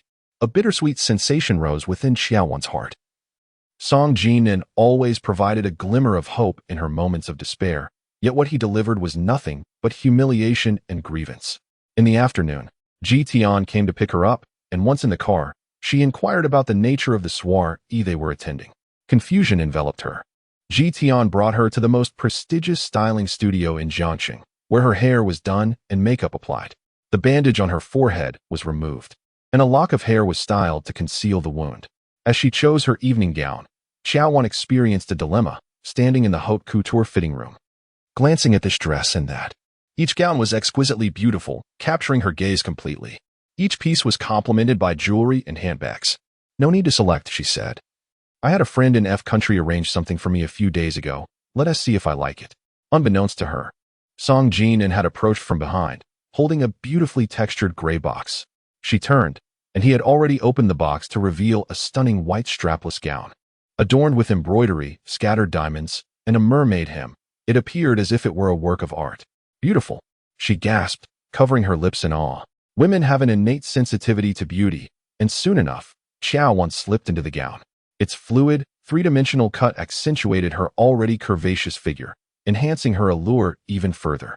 Her shoulder-length curls cascaded elegantly to one side, while a blue diamond hairpin secured the other, framing her exquisite features akin to an unblemished porcelain doll. Gazing at her reflection, Qiao Wan found herself entranced. Due to her profession, she often adorned herself in striking gowns, yet this particular one bestowed upon her a unique sensation. "Do you like it?" Song Jinan inquired from behind her, his hands resting on her slender waist, his warm breath cascading against her ear. "Yes." Her eyes met Song Jinan's in the mirror. "It was tailored to my measurements." What else could it be? His voice, deep and fervent, ignited a tumultuous flutter within her heart. "Thank you." She turned to face him, only to find their faces alarmingly close, their lips brushing against each other. Had she not been wearing towering heels, her lips would have barely grazed the second button of his shirt. Within the confines of the fitting room, man and woman, everything unfolded seamlessly. Song Jinan, insatiable, only ceased when she, with a quivering voice, implored him to do so. Emerging from the fitting room, a blush more radiant than any blush-on adorned Qiao Wan's cheeks. As they entered the car, Song Jinan chose to sit beside her in the back seat. Qiao Wan, still lingering in the fervor of their unforgettable encounter in the fitting room, recalled vividly how Song Jinan had whispered, "Wan, you are mine," as he nibbled on her earlobe. It had been years since she felt such youthful infatuation, prompting her to take his hand. Song Jinan seemed contemplative, remaining still as she held on to him. However, as the vehicle approached Huazhou building, he suddenly released her hand, shifting slightly away, creating a distance between them. She let out a cold laugh, having just awakened, and was now turning her back on me. Mr. Song gifted me with splendid attire and brought me here. What could possibly be his true intention? Chapter 63. No choice. Song Jinan cast a meaningful glance at Qiao Wan, his smile laden with implications. I have reiterated on numerous occasions that I am a businessman and do not engage in unprofitable ventures. The six-figure gown undoubtedly possesses its worth. Is it the gown that holds value, or is it the despair reflected in Qiao Wan's tightly clasped hands around the gown's hem, her eyes shimmering with hopelessness? Mrs. Song is an astute individual. She is well aware of certain matters, even without my utterance. As soon as Song Jinan finished speaking, a security guard approached to open the car door. After Song Jinan exited the vehicle, Ji Tian implored Qiao Wan multiple times to alight, and only then did she reluctantly comply. With the year drawing to a close, the temperature in Jiangsheng had plummeted to unprecedented lows, prompting Qiao Wan to sneeze twice in quick succession. Fortunately, upon leaving the styling studio, she had donned a thick cashmere shawl, which enveloped her and shielded much of her body from the chill. Over the past 2 years, Qiao Wan had attended numerous events, television broadcasts, corporate gatherings, charitable organizations, navigating such occasions with remarkable ease. However, as she accompanied Song Jinan into the banquet, she felt devoid of any spirit. Song Jinan did not take her arm. Upon recognizing Qiao Wan, several attendees greeted her, teasingly inquiring if Song Jinan, the vice president, had successfully invited the esteemed broadcaster. In that moment, Qiao Wan yearned fervently for Song Jinan to smile and introduce her to others as his wife, Qiao Wan. Alas, that was not to be. Following closely behind Song Jinan, she acknowledged greetings with a polite nod, but offered no further words. Do you not possess a voice? I brought you here to broaden your horizons. Yet you remain utterly silent. Song Jinan expressed his dissatisfaction with her performance, softly reprimanding her in her ear.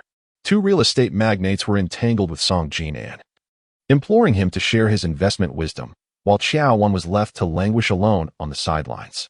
From the moment she entered the venue, Qiao Wan felt a searing gaze fixated upon her. It was Lingchi. Their eyes met, and he approached her, holding a tall glass. Clad in a black suit and white shirt, Lingchi exuded an air of composure and gravitas. Mr. Yi, she attempted to sidestep the encounter, but it was too late. She greeted him perfunctorily. Lingchi took a glass of champagne from a server's tray and offered it to her, his smile profound. Mr. Song mentioned he wanted to surprise me. It turns out to be you. Qiao Wan's heart sank. Could it be that Song Jinan had sold her out? I do not comprehend what Mr. Yi is implying, she replied, her smile fading as she declined the champagne. Lingchi, undeterred by her rejection, gazed at her intently. It matters not if you do not understand. As long as Mr. Song and I are in the know, that suffices. She detected an ambiguous undertone in his words. Furrowing her brow as she yearned to escape this tumultuous situation, yet Lingchi followed closely behind.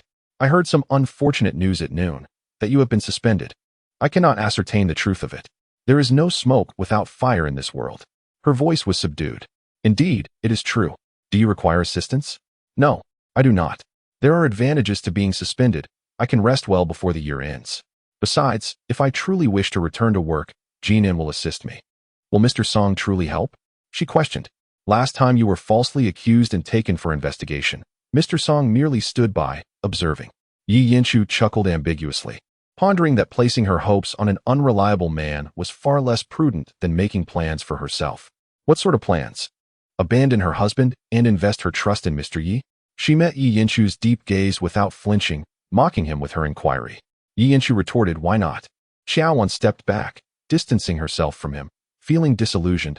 I had always regarded Mr. Yi as a reserved and steady gentleman. Yet here I am, realizing how wrong I was. I am human, endowed with emotions and desires, experiencing joy and sorrow, she continued. Beneath Yi Yanchu's calm exterior, tumultuous waves stirred within his gaze. Yet his inherent composure prevailed, filling his look towards Qiao Wan with respect. I apologize, Mr. Yi, but I am somewhat fatigued. I must take my leave. With that, Qiao Wan lifted her skirt and hastily exited the gathering. Yi Yanchu had aided her in clearing her name and achieving a 2 million advertising performance. She owed him a debt of gratitude and wished to avoid straining their relationship. At that moment, her heart was as clear as a mirror. Had it not been for Song Jinan's tacit approval, Yi Yanchu would never have had the opportunity to converse with her for so long. Ji Tian awaited her in the parking lot, and upon seeing her emerge from the elevator with a somber expression, he hurriedly alighted from his vehicle to open the door for her. Did Sir not accompany Madam? He inquired. A chill enveloped her, and despite wrapping herself tightly in her shawl, she felt cold to the core. Ji Tian, hesitant to take liberties, sent a message to Song Jinan. Qiao Wan's mind was consumed with Yi Yanchu's subtle implications, and she yearned to escape swiftly. Without waiting for Ji Tian's response, she exited the car and walked to the first floor. Upon leaving the Huazhou building, she stood by the roadside awaiting a rideshare. When the rideshare failed to materialize, Song Jinan arrived, disregarding her willingness, and pulled her into Ji Tian's car. The car sped along, and she realized it was headed towards Jiuyuan. Anxiously, she called out to assistant Ji in front. Ji, please stop ahead. I need to get out. Qiao Wan pressed her lips tightly together, her hands clenched into fists. Not wanting to be the subject of Ji Tian's ridicule, she opted for silence. Once the vehicle came to a halt, she lingered in the back seat, reluctant to disembark. A minute passed. Song Jinan personally opened the car door, fixating on his watch as he began a countdown. In the final second, she obediently exited the vehicle. Despite her frustration, she was not foolish enough to confront Song Jinan head-on. The only one to suffer would be herself. Upon ascending the stairs, she stood at the door, her back against the security door, prepared to leave at any moment. Song Jinan tossed his phone onto the table, removed his tie, and cast a chilling gaze that swept from the crown of her head to her ankles. The six-figure evening gown had yet to fulfill its purpose, and he felt a sense of unfulfilled desire. Speak plainly, Song Jinan, what do you truly want? After exiting the banquet, despair enveloped her entirely. Though she had already discerned Song Jinan's schemes, she still hoped to hear him utter something different. The room was dimly lit, and Song Jinan held a lit cigarette in his hand. The flickering flame and swirling smoke rendered his refined features obscure and enigmatic. Having invested 3 years in a new energy project in Li City, the Song family faced technological limitations. Not only were they failing to turn a profit, but they also had to inject 8 figures monthly to sustain it. The initial investments had already been made, making it impossible to cut losses. They could only strive for a technological breakthrough. At this moment, Qiao Wan fully comprehended the situation, collapsing onto the floor and murmuring to herself. The electric vehicle company beneath Huazhou held over a dozen international patents. You aspire to transform the new energy project in leaching from loss to profit, hoping to earn a measure of respect from the elder by choosing to collaborate with Huazhou. Huazhou's electric vehicles rank among the top 5 globally. There are no alternatives. Song Jinan inhaled deeply from his cigarette, remaining silent thereafter, for he understood that some matters are best left unsaid. Chapter 64. Using her as leverage for collaboration, the room remained shrouded in darkness, illuminated only by the flickering glow of the cigarette between Song Jinan's fingers. Qiao Wan collapsed onto the floor, her heart ashen. She had long recognized her predicament, yet as long as Song Jinan showed her even a modicum of kindness, she would intentionally forget the wounds she had endured. She believed that by turning a blind eye to his indiscretions, they could coexist peacefully, unaware that he would actually use her to negotiate a partnership with Yi Yanchi. In that moment, her mind went blank, tears unshed. Indeed, 3 years prior, Zhou Shihong had manipulated Song Jinan through her, shattering his engagement with Yi Sheng while securing a 9-figure investment from the Song Group in leaching. Now, Song Jinan was employing her to outmaneuver Yi Yanchi, revitalizing the leaching project. How fair this was. She had become a mere tool, exploited repeatedly, devoid of dignity and identity. She could be trampled upon at will. No one would inquire about her consent, nor would anyone care for her thoughts. After a prolonged silence, Song Jinan finally broke the quietude, stating, as long as the collaboration between the Song family and Huazhou is realized, I shall grant you your freedom. Mr. Song has finally consented to divorce. Qiao Wan's voice trembled, tears cascading in the darkness. Song Jinan loathed and despised her. In the past, no matter how tumultuous her protests, he had never uttered the word divorce. Now, I have agreed to utilize everything to its fullest and consented to the divorce. If a collaboration with Huazhou truly materializes, I shall provide you with a sum that ensures your lifelong sustenance. Song Jinan's words pierced through Qiao Wan's heart once more. She wiped away her tears, propped herself against the wall, and let out a cold, mocking laugh. Mr. Song, please enlighten me on how to entice Yi Yanchu so that he will obediently acquiesce. Song Jinan bit down hard on the cigarette, but her expression obscured in the dim light, rendering her emotions indistinguishable. Approaching Song Jinan, Qiao Wan's gaze carried a deep-seated hatred. Yi Yanchu is the sole heir of the Yi family. If I were to bear him a child, do you think I would ascend to the status of Mrs. Yi? Qiao Wan. Song Jinan's voice turned icy, her right hand clenching around Qiao Wan's neck. Mr. Song had just mentioned using her as a bargaining chip for the Huazhou collaboration. Could it be that he regretted it so swiftly? Tears glimmered in her eyes, yet she offered no resistance. A shadow cast over Song Jinan's face as she gradually released her grip, concealing all emotion. Secure the collaboration within a month. The underlying implication of Mr. Song's words sent a tremor through her. Make Yi Yanchu submit to you within a month. Song Jinan remained silent and retreated to the study. Qiao Wan stood motionless, staring at the place where Song Jinan had vanished, not shedding another tear. After the door was locked, she removed her white strapless gown and entered the bathroom. Standing beneath the shower with her eyes closed, she let the water cascade over her for a full hour, plagued by a night of relentless nightmares. The next morning, awakened by the alarm, she descended the stairs only to realize she had been suspended from her position. While waiting for the elevator to ascend, she heard a familiar footstep halt behind her. She did not turn around, but merely called out, "Mr. Yi," in a subdued tone. "It seems you have yet to have breakfast, so I specially purchased some congee and soup dumplings to bring over."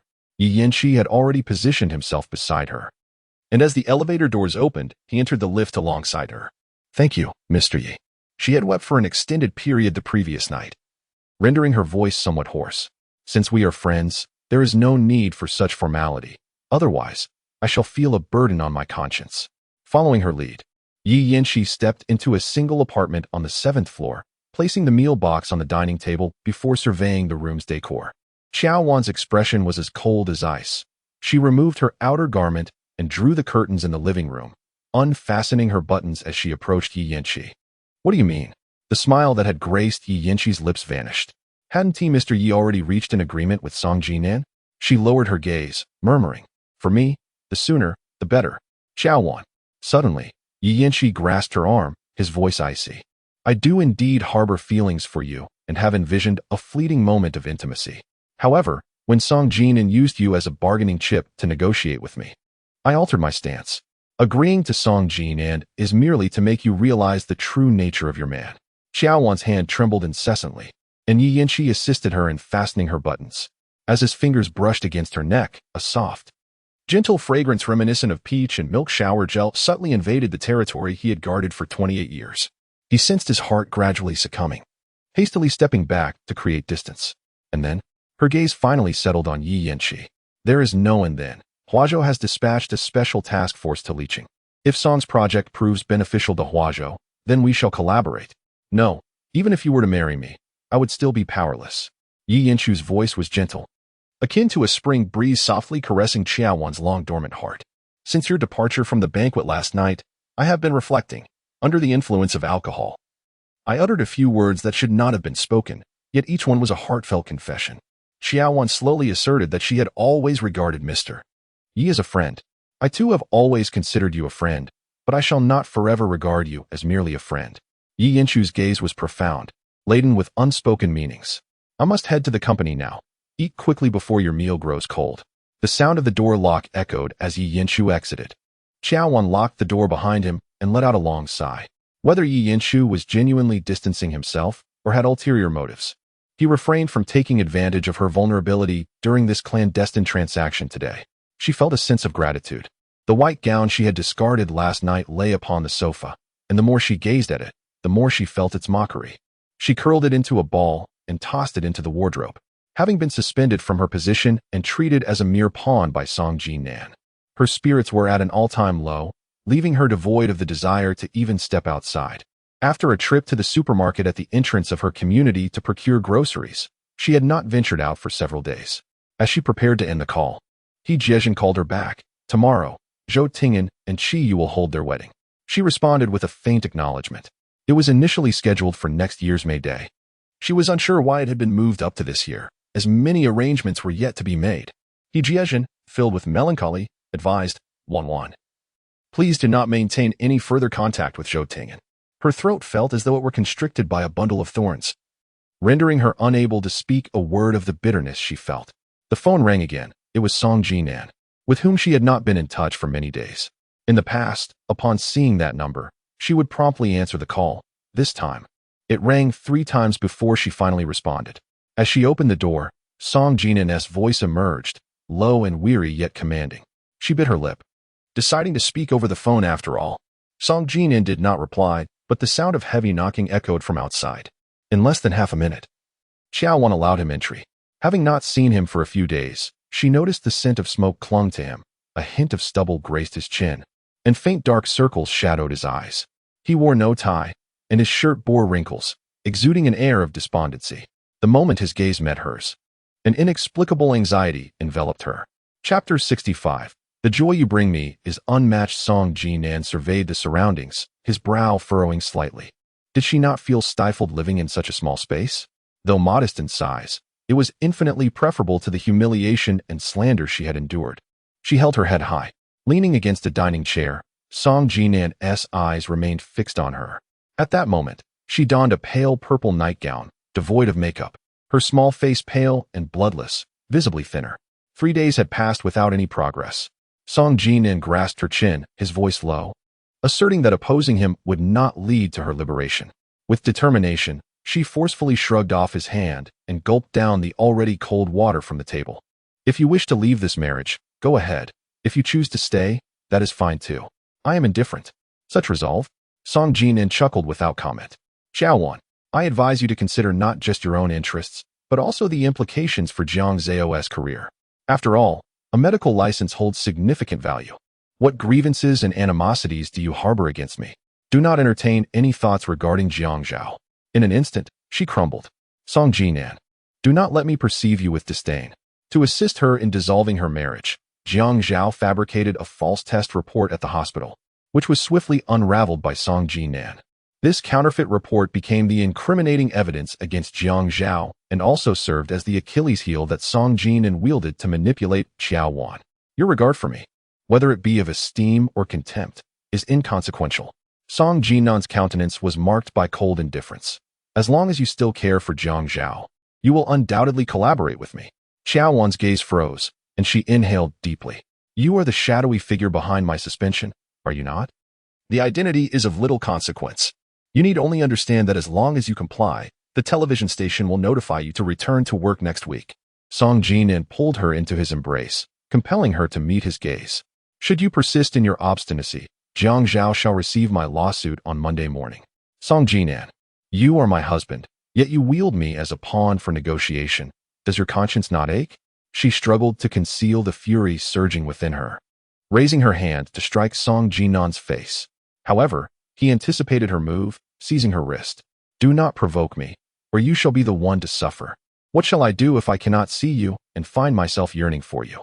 Song Jinan's fervent breath grazed her ear. After all, the pleasures you bestowed upon me in bed are unparalleled. The corners of her lips turned pale, and humiliating tears cascaded down her cheeks. Do not weep. If you continue, your eyes will swell, and a swollen appearance is far from appealing. Song Jinan's words were quickly supplanted by his rapid breaths. Having resolved to leverage her in exchange for collaboration with Lingchi, Song Jinan still sought to continue their intimate encounters. She struggled fiercely against the imposing man, using both her hands and feet, yet the disparity in strength between them rendered her resistance to Song Jinan merely a tantalizing game of push and pull. Before departing, Song Jinan casually remarked, my time and patience are limited. You are an intelligent person. It would be wise for you to reflect on how to proceed. For 2 days and nights, she languished on the bed in a daze. On Monday morning, Jiang Zhao called to inform her that Song Jinan had once again submitted a lawsuit to the court. It was then that Qiao Wan truly felt a surge of panic. She understood that Song Jinan was applying pressure through this means. To prevent any disruption to Jiang Zhao's work, she drove to the Song Corporation building. Song Jinan had been ignoring her calls, leaving her with no choice but to contact Jian. Upon hearing that she was in the reception area on the first floor, Jian chuckled and said, "The gentleman has been waiting for you, Xiao Zhubo, for quite some time." Her expression faltered noticeably. In the past, regardless of the state of her relationship with Song Jinan, Jian had always referred to her as Madam. Now, she was addressed as Xiao Zhubo. It is said that when a person departs, warmth dissipates. Even before she had finalized her divorce with Song Jinan, she had been cast aside in the eyes of his closest subordinate. Jian guided Qiao Wan to the exclusive elevator leading to Song Jinan's office.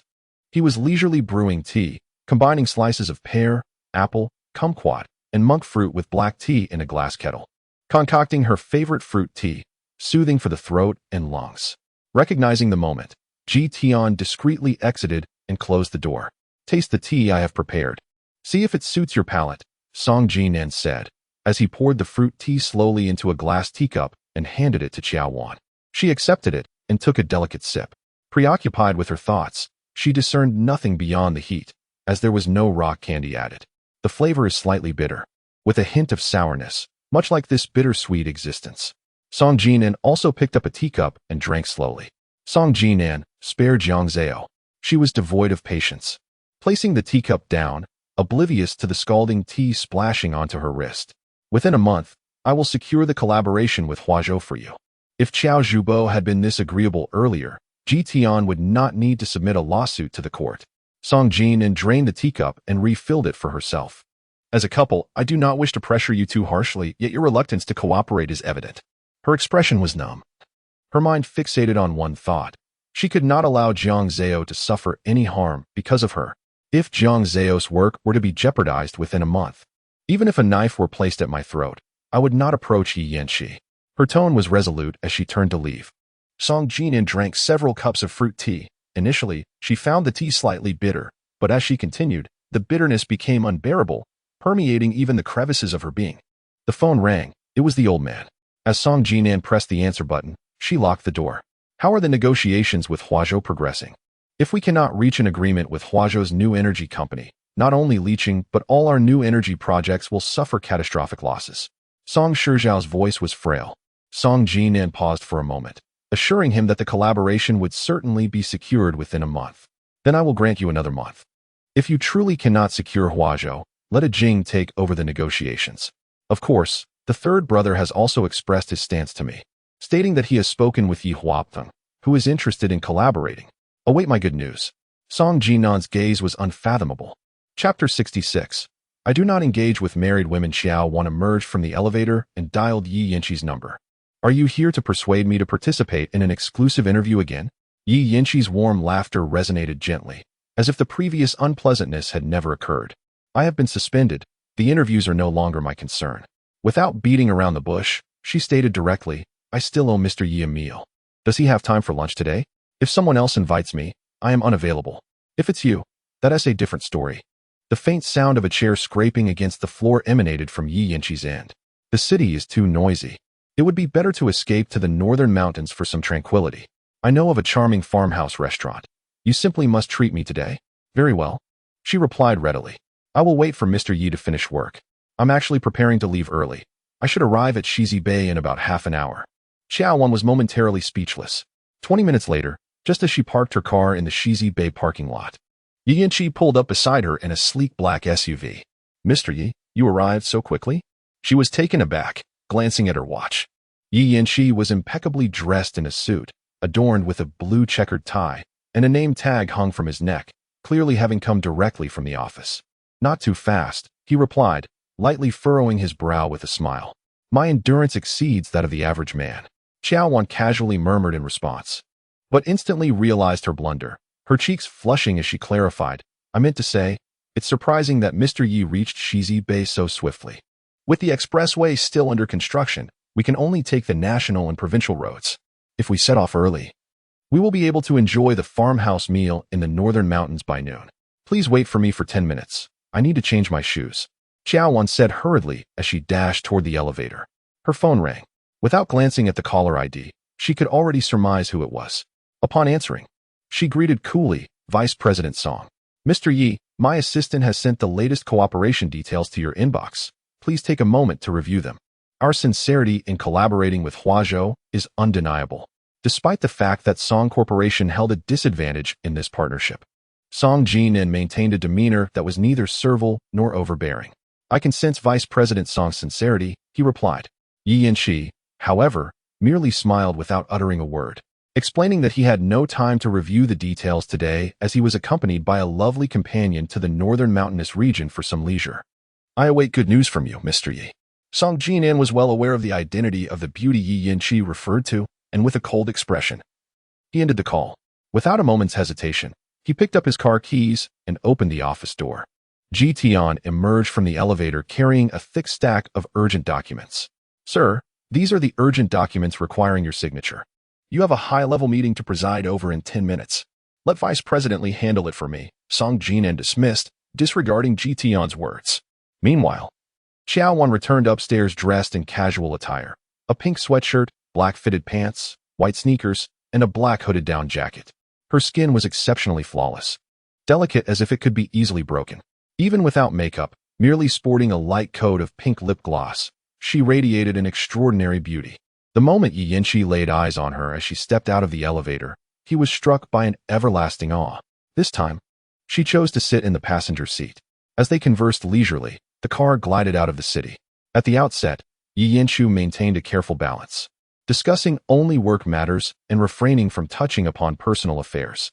When the conversation turned to her suspension, Yi Yanqi asked with a profound implication, "Is it truly because of that photograph with Zhou Tingyan?" She nodded without reservation, explaining that the image was taken from an angle that misrepresented their distance. They were a meter apart, yet it appeared as though she was leaning against him. It felt exceedingly unjust to be suspended over a mere photograph. Yi Yanqi glanced at her and offered, "I have acquaintances at the television station who could assist you." However, she replied, "There is no need for you to waste your connections on my behalf, President Yi. After 4 years of employment without a proper break, I will take this as a vacation. As the saying goes, a blessing in disguise. Do not dwell too much on transient gains or losses." After offering her consolation, Yi Yanqi deftly shifted the topic, inquiring, "Over the years, have you maintained a strained relationship with Mr. Song?" His question, however, did not yield the desired answer, leaving a faint trace of disappointment on his face. Following a brief silence, Qiao Wan took the initiative to address the matter at hand, asking, "President Yi, will Huazhou collaborate on the new energy project with the Song Group?" Taken aback by her forthrightness, Yi Yanqi responded with intrigue, "Mr. Song and the entire Song Group are eager to partner with Huazhou. What about you?" She bit her lip, slowly formulating her response. The successful collaboration between the Song Group and Huazhou would indeed be mutually beneficial. To speak candidly and express a lack of desire would equate to rejecting Yi Yanqi. Given Huazhou's current technological prowess in the field of new energy vehicles, collaboration with any conglomerate was no longer a necessity. Yi Yanqi's expression appeared calm, yet within, a tempest was brewing. Collaborating with the Song family is akin to gilding the lily for Huazhou, yet it has the potential to turn all of Song's new energy projects from deficit to profit. Qiao Wan, if you were in my position, what choice would you make? I have previously stated that I am a man of emotions and desires. Yi Yanqi's voice, usually warm, suddenly carried an undertone of ambiguity and yearning.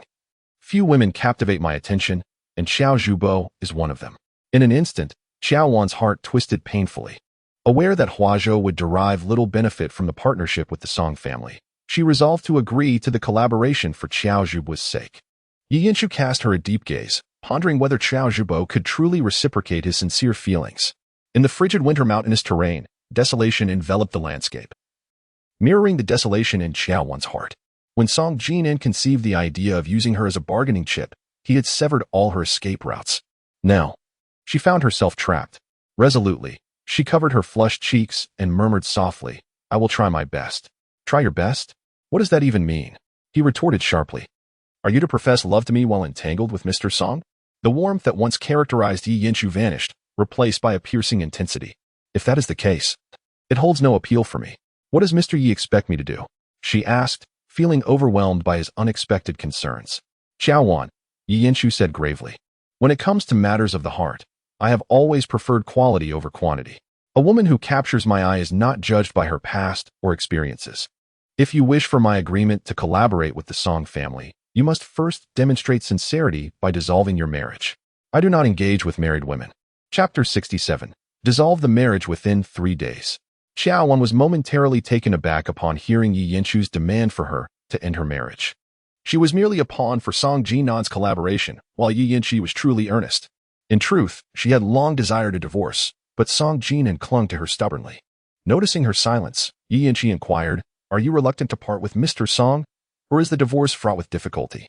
There was indeed some difficulty. Yet she refrained from elaborating further, for every additional word felt like a blatant mockery of herself. However, Yi Yinshi was not inclined to let the matter rest. He pressed, "Is the challenge of divorce stemming from Mr. Song?" "No," she lied. "I am alone and vulnerable in Jiansheng, and I cherish the feeling of having a home. I believe every word you utter without doubt. I hope from this moment forth, we can be forthright with each other."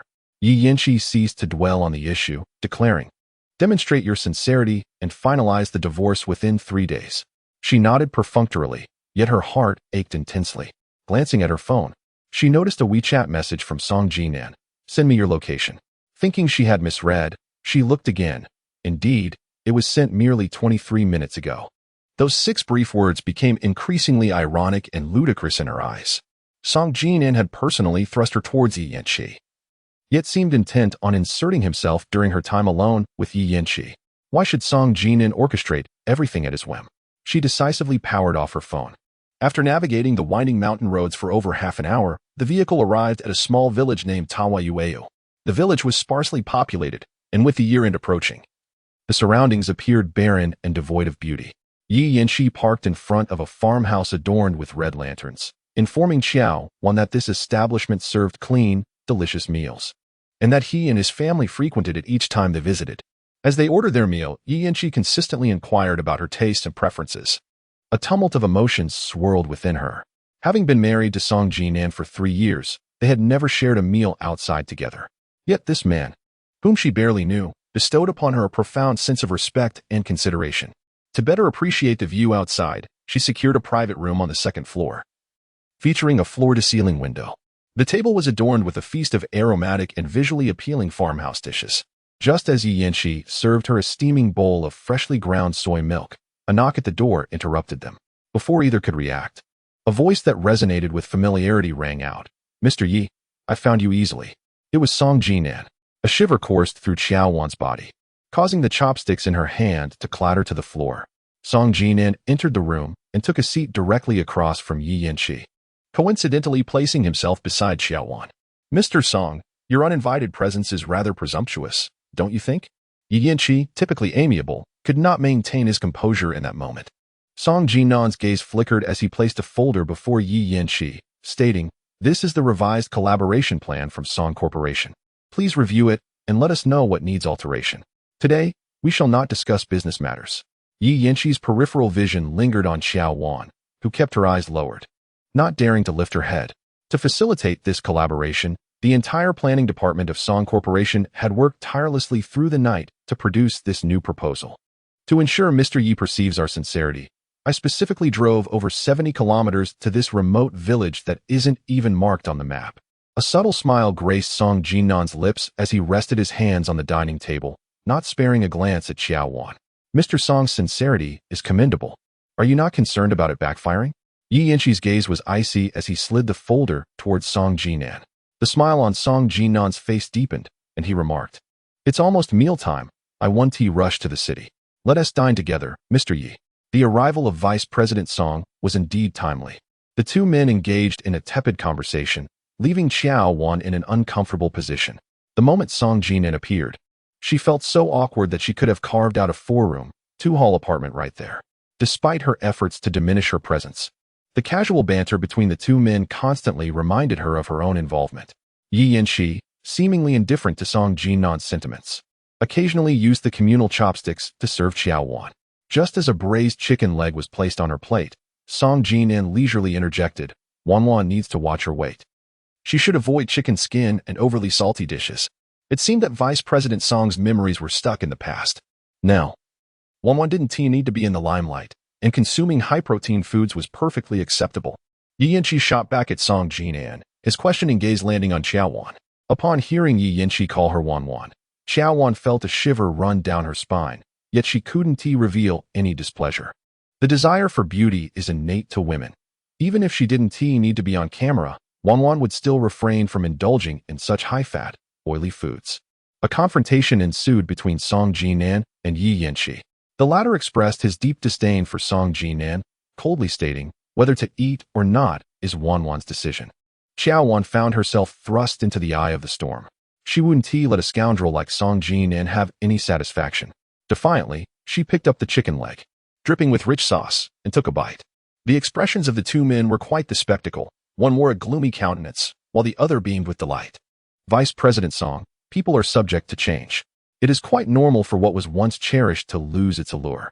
Yi Yanqi, in a jovial mood, took it upon himself to serve Song Jinan some soybean milk. When he scooped the final spoonful, he deliberately let his hand tremble, causing the entire contents to spill onto the floor. Mr. Yi has made an error, he remarked.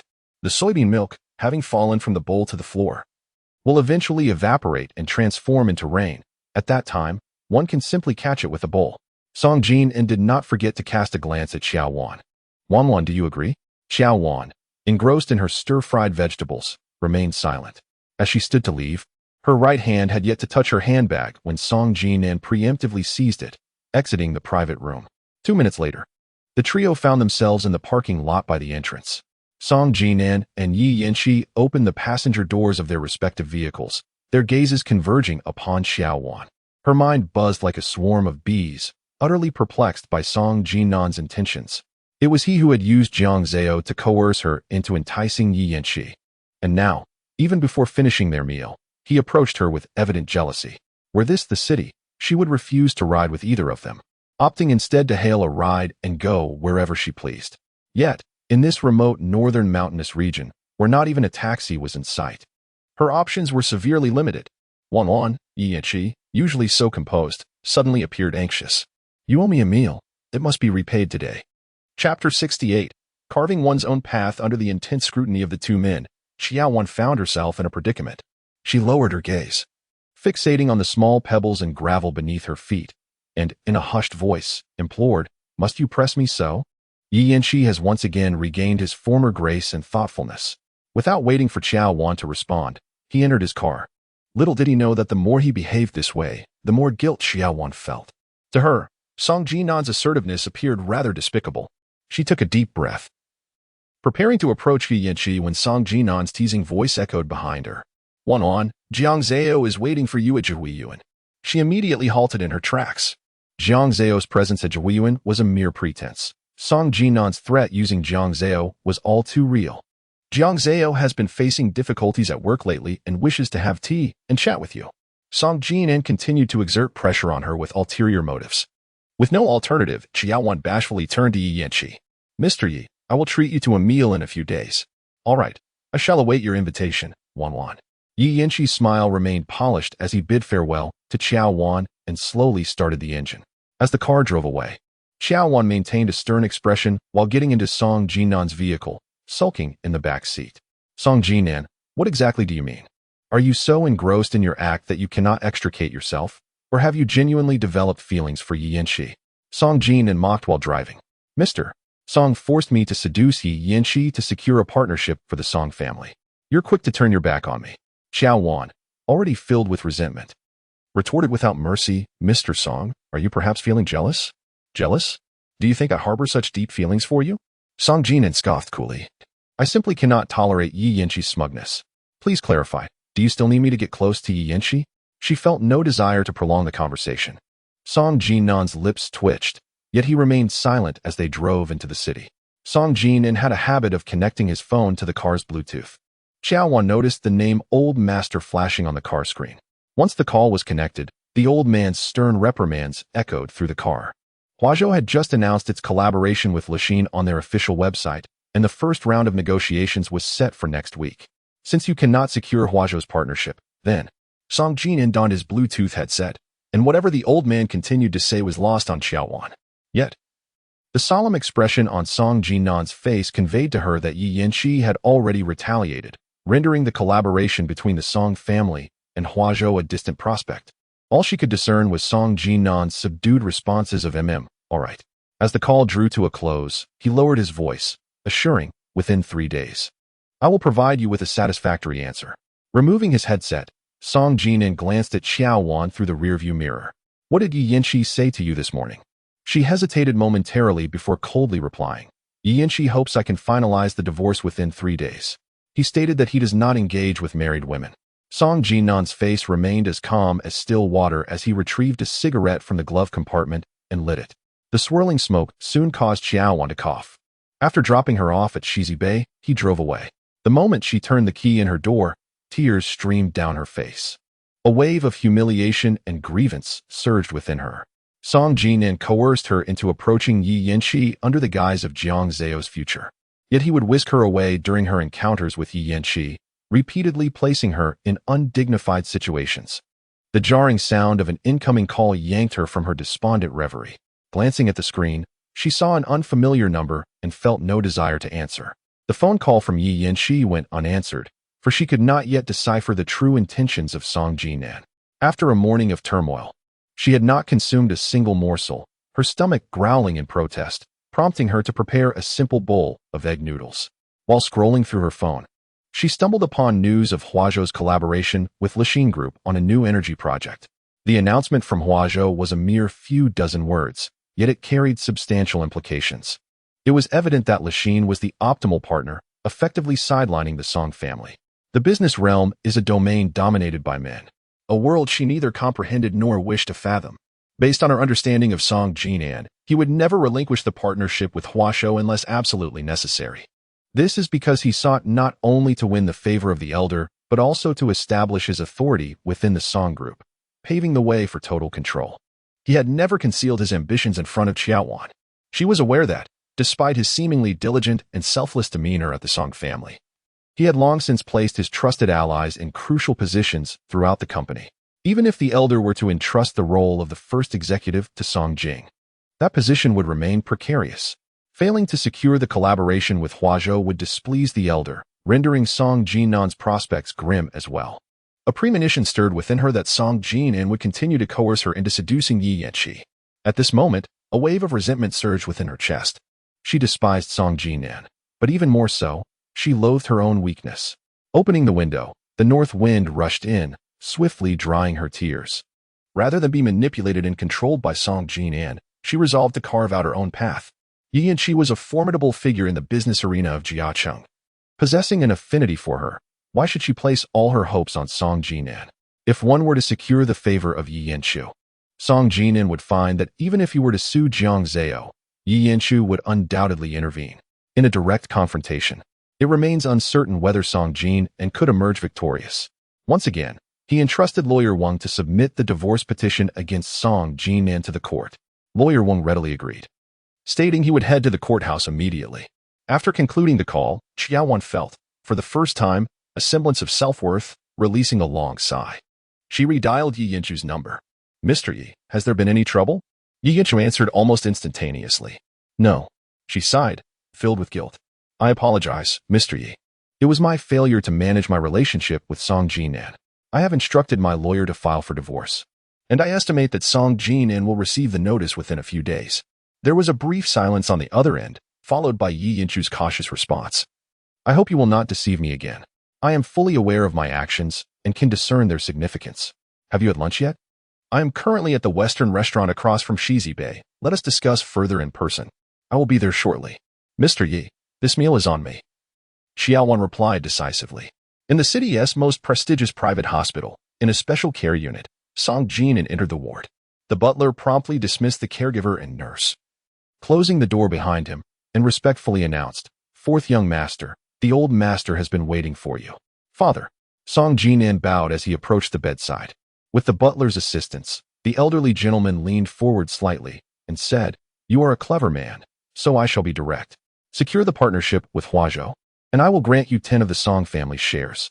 Chapter 69. I never deceive women. Old Master Song holds 60% of the shares in the Song family enterprise. The 4 sons each held a 5% share. The eldest passed away prematurely, and his shares were bequeathed to Song Jing. In an effort to demonstrate fairness, even the second son of the Song family, who had settled in Y country and never engaged in the business realm, was forcibly allocated a 5% share. For Song Jinan, the prospect of a 10% stake was quite enticing. Rest assured, Father, I shall secure the partnership with Huazhou, he assured the ailing patriarch, who lay in bed. Huazhou has always been discreet. The announcement of their collaboration with Lingchi prior to its establishment is indeed perplexing. Are you suggesting that Lingchi deliberately leaked news of the collaboration with Lingchi to compel us to lower our standards for cooperation? Old Master Song pondered, clutching his chest thoughtfully. Song Jinan nodded in affirmation, confirming this notion. Although our new energy project is merely a fledgling in the industry, Lingchi's financial clout far surpasses ours. The Yi family has always been cautious. They would never easily abandon the Song family's choice in favor of Lingchi. The current business landscape belongs to you young individuals. I have grown weary and can no longer keep pace. The old man sighed impatiently, his keen gaze fixed upon Song Jinan. Your elder brother's untimely demise has left behind a naive Jing, while the second son is absorbed in his laboratory, oblivious to the business world. The third son harbors ambition but would betray the company for trivial gains. Among the entire Song family, I have faith only in you, my fourth son. Do not let me down. Song Jinan, fully aware that these words were intended to win his favor, smiled appreciatively. As your son, it is only natural that I alleviate your burdens. Just yesterday, Yi Huali visited, and amidst their conversation, they spoke of you and Yixing. The old man's murky eyes sparkled with undeniable delight. Huali has always held you in high regard. That child, Yixing, is rather stubborn. She has waited for you for 3 years.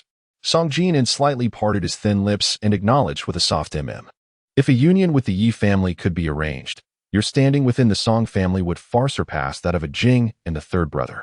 The old man spoke candidly. Song Jinan's expression momentarily faltered. I am aware. Knowing alone is insufficient. Are you aware of what must be done now?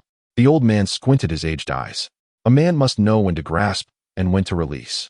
Sever ties with marriages and women that hold no utility swiftly, and mitigate losses in a timely manner. Understood. A sense of inexplicable irritation washed over Song Jin, and as he retrieved a cigarette, biting down on it without lighting it. I hope to hear good news of your divorce within 2 days. The old man yawned and signaled to the butler at the door. I am weary and wish to rest. The butler immediately understood, smiling as he gestured for Song Jinan to leave. Fourth young master, I shall not see you off. As Song Jinan drove out of the parking lot, he became somewhat distracted, nearly colliding with the car ahead.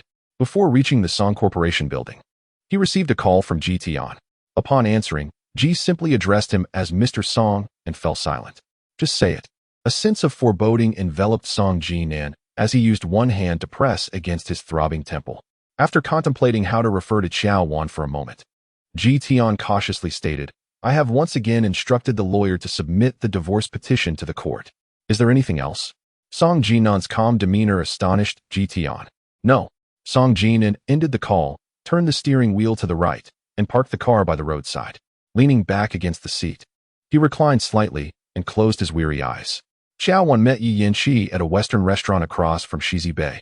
They had missed the lunch hour, and upon taking their seats, they found the restaurant's public area devoid of patrons except for the staff.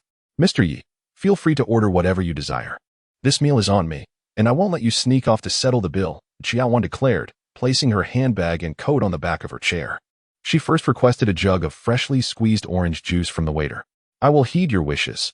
This meal is yours to treat, and I shall not covertly pay. Yi Yanqi replied, a deep smile lingering on his face. Wan, let us discuss something.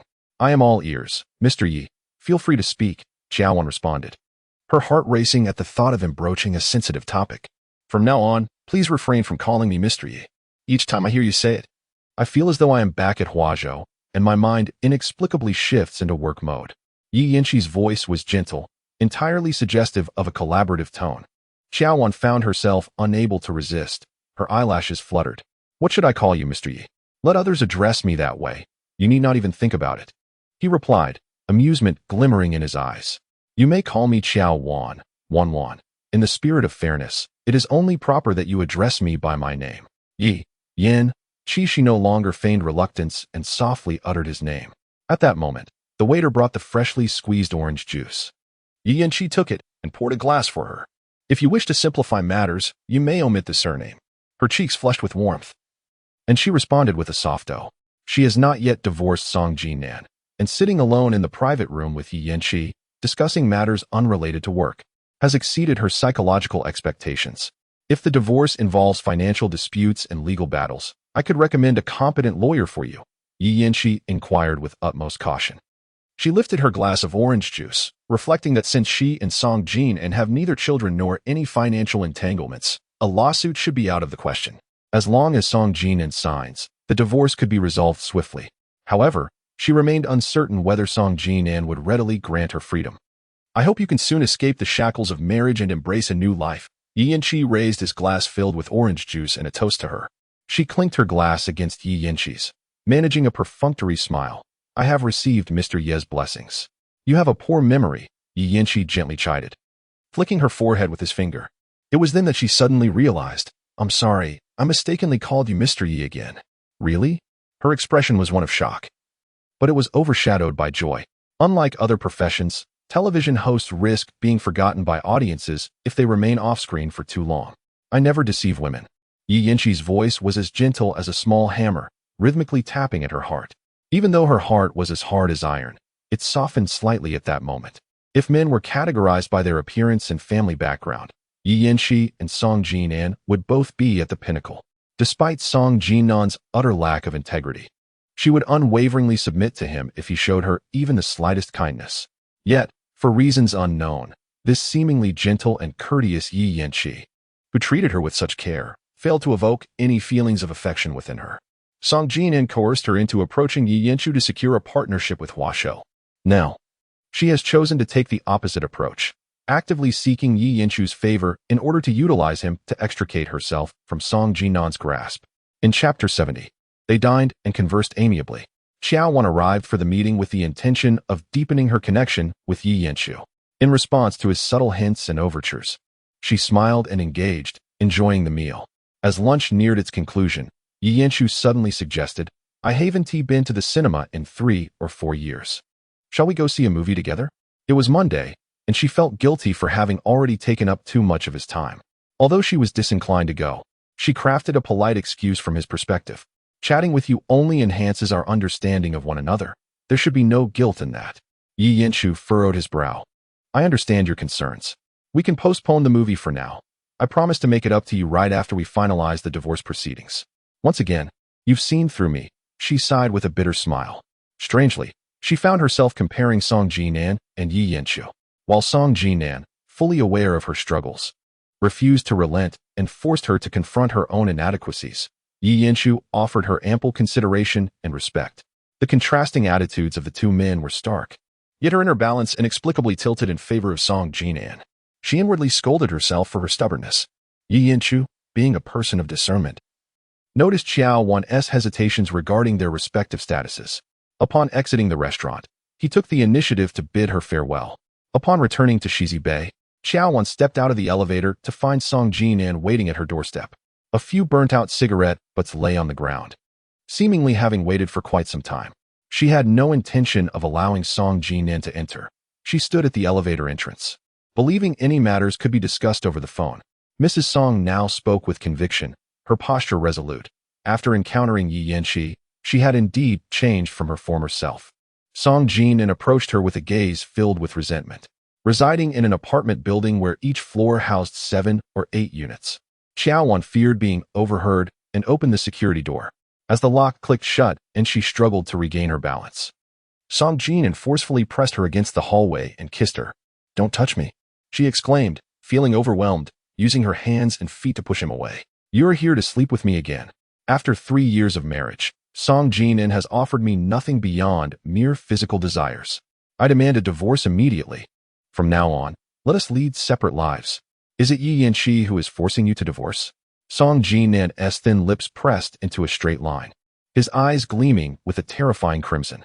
You asked me to entice Lingchi to secure the cooperation with Huasho. What makes you think that a married woman like me could ever catch Lingchi's attention? Tears streamed down her face, and she lamented. The only one who has relentlessly pushed me towards divorce is you. Back when you hadn't met Lingchi, it was you. And now, it is still you. Song Jinan gazed at the woman beneath him, weeping inconsolably, his arm trembling, his eyes filled with despair and fury. 3 years of marriage. And even if you do not harbor any affection for me, you should not use me as a pawn to exchange for collaboration with Yi Yanqi. For I am your wife, Song Jinan. I despise you. How could I not? The mere sight of you now fills me with revulsion. I implore you, do not lay a finger on me. If you still possess the qualities of a man, hasten to sign the divorce papers. Tears streamed down Qiao Wan's cheeks, cascading onto her neck, creating a damp patch on the sofa. She harbored a multitude of grievances. Yet her weeping was so intense that it left her voice choked with emotion. Song Jinan, pale-faced, gradually released his grip. Qiao Wan curled up in the corner of the sofa, sobbing quietly. The flick of a lighter ignited the air with the sound of a cigarette being lit. After finishing one cigarette, Song Jinan extinguished the butt in the trash bin and turned the doorknob to leave. Before departing, he paused, slowly uttering, "Tomorrow at 9 in the morning, we shall meet at the Civil Affairs Bureau." The Civil Affairs Bureau? She was still trying to make sense of the situation when the door slammed shut with a resounding thud. Song Jinan was gone. Her memory lingered on his mention of the Civil Affairs Bureau. At last, he had consented to divorce her, yet she felt no joy in this revelation. She had once dreamt of liberating herself from this marriage, which had rotted from the inside out, but now that the moment had arrived, an overwhelming sense of reluctance filled her heart. Anxiety and irritation churned within her, leaving her unsettled. She dialed Jiang Zhao's number. Jiang Zhao's weary voice echoed through the line. "I just stepped down from the operating table. Your call is quite timely. Had it been a minute earlier, I would have missed it." "Xiao Zhao, please scold me back to my senses," she pleaded helplessly, pacing in circles around the living room.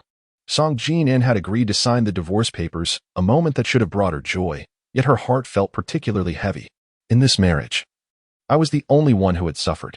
Song Jinan was surrounded by numerous beautiful confidants, unburdened by the constraints of marriage, which only rendered him more carefree and joyous.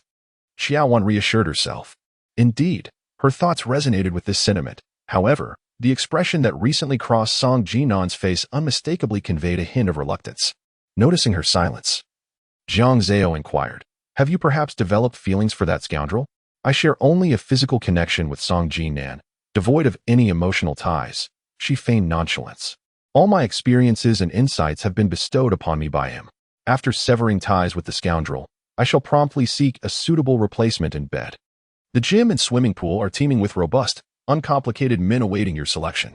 Just remember to take precautions against unintended pregnancies and avoid any venereal diseases."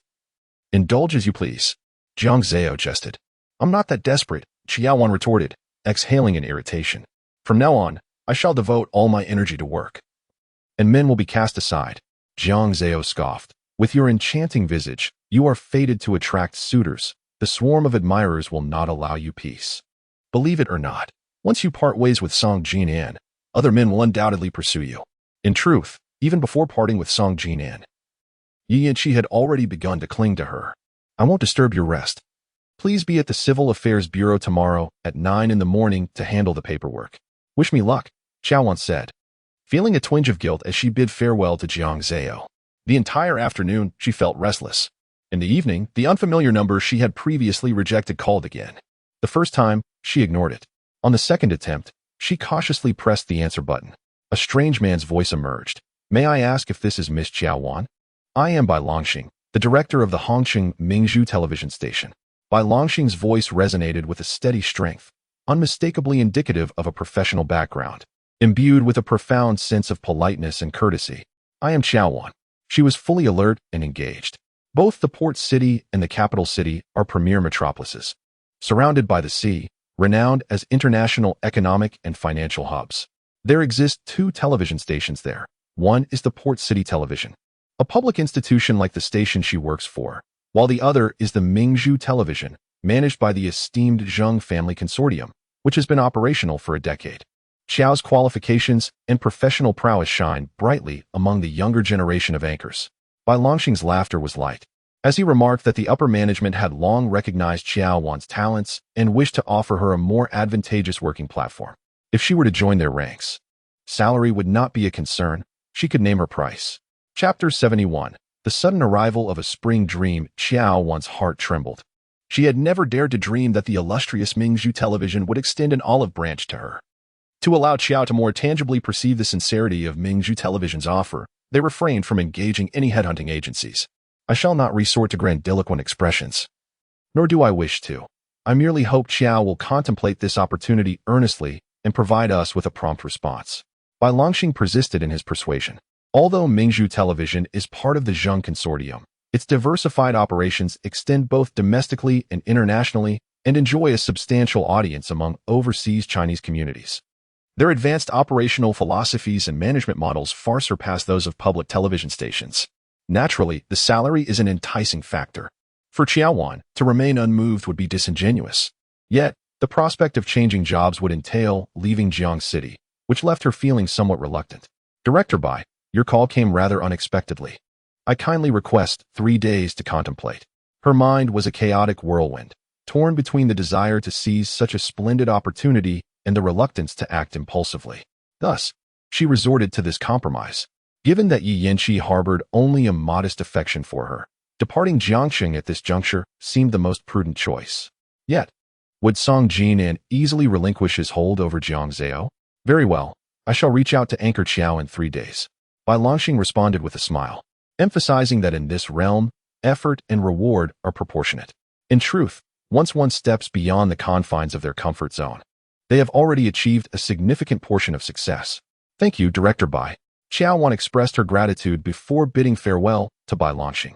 Although she had yet to decide whether to venture to Gangqing, this call had instilled a newfound strength within her. She was not without merit. Her professional capabilities were indeed acknowledged by others. With this realization, the shadows that had lingered in her heart dissipated. She opened her laptop and began searching for information related to Mingzhu Television Station. Suddenly, her phone rang again. It was Yi Yanqi.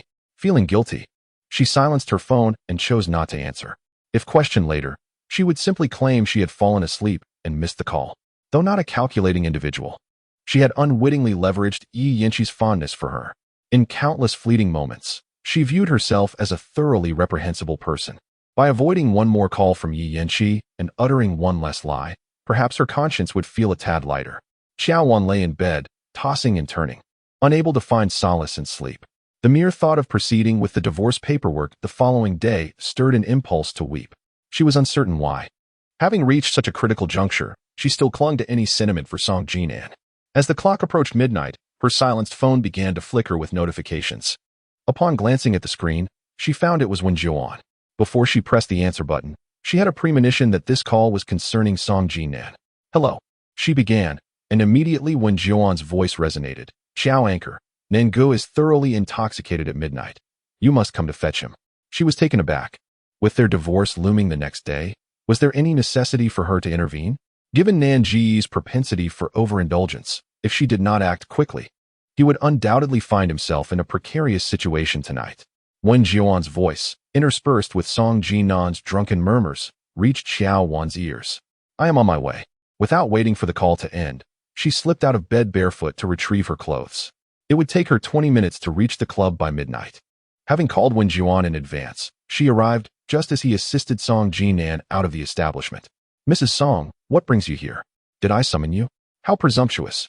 Song Jinan flung Wen Jian's arm away and staggered toward the passenger seat of Qiao Wan's car. A potent blend of smoke and alcohol enveloped her, but she suppressed her discomfort and quickly steadied him, opening the passenger door. What are you doing here? Who allowed you to come? He slurred, collapsing awkwardly into the seat and grasping Qiao Wan's hand with a mocking grin. With determination, she pried his fingers away, shut the door, and locked it. After bidding farewell to Wen Jian, she pressed the accelerator without fastening her seatbelt. The car sped away, and Song Jinan, having ceased his earlier raucousness, gazed at Qiao Wan with bloodshot eyes. Let South go to your place. As they ascended the stairs, despite her support, he swayed dangerously several times, nearly losing his balance. She brought Song Jinan into the room, utterly drained. Even the act of breathing felt laborious. The alcohol coursed through Song Jinan's veins, leaving her feeling ill as she lay on the floor, tearing at her jacket and the tie around her neck, calling out for her. With such a drunken fool to contend with, sleep would elude her throughout the night. Frustrated, she rose and brewed a pot of strong tea, pouring a little into a cup. Once the steam dissipated, she bent down to place it against Song Jinan's lips. However, Song Jinan turned her head and knocked the cup to the floor. You consume too much alcohol. You need water to dilute it, or your stomach won't hold up. She picked up the cup, intending to refill it, only to find her hands ensnared by Song Jinan, who pressed her down against him. In an instant, their eyes locked, mere centimeters apart. Song Jinan cradled her face, his breath, warm and tinged with alcohol, fanning against her neck. In the depths of his gaze, she discerned unbridled desire. She wanted to escape, but the strength of Song Jinan's arms held her firmly against his chest. "Let go of me, Song Jinan. You're drunk." She struck his back in protest. His deep-set eyes shimmered with a dazed allure, a faint, cold smile lingering on his lips, as if he were intoxicated yet lucid. "If we really do divorce, what should I do if I want to sleep with you, You have Secretary Jiang and Miss Yi. What am I to you?" The tone he adopted ignited her anger, and she pressed her hand against his increasingly reckless lips. Song Jinan's advances were driven by desire alone, intent on seducing her. The more she resisted, the more fervent he became. His hands moved to the neckline of her nightgown, tearing it with force. The sound of ripping fabric echoed, exposing her pristine form beneath. What does this signify? A mere prelude to separation. Her harsh words were swiftly supplanted by erratic breaths. Initially, she resisted, yet before long, she became the initiator. Song Jinan was even more unrestrained and fervent. Again and again, they were tireless, traversing from the living room floor to the bedroom and then to the bathroom. In some profound manner, she perceived this encounter as their final entanglement in this lifetime. She lay on the bed, her legs weak, her mind a blank canvas, devoid of any memory apart from the fleeting ecstasy of the moment. Alcohol did not impair Song Jinan. On several occasions, she sensed his lucidity. After rising from the bed, he took his clothes and exited the bedroom. She assumed he had gone to the bathroom, only to be startled by the sound of the front door opening and closing. Song Jinan. She hastily wrapped herself in a robe and rushed out, but he had already vanished without a trace. A sudden spring dream had arrived swiftly and departed just as quickly. In the morning, Jiang Zhao's urgent phone call jolted her awake. Song Jinan had been admitted to her hospital. Chapter 72. The love-stricken mind upon hearing of Song Jinan's hospitalization. Qiao Wan sat up abruptly in bed. Just last night, everything seemed fine. How could he be in the hospital? Hearing that the scoundrel is hospitalized has you all flustered. Were you not separated? Did you two rekindle last night? Jiang Zhao's penchant for gossip was unparalleled, giggling mischievously. Qiao Wan refrained from mentioning the events of the previous night. What had caused Song Jinan's hospitalization? Excessive drinking led to a gastric perforation, quite serious. I've accessed his medical records online. He is currently undergoing conservative treatment. But if there is no improvement, surgery may be necessary. Jiang Zhao's demeanor became notably serious. Song Jinan was in the second internal medicine ward of our hospital. I shall send you the room number. Upon learning of Song Jinan's hospitalization, even if one could not revel in the misfortune, a heart should remain as tranquil as still water. Yet, Qiao Wan found herself increasingly anxious. She scolded herself while rummaging through her wardrobe for appropriate attire. After refreshing herself, she suddenly felt a wave of calm wash over her. Today marked the day they had agreed to divorce. Her primary concern should be whether Song Jinan would sign the divorce agreement, rather than his health. Qiao Wan, you are nothing short of a love-struck fool. She took a deep breath before the mirror. Unbidden, memories of the previous night flooded her mind, causing her cheeks to flush. She attributed her concern for Song Jinan to the intimacy they shared last night. Song Jinan may be a scoundrel, yet in their moments of passion, he was indulgent and attentive, and it was only then that she felt truly like his woman. Beyond that, she could conjure no other explanation. After several attempts to call or message Song Jinan, which went unanswered, she resorted to contacting Jian. Once the call connected, Jian informed her that Mr. Song had suffered a gastric perforation. It was quite serious, and he required rest, unable to see anyone at this time. She understood that anyone included herself. Yesterday, I arranged with Jinan to go to the Civil Affairs Bureau at 9 o'clock today. She did not beat around the bush. Mr. Song is currently in poor condition and cannot even leave the hospital. Jian appeared quite troubled, let alone going to the Civil Affairs Bureau. The company's board and RD meetings were awaiting his presence, with a stack of urgent documents needing his approval towering 2 feet high. Assistant G, please. I implore you to have him take a call. In truth, she now yearns solely to hear Song Jinan's voice. Whether or not she visits the Civil Affairs Bureau has become inconsequential. Her husband, under the effects of an intravenous drip, has succumbed to slumber, aided by tranquilizing medication. rendering him incapable of answering Qiao's call. It is no surprise that Song Jinan's teachings have proven effective. With just a few words, Jian has thwarted her attempts to inquire about him. Restless, Qiao Wan prepared 2 soft-boiled eggs, yet her appetite waned after consuming just one. A glance at the workgroup revealed that the finals of the host competition were taking place this morning. She sent a message of encouragement to Shunzi, who soon followed with a video request on WeChat. Upon opening it, the faces of Shunzi and Yi Yanqi came into view. Late sister, call me Ani, Shunzi exclaimed, only to be promptly corrected by Yi Yanqi. Let us stick with sister. Ani sounds too old. Qiao Wan echoed his sentiments. She noticed they were standing at the entrance of the television station, surrounded by contestants holding passes, awaiting security checks. ZZ, you are the best. Go for it. Qiao Wan encouraged, giving Shunzi a thumbs up. Participate with an even mind. Do not dwell on temporary gains or losses. Thank you, late sister. I'm off to queue for entry now. No phones allowed inside. My uncle will keep it safe after our call, and you mustn't pry into my private affairs. Shunzi chattered excitedly before waving goodbye to Qiao Wan and smiling as she joined the line at the entrance. With Shunzi's playful banner absent, Qiao Wan found herself awkwardly exchanging glances with Yi Yanqi through the screen. In a flurry to fill the silence, she stumbled over her words, realizing that Yi Yanqi had personally escorted Shunzi to the finals. Once again, she had erred in her address. Yi Yanqi furrowed his brow slightly. Embarrassed, Qiao Wan covered her mouth, apologizing. I truly have a poor memory. Consider this the last time I forgive you. Yi Yanqi chuckled. Isn't it time to visit the Civil Affairs Bureau this morning? How does he know everything? Qiao Wan gently bit her lip. Song Jinan had been hospitalized overnight and wouldn't be able to go to the bureau for the next few days. Mr. Song's illness truly comes at an inconvenient time. Yi Yanqi's smile was composed, yet Qiao Wan detected a hint of concealed displeasure. I need to step out for a while. Let us pause our conversation. Qiao Wan hurried to end the call. When the results of the finals come out, remember to inform me at the earliest opportunity. Goodbye, Qiao Wan. Yi Yanqi called out urgently. She replied with a soft is there something you need? To what extent do you genuinely wish to divorce Song Jinan? Yi Yanqi's gaze was laden with significance. She was taken aback. Once, she had hoped to have a child with Song Jinan, and at other times, she had yearned to escape their marriage. Now, even she could not articulate whether her choice to divorce stemmed from her own volition or was coerced by Song Jinan and Yi Yanqi.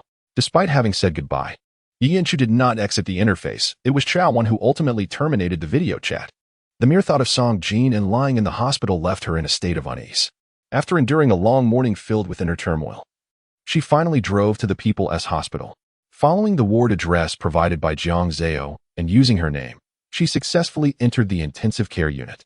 She gazed at the room where Song Jinan was staying for quite some time, yet she found herself lacking the courage to enter, for even with a thick skin, she could not conjure an appropriate reason for her visit.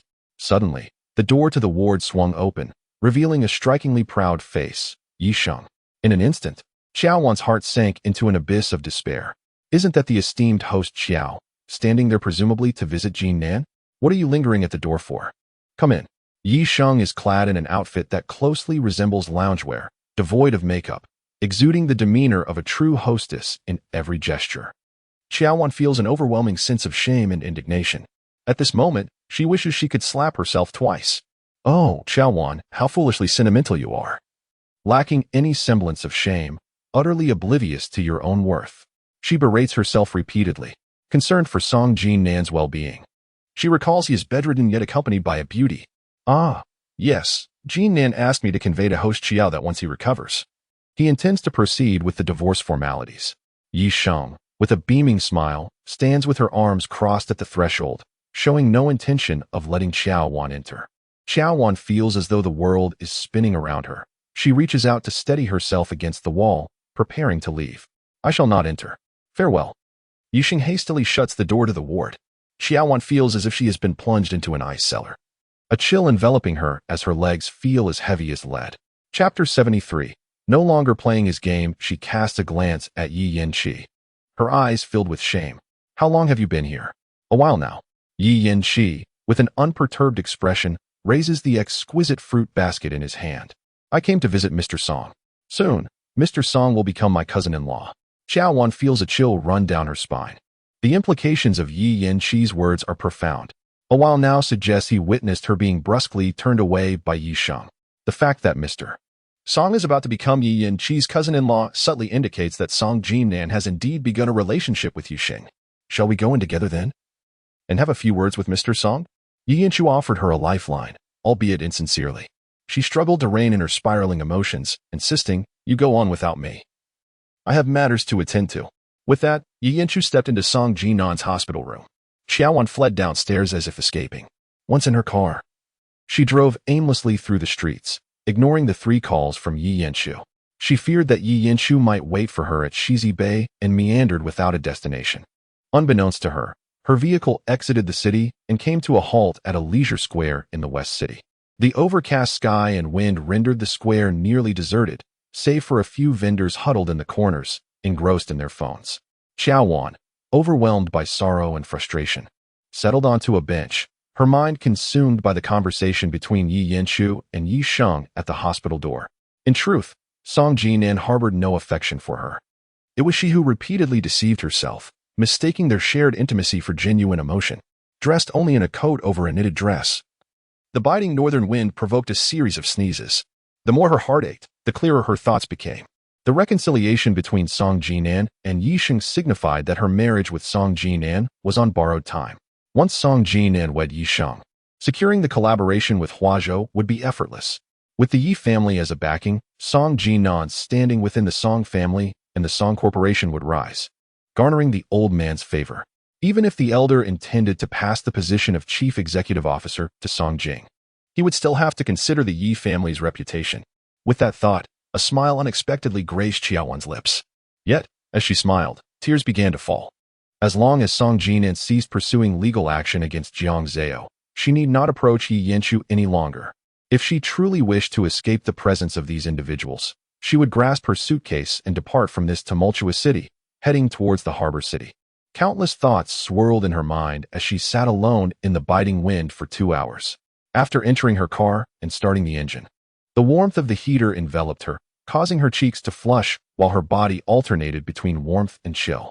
The drive back to Shizi Bay typically took merely 20 minutes, yet she found herself on the road for a full 40. Upon parking, Qiao Wan felt a feverish heat radiating from her body, utterly lethargic, lacking even the strength to open the car door. She reclined in her seat, closing her eyes in a futile attempt to find some comfort. A knock on the window broke the silence, and she forced herself to glance outside. Yi Yanqiu stood there, his expression grave, inquiring if she was all right. She lowered the window halfway, feeling unwell, and decided to rest a little longer before ascending to her apartment.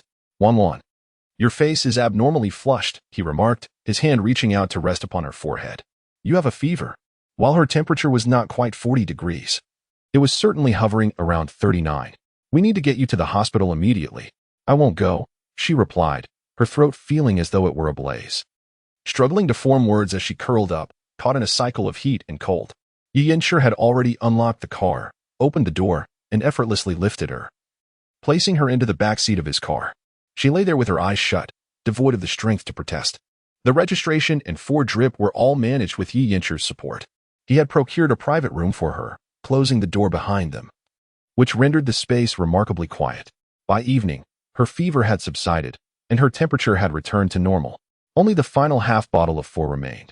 As Yi Yanqiu sat across from her, engrossed in his laptop, she remained in her original attire, her undergarments soaked through with sweat, leaving her feeling uncomfortable and sticky. You're awake, he noted. Yi Yanqiu was alerted by her movements and immediately set aside his computer to approach her. Are you feeling better? Would you like some water? Thank you, Yi Yanqiu, she replied, her brow furrowed as she called out his name. How polite, he thought, glancing up at the 4 drip above, which would be finished in about 10 minutes. She first fished out her phone from her coat pocket and noticed a missed call from Song Jinan half an hour prior. As the ringtone neared its end, Song Jinan's deep voice resonated. Wait for me after I am discharged. We will meet at the Civil Affairs Bureau. All right, she replied, her voice hoarse and indistinct. Song Jinan continued, sounding quite fatigued. Is there anything of yours left at Johua Courtyard? If so, come and retrieve it immediately. Yes, she lied without hesitation, hoping to chance upon Song Jinan to discuss Jiang Zhao. I'll wait for you, he concluded before hanging up. She no longer succumbed to the sorrow of feeling abandoned, Instead, she contemplated how to persuade Song Jinan to abandon his lawsuit against Zhang Zhao. Yi Yanchu overheard their entire conversation and was quite pleased with Qiao Wan's reaction, a subtle joy illuminating his face that others could not detect. Once the four is finished, I will take you to Jihua Courtyard. Yi Yanchu's gaze suddenly froze. Must you insist on drawing such a clear line with me? Otherwise, I will feel quite uncomfortable. She sensed that if Song Jinan chose to be with Yixing, he would no longer pressure her to approach Yi Yanchu. Soon she would be liberated from this flawed marriage, relishing the freedom of living alone. She would never hastily throw herself into another man's embrace. Even if Yi Yanchu is as perfect as a fine banquet, it is futile. No longer should I allow him to harbor unrealistic hopes. Mr. Yi, please state the amount, and I shall promptly transfer the funds. She grasped her phone and opened WeChat, expressing gratitude for Mr. Ye's companionship. Aware of Mr. Ye's busy schedule, she refrained from taking up more of his time. Yi Yanchu was taken aback by her swift change of heart. His expression darkened as she repeatedly addressed him as Mr. Yi, clearly ready to sever their ties. I am truly sorry, Mr. Yi. I have always regarded you as a friend. She dared not meet his gaze, whispering, You must understand, it was Song Jinan who, in pursuit of the Huazhou partnership, exploited your affections for me, compelling me to approach you. I had no choice. Therefore, with Song Jinan once again alongside Sheng Sheng, you need no longer pretend with me. Yi Yanchu's gaze deepened as he stepped closer. I cannot continue to deceive you. She felt the urge to distance herself from him, hastily retreating. Chapter 74. 2 conditions. Yi Yanchu had already taken her hand, where the needle had been. Gently smoothing it out and massaging it slightly, the blood began to flow more freely. He turned away, creating some space between them.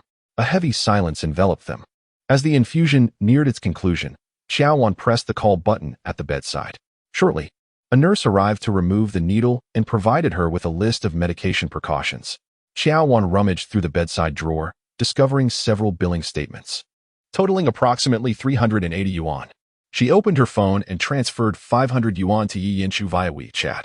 Mr. Yi, please accept this payment. She gathered her handbag along with the medication that Yi Yanchu had already prepared for her and prepared to leave. Yi Yanchu stood silently at the door, stepping aside to allow her passage. While waiting for the elevator, Qiao Wan felt Yi Yanchu's gaze lingering upon her. Each encounter with Yi Yanchu instilled within her a profound sense of guilt. Had it not been for Song Jin and using the lawsuit against Jiang Zhao as leverage to coerce her, Yi Yanchu would still reside in her contacts, perhaps merely a phone call away for an interview. As Qiao Wan stepped into the elevator, Yi Yanchu dialed Yixing's number, inquiring in a detached manner. Has Song Jinan been discharged? He is currently resting in the hospital, Yixing replied with certainty. I just left the hospital an hour ago, he added, somewhat vexed. Xing, if you wish to win over Song Jinan's heart, you must invest considerable effort. What difference does it make to meet Qiao Wan? He has promised me that he will handle the divorce proceedings as soon as he is discharged. Do you not suspect that his condition is not as grave as he claims? His stay in the hospital is merely a ruse to delay the divorce. Yi Yanchu made his intentions clear when he noticed Yi Sheng's reluctance to engage. Yi Sheng scoffed dismissively. As long as Song Jinan desires to secure the collaboration with Huazhou, divorce is his only option. Delaying it past the first day of the lunar month is merely a matter of time. What if Song Jinan manages to turn the tide in a matter of days and cast you aside? Yi Yanchu's words rendered Yi Sheng momentarily speechless. After a few moments, Yi Sheng resolutely shook his head. I have already lost Song Jinan once 3 years ago. This time, it shall not happen again. Qiao Wan arrived at Jua Garden via a ride-sharing service and rang the doorbell twice before Song Jinan finally opened the door. She noticed that he had not only changed his clothes, but had also shaved, appearing nothing like someone emerging from a special care ward. I caught a cold, he remarked. She stood in the living room, attempting to negotiate with Song Jinan. In truth, I had already taken everything last time. I had come here now solely to ask you for one favor, to persuade me to withdraw my lawsuit against Jiang Zhao. Song Jinan closed the door, extending his long arm to encircle her against the security door. She met his gaze directly, articulating each word with conviction. Jiang Zhao is my dearest friend. I implore you, for the sake of our 3 years of marriage, to spare her, as it would also mean sparing me. 3 years of marriage, indeed. But do you truly understand the essence of that bond? Song Jinan's hand glided from her forehead to her cheek, gently caressing her. She found herself momentarily speechless. Tomorrow, they would be divorced. His lips brushed against her ear, his tone hauntingly soft. As long as you agree to 2 conditions, I will never pursue legal action against Jiang Zhao again. What are they?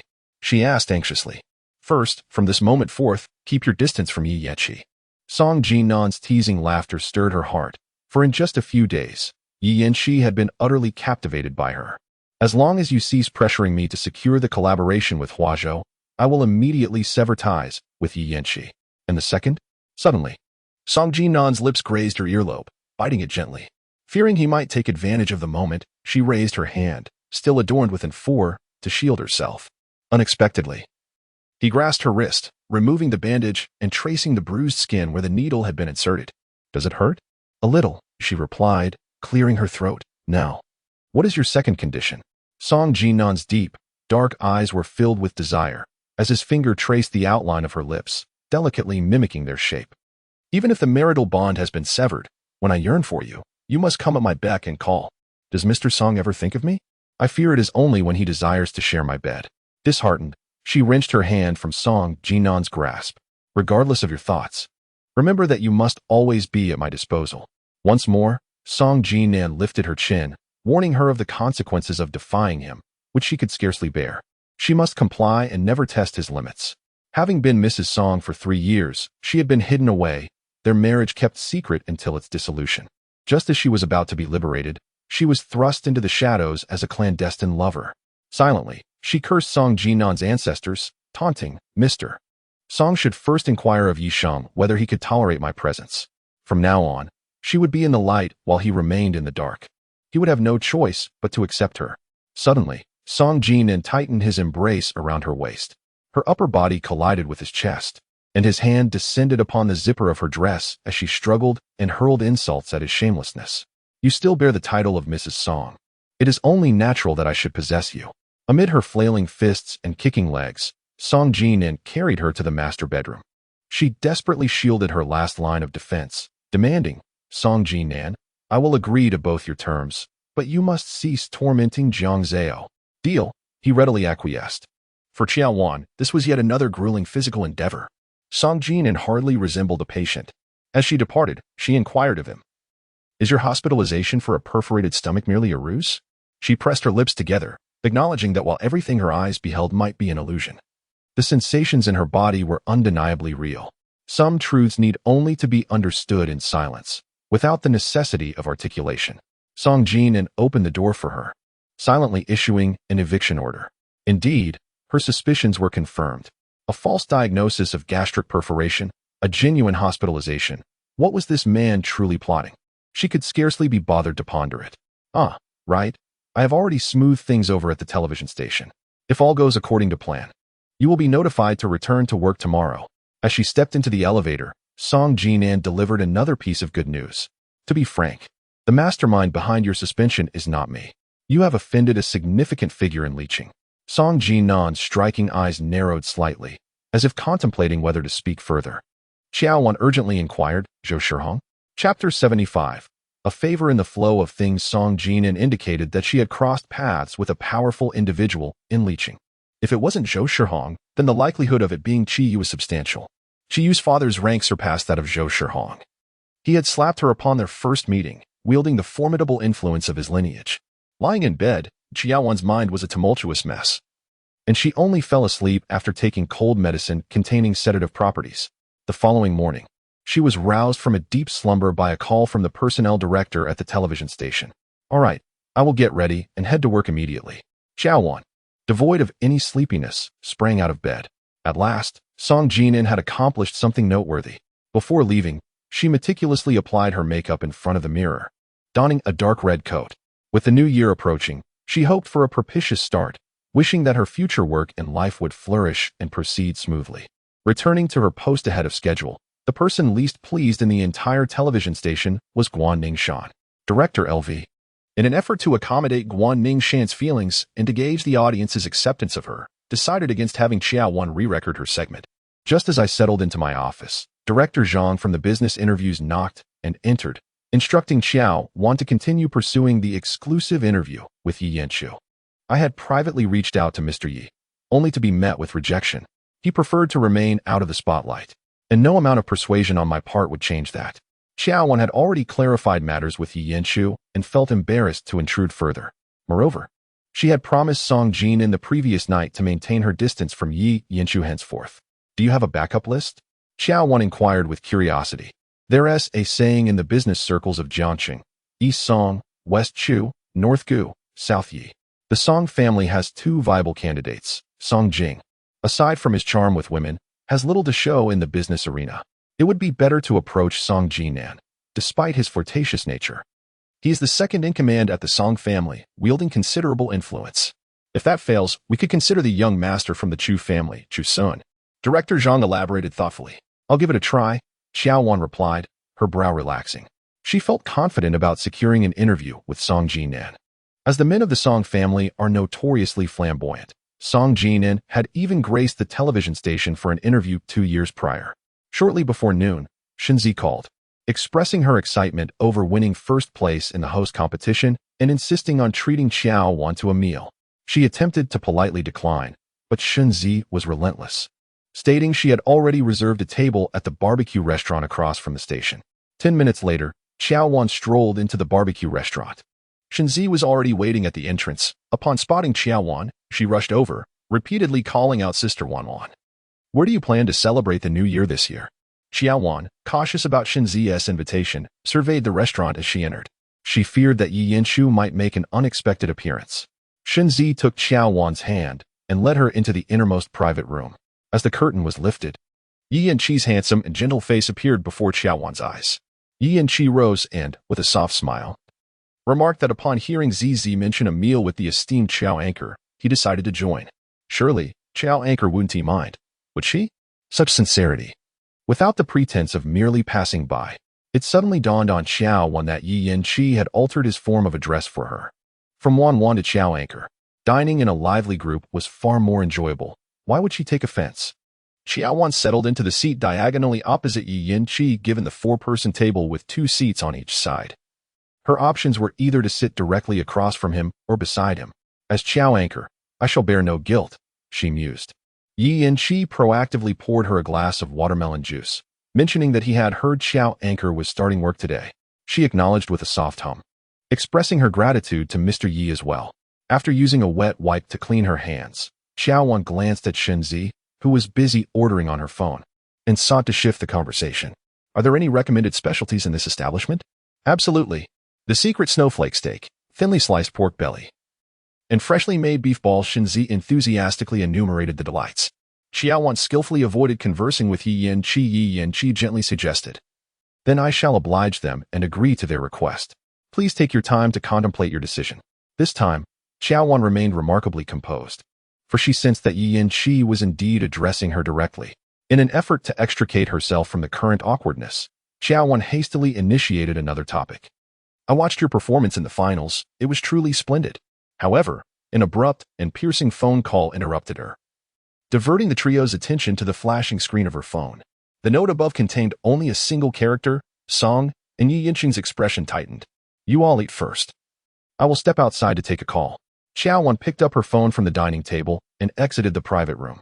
Shenzi, sensing the low pressure emanating from Yi Yinshin, cautiously inquired, is it a call from her husband? Adults' affairs are not something for children to meddle in. Yi Yinshin shot a glance at Shenzi. Sister Wan is indeed beautiful, but she has a past. Neither my grandparents nor my mother would approve. It would be wise for you to focus your affections elsewhere and go on a blind date in the capital.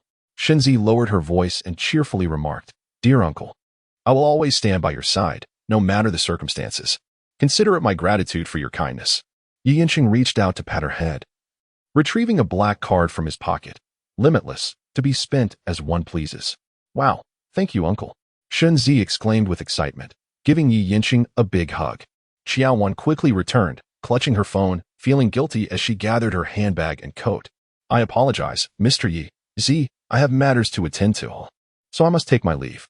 Chapter 76. You are unabashedly using me. Before the ordered dishes had all arrived, Qiao Wan was ready to depart, causing Shenzi to become a bit agitated. Sister Wan, did someone upset you on the phone again? Qiao Wan frowned, spinning a lie. Don't overthink it. It's just work-related. Yi Yinshin shot a fierce glare at Shenzi, who immediately shrank under his gaze. She grasped Qiao Wan's hand, pleading, let's finish eating first, Sister Wan. I still have so much to discuss with you. Z, you can always call or message me when you wish to chat. Song Jinan called, providing no explanation, only insisting on seeing her within half an hour. As long as Song Jinan relinquished the lawsuit against Jiang Zhao and ceased pressuring her to approach Lingchi for collaboration, she would willingly compromise. Before entering the intensive care unit, she silently prayed not to encounter Yisheng again. Song Jinan lay in the hospital bed, one hand receiving and drip, while the other sifted through a thick stack of documents. Though there was no gastric perforation, it appeared as if there truly was. Qiao Wan closed the door, positioning herself 4 or 5 meters away from Song Jinan. You summoned me at this hour. Is there something urgent? I wish to have a word with Mrs. Song Jinan replied, setting aside the documents and beckoning her to come closer. She glanced around and sighed helplessly. Is Missy not here? If you wish to see Yisheng, I can summon her immediately. Song Jinan intentionally picked up his phone. She hastily reached out to stop him, exclaiming, I must have been out of my mind to want to see her. Song Jinan wrapped one arm around her waist, pulling her into his chest.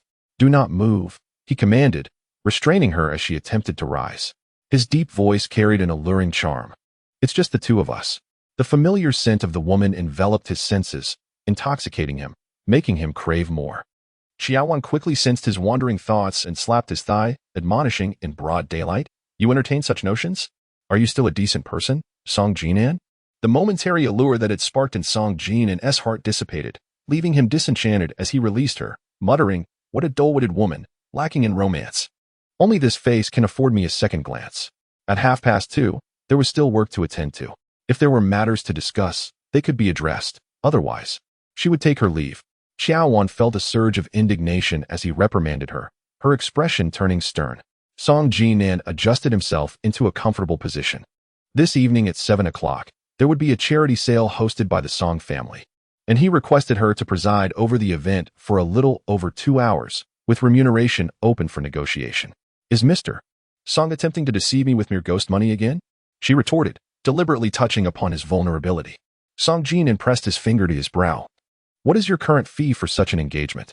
At least 5,000 per hour, she boldly asserted. I will transfer you 20,000. Ensure you perform well this evening and do not tarnish my reputation, he replied, deftly manipulating his phone with one hand. She had never perceived Song Jinan as particularly reasonable and softened her tone. Let us not make it 20,000. 1,000 will suffice. The notification of a deposit chimed from her bank card, and upon glancing at the text message, she realized it was indeed 20,000. They often say that accepting favors renders one indebted, and at that moment, Qiao Wan regarded Song Jinan with a newfound tenderness. Please have Assistant G send me the relevant information about the charity sale. You may contact G Tian. I am hospitalized and receiving treatment. Thus I will not be attending to any company matters, Song Jinan declared, tossing his phone onto the bedside and fixing his gaze on Qiao Wan. I hear you are still attempting to arrange an exclusive interview with Lingchi. Director Zhang mentioned that it was not essential to secure that interview. Obtaining one with Mr. Song or Chu Sun would suffice. Yet, unexpectedly, Song Jinan insisted on clarifying the situation. Have you managed to secure an interview with Lingchi? Are you overwhelmed? It was clear he was considering her reputation, hoping to leave her in his debt. With a slightly colder tone, Song Jinan instructed, Withdraw Lingchi from consideration. I will agree to your interview, and we can also arrange for Chu Sun to join. At this moment, Song Jinan appeared rather unusual to Qiao Wan, as he had begun to show concern for her work. Was he perhaps under the influence of some strange medication? Lingchi was arranged by Director Zhang, and I cannot make that decision. She was not naive. Such a splendid opportunity for an exclusive interview should not be squandered. Qiao Wan, your intentions towards me are blatantly utilitarian, Song Jinan admonished, though his tone carried a hint of indulgent affection that Qiao Wan could not discern. It settled then. Fearing his change of heart, Qiao Wan reached out her pinky finger to intertwine with Song Jinan's, sealing their pact with a childish gesture, a pinky promise, where the one who reneges would be deemed a little dog. At over 20, engaging in such juvenile antics was indeed childish, while Song Jinan feigned disdain. Inwardly, he relished the moment, their pinkies firmly clasped together. When Qiao Wan lifted her gaze, she unexpectedly met Song Jinan's eyes. In that instant, they regarded each other with mutual understanding, devoid of suspicion or malice, simply sharing an unspoken kinship. Just as Qiao Wan recognized the sudden harmony in their relationship, a knock at the door interrupted. Ji Tian entered and, upon seeing Qiao Wan, hesitated momentarily. Speak freely, Song Jinan indicated, showing no inclination to shield Qiao Wan from the conversation. Jian nodded slightly. Sir, Secretary Jiang has come to see you again. I informed her you were unavailable. Yet she insisted on visiting daily until she could meet you. Let her in, Song Jinan replied, his peripheral vision resting on Qiao Wan. The smile on her face had vanished as she prepared to leave, clutching her handbag. Jian went to summon Jiang Weishu, while Qiao Wan, feeling disheartened, lowered her gaze. I must take my leave. Who decided that your arrival necessitates her departure? Song Jinan grasped her wrist firmly. She exerted herself to pry his hand away, yet Song Jinan remained unmoved. Upon entering, Jiang Weishu spotted Qiao Wan standing beside the hospital bed, clasping Song Jinan's hand. Unaware of Qiao Wan's conflicting expression, Jiang Weishu assumed they were merely displaying affection and deliberately cleared his throat. The sound was grating to Qiao Wan. She understood what Jiang Weishu was insinuating and promptly took a seat by the bed, intertwining her fingers with Song Jinan's, and cheerfully remarked, Secretary Jiang has arrived. It turned out that Mrs. Song was also present. I heard Jinan was hospitalized, so I came to pay a visit. Jiang Weishu placed the gift box on the table and approached Song Jinan. I feel relieved to see you well. Mrs. Song, please keep him company. I shall take my leave. Although Jiang Weishu's expression was far from pleasant, her intelligence was intact. Song Jinan's demeanor had already indicated that further entanglement was futile. Jinan. This ward is quite lively. The sound of Yisheng's high heels and her sardonic remarks echoed from the entrance.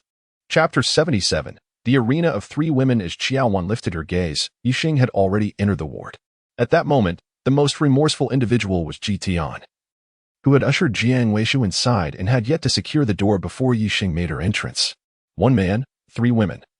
All entangled in emotional complexities, this arena was indeed challenging to behold.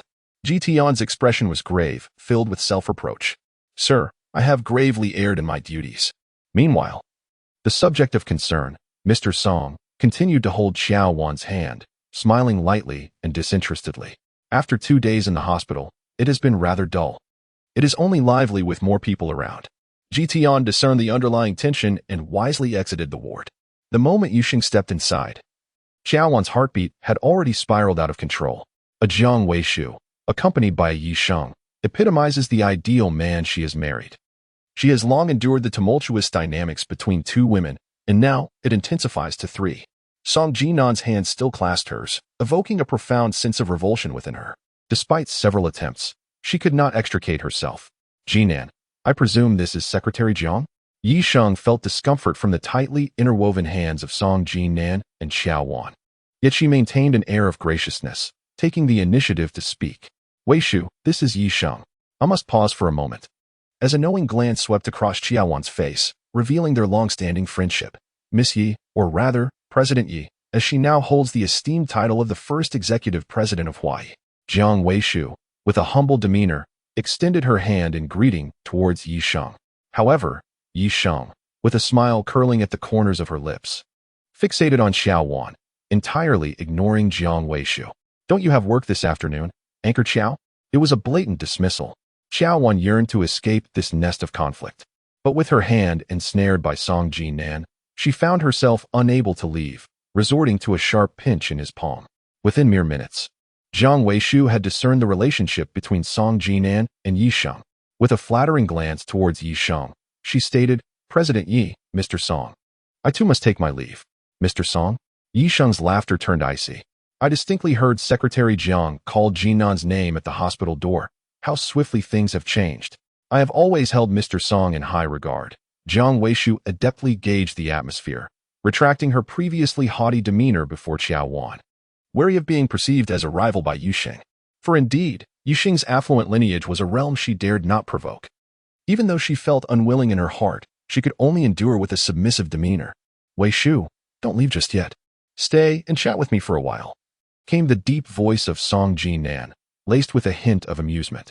Jiang Weishu's expression faltered noticeably. Moments ago, she had been addressed as Secretary Jiang in front of Qiao Wan, and now she was being referred to as Weishu. It was evident that he was deliberately trying to draw attention to her. Yisheng repeatedly mulled over the name Weishu, with a flicker of venomous fire concealed in his gaze. Jiang Weishu, caught between the two, felt utterly lost. She neither dared to offend Yisheng nor Song Jinan. I haven't had a chance to converse with Weishu yet, And here you are, Song Jinan reproached Yisheng lightly, his gaze suddenly ablaze with intensity as he turned to Jiang Weishu. Weishu, come sit beside me. Jiang Weishu was thrown into disarray. Before Yisheng's arrival, Song Jinan hadn't even cast her a glance, and now his overtures seemed merely a ploy to make her a scapegoat. Yet, she could not afford to disregard Song Jinan's words. She forced a smile that was painfully insincere, picked up a cup of water, and offered it to Song Jinan. You should drink some water to soothe your throat. This way, she neither defied Song Jinan nor became overly familiar, thereby avoiding provoking Yisheng. Why are you sitting so far away from me, Weishu? Song Jinan did not take the cup, but insisted, pointing to the space beside him. Since Yizong arrived, you seem so anxious that you've lost your sense of self. In her years with the Song family, Jiang Weishu had weathered many storms. But this was the first time she had stumbled into a pitfall deliberately dug by Song Jinan. Secretary Jiang, if Jinan asked you to sit, then you should sit. Yisheng remarked, his smile perfectly poised. Yizong is very magnanimous. What are you afraid of, Song Jinan fixed his gaze on Jiang Weishu, his tone suggestive. Today, I will make it clear. You have been with me for 6 years. While you may not have any accomplishments, you certainly have endured your share of hardships. Regardless of who assumes the role of Mrs. Song, one must respect you threefold. If this remark were directed at Qiao Wan, Jiang Weishu would certainly appreciate it. However, Song Jinan intended it for Yisheng. She felt no sense of superiority and was, in fact, gripped by an inexplicable fear. It has long been said that Secretary Jiang possesses extraordinary capabilities and is diligent in her work. Naturally, I will not neglect someone whom Jinan holds in high regard. Yisheng feigned a smile that failed to reach her eyes. Jiang Weishu's back was drenched in cold sweat, her smile frozen at the corners of her lips. President Yi, Mr. Song, I have matters to attend to, so I shall take my leave. Upon returning home, please send me a message. Song Jinan consented to her departure. His concern palpable. You have just been discharged. Take this opportunity to recuperate properly and refrain from visiting me again. If you miss me, a video call will suffice. All right. Mr. Song. As Jiang Weishu exited the ward, it felt as though she were stepping on shards of glass. Each step was arduous, yet she pressed on with determination. Yisheng slammed the door shut, her expression darkening. This is the woman you have loved for 6 years. Qiao Wan occupied the position of Mrs. Song for 3 years, choosing to turn a blind eye. Should you wish to interfere in my affairs, you ought to consider your own standing first. Song Jinan's eyes glinted with coldness as he removed the almost depleted needle and pressed down on the accompanying bandage. Yisheng, coming from a privileged background as an only child, had never been one to tolerate disrespect. Song Jinan's words incensed her, causing her face to flush with anger. She had assumed that by sidelining Qiao Wan, Song Jinan would truly belong to her, only to discover that it was the nameless Jiang Weishu who held the place closest to his heart. It was Song Jinan who safeguarded Jiang Weishu so well that she regarded Qiao Wan as her foremost imaginary adversary. Yisheng is a woman of ambition. Everything she desires must be claimed as her own. Their acquaintance began 10 years ago at a family banquet, where she was merely 17 and Song Jinan was 19. Raised in a family that adored her, she was aware of Song Jinan's challenging position as the offspring of the old master's extramarital affair. Their initial encounter saw her pride diminished by Song Jinan's sharp tongue, leading to a back-and-forth exchange of barbs. What began as mutual disdain gradually transformed into a naive affection over the course of 3 years. She began to create opportunities to draw closer to Song Jinan, who welcomed her advances while simultaneously entangling himself with other women. It was only upon hearing of Song Jinan's impending marriage that she realized she had been relegated to the role of a mere backup. In a fit of anger, she traveled to the United States, ostensibly to study business management, though the true purpose was to mend her broken heart. She briefly dated a Chinese-American art student. But after half a year, they parted ways, as she found it impossible to forget Song Jinan, regardless of her boyfriend's actions. She could not help but compare him to Song Jinan, leading to dissatisfaction and an unilaterally declared breakup. Chapter 78. A sudden attraction. Yisheng was no longer the capricious girl who wore her emotions on her sleeve. She aspired to be Song Jinan's legitimate wife while striving to capture his heart. With a clear understanding of her desires, she was unbothered by transient gains or losses. Calming her emotions, she smiled at Song Jinan and inquired, I am curious, why did you choose to marry Qiao Wan rather than Jiang Weishu? A sudden attraction sparked in Song Jinan's response, causing Yi Sheng to pause in surprise. There exist two types of beautiful women. One type possesses above-average innate qualities and is subsequently cultivated through wealth and time. The other type is a natural beauty, radiating charm without any embellishment. Qiao Wan belongs to the latter category, possessing an innate ability to captivate men. While other men may express their attraction to Qiao Wan, Yixing remains unconvinced. However, when these sentiments emerge from Song Jinan, she is skeptical. This man, raised in the formidable environment of the Song family, lacks both official recognition and familial protection. It is improbable that he could secure a position within the Song group through sheer simplicity and lustful intentions. Regrettably, in her youthful arrogance, she failed to perceive the complexities of the situation. Leaning closer to Song Jinan, she ambiguously inquires, "Jinan, are you truly such a superficial man? Is marrying the one you love and keeping her by your side not a sign of depth?" Song Jinan squints his eyes, responding with measured deliberation.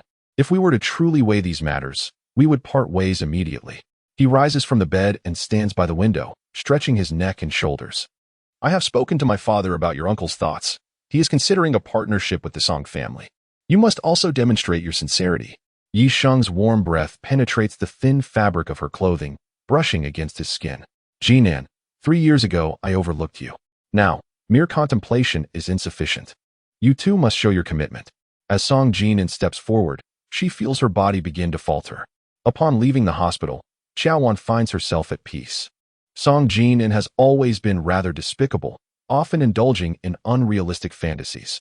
Aside from his legal wife, and excluding the numerous distractions from various clubs, there are also Jiang Weishu and Yi Sheng, not to mention divorce, even while still bearing the title of Mrs. Song.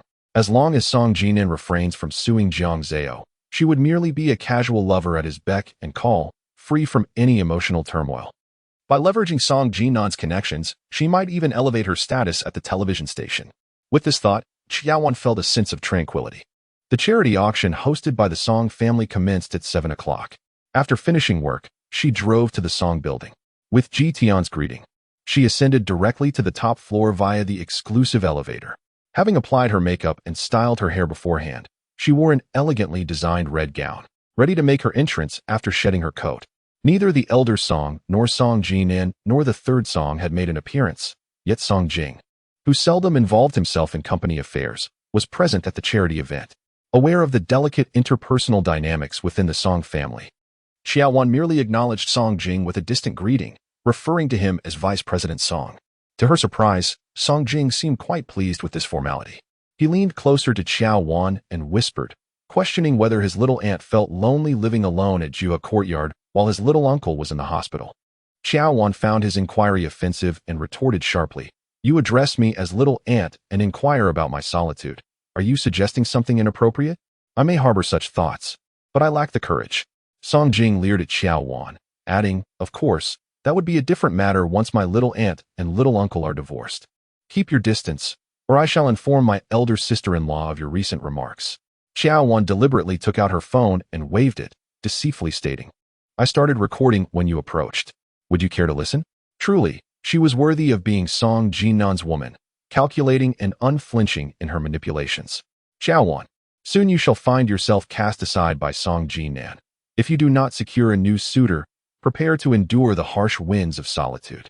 Song Jing harbored a deep-seated apprehension towards Song Jinan, reluctantly maintaining a distance from Qiao Wan. There was no need for young Master Jing to exert himself. Qiao Wan shot him an irritated glance.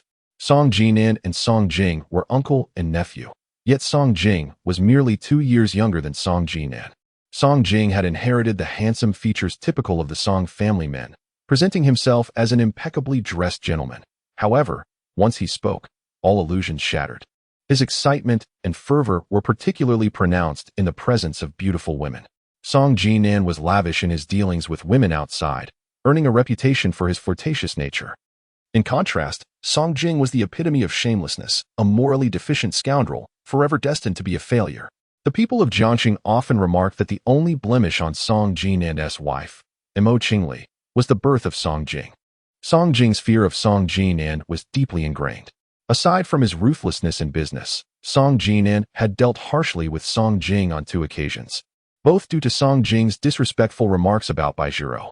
The first incident occurred at the ancestral home, and the second in the underground parking lot of the Song group. In front of witnesses, Song Jing insulted Song Jinan's mother, calling her a shameless woman, which Song Jinan overheard. He promptly rolled up his sleeves and nearly beat Song Jing to death, knocking out one of his front teeth during the altercation at the ancestral home.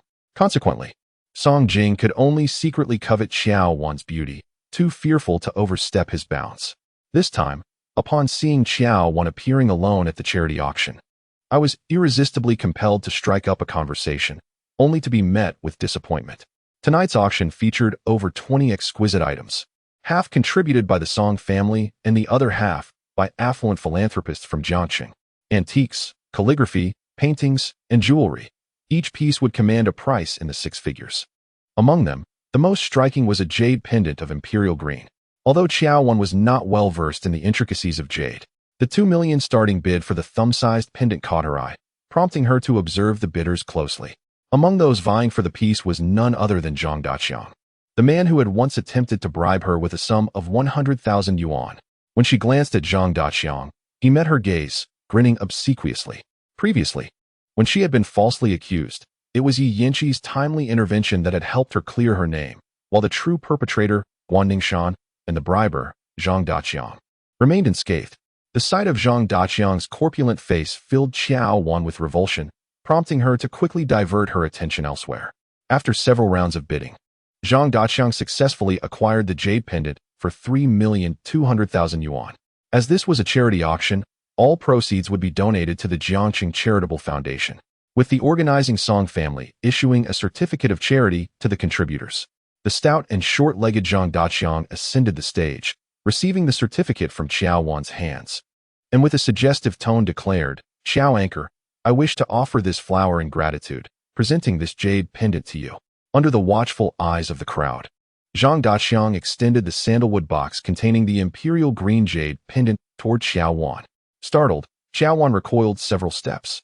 Despite having hosted over 200 events throughout the years, this was the first time she had encountered such a situation. The most terrifying moment occurred when Zhang Daqiang declared his intention to gift the jade pendant to her with the microphone on, making it audible to everyone at the charity event. Even though the Song family disregarded her, she remained the wife of Song Jinan, an integral part of the Song family. Zhang Daqiang's public confession left her at a loss for words. The audience, unaware of the truth, began to stir, some jeering while others crossed their legs, settling into a spectator mode. Believing that Qiao Wan was intimidated by the jade pendant worth 3,200,000, Zhang Daqiang approached her once more with the sandalwood box, saying, "Qiao Anchor, this is my small token of appreciation. I hope you will accept it." The crowd acknowledged Mr. Zhang's contributions to the charitable efforts in Jiangxing. However, Qiao Wan firmly responded, "As the saying goes, one does not receive rewards without merit. Mr. Zhang's gift is far too extravagant for me to accept." Unable to evade the situation, she boldly and loudly declined. Standing before her, Zhang Daqiang, whose height paled in comparison to Qiao Wan's, and weighing nearly 200 pounds, appeared rather ridiculous and lewd. Yet, oblivious to the gravity of the situation, he persisted. "This is a special gift I prepared for you, Qiao Anchor. It would sadden me if you refuse. Please, Mr. Zhang, have some self-respect." Qiao Wan reiterated her refusal, turning to the staff beside her and requesting, "Please escort Mr. Zhang away." Under Song Jing's directive, several staff members feigned ignorance. Despite Zhang Daqiang's insistence on proclaiming his feelings while holding the sandalwood box, Jian swiftly ascended the stage and whispered a few words into Zhang Daqiang's ear, prompting him to obediently exit. In Jiangxing's business circles, it was well known that Jian was a staunch confidant of Song Jinan. To offend Jian was to offend Song Jinan himself. In recent years, Zhang Daqiang has amassed considerable wealth in the real estate sector. However, he remains incomparable to the Song group and would never dare to offend any member of the Song family. Had he been aware of the true relationship between Qiao Wan and Song Jinan, even with 2 additional lives, he would not have dared to provoke Qiao Wan in public. He merely perceived Qiao Wan as a pretentious individual without support, dismissing 10,000 yuan as trivial and believing that 320,000 would suffice. Yet, to his embarrassment, he was met with a humiliating rejection. The commotion caused by Zhang Daqiang significantly dampened Qiao Wan's previously good spirits, leading her to introduce the subsequent charity items with palpable indifference. The charity event concluded at 10 o'clock that evening, and Qiao Wan made her way to the parking lot alone after taking the elevator. Before she could locate her vehicle, she heard Zhang Daqiang's voice calling out to her. Qiao Anchor. Truly, he was relentless. She hurried towards her parking spot, but her high heels slowed her down, allowing Zhang Daqiang to catch up. Qiao Anchor. I genuinely wish to befriend you. Please accept this token of our meeting. Mr. Zhang, I have made my stance abundantly clear on stage. You were successful. With a wife and daughter, certainly not my type, Qiao Wan halted, laying bare her position. I just finalized my divorce the day before yesterday. Jingjing is with her mother, and I am currently single. Zhang Daqiang, holding a jade pendant box, shamelessly pressed it into Qiao Wan's hands, stating, if you accompany me, I will provide you with a monthly allowance of 100,000 yuan. If that seems insufficient, I can increase it to 150,000. He could not fathom that any woman would be indifferent to wealth. At the charity venue, he had likely been concerned about appearances. But now in the deserted underground parking lot, there was no need for pretense. Supporting a host from the city's television station with over 300,000 yuan was already a considerable gesture on her behalf. Zhang Daqiang's belongings filled Qiao Wan with revulsion, prompting her to hurriedly retreat. The box fell to the ground with a sharp thud, and the jade pendant slipped out. My imperial green jade pendant. Zhang Daqiang, as if resurrected, hastily retrieved the jade, his eyes brimming with panic and despair. 3,200,000. It has cracked. Qiao Wan glanced at the green pendant in his hand, and indeed, a crack marred its surface. The box had fallen from Mr. Zhang's grasp, and it bore no relevance to me. Qiao Wan quickly distanced herself from the situation. Irrelevant to you? Zhang Daqiang seized her wrist, sneering, had you not retreated, the box would never have hit the ground. Now that the pendant bears a crack, its value has plummeted to a mere fraction of 3,200,000. You shall either compensate me or accompany me, and I shall consider this debt settled. Let go of me. I do not know you, nor do I desire your belongings. It is your mishap, not mine. Qiao Wan exclaimed, raising her bag to strike his hand. Zhang Daqiang winced in pain and swung his hand towards her face. But Qiao Wan was prepared, sidestepping the blow. You filthy woman. I offered you the imperial green jade pendant as a gesture of respect, yet you truly have the audacity to refuse. Zhang Daqiang cursed, lifting his foot to kick at her. Before his shoe could make contact, he suddenly cried out in anguish. Collapsing to the ground, the pendant slipped from his grasp once more, just as a car swiftly approached, rolling over him. Before Qiao Wan could discern which vehicle had struck Zhang Daqiang, powerful arms pulled her to safety. The familiar scent of tobacco enveloped her, bringing a sense of solace. It was Song Jinan. Zhang Daqiang, born of a rogue lineage, was adept at bullying the weak while cowering before the strong. Upon encountering Song Jinan, the one who had struck him, his bravado immediately dissipated. Clutching his swollen face, he called out, Mr. Song. Song Jinan approached the jade pendant, lifting his foot to kick it towards the prostrate Zhang Daqiang, saying, take your belongings and leave. That wretched woman Qiao Wan has ruined the jade pendant I acquired for 3,200,000. Since Mr. Song has chosen to defend her, surely I deserve an explanation? Zhang Daqiang, astute in the matters of men and women, perceived that Song Jinan would not intervene without reason. He either harbored feelings for Qiao Wan or had already been entangled with her. Do not slander me. I do not want your pendant. You forced it upon me, and it was dropped, causing it to crack. Qiao Wan retorted sharply. In light of Mr. Song's presence, I shall not hold your transgressions against you. But should someone intercede on your behalf, it cannot be for less than 3 million. Mr. Song, I shall consider myself unfortunate. Having failed in his schemes against Qiao Wan, Zhang Daqiang shifted his focus to monetary gain. Song Jinan, standing against the light, appeared tranquil, yet his eyes held a chilling depth. Let it be known, I cannot offer 3 million, not even 300. If Mr. Song cannot provide, then let Qiao Wan sign a promissory note for 3 million. Zhang Daqiang, though lacking in ability, refused to leave empty-handed.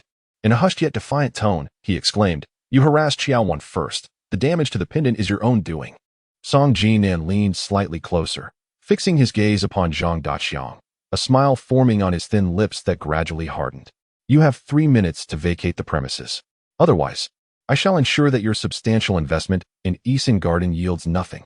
In that instant, Zhang Daqiang found himself ensnared, utterly at a loss for words. Over the years, he has amassed a considerable fortune in real estate. However, he is unworthy of standing alongside the Song family, who reign at the pinnacle of the business hierarchy in Jiangcheng. Although old Master Song serves as the executive president of the Song family, the reins of power have long been firmly held by Song Jinan.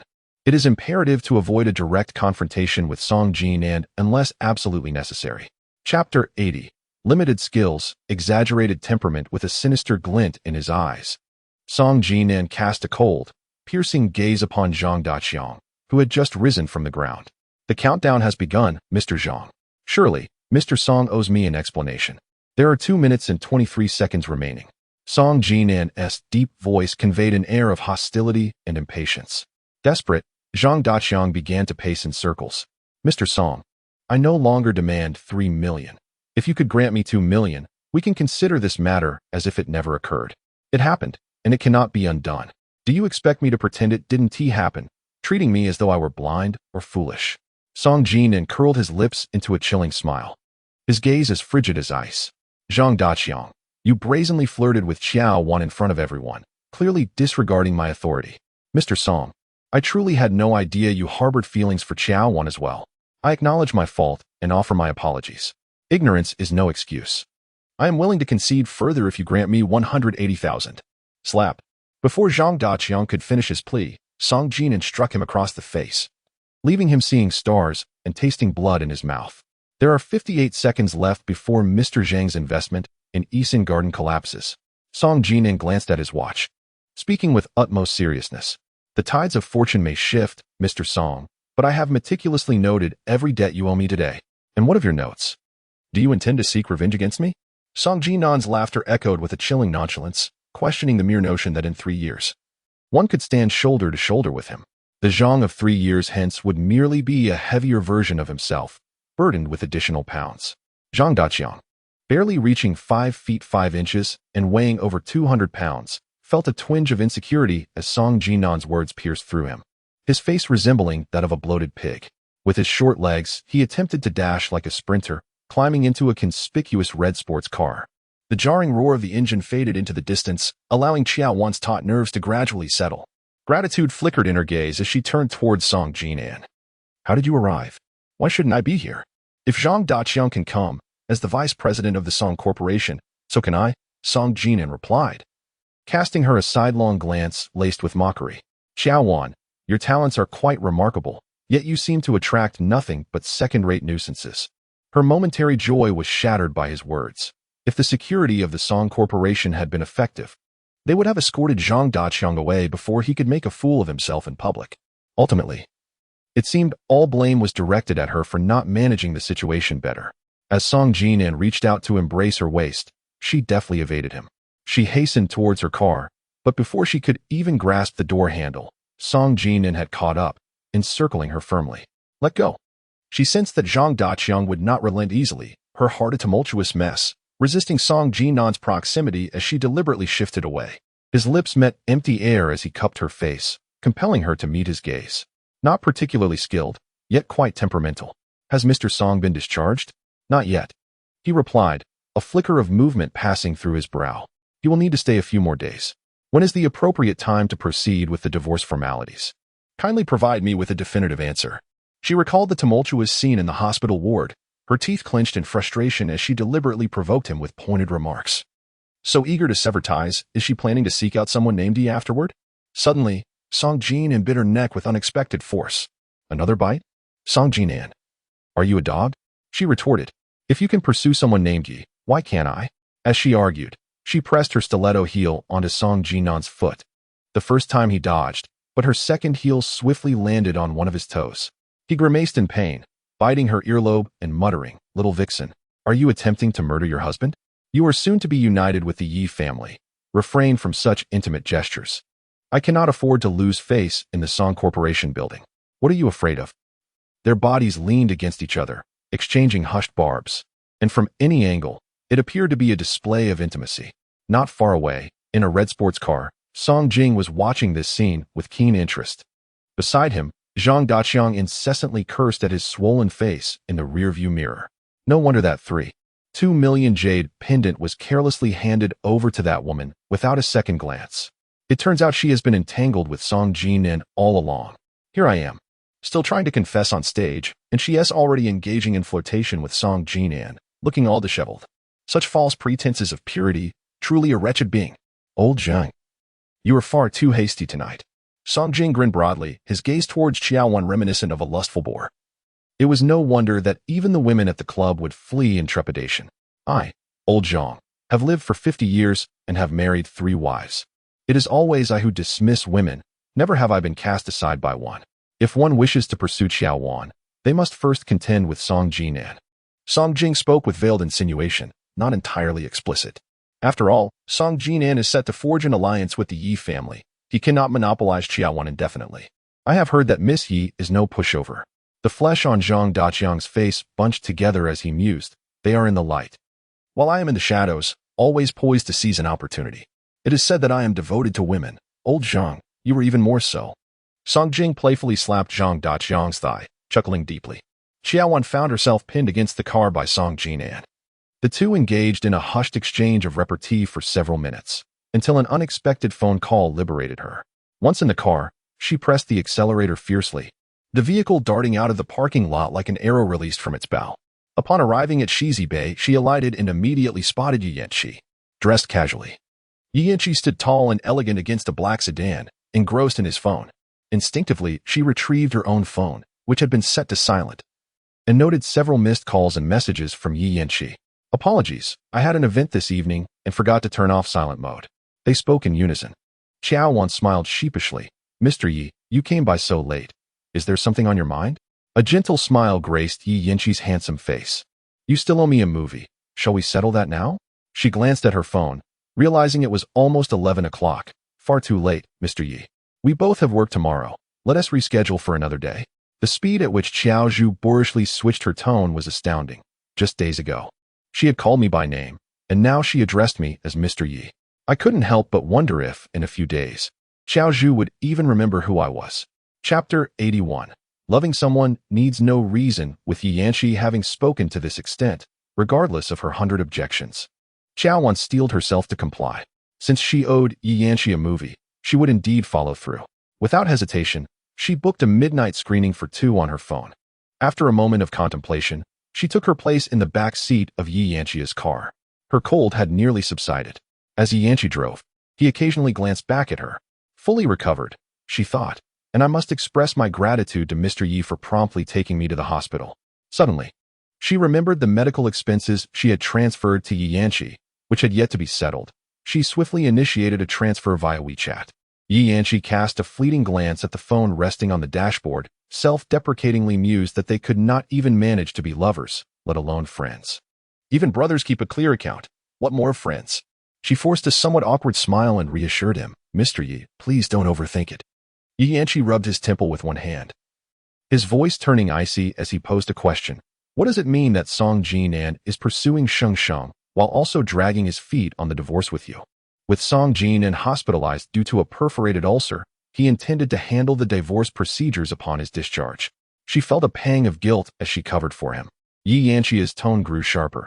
Is this explanation something you two agreed upon? Do you really think Mr. Yi would believe Song Jinan's hospitalization is a ruse? She feigned anger in her retort, yet her resolve was evidently lacking. The truth of the matter, you and he are most aware. After Yiyanchi spoke, a profound silence enveloped the room. In that moment, Qiao Wan felt as though she were sitting on pins and needles. It turned out that even a gentleman, as gentle as jade, could harbor anger and cause discomfort. The oppressive silence was shattered by a phone call. Upon seeing it was Song Jinan, she promptly rejected the call and sent a text. I have already gone to bed. We shall discuss this tomorrow. Panic seized her, based on her understanding of Song Jinan. This insufferable man could indeed act recklessly when his desires took over. It would be quite troublesome to awaken the neighbors at such a late hour. Open the door. Song Jinan seemed to have been waiting at the door for quite some time, displaying no signs of impatience. She partially covered her phone, lowering her voice. I have matters to attend to outside. Let's connect tomorrow. With whom are you outside? What are you doing out there? Song Jinan had caught a whiff of something amiss, his voice suddenly rising. I'm just feeling troubled and taking a stroll outside. She intended to mention that she was working overtime at the television station, but feared that Song Jinan might indeed go there to confront her. Send me your location. I need to see you immediately. He did not believe her at all. Who are you with? He demanded sternly. She remained silent and abruptly hung up. The light from the street lamp filtered through the car window, casting a play of shadows and illumination across Yi Yanqi's face. She sensed the low pressure emanating from him and took the initiative to change the subject. I forgot to consult Mr. Yi before booking. The movie was a random choice. Qiao Wan. Yi Yanqi contemplated for a long moment before calling her name. I cannot comprehend why you would choose a man incapable of loyalty and love and marriage. She hesitated, caught in a web of betrayal and blatant infidelity, where even the bond of marriage could be wielded as a bargaining chip for business gains. Yi Yanqi's tone grew increasingly grave as he questioned, "What is it about him that merits your affection?" With a somber expression, he murmured in empathy, "You are right. To love someone requires no justification." Their midnight screening commenced at 11:30, and though the audience was sparse, it was filled with pairs of young lovers nestled in inconspicuous corners. To Qiao Wan's embarrassment, in her flustered attempt to repay Yi Yanqi's kindness, she had hastily chosen a film rated for mature audiences without any prior research.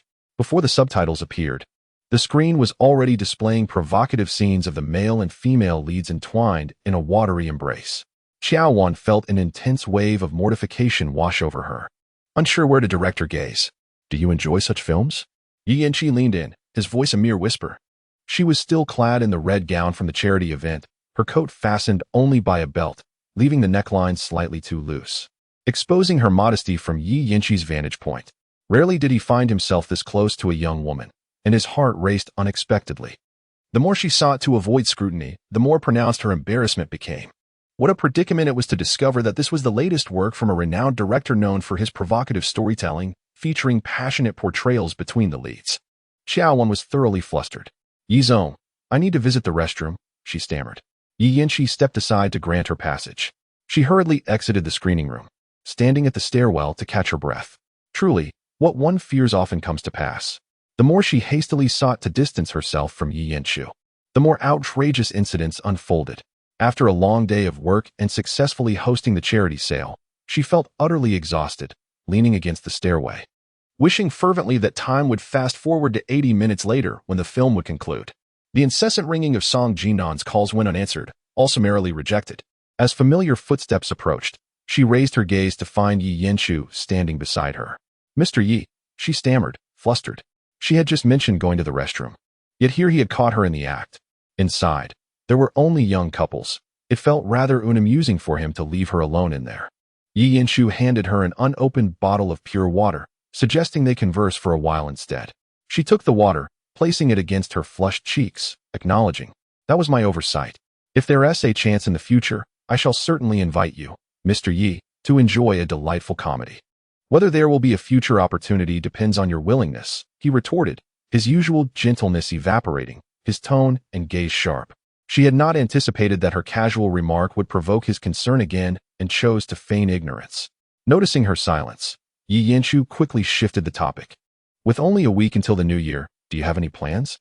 "That's because the man you found is unreliable and unable to provide you with emotional stability. Instead of enduring such a marriage, it is wiser to cut your losses promptly." How infuriating, she thought. Yet again, Yi Yanqi circled back to her marriage with Song Jinan. "Then this Saturday evening, I shall select the film. Just promise me you won't make excuses." Yi Yanqi discerned her exhaustion and was prepared to relent when Song Jinan's frigid voice emanated from the elevator. Chapter 82, Feeling Unwell? It was the dead of night, and Mrs. Song was absent from her residence, ignoring calls, apparently engaged in a clandestine meeting with President Yi. The sudden ire of Song Jinan sent Qiao Wan into a state of distress, prompting her immediate clarification. "I owe President Yi a film. I'm here to fulfill my promise." It was the first time he had heard of owing a film, alongside debts of money and favors. Song Jinan's frosty gaze fell upon Yi Yanqi, who seemed entirely unaware of President Ye's peculiar penchant for married women. Yi Yanqi's expression momentarily faltered, yet he remained composed. "Mr. Song, after 3 years of marriage, you still doubt Wan's character. Even I, an outsider, find it astonishing. If President Yi truly considered himself an outsider, he would not summon my wife at such an ungodly hour." The sound of hurried high heels gradually faded, allowing Song Jinan and Yi Yanqi to engage in an unspoken duel of glances, an invisible force clashing between them, a silent contest brewing beneath the surface. With a sharp sound, Song Jinan flicked the ash from his cigarette onto the floor, a wisp of smoke swirling around him. "Let me remind you once more. Our agreement was terminated 3 days ago. Mr. Song had proactively used Qiao Wan as a bargaining chip to seek my collaboration, only to unilaterally announce his withdrawal within a mere few days. What does he take me for? A shadow crossed Yi Yanqi's handsome features, his voice devoid of warmth. Surely, a man as astute as president, he cannot genuinely believe that I would consider divorce. Song Jinan lightly bit the cigarette, but the white smoke obscuring his expression at that moment. Could it be that you truly do not? Yi Yanqi suddenly laughed meaningfully, contemplating not only securing a partnership with Huazhou, but also holding on to the beauty without letting go. Was Mr. Song truly so fortunate? Whether one is fortunate or not is not for Yi to determine. Then I shall await the outcome with bated breath. Yi Yanqi turned and walked into the elevator. Song Jinan extinguished his cigarette in the nearby wrought iron trash can and took the next elevator. He reluctantly opened the door. Upon entering, Song Jinan grasped her wrist, questioning her sudden inability to endure solitude and stray. It's merely a movie, do not overthink it. She was quite dissatisfied with Song Jinan's double standards. Why was it permissible for him to frolic with various charming ladies while she, merely fulfilling a social obligation by agreeing to watch a film with Yi Yanqi, was branded as unfaithful? I just helped you out of a predicament, and now you're off to watch a midnight screening with the likes of Yi. Qiao Wan. Do not forget you are still Mrs. Song. Mrs. Song? Qiao Wan scoffed. If Mr. Song hadn't reminded me, I would have completely forgotten my status as Mrs. Song. Perhaps he could enlighten me on what the relationship is between Miss Yi and Secretary Zhang? Song Jinan released her, his tone icy and resolute. You promised to steer clear of Yi Yanqi, yet you have broken that vow. Perhaps Zhang Zhao's work has made you so complacent that you can no longer remember my words. Qiao Wan immediately lost her composure, pleading softly. It's my fault for not rejecting Yi Yanqi. Do not vent your frustration on Zhang Zhao. I assure you, such an incident will not occur again. Then demonstrate your sincerity. Song Jinan reached into her coat pocket and extracted her phone, blocking all means of contact with Yi Yanqi. She inhaled sharply, taken aback. Yi Yanqi assisted her in achieving a year's worth of advertising performance. In the coming days, she was to record a special interview for the television station, where she would serve as the host. At this moment, she contemplated blocking his contact, feeling a pang of reluctance. Are you hesitant? Song Jinan inquired, gently loosening her grip on her phone screen. He swiftly located Yi Yanqi's number in the contact list. Qiao Wan, if you harbor no other feelings for Yi Yanqi, then block him before my very eyes. I have few friends in Jiangcheng, and Yi Yanqi has been of immense help to me. I find no justification to sever ties with him. Mr. Song is about to finalize our divorce. Why indulge in unnecessary thoughts and turmoil? She sought to evade this troubling maneuver, yet Song Jinan firmly held her hand, refusing to allow her fingers to stray from the screen. Ultimately, it was her reluctance to block Yi Yanqi that lingered. I shall not compel you. Simply await good news regarding Zhang Zhao, he stated ominously. No. Do not involve Zhang Zhao. In a state of despair, Qiao Wan began to execute the actions on her phone, first blocking Yi Yanqi's number, then his WeChat. All of this transpired under Song Jinan's watchful gaze, which softened considerably. Nonetheless, tears began to well in her eyes, for she had yet to repay her debt of gratitude to Yi Yanqi, and this act cast her into a realm of ungratefulness and injustice. Yet, when weighed against Zhang Zhao's career, she remained clear on the gravity of the situation. Song Jinan cupped her chin with one hand, but she turned her face away in defiance. Is this distressing for you? He asked, his hand reaching again to caress her face, only to have her stubbornly retreat. Her back collided forcefully with the wall beside the doorway. His gaze, sharp as a dagger, pierced through her inner turmoil and guilt long before. Her reaction after blocking Yi Yanqi left him feeling uncomfortable, as if a fierce beast lay dormant within him, gnawing at his heart bit by bit. Intense, clear, and persistent. I have blocked Yi Yanqi. Mr. Song should be at ease now. It was nearly 1 o'clock in the morning, and I was ready to rest. Qiao Wan's wrist bore a red mark from his grip as she lowered her gaze to rub it gently. Does it hurt? Song Jinan held her wrist and caressed it softly. You won't be leaving tonight. His lips grazed her forehead repeatedly. As long as you steer clear of Yi Yanqi and behave, I shall remove all obstacles in your work. These words struck Song Jinan's soft spot. Upon noticing Yi Yanqi's feelings for Qiao Wan, he had deliberately created opportunities for Yi Yanqi to approach her. However, he soon realized it was a foolish decision. I will repay the favor of his 20 million advertising fee. His gaze was intensely fixed on Qiao Wan. As she bent to extricate herself from his embrace, she declared, Our marriage is about to end.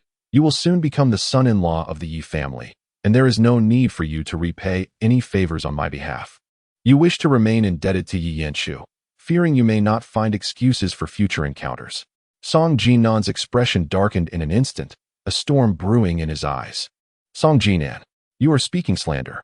You are the one who has been unfaithful these past 3 years. You are the one who encouraged me to get close to Yi Yanshu. You clearly do not love me and despise me. Why? Even now that we are divorcing. Do you still threaten me with Jiang Zhao while maintaining a clandestine relationship? Chapter 83. The Midnight Show of 18 Forbidden Song Jinan. After 3 years of marriage to you. The only times you seem to notice me are during your fleeting moments of desire. You dare not acknowledge our relationship publicly, as your wife. I have yet to share a meal with you in the presence of others. Qiao Wan's tearful accusation struck at the heart of Song Jinan, each word resonating painfully. Searching his pocket for a cigarette only to find none, he furrowed his brow, admonishing her not to portray herself as a wronged woman. Conscience compelled him to ask, after 3 years as Mrs. Song, have you ever regarded me as your partner for life? You have never seen me as your lifelong companion. Thus, how could I ever regard you as my husband for eternity? As she uttered this, a bitter ache welled within her. The first 2 years of their marriage indeed unfolded this way. However, the 3rd year marked a change. Their first intimate encounter occurred on the night of their initial meeting, a scheme meticulously orchestrated by Zhou Shihong for months. Song Jinan entered this game, and she bypassed the stages of courtship and engagement to become his wife. For 2 years following their wedding, Song Jinan hardly spared her a glance. They resided in Jiuyuan, each in their separate bedrooms, devoid of conjugal life, maintaining a frosty distance. On a spring night of the 3rd year, intoxicated, Song Jinan stumbled into her room, and thus began their passionate affair.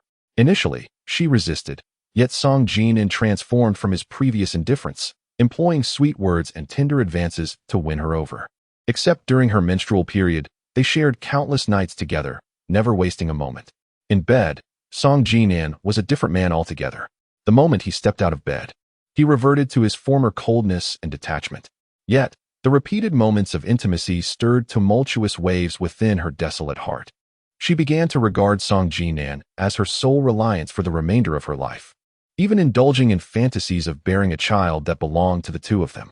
However, Song Jinan persistently shattered her dreams with his numerous infidelities, forcing her to confront reality. The entangled memories of the past 3 years plagued her mind, leading her to resolve not to dwell on them any longer. Such quarrels had occurred countless times, and despite having a multitude of words at her disposal, she could not awaken a man who had never truly acknowledged her presence. Taking the initiative to soften her stance, she opened the door and quietly issued her dismissal. Song Jinan's gaze dimmed slightly. Their marriage remained intact. Yet he showed no inclination to fulfill even the obligations of a husband. She discerned the underlying meaning in his words and closed the door. Gradually loosening the sash of her robe, her expression remained impassive. She was weary from the day's exertions and could not endure prolonged turmoil. She urged Mr. Song to make a swift decision. Song Jinan stood frozen, the last flicker of hope fading from his countenance. She turned her side to him, her fingers lightly tracing the delicate belt. The room was suffocatingly still. Qiao Wan, listen well. I, Song Jinan, have no shortage of women. You are not indispensable. The heavy thud of the door slamming shut coincided with the sound of his departing footsteps. Qiao Wan exhaled deeply. Upon waking the following morning, she discovered a thick fog enveloping the outside world. Peering through the window, all she could see was a blanket of white, obscuring both figures and vehicles. After a light breakfast, she set off to work. Shizi Bay was significantly closer to the television station than Juhui Garden. Yet the fog was so dense that she dared not exceed a speed of barely a few kilometers, resulting in a 20-minute journey to the station. In the elevator, she encountered several colleagues, who, in unison, began to tease her. If Qiao, the anchor, chooses not to seek a boyfriend, it is one thing.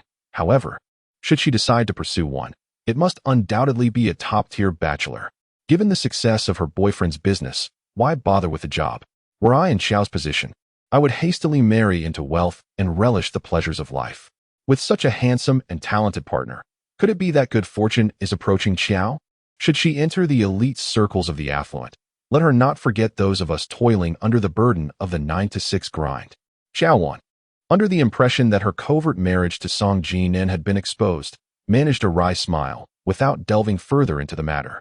At the elevator entrance, she encountered Sister Ping, who had just returned from the pantry. After exchanging pleasantries, Sister Ping cheerfully followed her into the office. Xiao Qiao, you are truly enigmatic. No wonder you turned down my nephew. Even if you do not marry into the Yi family, the title of young Mistress Yi would ensure a lifetime of comfort and security for you. Sister Ping's words left her utterly bewildered. What was this Yi family, and who was young Master Yi? Are you still pretending to be ignorant with Sister Ping? Last night, you and young Master Yi were photographed together at the adult midnight screening, and now the internet is flooded with news about you both. Do share how you met young Master Yi. I promise not to disclose it to anyone. Qiao Wan's complexion drained of color as she hastily turned on her phone. The shadow of being secretly photographed with Zhou Tingyan had yet to dissipate. Could it be that her encounter with Yi Yanqi had also been captured? It was better not to look, yet a single glance left her reeling in her office chair. The internet was rife with videos of her and Yi Yanqi entering the screening room together. The electronic screen at the entrance boldly displayed the film's title. Its brilliance impossible to ignore. What television station's female anchor has climbed the ranks of business elites, in which little Yi has ventured into the realm of love? Unable to contain her emotions? Each term connected to them is vividly evocative. The more one watches, the colder one feels. If it were an ordinary film, it would be bearable, but it happens to be an adult film with an age restriction. Who would believe in the innocence between her and Yi Yanqi when they have stooped to watching midnight adult movies together? Xiao Qiao, you and little Yi truly make a perfect match of talent and beauty. With little Yi's good reputation and absence of scandal, you must seize this opportunity. Sister Ping, gazing at her phone, chattered incessantly. Qiao Wan felt a headache coming on. Biting her lip, she issued an eviction notice. Sister Ping, I have much work to attend to. Let us discuss this again at noon. Don't frown and look unhappy. Rumors with little Yi would not be a loss for you. If I were in your shoes, I would immediately hire an online army to escalate the situation, pressuring the Yi family to hasten your ascension to the position of Mrs. Yi. Just as Sister Ping was about to leave, she imparted her wisdom to Qiao Wan as if she were a seasoned veteran. Once the noise subsided, Qiao Wan swiftly dialed Song Jinan's number. At this moment, Song Jinan's attitude was crucial. As long as he believed her, everything would be manageable. After calling 3 times with no answer, she reluctantly resorted to dialing Yi Yanqi's mobile number. It took 2 searches through her contacts to realize she had blocked him. Releasing Yi Yanqi's number from the blacklist, she made the call. I'm sorry, Qiao Wan. I have brought you great trouble, Yi Yanqi answered instantly, filled with remorse. In her frantic state, she sought the assistance of a public relations team to manage the situation, suggesting she should issue a statement claiming she had inadvertently entered the wrong screening room for a different film. Yi Yanqi's straightforwardness only made her feel more embarrassed to voice any reproach. This would only serve to exacerbate the situation. Yi Yanqi calmly stated that he had already clarified matters with Mr. Song and suggested they let things unfold naturally. Chapter 84. Signing for divorce. Qiao Wan was momentarily taken aback. Yi Yanqi declared he would not engage in public relations, advocating for a natural progression. For the past 3 years, she had navigated her life with trepidation. Recently, she had been caught in a compromising position with Zhou Tingyan, and now there were rumors of her watching adult films with Yi Yanqi at midnight. Mr. Yi, you are still without a girlfriend. Such rumors could tarnish your reputation. She attempted to reason. Those with integrity remain unblemished. If you are not afraid, why should I, as a man, be? Yi Yanqi pondered. However, regarding you, even if Mr. Song might understand, the others in the Song family will undoubtedly view you through a biased lens. She was indifferent to the opinions of others. But the most challenging aspect was gaining the acceptance of Song Jinan. They had quarreled late at night and parted on bad terms. Now, the news of her midnight outing with Yi Yanqi was circulating widely online, and Song Jinan, who valued his reputation, would certainly not let the matter rest easily. She was unafraid of harsh words or slander, yet she dreaded the possibility of Song Jin and causing trouble for Jiang Zhao. The opinions of others in the Song family did not concern her, but what about Bai Zhiro? She had always disapproved of her, and this incident provided the perfect opportunity to seize upon her alleged indiscretions. With a heavy heart, she decided to lay her cards on the table with Yi Yanqi. Being subjected to such baseless speculation leaves me utterly humiliated. Mr. Yi, regardless of who believes it, I implore you to intervene and manage the public relations aspect. It has already trended. Any further attempts at public relations would be nothing more than self-deception, Yi Yanqi replied resolutely. I can clarify matters with Mr. Song, but beyond that, I am powerless. Her voice was filled with despair. Mr. Yi, while rumors may not affect you, they certainly impact me, for I am still Mrs. Song, the daughter-in-law of the Song family. Does Song Jinan acknowledge your position as his wife? Is there anyone in the Song family who recognizes your identity? Yi Yanshu mercilessly exposed her wounds, piercing her heart like a sharpened tool, causing a pain so acute it jolted her back to reality. Indeed, there was no recognition. How absurd. She still had the audacity to call herself Mrs. Song, the daughter-in-law of the Song family. Qiao Wan, is it so difficult to recognize your own circumstances? Yi Yanshu's words were heavy. Unable to bear it any longer, she ended the call and blocked Yi Yanshu's number once more. The phone rang again. It was Jiang Zhao. As she pressed the answer button, Qiao Wan's heart raced, fearing news of Jiang Zhao facing another lawsuit. Wan, you are incredible. You've actually landed, little Yi. Jiang Zhao exclaimed excitedly. The tension in Qiao Wan's heart slowly eased. While others spread wild rumors, she was merely seeking the truth. I'm not here to gossip. I'm asking if you and little Yi are truly together. I'm just waiting to give you both a wedding gift. Jiang Zhao continued jokingly. But I'm not even divorced from Song Jinan yet. You're overthinking it, Qiao Wan replied. Just then, a rapid knocking at the door interrupted her. She quickly bid farewell to Jiang Zhao. Upon opening the door, she was met with the fierce gaze of Baizhiro, standing at the threshold. Mother, what brings you here? Qiao Wan greeted her hurriedly. Baizhiro entered with a stern expression. Don't call me mother. I cannot bear that title. Qiao Wan sensed that Baizhiro had come to settle accounts with her. She reached to close the door and took a deep breath. Let us skip the pleasantries. Just sign here immediately. Baizhiro extracted a document from her pristine platinum bag and placed it on the table. The Song family could not afford to lose this individual. Qiao Wan picked up the document, discovering it to be a divorce agreement drafted in her own voice. It stated that due to the discord in her relationship with Song Jinan, she had decided to terminate their marital bond, leaving with nothing. In fact, the divorce petition she submitted to the court also indicated that she would leave empty-handed. 3 years prior, on the eve of their marriage certificate issuance, Song Jinan had deliberately sought a property notarization. From that moment, she understood that she would not receive a single penny from the divorce. On the final page, Song Jinan's signature was inscribed. Jinan had already consented. Why linger in indecision? Baizhiro retrieved a pen from the holder on the table and thrust it into her hand. Your infidelity during the marriage has stirred quite a commotion online, Song Jing informed the elder, who was so enraged that he suffered chest pains and had to be rushed to the emergency room. Her heart was in turmoil, her hand trembling as she held the agreement. Qiao Wan, you truly are restless. Just days ago, you were caught with Zhou Tingyan at a hotel, and now you are entangled with Yi Yanshi. Baizhiro glared at Qiao Wan, her teeth clenched. If it weren't for Jinan's eagerness to ally with the Yi family, I would not let you off so easily. She scrutinized Song Jinan's signature once more, yet could not decipher its implications. Since the divorce was already agreed upon, surely there ought to be some communication with her. Allow me to call Jinan before I sign. As she reached for her phone, Baizhiro snatched it away. Jinan has become the laughingstock of the entire Song family. Seeing you only adds to his distress. Otherwise, I would not be here with this divorce agreement seeking your signature. Spare him the additional torment.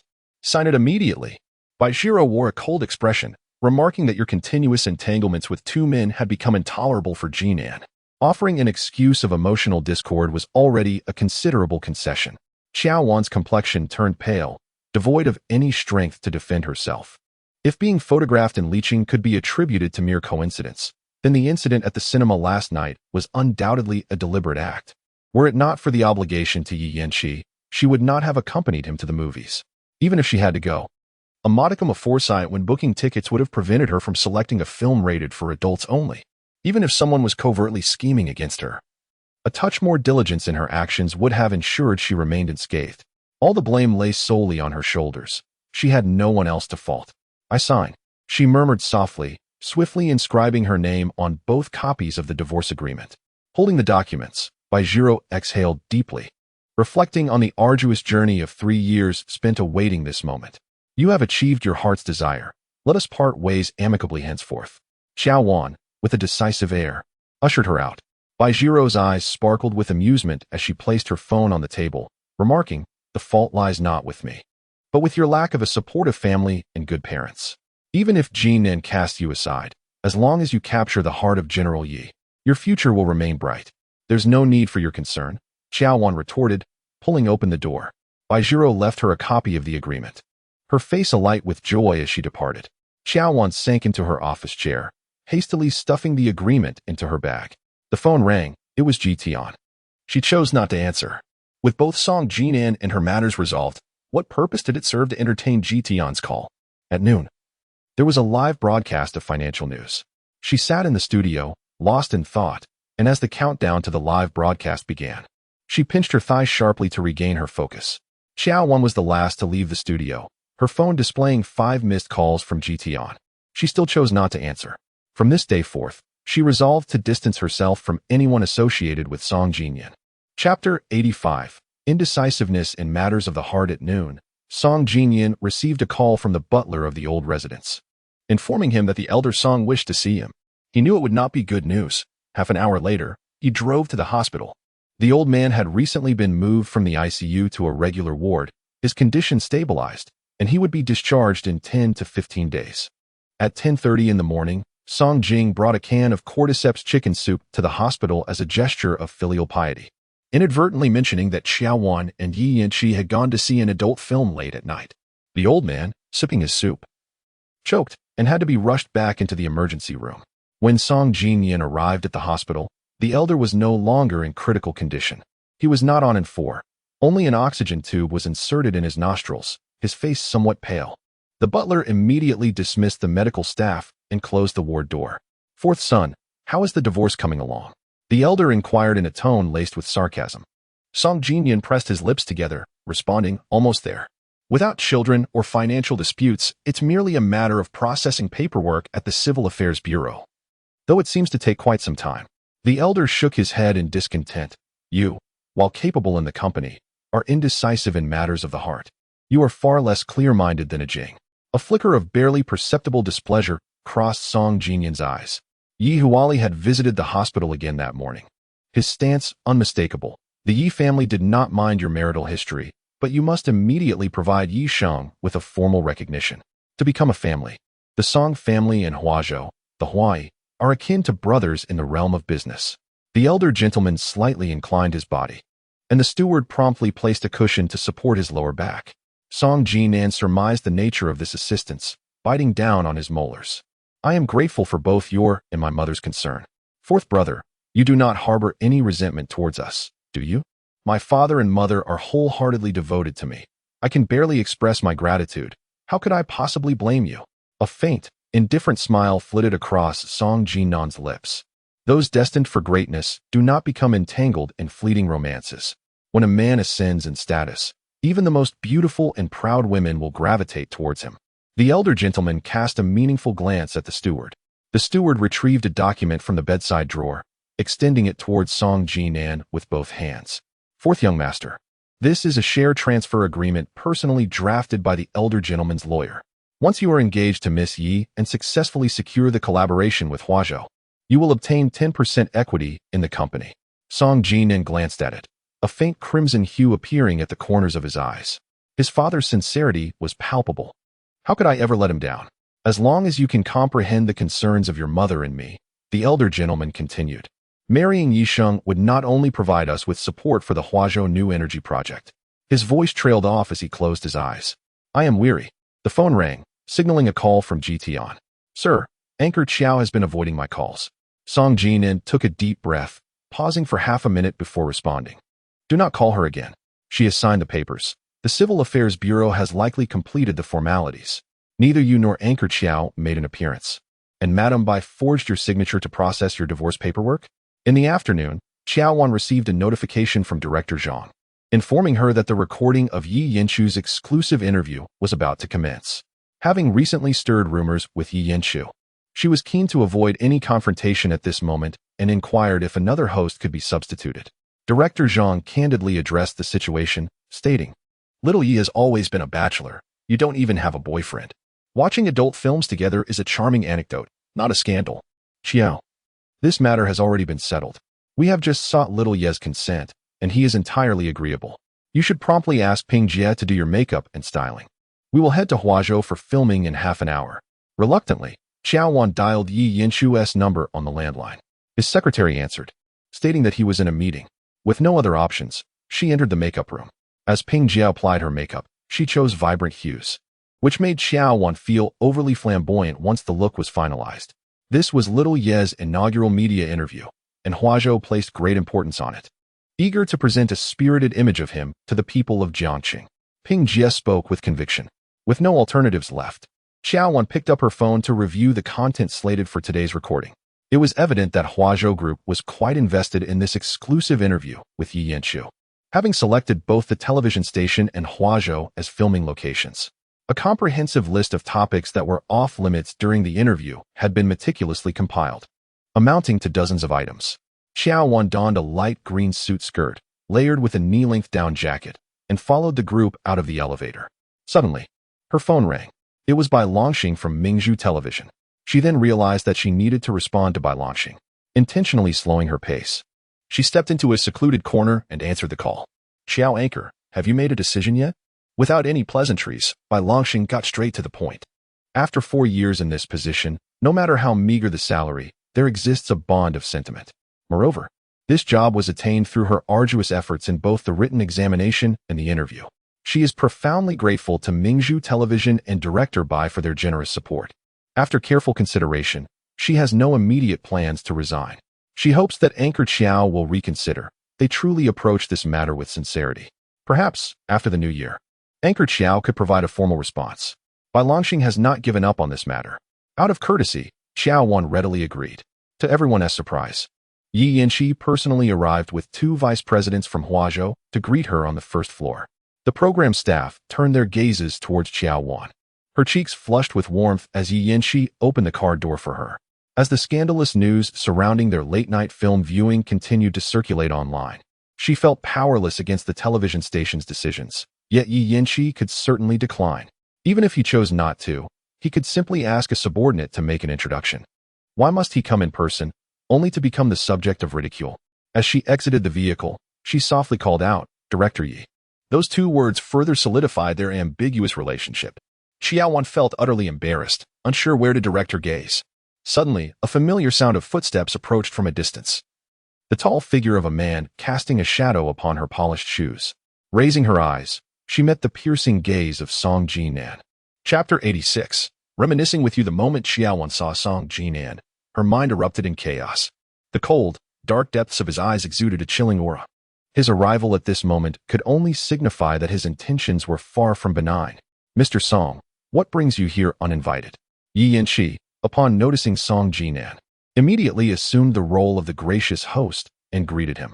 Song Jinan cast a fleeting glance at Yi Yanqi before fixing his unwavering gaze upon Qiao Wan. Before she could utter a word, a chill ran down Qiao Wan's spine. The colleagues from the production team sensed something amiss and gathered around after disembarking. The 2 vice presidents from Huazhou, adept at reading the atmosphere, promptly greeted everyone with smiles and ushered them upstairs. Soon, only Qiao Wan, Song Jinan, and Yi Yanqi remained in the exclusive parking space on the first floor. Qiao Wan kept her gaze fixed on her shoes, wishing fervently for a crevice in the ground to swallow her whole. Even without looking up, she was acutely aware that the eyes of both men were fixed upon her. "Wan, Jiang Zhao is waiting for you at Zhihua Courtyard." Song Jinan broke the silence with measured calm. Upon mentioning Jiang Zhao, Qiao Wan understood the implication, her face reflecting a mixture of discomfort as she glanced at Song Jinan. "I need to record an interview with President Yu now. I will head to Zhihua Courtyard once the work is done. Time waits for no one." There was an underlying meaning in Song Jinan's words. "I will wait for you in the car." Before Qiao Wan could fully comprehend, he had already walked towards a black sedan at the entrance of the Huazhou building. The thought of Jiang Zhao compelled her to refrain from lingering, and she hurried after Song Jinan. "Qiao Wan." Yi Yanqi's voice, laced with an icy intensity, called out urgently. She halted but did not turn around. "I apologize, Mr. Yi, but I cannot participate in today's shoot. I will inform Director Zhang to take a leave. As far as I know, you and Song Jin and have dissolved your marital ties." Yi Yanqi's expression was filled with unyielding dissatisfaction. Yet rationality triumphed over the impulse to speak unkindly, and he withheld his reproach. Standing tall, she replied, "My private matters do not require Mr. Ye's commentary." Yi Yanqi strode to her side, his gaze imbued with an inscrutable depth. "I do not dare to pass judgment on Anchor Qiao. I merely feel it is unjust for her. The value of something is not determined by others." She wished to swiftly conclude the current awkwardness, yet it was Mr. Yi who truly squandered his energy on someone who would never yield results. Forever? Yi Yinshu scoffed, asserting that nothing in this world remains unchanged eternally. The day after tomorrow, Xu Xing is set to be engaged to Song Jinan. Yi Yinshu's usually gentle tone suddenly escalated several notches, remarking that Mr. Song, just freshly divorced, was seamlessly transitioning into the role of a groom once more. Qiao Wan's heart felt as though it had been struck by something heavy. Her mind momentarily blanked. While Song Jinyan's engagement to Yi Sheng was within her expectations, she had not anticipated it to occur so swiftly. In that instant, she comprehended why Song Jinyan could not even spare time to visit the Civil Affairs Bureau, leaving the task to Bai Zhiro. Their marriage had already concluded. Song Jinyan had taken her away from beneath Yi Yinshu's gaze, not only to vex him but also to be with her. Yi Yinshu stood rooted, his usually gentle features now sharpened. Qiao Wan, seated in the back of Song Jinyan's car, immediately called Director Zhang to request a leave of absence. Director Zhang was infuriated, exclaiming that everything had been meticulously arranged, questioning what performance she was putting on. How could she abandon her responsibilities and leave him to explain to Mr. Yi in the station? Without the host's exclusive interview, how many shots could be captured? Resolve your personal matters within 10 minutes. Otherwise, I will have no choice but to contact Director L. Director Zhang hung up in anger. Suspension or termination. Song Jinyan started the engine, and the car slowly pulled out of the parking space. Uncertain, she clutched her phone tightly. Now the entire Jiang city is aware that you are Yi Yinshi's woman. No one dares to suspend you, let alone dismiss you, Song Jinan scoffed. You're divorced. What more do you want? She asked urgently. To reminisce. Song Jinan replied with an air of nonchalance. Aren't you afraid Yi Yinshi will reveal what just transpired to Yi Sheng? A hint of trepidation lingered in her heart. With the identity of Mrs. Song as her shield, even Yi Sheng's arrogance would be unjustified. Now, a chill ran down her spine. Director Zhang had issued her final summons over the phone. Soon, a call from Director L came through. As long as you do not care about Jiang Zhao's future, you can disembark immediately. Song Jinan abruptly turned the steering wheel, bringing the car to a halt by the roadside. With a click, the door lock disengaged, clearly indicating her intention for her to exit. However, Song Jinan's silence conveyed a silent warning. She dared not step out. The words were too faint to decipher. Song Jinan lifted her gaze, catching a glimpse of Qiao Wan in the rearview mirror. She curled up in the back seat. Though not short among women, she appeared diminutive. Beneath her black down coat, a hint of light green accentuated her delicate figure, making her resemble a tender water onion. Today's makeup was vibrant yet tasteful, enhancing her naturally exquisite features with a radiant charm. Song Jinan swallowed hard, forcing her gaze back to the steering wheel. This is what you said. I did not coerce you. She restarted the engine. The persistent calls from Director L and Director Zhang continued to ring, but she dared not answer. Upon entering Juhui Garden, she switched off her phone. She could forfeit her job, but Jiang Zhao must not suffer for her. The two shared no words from the moment they exited the vehicle to when they ascended the stairs. The door lock clicked shut as Song Jinan discarded her shoes and removed her tie. Standing at the entrance, she shed her down jacket and began to unfasten the buttons of her suit. Mr. Song, without any preamble, spoke directly. Song Jinan tossed her coat onto the sofa, and he pulled her into his embrace, his voice tantalizing. Are you so eager for me to sleep with you? Do you think I have a choice? She bit her lip defiantly. If I had a choice, I might choose Yi Yinchi or perhaps Zhou Tingyan, wouldn't I? Just as Song Jinan pressed her against the security door, the doorbell rang. It was followed by Yi Sheng's voice. Open the door, Jinan. Chapter 87. Even a fox spirit has its limitations. Yi Sheng's persistent knocking prompted Qiao Wan to swiftly wriggle free from Song Jinan's arms and dart into the nearest side bedroom. The instant the security door swung open, Qiao Wan concealed herself behind the bedroom door. Soon, the sound of sharp high heels echoed in the living room, accompanied by Yi Sheng's laughter. After work, I specifically went to buy Suji osmanthus pudding. Good things must be shared with you. I don't eat sweets in the evening. Song Jinan firmly declined. After a brief silence, Yi Sheng's voice rose in a questioning reprimand. Whose down jacket is this? It's a women's style, isn't it? Calmly, Song Jinan replied, it's Qiao Wan's. I am quite sensitive to scents. There is a trace of women's cosmetics in the room. Was Qiao Wan here just now? Yi Sheng's tone carried a distinct edge. The sharp sound of high heels approached the guest bedroom. At that moment, Qiao Wan, hidden behind the guest bedroom door, held her breath, not daring to make a sound. Having divorced from Song Jinan, She wished to avoid any unnecessary troubles. At the threshold of the guest room, Yisheng once again caught the distinct scent of Qiao Wan's cosmetics, prompting her to halt. Jinan, if Qiao is also here, why not call her out? We could converse together. What shall we discuss? Is my company not sufficient for you? Jinan replied with a playful tone. Yet he showed no intention of preventing Yisheng from entering the guest room. With a decisive step closer to the guest room, Yisheng's presence heightened Qiao Wan's anxiety. She silently prayed that Yisheng would stop, while simultaneously chastising Jinan for not coming to her aid. Jinan, your guest room is quite beautifully arranged, and the bedding colors are to my liking, Yisheng remarked, as one foot crossed the threshold. Qiao Wan pressed her back against the wall, contemplating whether to step out boldly or wait to be discovered by Yisheng. Searching through my room before we are even engaged? Jinan, unhurried, positioned himself behind Yisheng, adding, if Miss Yi has no trust in me, then there is no need for the wedding to proceed. Your temper remains as foul as ever. Yisheng chuckled, turning to entwine her arm around Jinan's neck, teasingly suggesting, you must be concerned that I might be restless, hiding a woman. You are indeed correct. I have been quite restless, harboring a woman in the guest room. Jinan replied in a half-jesting tone, which only intensified Qiao Wan's frustration. She realized that instead of soothing Yisheng with soft words to hasten her departure, Jinan was deliberately prolonging the situation for amusement. I am curious to see which woman is enticing you, Yisheng said with a knowing smile.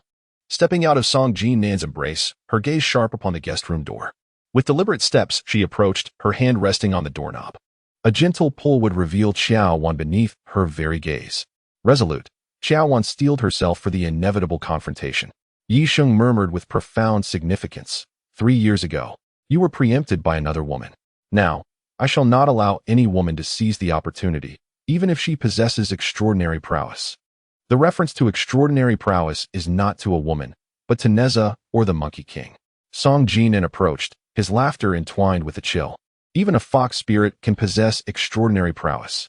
Yisheng joined in the laughter, saying, Jinan, do you believe there is a fox spirit hiding in your guest room? Because I can detect a rather enticing scent. Qiao Wan clenched her hands tightly, silently counting down the moments until her meeting with Yisheng. Yisheng's provocative gaze fell upon Jinan. Will I be met with a surprise upon entering? Of course, there will be a surprise, Jinan replied nonchalantly, taking a cigarette and biting down on it. The moment you step into the guest room, the engagement ceremony scheduled for the day after tomorrow will be cancelled. Yisheng was momentarily taken aback, then burst into laughter. I do not believe you would be so heartless. Whether you believe it or not, one trial will reveal the truth. Jinan leaned casually against the wall, exuding indifference. Silence enveloped the two. Qiao Wan, just a door away, distinctly felt the oppressive atmosphere of confrontation. Yisheng, I present you with 2 choices. Enter the guest room or leave Jiao courtyard immediately. The countdown begins now. Jinan compelled Yisheng to make a decision. In less than half a minute, Yisheng departed, still smiling as she insinuated, once the engagement ceremony is completed, I will be the rightful Mrs. Song. At that time, woe betide any blind fox spirit that dares to cling to you, for I shall strip her of her skin. The sound of the security door closing allowed Qiao Wan to exhale deeply. She stood in shock, her down jacket falling to the floor. Yisheng was there to catch her partner in infidelity, but due to Jinan's formidable presence, she returned empty-handed. With Yisheng's temperament, she would never easily let this matter rest. Jinan was correct. If she ventured out now, the chances of being confronted were exceedingly high. Sitting on the sofa, she opened her phone, each word radiating intense dissatisfaction and fury. She closed her eyes, increasingly anxious at the thought of the pressure awaiting her at the television station the next day. Jinan, seemingly unfazed, retreated to his study. Her mind was in disarray, and as she pondered, she curled up on the sofa and drifted into sleep. The shrill ring of her phone jolted her awake. It was He Jiezhen. She knew that as long as He Jiezhen's interests with Zhou Shihong were unscathed, she would never receive a call from her. She declined the call. He Jiezhen sent a voice message on WeChat, which she converted to text. He Jiezhen inquired why she was divorcing Jinan, followed by several more messages to which she paid no heed. Jinan ordered takeout, 3 dishes and a soup, along with 2 bowls of rice. She picked at her food, losing her appetite, and sat on the dining chair, incessantly checking the time on her phone. Once finished, she planned to wash up and sleep. Meanwhile, Jinan ate leisurely. casting a casual glance her way. Yixing thought, tonight, she would not relent until she caught him. Despite their divorce, what did it mean for her to stay here? She maintained a stern expression, thinking to herself that he could consider it whatever he wished. Just as Song Jinan was about to speak, his phone rang. Upon seeing the contact name, he furrowed his brow and inadvertently answered on speakerphone. Open the door, Jinan, I'm at your doorstep. It was Baizhiro.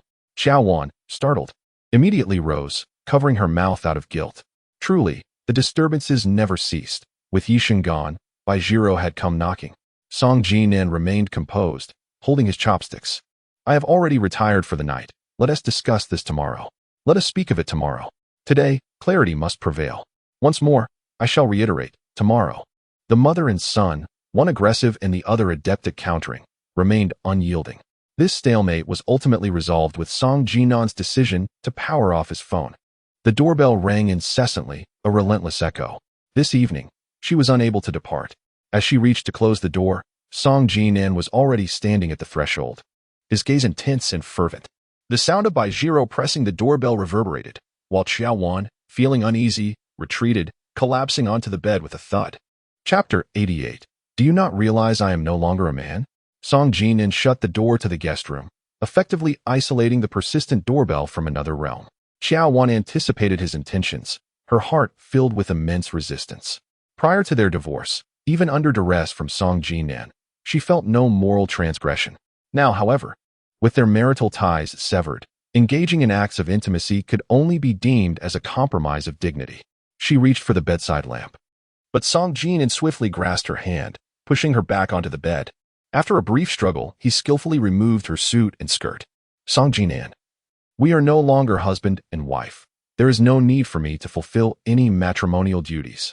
She shielded her exposed form, yet could not withstand the overwhelming strength of Song Jinan, who within mere moments had her arms pinned above her head. Leaning in, he fixed his gaze upon her, a tempest of emotions swirling within his dark eyes. It seems you have forgotten what you once promised me. Even after our divorce, you are to be at my beck and call. With her clothing stripped away, the humiliation of her position was further compounded by Song Jinan's words. Resigned, she closed her eyes, bracing herself for what was to come. Why do you not dare to look at me? Are you feeling guilty? Disgusted? Song Jinan deliberately pinched the inner side of her thigh.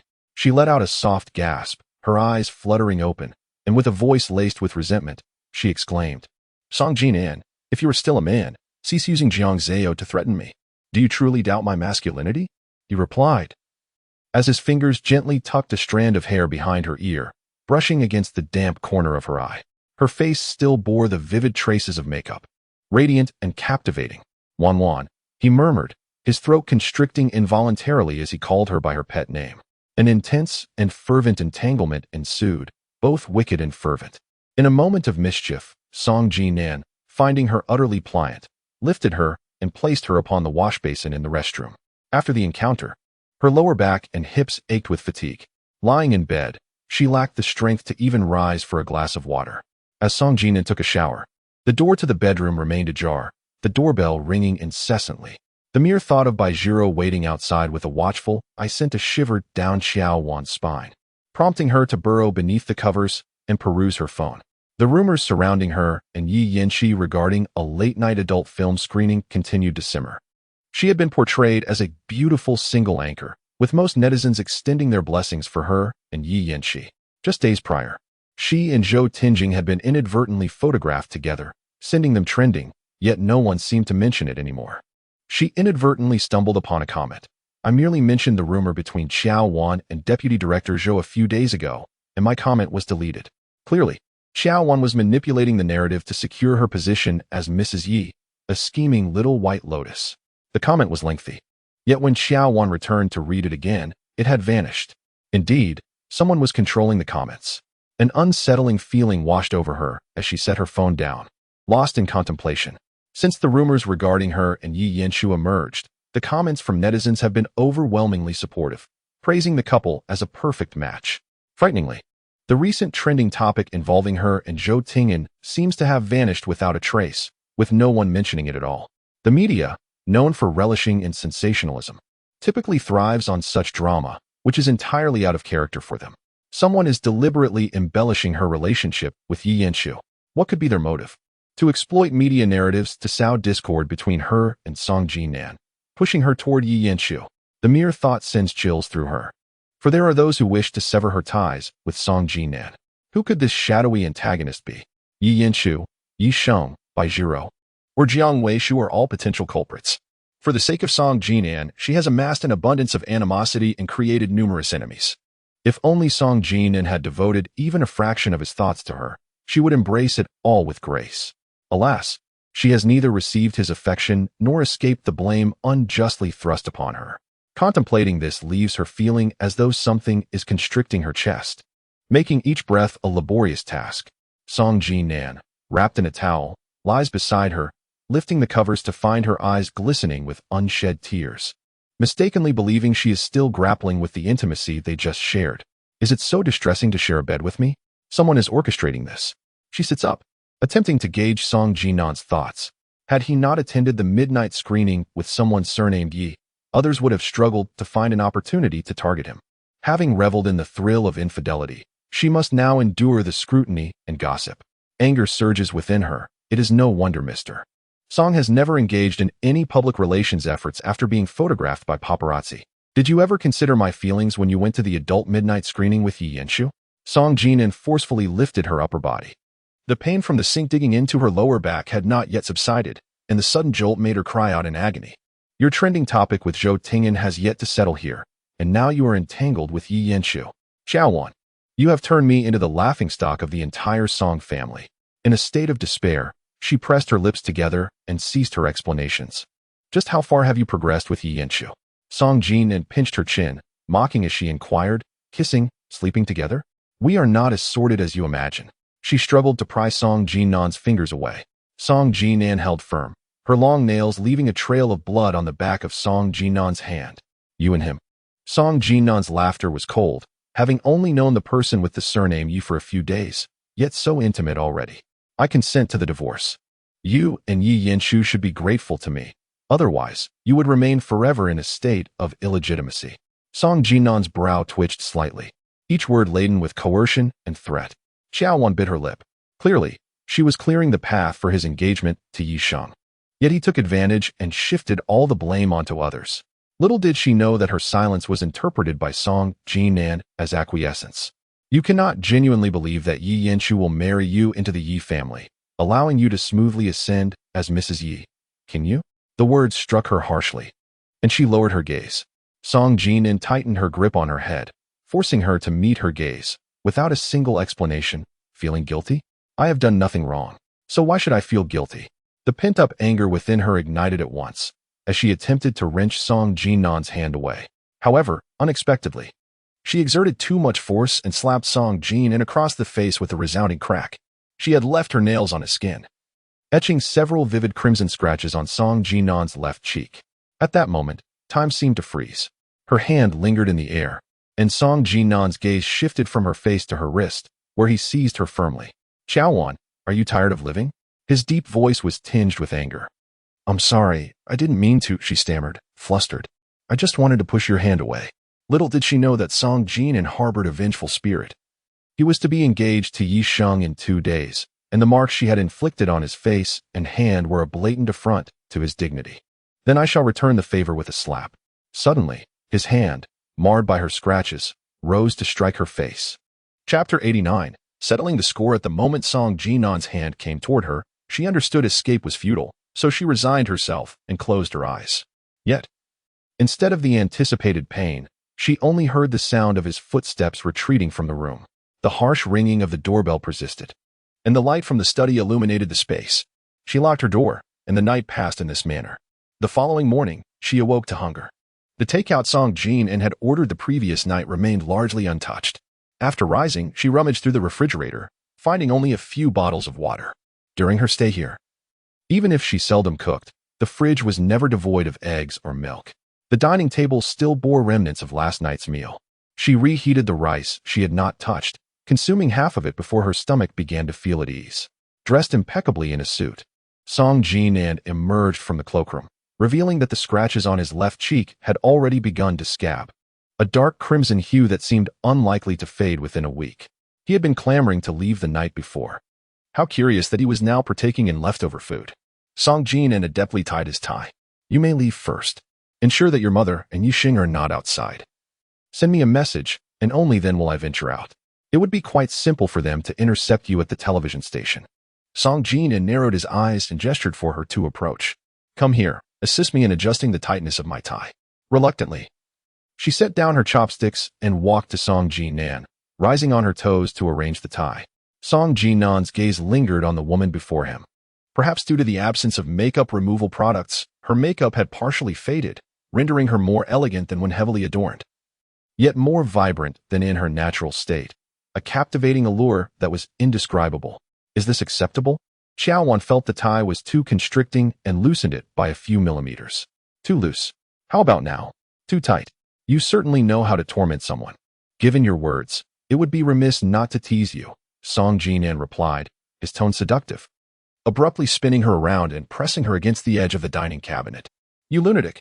So early in the morning. Her initial displeasure transformed swiftly into a soft, pleasurable murmur. In that moment of passion, Song Jinan embraced her tightly from behind, repeating, Wan Wan, you are mine. She had long developed a robust immunity to Song Jinan's sweet nothings. The words exchanged in moments of intimacy stemmed from physiological impulses, devoid of emotional significance. Indeed, Song Jinan was merely a splendid partner in bed, nothing more. After the encounter, her little blazer was crumpled, and the hem of her skirt bore several damp stains. In contrast, Song Jinan, the most fervent participant in their passionate liaison, appeared impeccably composed, every inch of him in order. For a fleeting moment, Qiao Wan perceived Song Jinan as two distinct individuals. One was ablaze with fervor, while the other was as frigid as ice. Before departing, Song Jinan informed Qiao Wan that he would leave in 10 minutes. Are you certain that 10 minutes is sufficient to manage them? Qiao Wan asked timidly. She stepped forward, blocking the doorway and obstructing Song Jinan's exit. You have placed me in such an awkward predicament. You must assist me in extricating myself. You pinched my face, pulling it taut. Song Jinan touched his bruised cheek, glanced at his watch, and frowned. Step aside. I have an early meeting. You must provide me with a definitive answer. She braced herself against the doorframe, refusing to yield. Amused by her stubborn demeanor, Song Jinan suddenly wrapped his arms firmly around her waist, causing her head to collide against his chest. Come by after work today, he murmured, his lips brushing softly against her ear. The echo of Song Jinan's words lingered, both palpable and elusive, as if he had spoken them, yet not truly uttered them. She scoffed bitterly to herself. Tomorrow, Song Jinan was to become engaged to Yixing. Yet tonight he intended to spend the night with her. How utterly debasing it was for her. Even post-divorce, she remained at Song Jinan's beck and call. As Song Jinan emerged from the elevator, he was confronted by Baizhiro. She sat in a gray sedan, her piercing gaze betraying fatigue and weariness. Baizhiro, who typically prided herself on her appearance, bore remnants of yesterday's makeup. Mother has been waiting here all night. Song Jinan's tone was devoid of reverence, replaced instead by an unspoken disdain. Baizhiro exited the vehicle, stating, I rang the doorbell all night. I have waited since last evening, and you still have not allowed me to enter. With no intention of departing, Baizhiro brushed past Song Jinan toward the elevator. How long do you plan to stay here? Song Jinan inquired, his brow furrowed. Baizhiro rubbed her forehead, stating, I will leave as soon as the vixen appears. If you wish for tomorrow's engagement ceremony to proceed without incident, cease your futile meddling, he replied, his voice devoid of warmth.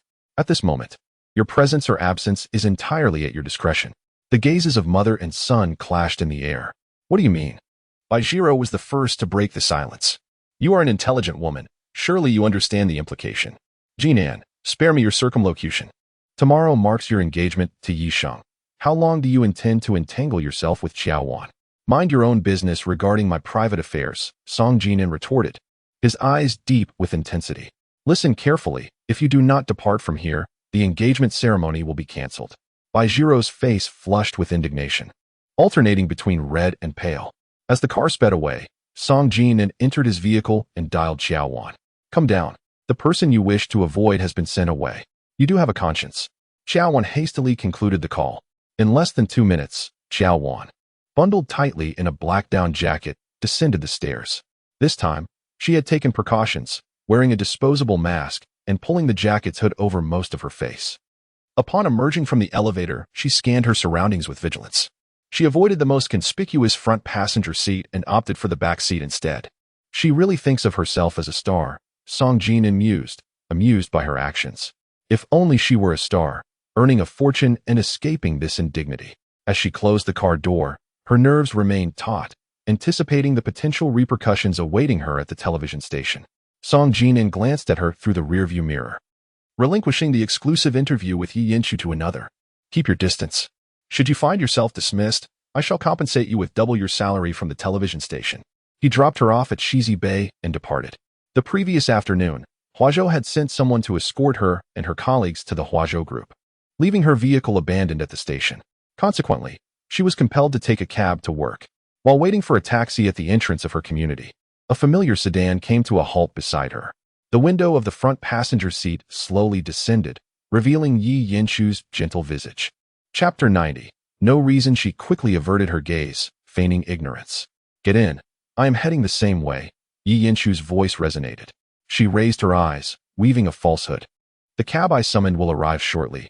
There is no need for Mr. Ye's assistance. Do not be stubborn. It is the peak morning rush, and hailing a taxi is quite challenging. Yi Yinshu had exited the passenger seat and opened the rear door. Qiao Wan was reluctant to draw too close to Yi Yinshu. Expressing her gratitude for his kindness, the bus is arriving. I shall take my leave first, and she hastened towards the bus stop across the street. Yi Yinshu observed her slender figure retreating into the distance, the fleeting sense of loss in his eyes swiftly dissipating, replaced by an unwavering ambition. One of the bus stops was located near an elementary school, causing significant congestion and resulting in a delay for Qiao Wan. She ultimately arrived late, sprinting from the bus stop to the entrance of the broadcasting and television building at a remarkable pace. Thankfully, she had chosen to wear flat shoes that day, otherwise, her feet would surely have suffered. Upon exiting the elevator, she encountered Yi Yinshu once more. He was surrounded by several leaders of the station, basking in their adulation as they engaged in lively conversation. Qiao Wan reacted swiftly this time, immediately turning to head towards the nearby advertising department. However, she was unexpectedly called back loudly by Director LV. Xiao Qiao, you must quickly apply your makeup and change your clothes. Mr. Ye's time is precious. He is recording at the television station in the morning and will be heading to Huazhou at noon, aiming to complete the filming in a single day. Qiao Wan had no choice but to halt, feeling a weight of urgency at the thought of recording the interview so swiftly. The filming must, of course, align with Mr. Ye's schedule, especially since there is a celebration at his home tomorrow. Director Zhang explained with a smile, his gaze towards Qiao Wan imbued with deeper significance. Xiao Qiao, the original interview script has undergone some changes. Ensure you communicate well with Mr. Yi to achieve a seamless take during filming. Without sparing a glance at Yi Yinshu, she gestured towards the floor where the makeup room was located. With the leadership dictating the arrangements, she had no option but to comply. As the elevator doors closed, they separated her from Yi Yinshu and Director LV, creating two distinct worlds. A multitude of questions swirled within her, especially since no one seemed to question her abrupt departure from Huazhou the day before. The tone of Director LV on the phone suggested an unyielding determination to pursue the matter today. When she found herself seated face-to-face with Yi Yinshu in the studio, the lights illuminated their surroundings, and Director Zhang called for the start. She found herself unable to slip into the role of interviewer. This was due to the affectionate gaze Yi Yinshu held for her. It was evident to anyone that he harbored an open fondness for her. Under the glaring lights, she could not feign ignorance. The first shot required over 10 takes before it barely passed muster. As Director Zhang's voice faded, Qiao Wan hastily exited the studio. The entire floor was bustling with colleagues, leaving her with nowhere to turn but into the deserted stairwell. As she twisted open the tightly shut window, the northern wind from outside swept in, carrying away the clutter of thoughts from her mind.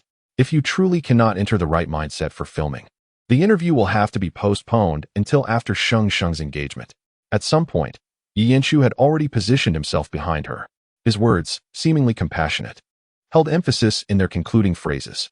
Today, she had already heard several mentions of Yishang's impending engagement. She closed her eyes and inhaled deeply. There is no need for a delay. I will soon be able to adjust my emotions. I trust you, Wan.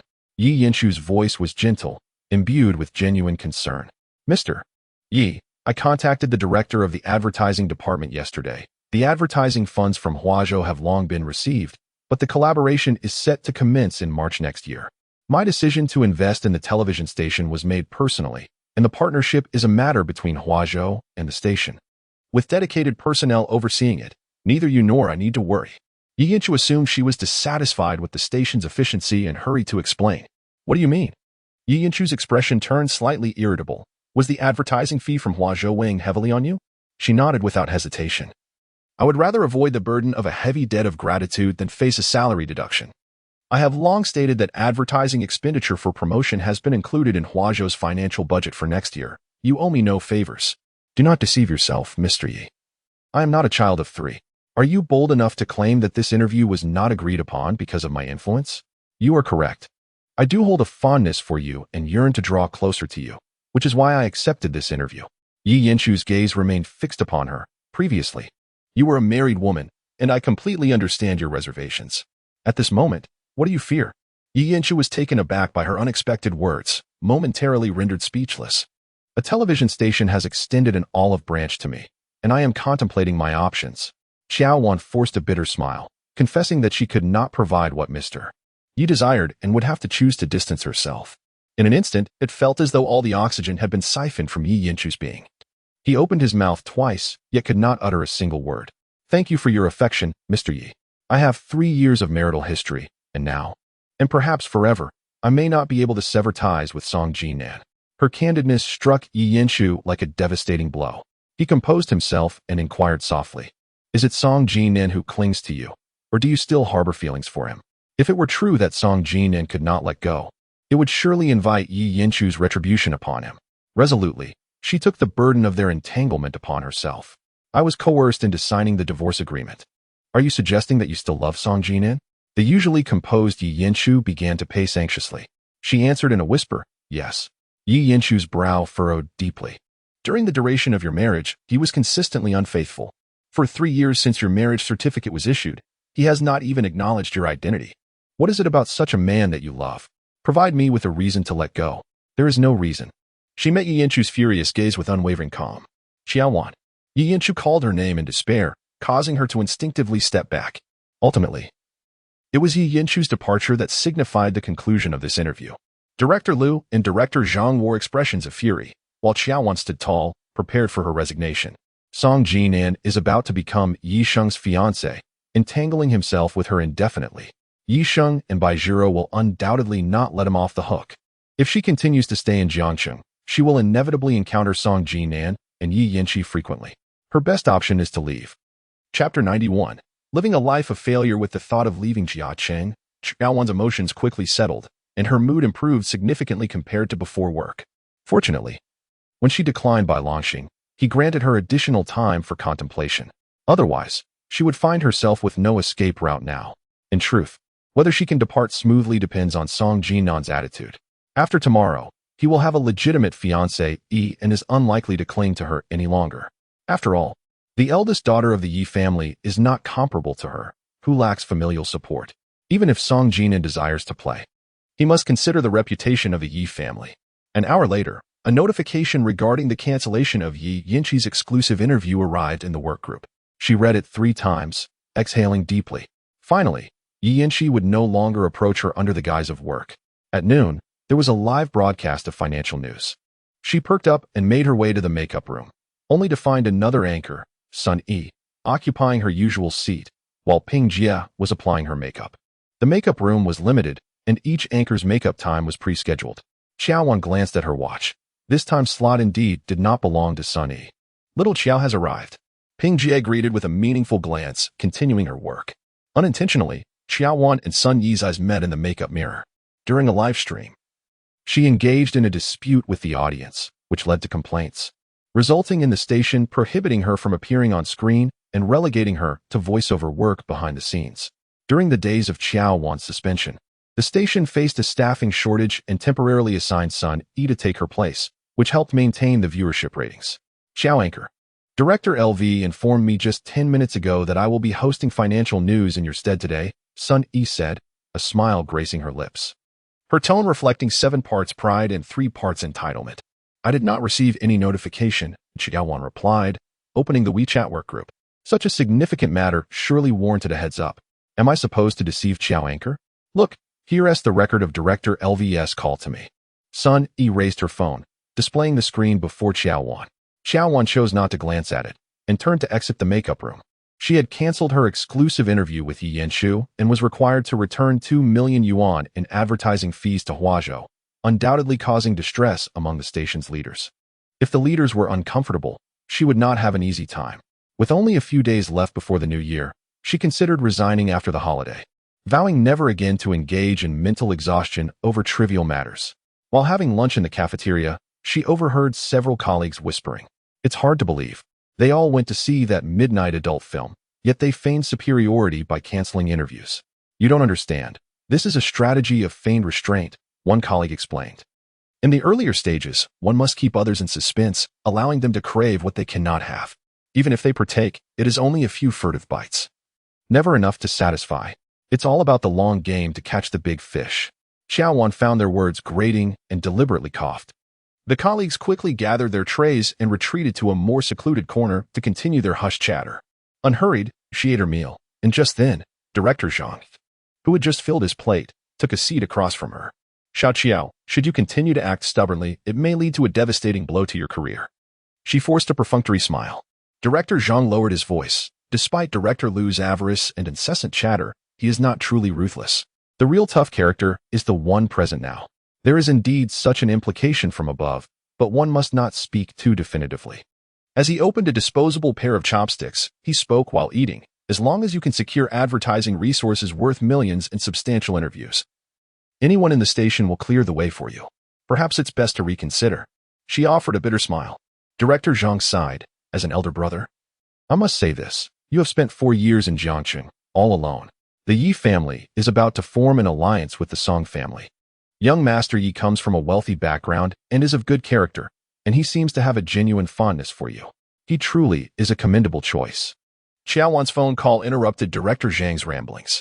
She glanced at the screen, frowning. Over the past few days, she had rejected dozens of calls from He Jiezhen. She returned the call to He Jiezhen. Wan, how could you have gotten divorced? When did this happen? Why didn't you discuss it with me before the divorce? Qiao Wan struggled to catch her breath as He Jiezhen bombarded her with a barrage of questions. Her voice was filled with anger and despair, as if it were Qiao Wan who had experienced the divorce. Song Jinan is getting engaged to Yi Sheng tomorrow. Is there any point in discussing this now? Qiao Wan replied with composure. On the other end, He Jiezhen fell silent. Not all women are like you. Some can thrive without a man. Qiao Wan was about to end the call when He Jiezhen stopped her. Song Jinan bestowed upon you a fortune, several properties, and valuable securities? What nonsense are you uttering? Qiao Wan let out a self-deprecating laugh. Do you not comprehend why I married Song Jinan? Zhou Shihong exploited me to secure a 9-figure investment from the Song family, ascending to a position of authority in Liqing. It has been 3 years, yet the Song family's investments in Liqing have yielded no profit. The entire Song clan harbors resentment towards me. Do you truly believe that Song Jinan would provide me with financial compensation? You propose I leave empty-handed. He Jiezhen's composure faltered, her voice rising significantly. What a complete fool. After 3 years as Mrs. Song, to be cast out without even a single property. Qiao Wan could no longer endure it and ended the call. Sitting alone by the window, her chest felt as if pierced by shards of glass. Each breath a source of agony. An unprecedented solitude engulfed her like a tidal wave, threatening to drown her. The divorce, the targeted scrutiny at the television station, the incomprehension from the only family she had in the world. She felt utterly defeated. Today, all media outlets in Jiangxing clamored to cover the union between Song and Yi. Photographs of Song Jinan and Yi Sheng had already gone viral. Extinguishing any desire, she had to check her phone. As the workday drew to a close, 2 court officials arrived to deliver a lawsuit. Zhang Dachang sued her for allegedly damaging the imperial green jade pendant, demanding a compensation of 3,200,000. The court hearing was scheduled for next Monday. After signing the documents and seeing the 2 officials off, Qiao Wan quickly gathered her spirits and dialed lawyer Wang's number. Chapter 92. This time, I must conceive. Lawyer Wang, adept in divorce litigation, was reluctant to take on such economic disputes and recommended a lawyer by the surname Qian to Qiao Wan. Qiao Wan called her lawyer, only to be informed that the individual was currently in a meeting and unable to take her call. With an already burdened mind, The situation worsened as Zhang Daqiang had filed a lawsuit against her. It was Wednesday, and the trial was scheduled for the following Monday. Yet she had yet to secure legal representation. As these thoughts spiraled, Qiao Wan felt a throbbing headache begin to set in. According to her work schedule from a few days prior, she was meant to attend the rehearsal for the Jiangxing Spring Festival Gala that evening. But as the workday came to an end, no one had reached out to notify her. She scrolled through the WeChat group for the rehearsal and noticed that an hour ago, Sun Yi had been added by the group admin.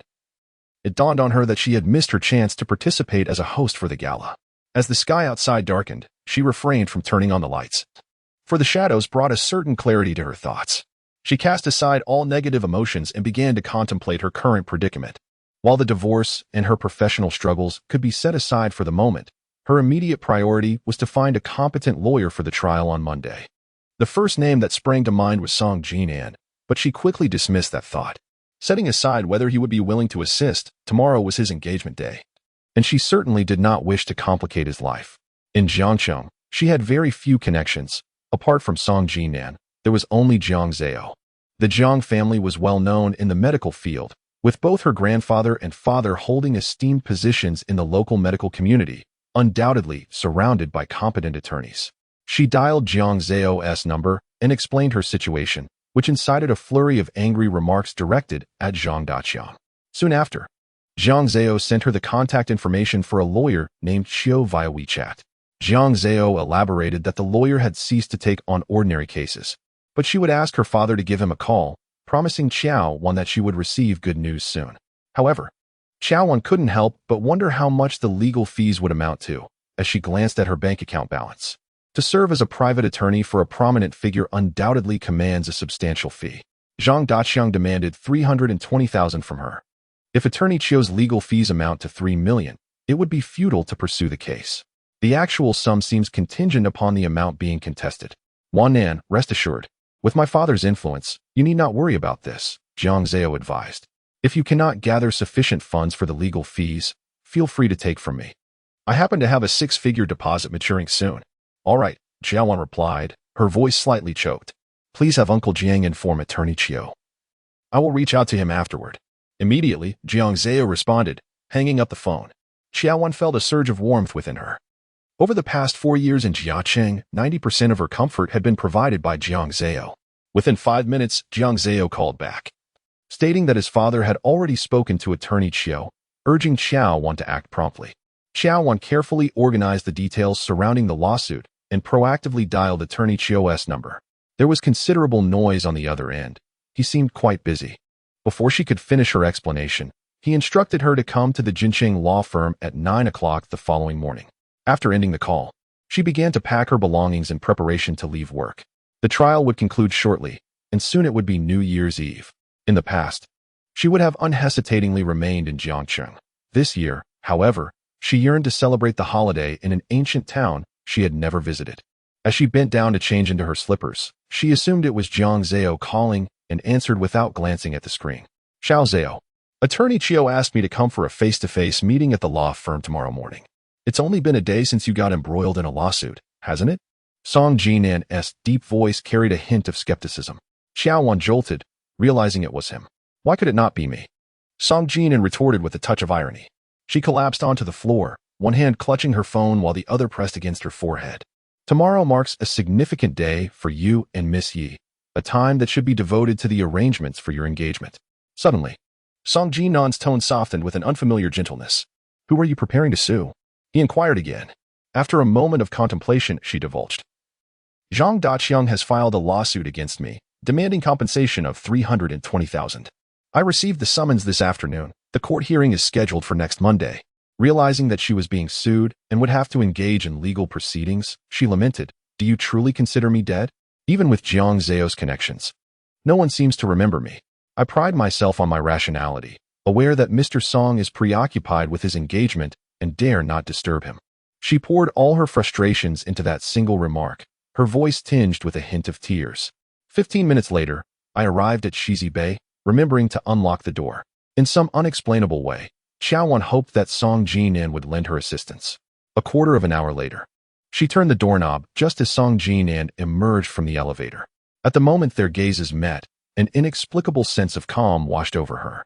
Song Jinan was carrying a sizable paper bag containing takeaway meals, 2 meat dishes and 2 vegetables, all quite light and in accordance with her taste. Little did Qiao Wan anticipate. Just 2 days after finalizing her divorce, she would share 2 dinners with Song Jinan. After perusing Zhang Daqiang's lawsuit, he tossed it aside, scoffing at the audacity of someone so consumed by a mere 320,000. Could you assist me in contacting a formidable lawyer? Qiao Wan ventured to ask. Rising from his chair, Song Jinan picked up his phone and replied, You don't require a lawyer, for the hearing on Monday will not proceed. She sensed the underlying implication, her heart racing with excitement. Are you truly willing to help me? How can I assist you? Do not rush to meet with a lawyer just yet. By tomorrow noon, promising news will surely arrive.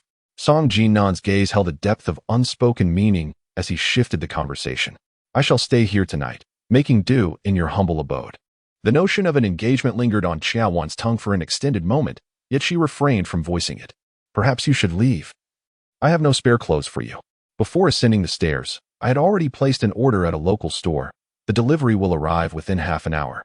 With a sudden embrace, Song Jinan pulled Qiao Wan, who was tidying the dining table, into his arms, chuckling softly.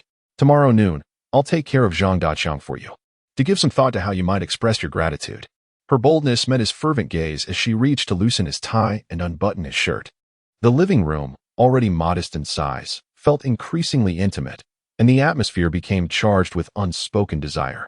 Wan. Song Jinan's voice was husky as he murmured her name, his tender kisses trailing from her forehead downward. He lifted her onto the bed, whispering sweetly in her ear, I've calculated. You are nearing your ovulation period. This time, we must conceive. I shall heed your wishes, she feigned compliance, expressing her desire for a child without reservation. However, due to the contraceptive injection, the possibility of pregnancy had been rendered impossible for the past 3 months. Chapter 93, Your Debt. I shall repay. Qiao Wan could distinctly sense that since the signing of their divorce, Song Jinan's desire for her had intensified considerably, leaving him perpetually unsatisfied. She often felt a pang of guilt, as if she were depleting him of his vitality. It was only in the dead of night that Song Jinan finally settled down.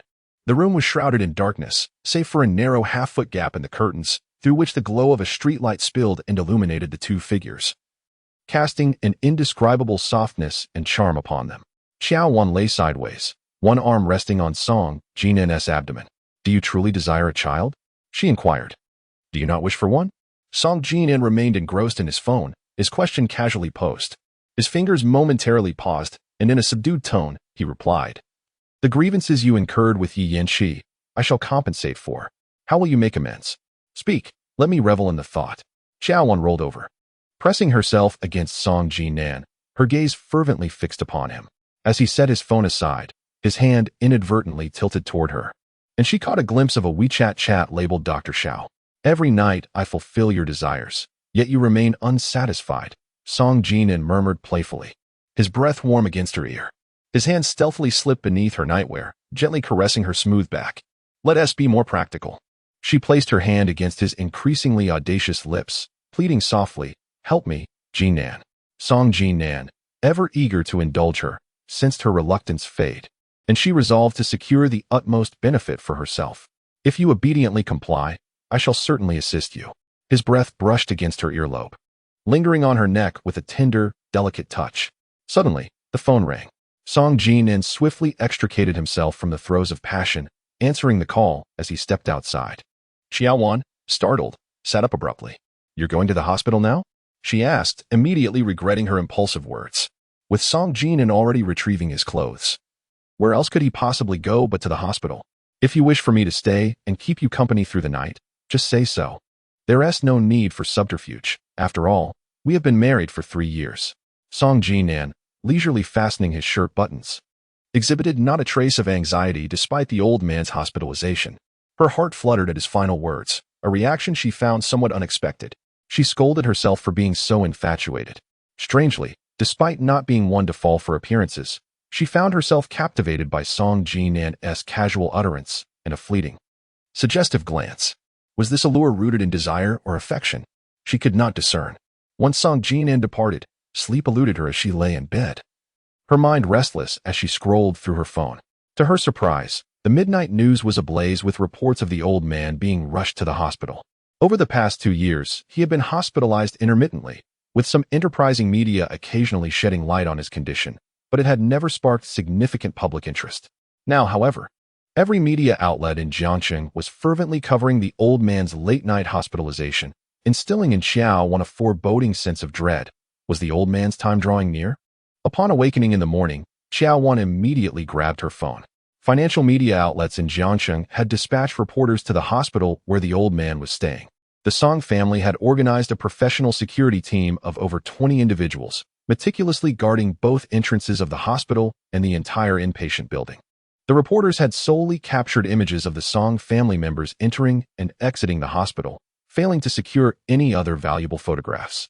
With 4 publicly listed subsidiaries under the Song Corporation, all legally represented by the old man, any unforeseen misfortune befalling him prior to the announcement of a new heir would undoubtedly incite turmoil in the stock market, which was the media's primary focus.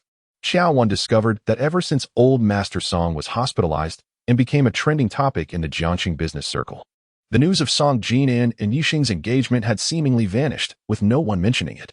The photographs captured by reporters showed the entire Song family at the hospital, suggesting that the engagement ceremony of Song Jinan and Yixing would be postponed. After finishing her morning routine, the director responsible for outdoor shoots called, instructing Qiao Wan to head to the hospital where old Master Song was staying, to meet up with 2 colleagues and see if they could capture any exclusive news. It was then that Qiao Wan realized she had transitioned from on-screen host to an outdoor reporter. Ever since her confrontation with Lingchi in the stairwell yesterday, her work had come to an abrupt halt. Although the television station had not explicitly stated any disciplinary action against her, they had subtly marginalized her, making her job increasingly uncomfortable. Continuing in this manner seemed futile. Waiting at the hospital, if she failed to capture anything of value, she would not be able to leave for the day. Before heading out, she deliberately donned a black down jacket, deep blue jeans, and complemented her look with a baseball cap and sneakers, exuding a sense of professionalism and efficiency. Upon arriving at the hospital, she noticed that the parking lot already displayed a no parking sign, and it took her over 10 minutes to find a space nearby. After meeting up with her 2 colleagues, she realized she had forgotten her mask. Briefly explaining to her colleagues, she dashed to the supermarket across the street to buy a mask. While waiting in line to check out, she encountered Lingchi, who stood behind her, holding 2 exquisite, luxurious gift boxes. The television station's finance department had yet to return the 20 million advertising fee to Huazhou, and ultimately, she had not yet repaid the favor owed to Lingchi. Out of guilt, she proactively greeted him, Mr. Yi. Lingchi nodded slightly, his expression indifferent. To which Qiao Wan responded, Anchor Qiao is also here to accompany old Master Song. She bit her lip, offering no explanation. Having divorced Song Jinan, yet still entangled with him, while also engaging in close interactions with Lingchi, she found herself looking down upon her own choices. After settling the bill, she didn't even bid farewell to Lingchi and hurried toward the hospital entrance. Donning a mask, she retrieved her press credentials from a colleague and hung them around her neck, along with a small infrared camera. Adjusting the focus toward the floor where old Master Song was hospitalized, Lingchi's gaze remained fixed on her. Upon witnessing her actions, he realized she had been reprimanded. He handed 2 gift boxes to the driver who accompanied him and approached Qiao Wan. Is this what the leaders at the station arranged for you? When her eyes met Lingchi's solemn expression, she replied, what else could it be? Her voice carried a hint of grievance, and her eyes shimmered with unshed tears. Lingchi, perceptive as ever, wore an expression of deep concern. Is it because you declined my exclusive interview? Chapter 94. Public matters are public. Private matters are private. Qiao Wan's deliberately aloof demeanor did not escape Lingchi's notice. He hesitated for a moment before refraining from further inquiry, leading the driver toward the hospital entrance. Qiao Anchor, young Master Yi has hospital access. Perhaps we should enter together. The security measures at the Song family estate were exceedingly stringent, forcing all media to linger at the entrance. Even if they managed to enter the hospital without proper credentials, they could not approach the inpatient wing. Even if we wait all day, we won't secure an exclusive, 2 colleagues whispered to Qiao Wan. Reluctant to owe Lingchi any favors, she murmured, my relationship with young Master Yi isn't that deep. The 2 colleagues exchanged displeased glances but chose to remain silent thereafter. Although Jiangcheng is a southern city, the winters are particularly frigid, and each morning presents a gloomy, overcast sky. Qiao Wan stood in the biting wind for less than half an hour when delicate snowflakes began to fall from the heavens. When Yinshu emerged, his driver held an umbrella for him, shielding him from the gentle flurry. Under the softly descending snow, he stood tall and elegant, his appearance strikingly refined. Qiao Wan immediately averted her gaze, pretending not to notice. Yinshu paused at the entrance, his eyes filled with compassion as he extended the black umbrella towards her. She stepped back, refusing to take it. Clearly, she could obtain exclusive information through Song Jinan. Why endure the cold here? Yinshu spoke softly, allowing her to save face. She pressed her lips together. Business is business, and personal matters are separate. If I take the umbrella, I will leave immediately and will not bring any embarrassment upon you. Yinshu took a step closer, still holding the umbrella. His gaze darkened, and with a slight release of his grip, the umbrella fell with a thud to the ground, swept away by the north wind, landing 3 meters away. Qiao Wan's colleagues approached with smiles, aiming to win Yinshu's favor through her. Without hesitation, Yinshu gestured to his driver, who promptly presented a small magnetic access card with both hands. Both Qiao and I are very grateful to Mr. Yi. Her colleagues, ever tactful, expressed their gratitude while ensuring Qiao Wan was included. Yinshu glanced at Qiao Wan once more and, noticing her continued indifference, turned to enter a sleek black car. The warmth of his affection faded, replaced entirely by an aura of sharpness and intensity. Mr. Yi, when you visited the hospital to see old Master Song, I had already ascertained that Anchor Qiao, having declined your exclusive interview and the 2 million advertising fee, has incited the ire of the television station's higher-ups, resulting in a suspension of all her on-screen responsibilities. The driver suddenly halted, hesitating to continue. What now? Yinshu inquired anxiously. The driver spoke cautiously. After the new year, Anchor Qiao will be reassigned to the advertising department, tasked with handling substantial advertising fees tied to her remuneration. Should she fail to fulfill these obligations, she will only receive a basic salary of 2,000. Yinshu's gaze flickered with uncertainty as he softly acknowledged. A few days ago, Mingzhu Television extended a job offer to Anchor Qiao. If Jiangxing Television continues to suppress her, I suspect she may indeed resign and move to Port City after the new year, the driver added. Yinshu's expression dimmed, and after a moment of contemplation, he dialed his secretary. President Yi, Yinshu, normally composed, interrupted as soon as the secretary began to speak. I will handle it immediately, the secretary replied respectfully. Upon receiving a call, Yixing's voice came through. Brother, I heard you managed to obtain a pass to the hospital. Did you see old Master Song? I only caught a glimpse at the door of the ward. The Song family wouldn't allow me to approach. Yinshu pondered deeply. Yixing huffed in displeasure. I couldn't even get a pass. The Song family treats me like I'm invisible, even as the 4th young mistress. The engagement ceremony hasn't taken place. You currently have neither title nor status, Yinshu reminded her coldly. Brother, if you say that, do you not wish for me to marry Song Jinan? Let us address the matter at hand. You must recognize the current disadvantage you find yourself in. I suspect Yinshu's tone suddenly grew grave, for it was Song Jinan who orchestrated the elder Song's hospitalization. Impossible. The elder is Song Jinan's biological father. He has always aspired for Song Jing to become the successor of the Song family. If Song Jinan has indeed placed the elder in the hospital, it brings him no advantage whatsoever. Yixing countered. Yinshu sneered. Surely you do not believe that Song Jinan wishes to become engaged to you? At that, Yixing fell silent. She understood that their union was a result of concerted pressure from both the Yi and Song families, compelling Song Jinan to acquiesce. Before the elder's hospitalization, she, like everyone else, had believed that today would mark her engagement to Song Jinan. Yet, an unforeseen turn of events unfolded. The elder suffered a sudden heart attack in the middle of the night, necessitating immediate medical attention, thus postponing any celebratory arrangements. A few days prior, Song Jinan had been hospitalized due to a perforated ulcer, where he and Jiang Weishu had engaged in an ostentatious display of affection. With Yisheng perceiving Jiang Weishu as a genuine rival, it was only upon Yinshu's reminder that she discerned Song Jinan's ruse. The woman he meticulously sought to protect was not Jiang Weishu, but Qiao Wan. Without our engagement, he would be unable to secure the collaboration with Huazhou, and the Song family's multi-billion renewable energy project would remain stalled. Song Jinan is both a romantic and a pragmatist. I am eager to see how long he can prolong this charade. Yixing ended the call. Yinshu gazed out the window. The sky was overcast, and the tumultuous wind and snow mirrored his sentiments after meeting Qiao Wan today. Qiao Wan, accompanied by 2 colleagues, was well prepared after securing their access cards. They made slight adjustments to their attire in the car before seamlessly infiltrating the hospital entrance. Both entrances of the hospital building were monitored by security guards verifying access cards. The 3 individuals, claiming to be relatives of the Song family, were immediately unmasked by an astute older guard. 2 colleagues engaged in earnest explanations, embroiled in a dispute with the guard. Qiao Wan glanced up, catching sight of Song Jinan approaching, and quickly lowered her gaze, adjusting her hat and mask. Song Jinan was engrossed in a phone conversation and remained oblivious to Qiao Wan's presence. However, as he passed by, he caught a whiff of a familiar fragrance reminiscent of white peach body wash, causing him to halt abruptly. It was the scent that Qiao Wan had consistently used. Chapter 95.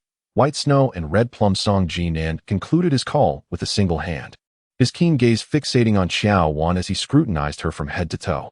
She averted her eyes, unable to meet his piercing gaze. The black down jacket concealed her alluring figure, and the commonplace fisherman's hat paired with denim jeans made her unrecognizable. Even if turned to ash, he would still recognize her. The moment Song Jinan stopped, Qiao Wan realized he had identified her. Desperate to keep her association with Song Jinan a secret from her colleagues, she hastily exchanged a glance with them. Song Jinan approached her side, a teasing smile playing on his lips. I just overheard you all claiming to be relatives of the Song family, here to visit the old gentleman. Do enlighten me about which relative it is, so that I may also make their acquaintance. My apologies, Mr. Song, but the elder we are visiting is not in this building. Qiao Wan's 2 colleagues quickly responded, casting her a look that urged immediate retreat, hastily departing. Staying any longer could lead to complications. With her head bowed, Qiao Wan trailed behind them, having taken only a few steps when Song Jinan called out, Qiao Anchor. She was compelled to halt. As Song Jinan's attention shifted to Qiao Wan, the 2 colleagues hastened their departure from the hospital. At that moment, delicate snowflakes danced in the air, dusting Song Jinan's short hair and suit with a light layer of white. Their gazes met, and he mused, Do you think wearing this will make you unrecognizable? With that, Song Jinan gently tugged at her mask. She had stood in the cold wind for far too long. Her cheeks and the tip of her nose flushed, her breath clouding in the frigid air. Unreservedly, Song Jinan's hand caressed her face, warm and comforting. To avoid the prying eyes of others, she stepped back slightly from him. On such a cold day, she was crouched with colleagues, hoping to capture exclusive news about the elderly gentleman's hospitalization. It was simply part of her job. No sooner had she spoken than her phone rang. It was the head of the personnel department at the television station. After a moment's hesitation, Song Jinan pressed the answer key and switched to speaker mode. Qiao Wan, brimming with excitement, readily agreed. Aren't you helping me? She exclaimed in astonishment. Song Jinan retrieved a lighter, igniting the cigarette in his hand, drawing a few restless puffs. To her dismay, it was not Song Jinan who was assisting her, but rather Lingchi. Before she could savor the sweetness of joy, her mood soured. Had she just encountered Lingchi? Song Jinan discarded the half-smoked cigarette and approached her. Snowflakes settled upon them, and the oppressive chill emanating from Song Jinan enveloped her. Concerned that he might misconstrue her silence, she thought, I hardly exchanged a few words with him. A thin veil of snow adorned Song Jinan's hair and face, his tone colder than the winter chill. Perhaps, she conceded, lacking the desire to argue. The Yi family certainly had a penchant for meddling. Before Song Jinan could finish his thought, the sound of Song Jing's laughter echoed from the elevator. Ah, my dear aunt, how forgetful I am. My dear aunt has already been replaced. Host Qiao, in a nostalgic spirit, has come to visit the old gentleman on this snowy day. Uncle, do invite him upstairs for a cup of tea. Song Jinan, smiling before he even speaks, remarks, Ah Jing, not only are you filial, but you also possess a way with words. From now on, Uncle shall cherish no one but you. I have been eagerly awaiting this affirmation from Uncle. With a smirk, Song Jing approaches Song Jinan, producing a cigarette and offering it with both hands. My future stability within the Song family depends on whether Uncle will lend his unwavering support. Accepting the cigarette, Song Jinan bites down on it, his gaze obscured with uncertainty. I reiterate my stance. Regardless of whom the old gentleman entrusts the Song family to, I shall exert every effort in service. With Uncle's assistance, I will face no worries ahead. Song Jing, retrieving a lighter, takes the initiative to ignite Song Jinan's cigarette. With practiced ease, Song Jinan brings the cigarette to the flame, his striking features momentarily blurred by the swirling white smoke. After finishing a cigarette, Song Jing leisurely exits the hospital. Qiao Wan's gaze shifts from Song Jinan as she brushes off the snowflakes clinging to her. I should take my leave. I shall escort you, Song Jinan blurts out. Very well, she responds, only then realizing that this is the first time Song Jinan has uttered such words to her. It is commonplace for friends, lovers, or spouses to have the man escort the woman, yet this is unprecedented between her and Song Jinan. Song Jinan, tall and strides long, quickly leaves her behind within mere steps. She hastens to catch up, noticing his gaze, deep and contemplative, as if lost in thought.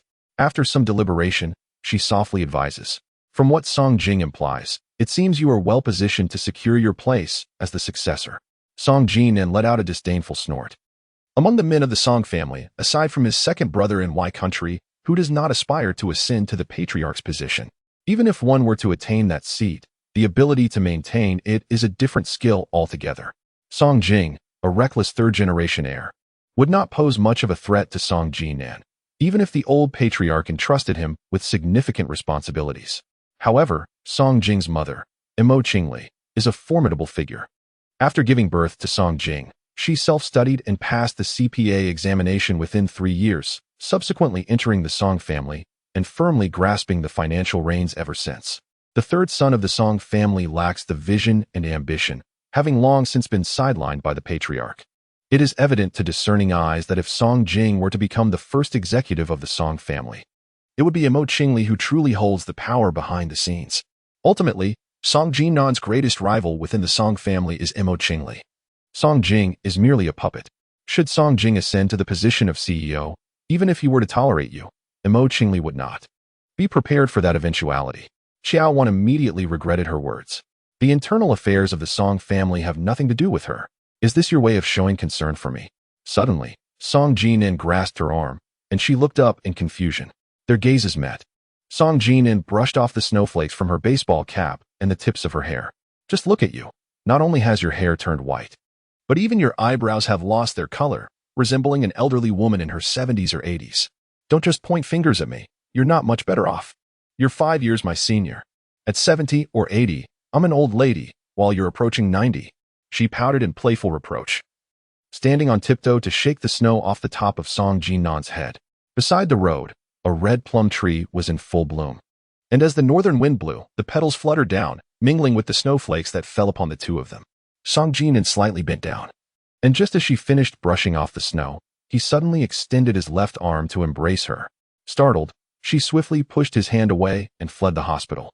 The Song family was gathered there, and she wished to avoid any unnecessary trouble. Chapter 96. I do not wish to owe you a favor. She was the last to enter the conference room and deliberately noticed that Sun Yi was absent. The cancellation of Yi Yinqi's exclusive interview had incited considerable dissatisfaction among the advertisers. They demanded not only youthfulness and talent, but also a pleasing appearance. With exceptional social skills in public settings, Director Zhang compiled a list of 7 names, ranking each individual based on their various competencies. Song Jinan held a firm first place, followed by Chu Sun, while the subsequent contenders began to show diminished capabilities. Even the once overlooked Song Jing managed to cling to the tail end. The production team exerted tremendous effort to stabilize the viewership ratings. Colleagues engaged in lively discussions, each suggesting how to invite Song Jinan for an exclusive interview. With Song Shizhao lying in the hospital, his fate uncertain, the various factions within the Song group were quietly vying for power. Song Jinan had little inclination to partake in an interview. Director Zhang, with disappointment, crossed out Song Jinan's name with a red pen and shifted the focus to Chu Sun. She attempted to send Song Jinan a WeChat message. Could we arrange an interview when you have time? After reading it twice and finding it unsuitable, she prefaced it with, could you do me a favor? Qiao Wan exited the conference room and sought out the advertising department head, inquiring whether the 20 million advertising fees had been refunded to Huazhou. In the hospital, Song Jinan had already discerned this matter, yet at that time, she could not be entirely certain. Now, the words from the director's lips have solidified into an undeniable truth, leaving her heart in disarray and extinguishing any desire to inquire further. Upon returning to the office, she found herself unable to concentrate on any task. She had blocked Yi Yinqi's contact, Yet he had managed to secure her the same position with a sum of 20 million. The more she sought to draw a line, the more entangled she became. Why was it not Song Jinan who came to her aid this time? After much contemplation, she picked up the landline and dialed Yi Yanchu's number. Within 10 seconds, his voice resonated. Hello. It was as warm as ever, yet tinged with an intentional aloofness. She exhaled. Mr. Yi, it's me. What's the matter? His tone remained steady and unvaried. She got straight to the point. I don't understand why you are helping me again. You are overthinking it. I am not helping you, he replied candidly. Huazhou does indeed have plans to collaborate with the television station next year. Yi Yanchu spoke with remarkable frankness. Noticing her silence, he suddenly chuckled. Now that you've blocked my contact, why on earth would I still lend you assistance? Qiao Wan gripped the phone tightly. An avalanche of harsh words lodged in her throat, yet she found herself unable to utter a single one. They remained ensconced in silence, neither speaking nor ending the call. It was Qiao Wan who first shattered the stillness. Mr. Yi, please do not do anything further for me. I do not wish to owe you a favor, because I cannot repay it. Everything I do is entirely voluntary, heartfelt, and has nothing to do with you, Yi Yanchu replied, his voice gentle yet resolute. Just then, Qiao Wan's mobile phone rang. After uttering a brief farewell, she set down the landline and pressed the answer key on her phone. A stranger's voice greeted her. Dear Qiao, I am Mr. Zhang Daqiang's legal representative. Upon hearing this, Qiao Wan immediately became alert. I am here to inform you that Mr. Zhang has voluntarily relinquished the court hearing scheduled for next Monday. Relinquished? Qiao Wan was bewildered. The language in Zhang's lawsuit was sharp and aggressive, leaving no room for reconciliation. Mr. Zhang has asked me to extend his sincere apologies to you, Qiao. It is said that harmony breeds prosperity, and thus we shall put the matter regarding the jade pendant behind us. The lawyer smiled as he transitioned to the main topic, also requesting that Qiao speak favorably of Mr. Zhang to Mr. Song Jinan.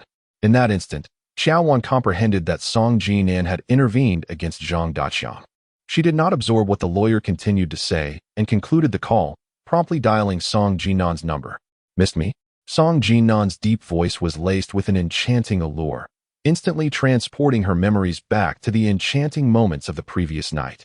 It was the same cadence, unhurried yet compelling her to utter words of embarrassment. If you refuse to speak, I shall not relent. The voice grew softer, yet the insistence remained. If you miss me, come to Johor courtyard for a meeting. As Song Jinan unlocked the security door, he discarded his shoes and reclined on the living room sofa. His tone suddenly turned suggestive. I couldn't sleep a wink last night.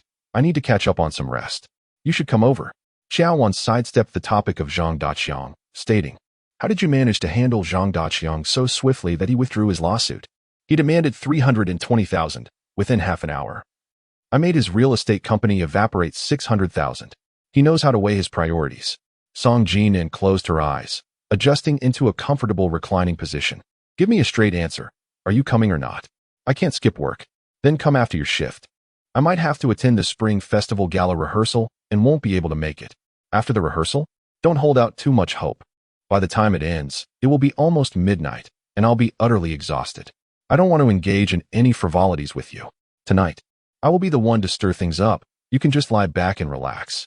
Hearing the cheerful tone in Song Jinan's voice today, she tentatively asked, Could you carve out some time for an exclusive interview? We can arrange that once the old man is discharged from the hospital. Otherwise, I will be branded as unfilial. Just as they were conversing, Qiao Wan heard the doorbell ring on Song Jinan's end and hurriedly hung up.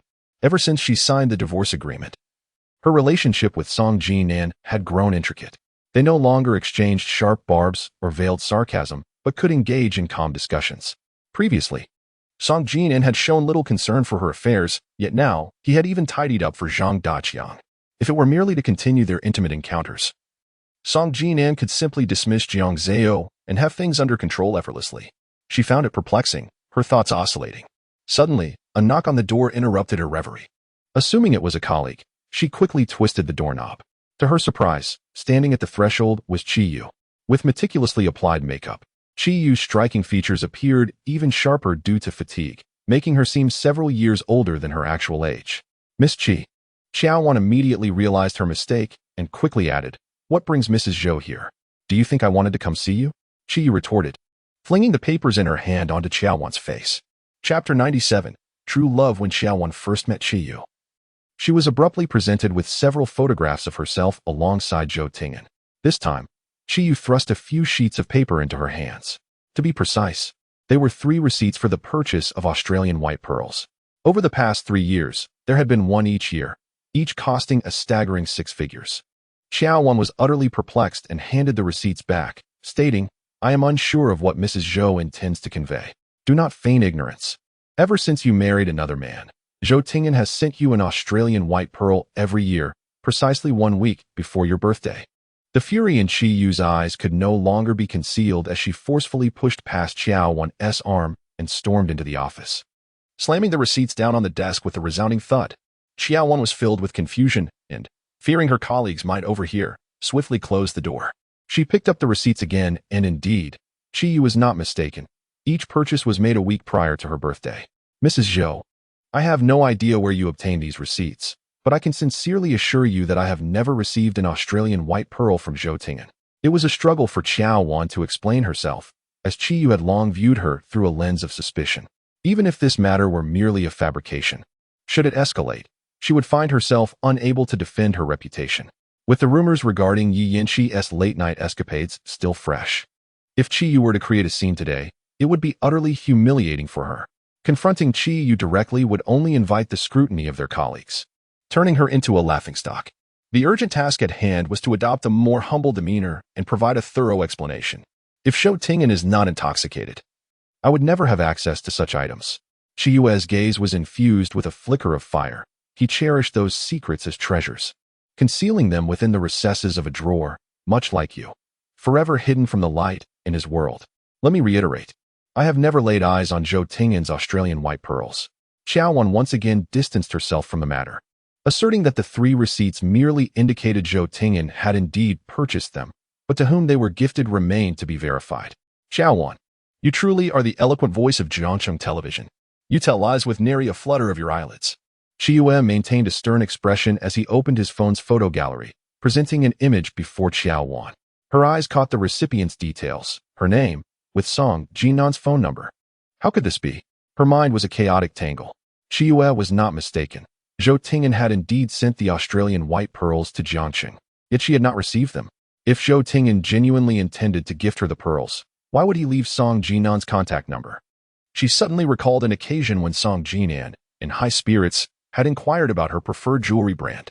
She had confessed her inability to afford branded items. He then asked her about her material preference, to which she had mentioned pearls, prompting his demeanor to darken instantaneously. The more she pondered, the colder her heart grew. 3 years prior, Zhou Shihong had manipulated her to ensnare Song Jinan, and even if Zhou Tingyan had not participated, he was undoubtedly an accomplice in knowledge. Zhou Shihong had achieved a dual victory, securing a 9-figure investment from the Song family in leeching while irrevocably severing her ties with Zhou Tingyan. During that tumultuous time, she had wept, protested, and even contemplated suicide, yet she ultimately resigned to marrying Song Jinan. Since then, her heart for Zhou Tingyan had perished. With the substantial investment from the Song family, Zhou Shihong swiftly ascended the political ranks in leeching, while Zhou Tingyan's career flourished without hindrance. Though one resided in Jiangcheng and the other in Liqing, their paths need not have crossed, yet for 3 consecutive years. Zhou Tingyan sent an exquisite Australian white pearl worth a fortune on the eve of her birthday. If old feelings were truly unforgettable, she would not have allowed Song Jinan to be privy to them.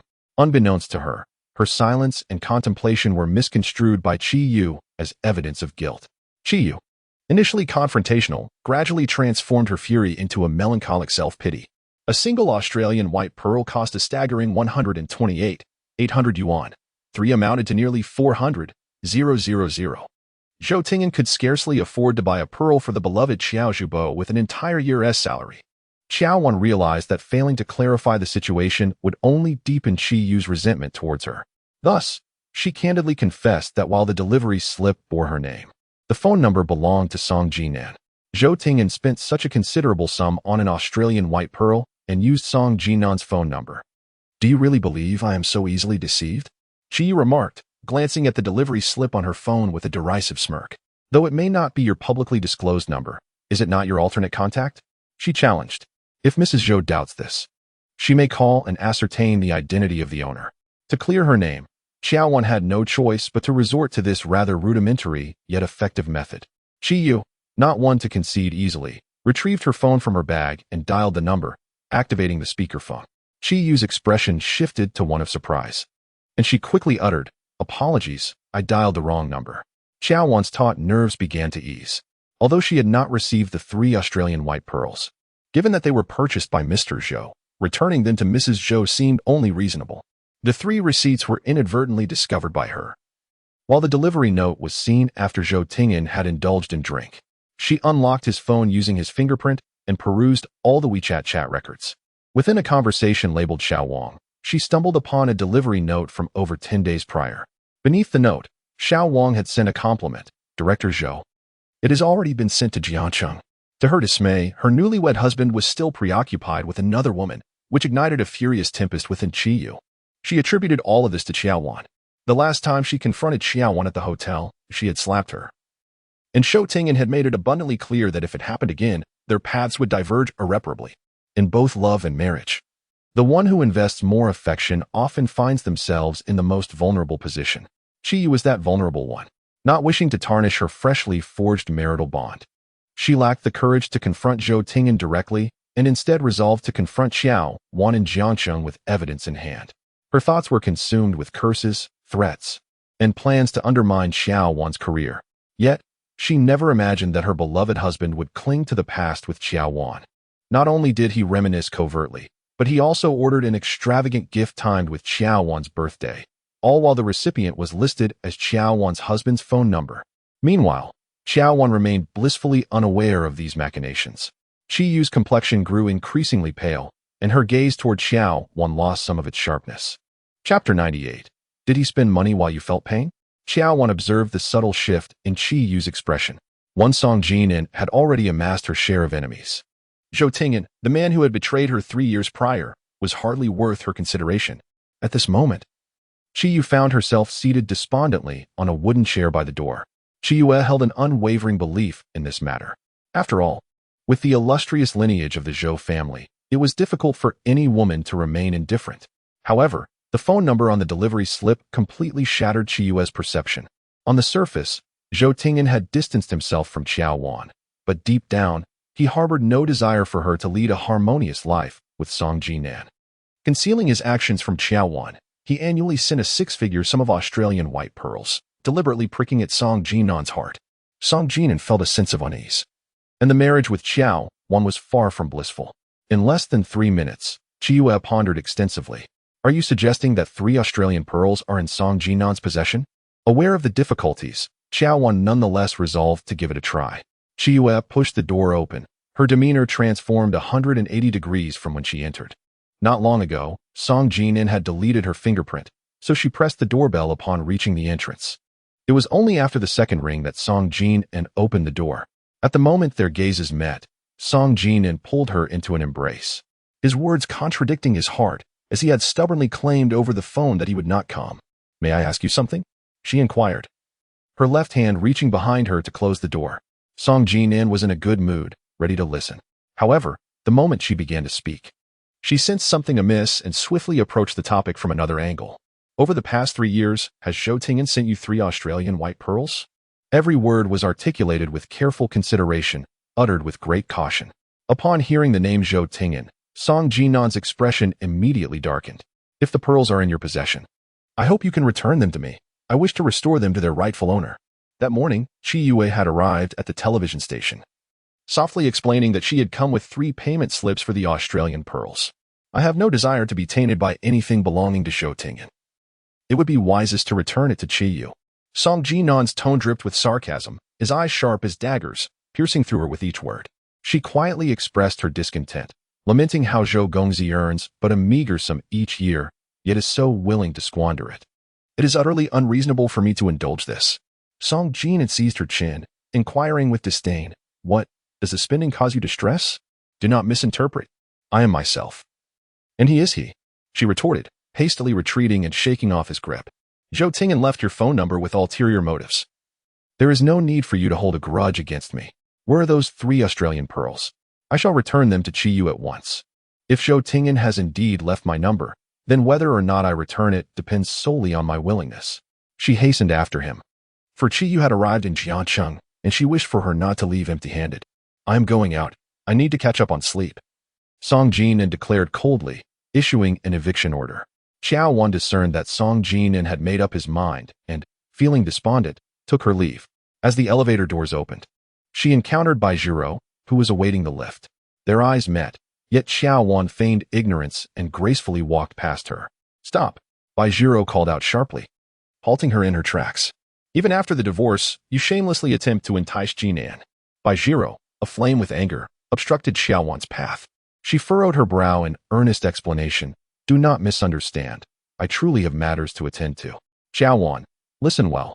Keep your distance from Jinan, or I possess 100 ways to make your life a living hell. I have endured your behavior for 3 years. This is my final warning. Bai Zhiro's piercing gaze swept across Qiao Wan before the sound of her high heels faded away in the elevator. Once seated in the car, Qiao Wan discovered a layer of cold sweat forming in her palms. In the past, Bai Zhiro at least spared her some dignity, conducting her schemes discreetly. Now, there was no longer any pretense. She felt utterly alone, akin to a drifting reed upon the water. Bai Zhiro, wealthy and powerful, could crush her with the ease of squashing an ant. No matter the circumstances, she dared not confront Bai Zhiro directly. This time, Bai Zhiro had effortlessly gained entry into Song Jinan's apartment.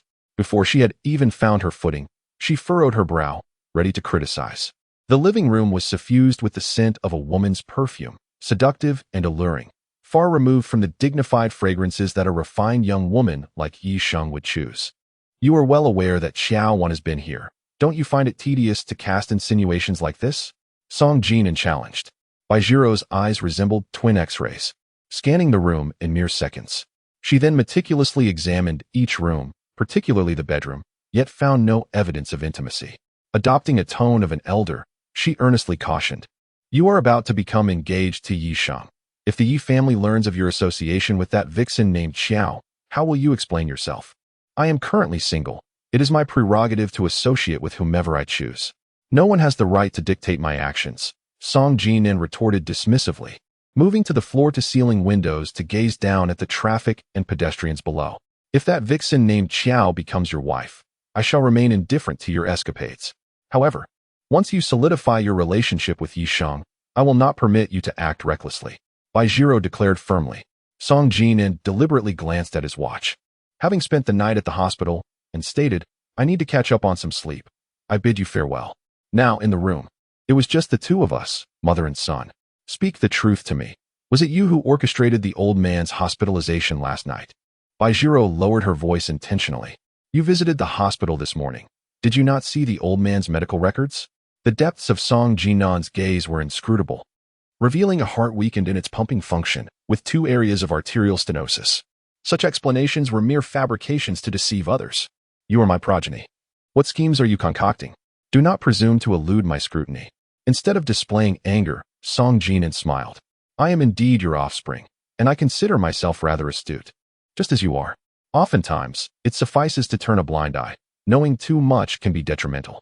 You bribed the old man's private doctor to tamper with his heart medication. Consequently, he suffered a sudden episode in the middle of the night and was rushed to the hospital. You then poured money into the media to sensationalize the event, forcing the temporary cancellation of the engagement ceremony. With each word Bai Zhiro uttered, she inched closer to Song Jinan, her gaze sharpening. He retrieved a cigarette, holding it between his teeth, his eyes concealing any emotion. A mother knows her child best. You speak the truth. Suddenly, Bai Zhiro raised her hand and struck Song Jinan across the face. The Song family members were all astute. If they failed to grasp the underlying motives behind Song Shizhao's hospitalization today, what of tomorrow or the day after? For that vixen Qiao Wan, you were utterly lost. Song Jinan touched his scorching cheek and scoffed. I have always been aware of my actions. As for you, without any standing in the Song family, you rush in at the slightest stir from the old man, only to become the subject of ridicule among outsiders. The smoke swirled around his fingers as he finished one cigarette and lit another. Mother, let me reiterate, my affairs do not require your intervention. You forged my signature to finalize the divorce, and I have yet to pursue the matter. You are my son, and everything I do is for your sake. You are indecisive, and I merely aim to clear the path for your union with the Yi family. Baizhiro clutched the edge of the dining table tightly. You claim to be my mother, the one who knows me best. A cold smirk graced Song Jinan's thin lips. Even if the old man were not hospitalized and my engagement to Yi Xing were to proceed smoothly, do you truly believe I would welcome her into my home? Yi Sheng, the only daughter of Yi Huali, holds a fortune of billions and is sheltered by Huazhou. To marry her would be a stroke of immense fortune. If you choose to remain ungrateful, I shall not say more. Since our words do not align, let us cease this conversation to avoid further straining our mother-son bond. Song Jinan turned the doorknob, signaling the end of the discussion. Baizhiro picked up her handbag, her eyes ablaze with uncontainable fury. I knew you still had feelings for that vixen named Qiao. If she remains unmarried, you will never find peace in your life. Let me make this clear. Should you continue to covertly plot against Qiao Wan, it will be the Liu family who suffers. Song Jinan toyed with his lighter, clicking it repeatedly. Ignite, extinguish, extinguish, ignite.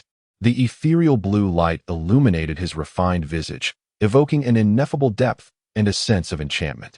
Baizhiro stepped out of the door with her left foot, then hesitated. Do you dare threaten me? Are you not afraid that I might expose the secrets of the old man's midnight ailments? If one dares to act, one must not fear. Suddenly, Song Jinan burst into laughter, a chilling sound that sent a shiver down Baijiro's spine. Rather than meddling in others' affairs, it would be wise to focus her thoughts on Jinan Tang and the man surnamed Liu. Song Jinan spoke slowly. One is your source of material support, the other your spiritual solace. I have already halted my investment in Jinan Tang, and I have severed the financial lifeline of Liu Xiangji's company. Soon, you shall find yourselves besieged by creditors. Baijiro's expression turned to one of terror. Jinan, what are you saying? Listen carefully. If I am in a good mood, there may be a chance I will cover your debts. If not, you will merely be a spectator to your own demise. Having finished his words, Song Jinan moved to close the door, but Baizhiro wedged her foot in the doorway. The gazes of mother and son clashed once more in the air, both laden with profound disdain. Baizhiro, sensing the moment, ultimately swallowed her indignation. After several attempts to speak, she stormed away in frustration. From the study, she retrieved 3 small green sandalwood boxes, opening them one by one. The lustrous glow of the Australian white pearls within was almost blinding. As she gazed upon them, a cold smile crept across her face. She dialed Ji Tian's number and relayed her instructions. Within 20 minutes, Ji Tian arrived. Song Jinan placed the 3 green sandalwood boxes into a paper bag and handed it to Ji Tian. Check Jiu's flight. You must book the same one to Liqing. Ensure you time it perfectly to coincide with when the Zhou father and son are at home, and deliver the 3 boxes then. Today there was no opportunity. So perhaps tomorrow. If not tomorrow, then the day after. Ji Tian nodded with a smile, remarking that he had always believed you had swallowed your indignation, unaware that the most potent retaliation would come only after Zhou Tingyan's marriage. Zhou Shihong, for Qi Yu's sake, would likely scold Zhou Tingyan briefly before moving on. However, Qi Yu would harbor seeds of doubt in her heart, and with her temperament that cannot tolerate the slightest grievance, Zhou Tingyan would find it difficult to navigate the days ahead. Ji Tian's analysis was astute. Song Jinan discarded the first brew of tea, noting that Liu Xiangji's company was nearing its conclusion. After the rupture of the financial chain, creditors were at the door, facing bankruptcy and liquidation. He had asked an intermediary to approach me, requesting that I plead on his behalf, which I politely declined. Yet, Jinan Hall, a labor of love for Madam by over many years, would you truly have the heart to see it collapse? My mother has lived too comfortably. It is only when Jinan Hall encounters troubles that she finds no time to meddle in Jianqing. Song Jinan lifted a steaming cup of tea, taking a gentle sip. After Qiao Wan left Jua Courtyard, she dialed Qi Yu's number while driving. Her first encounter with Qi Yu had resulted in a slap and a reprimand, leaving her with no fondness for Qi Yu. This time, Qi Yu had also come to seek accountability, yet her hostility towards Qiao Wan had noticeably diminished upon leaving. When the call connected, Qiao Wan hesitated and spoke. Mrs. Zhou, the 3 grains of albei are indeed in Song Jinan's possession. However, I regret to inform you that I was unable to persuade him to return them to you. Qi Yu paused for a moment before responding softly. You have done your utmost. I must still express my gratitude. Accustomed to Qi Yu's assertiveness, Qiao Wan found herself momentarily at a loss for words. Qi Yu, deep in thought, remarked, last time you were photographed with Zhou Tingyan at the entrance of Wanyue Hotel, was that merely a coincidence? 3 years ago, I blocked Zhou Tingyan's contact information. How could old feelings still linger? Qiao Wan smiled wryly, a sense of melancholy washing over her. Qiyu sighed softly. During my visit to Jiangqing this time, Zhou Tingyan remains unaware. Though I did not acquire what I sought, I gained much more. For I have gained clarity regarding the nature of a man and a woman. Chapter 100. Unspeakable charm. Qiao Wan understood that the man Qiyu referred to was Zhou Tingyan, and the woman was herself. As the call concluded, Qiao Wan distinctly sensed a reduction in Qiyu's animosity towards her. An inexplicable bond had formed between them, a mutual appreciation. In the television station's parking lot. Upon alighting from her vehicle, Qiao Wan immediately heard Yi Yanchu's voice. This marks Huazhou's first collaboration with the television station. Should the advertising campaign prove successful, we shall increase our investments in the future. His demeanor remained consistently warm and unassuming. Several television executives were attired in formal suits. Yet Yi Yanchu's tall stature and exceptional presence rendered him the most striking figure amidst the crowd. Wishing to avoid an encounter with him, Qiao Wan contemplated waiting for the elevator to clear before ascending, hurriedly turning to open her car door and slip inside. However, she had not anticipated that the sound of the door closing would catch Yi Yanchu's attention. His gaze shifted towards her from several meters away. Despite only catching a glimpse of her profile, he recognized her instantly. Despite knowing she was evading him, Yi Yanchu could hardly conceal his excitement at this unexpected encounter. He deliberately took out his phone and opened it, addressing Director Liu. Please, you all go ahead upstairs. There is an urgent matter at the company that I must attend to immediately. We shall not disturb President Yi any further. We will wait until he is finished to discuss in detail. Director Liu, not daring to delay, ushered everyone into the elevator. Qiao Wan, catching sight of Yi Yanchu approaching in the rearview mirror, realized she could not escape and opted to exit the car voluntarily. From a distance, he resembled you. As he drew closer, it became evident that it was indeed you. Yi Yanchu halted 2 meters from the car door. What a coincidence, Qiao Wan greeted politely. President Yi has come to the television station. Huazhou is about to engage in an advertising collaboration with the station, and there are certain details I wish to finalize personally for peace of mind. Yi Yanchu's gaze was gentle, as if the previous discord between them had never transpired. She merely responded with an "oh" and walked alongside Yi Yanchu towards the elevator. With the new year fast approaching, work must be quite hectic, she noted. Sensing the awkward silence, Yi Yanchu quickly sought to fill the void. It's manageable, she replied dismissively. Yesterday, Zizi was mentioning you. She wanted to consult you on some hosting techniques. I told her you have been rather busy lately and advised her not to trouble you. Yi Yanchu pressed the elevator button. Even amidst a busy schedule, there is always time for conversation. Should Zizi genuinely have any questions, she can send me a WeChat message. Desiring to avoid solitude with Yi Yanchu, she feigned a sudden realization. I apologize, Mr. Yi, but I seem to have left something in the car. Please, go ahead without me. In truth, her intention was merely to delay and evade a private moment with him. There was no actual item she sought. She casually rummaged through the storage compartment of the car repeatedly, but soon she heard Yi Yanchu's approaching footsteps. She feigned ignorance, stubbornly continuing her search. What heinous act had she committed to make Qiao the broadcaster avoid her like the plague? Yi Yanchu rested his hands on the passenger window, gazing intently at her. With old Master Song hospitalized, the engagement ceremony between Shengsheng and Song Jinan had been temporarily cancelled. After much contemplation, Yi Yanchu voiced his dissatisfaction, pointing out that she had seen hope for a reconciliation with Song Jinan. The mouth belongs to someone else. They are free to speak as they wish. She halted her movements, stepped down from the driver's seat, and slammed the car door shut. I am currently single, and Song Jinan, just like Miss Yi, is also not engaged. 2 single individuals together do no harm. Why must Mr. Yi fixate on this? For the first time, Yi Yanchu faced a woman's retort, a layer of anger shadowing his handsome features. In truth, you know better than anyone that your capabilities cannot support Song Jinan's ambitions. So what? Qiao Wan raised her chin defiantly, unflinchingly countering. If I choose to be foolish, that is my prerogative, is it not? Yi Yanchu's body quivered slightly, revealing an imperceptible restraint as he quietly stated, I cannot influence your feelings, nor can I move you. What does it matter? Qiao Wan felt a pang of sorrow at his expression and immediately offered a gentle apology. I am sorry, Mr. Yi. I spoke thoughtlessly in a moment of emotion. You are single, and likewise, I am single. Yi Yanchu's tone was languorous, leaving his words unspoken, yet his gaze suddenly brimmed with a newfound determination. Mr. Yi, this is quite uninteresting, she remarked, having discerned the implicit meaning behind his words. With a hint of self-deprecation, she added, I have a 3-year marriage history. What merit do I possess to capture Mr. Ye's attention?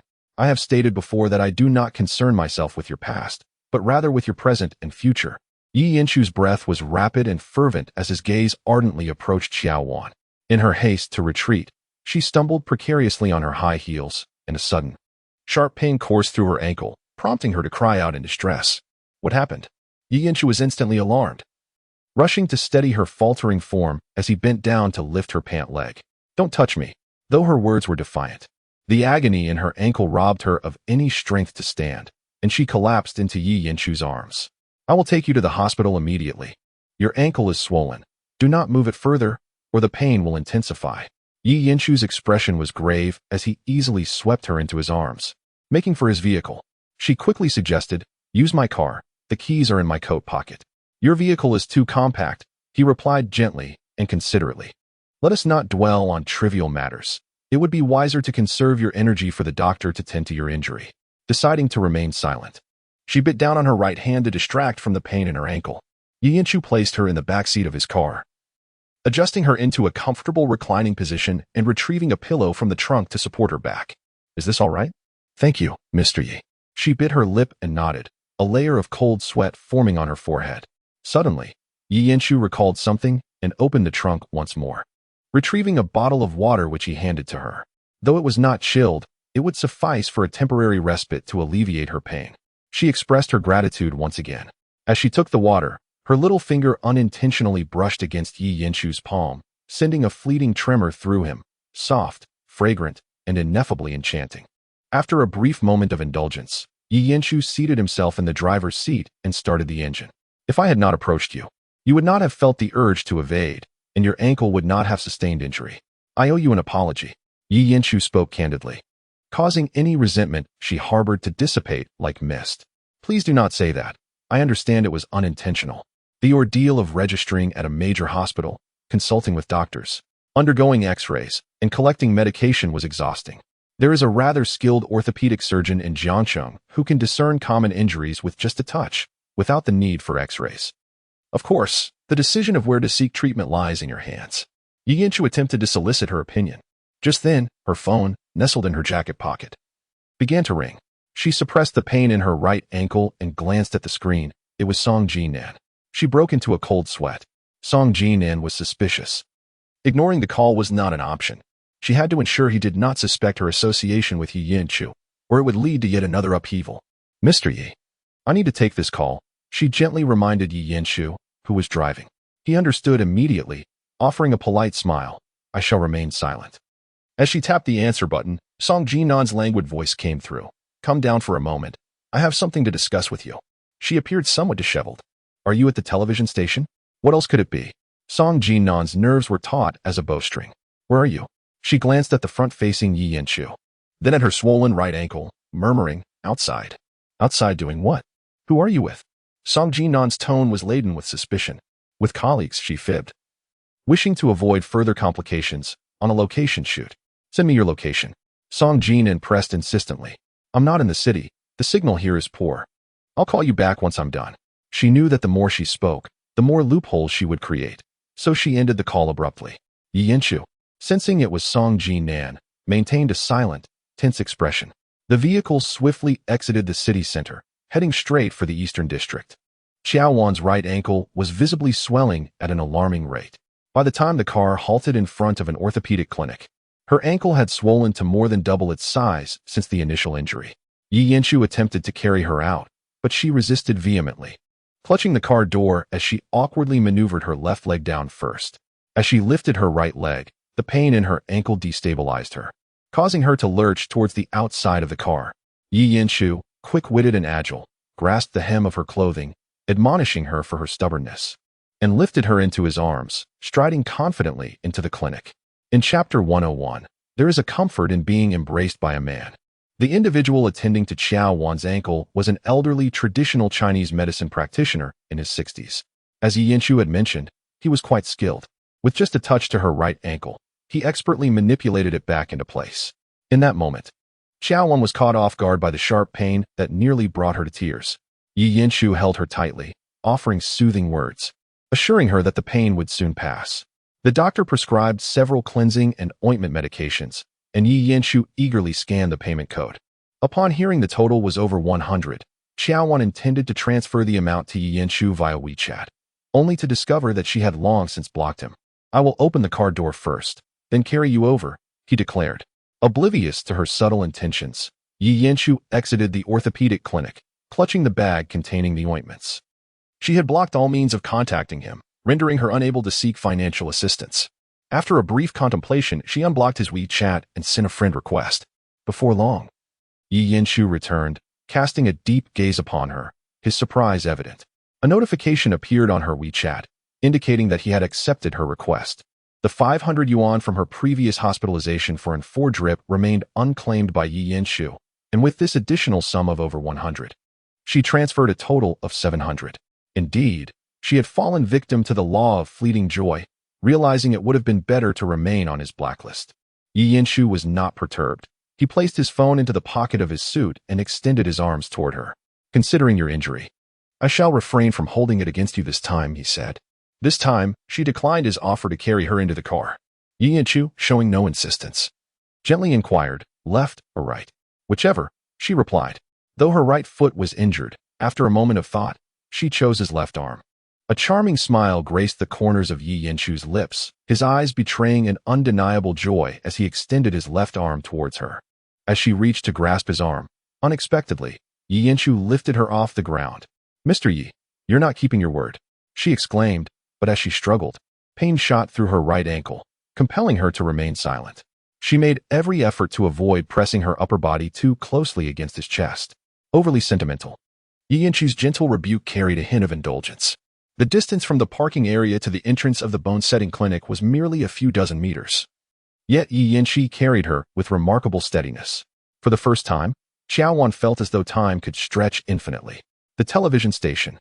Without a second thought, she remarked, "I still have a mountain of work awaiting me this afternoon." "No need," he replied. "Your foot is injured. Your mobility is compromised. As a friend, it is only natural for me to lend a hand. Do not overthink it. Even if I cannot drive, I can still catch a ride. I don't want to trouble Mr. Yi. With me around, one shall never be a burden to Mr. Yi." Before Qiao Wan could finish her words, Song Jinan's voice interrupted her. Clad in black, his handsome visage was taut with tension as he swiftly seized Qiao Wan from Yi Yanshu's arms, hastening towards his vehicle. To be precise, Qiao Wan was unceremoniously tossed into the back seat. As her recently realigned right ankle made contact with the passenger seat, a cry of pain escaped her lips. Alone in the car, she found it undeniably less comfortable than being cradled in a man's embrace. As Song Jinan started the engine, he quipped sarcastically, "Your foot is injured, and you let Yi Yanshu take you to the bone-setting clinic? What is he to you?" Desiring to avoid an argument, Qiao Wan remained silent, sensing the fury simmering within Song Jinan. "Do you not have my number saved on your phone?" he questioned sharply. "That is no justification for seeking Yi Yanshu. You could reach out to Yi Sheng, Jiang Weishu, or the club's top performer. Why can't I contact Yi Yanshu? Mr. Song, do not forget that I am single now," she lamented, her voice laced with a hint of tears as she expressed her grievances.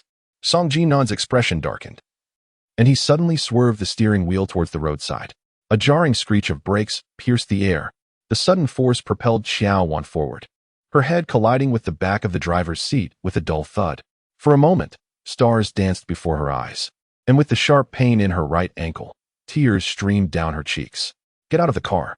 Song Jinan's icy voice nearly shattered her eardrums. It was so devoid of warmth, so utterly inhumane. Her eyes reddened.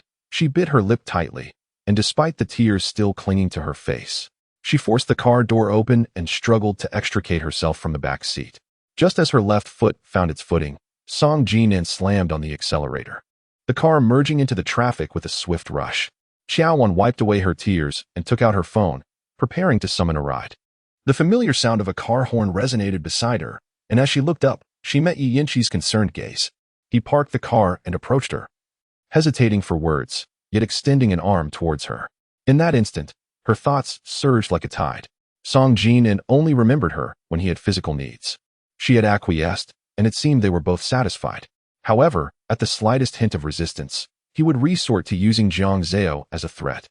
Even after their divorce and having severed ties, Song Jinan still harbored thoughts of taking advantage of her. Was she destined to be manipulated by him until she grew old and faded? She refused to accept such a fate. If that piece of paper still held weight, she could have borne it as fulfilling her duties as a wife. But now, with Song Jinan preparing to engage with the eldest daughter of the Yi family, why should she continue to yield? Yet, the thought of Jiang Zhao immediately deflated her ambitions. She neither wished to submit to Song Jinan, nor did she want Jiang Zhao to suffer. She could only take one step at a time. Every shift in her expression was keenly observed by Yi Yanqi. Get in the car. Yi Yanqi's voice was laden with profound sympathy. This time, he dared not defy her wishes and merely supported her left arm. Once inside the vehicle, Yi Yanqi turned and handed her a stack of tissues. She accepted them, covering her burning eyes, feeling defeated and self-mocking, once again a subject of Mr. Ye's amusement. To me, that scene was no jest. Yi Yanqi let out a long sigh. It was a violation of a woman's emotions and dignity. She fell into silence. The car gradually made its way to the television station, and Yi Yanqi remained silent. Qiao Wan's phone rang once more. Upon seeing it was Song Jinan, she immediately silenced it. Song Jinan, typically aloof, incessantly called. Reluctantly, she pressed the answer button. Where have you been? I haven't seen you, he asked, his tone abrupt yet tinged with concern. In the past, she would have magnified any trace of concern he expressed. Stop calling. I have work to attend to and no time for your nonsense. For once, she stood her ground. Chapter 102. The urge to cry before Song Jinan could respond. Qiao Wan had already hung up. Unwilling to relent, he called again. The first time, she rejected the call. The second time, she decisively blocked him. After taking these steps, she felt an unprecedented sense of liberation. Having endured 3 years of oppression while married to Song Jinan, she resolved to stand tall from this moment forward. Whether he would resort to threatening her with a lawsuit against Jiang Zhao remained uncertain. Nevertheless, she firmly believed that there is always a way out. When faced with adversity, one must fight back. She simply could not endure this humiliation any longer. Mr. Song's call. Yi Yanqi's gentle voice shattered her chaotic thoughts. She absent-mindedly murmured a sound. Mr. Song must have misunderstood again upon seeing me emerge from the chiropractic clinic, cradling you in my arms. Should I call Mr. Song to clarify? Yi Yanqiu inquired cautiously while driving. Upon hearing this, Yi Yan's expression momentarily froze before blossoming into a smile. Did I hear that correctly? Indeed. She managed to force out a bitter smile. Their eyes met in the rearview mirror, a rare moment of tranquility enveloping them. Qiao Wan was the first to avert her gaze. Yi Yanqiu discerned the weight of her thoughts, but chose not to press further. After arriving at the television station, he assisted Qiao Wan up the stairs. She no longer resisted. Wherever they went, hushed whispers erupted among the television station employees.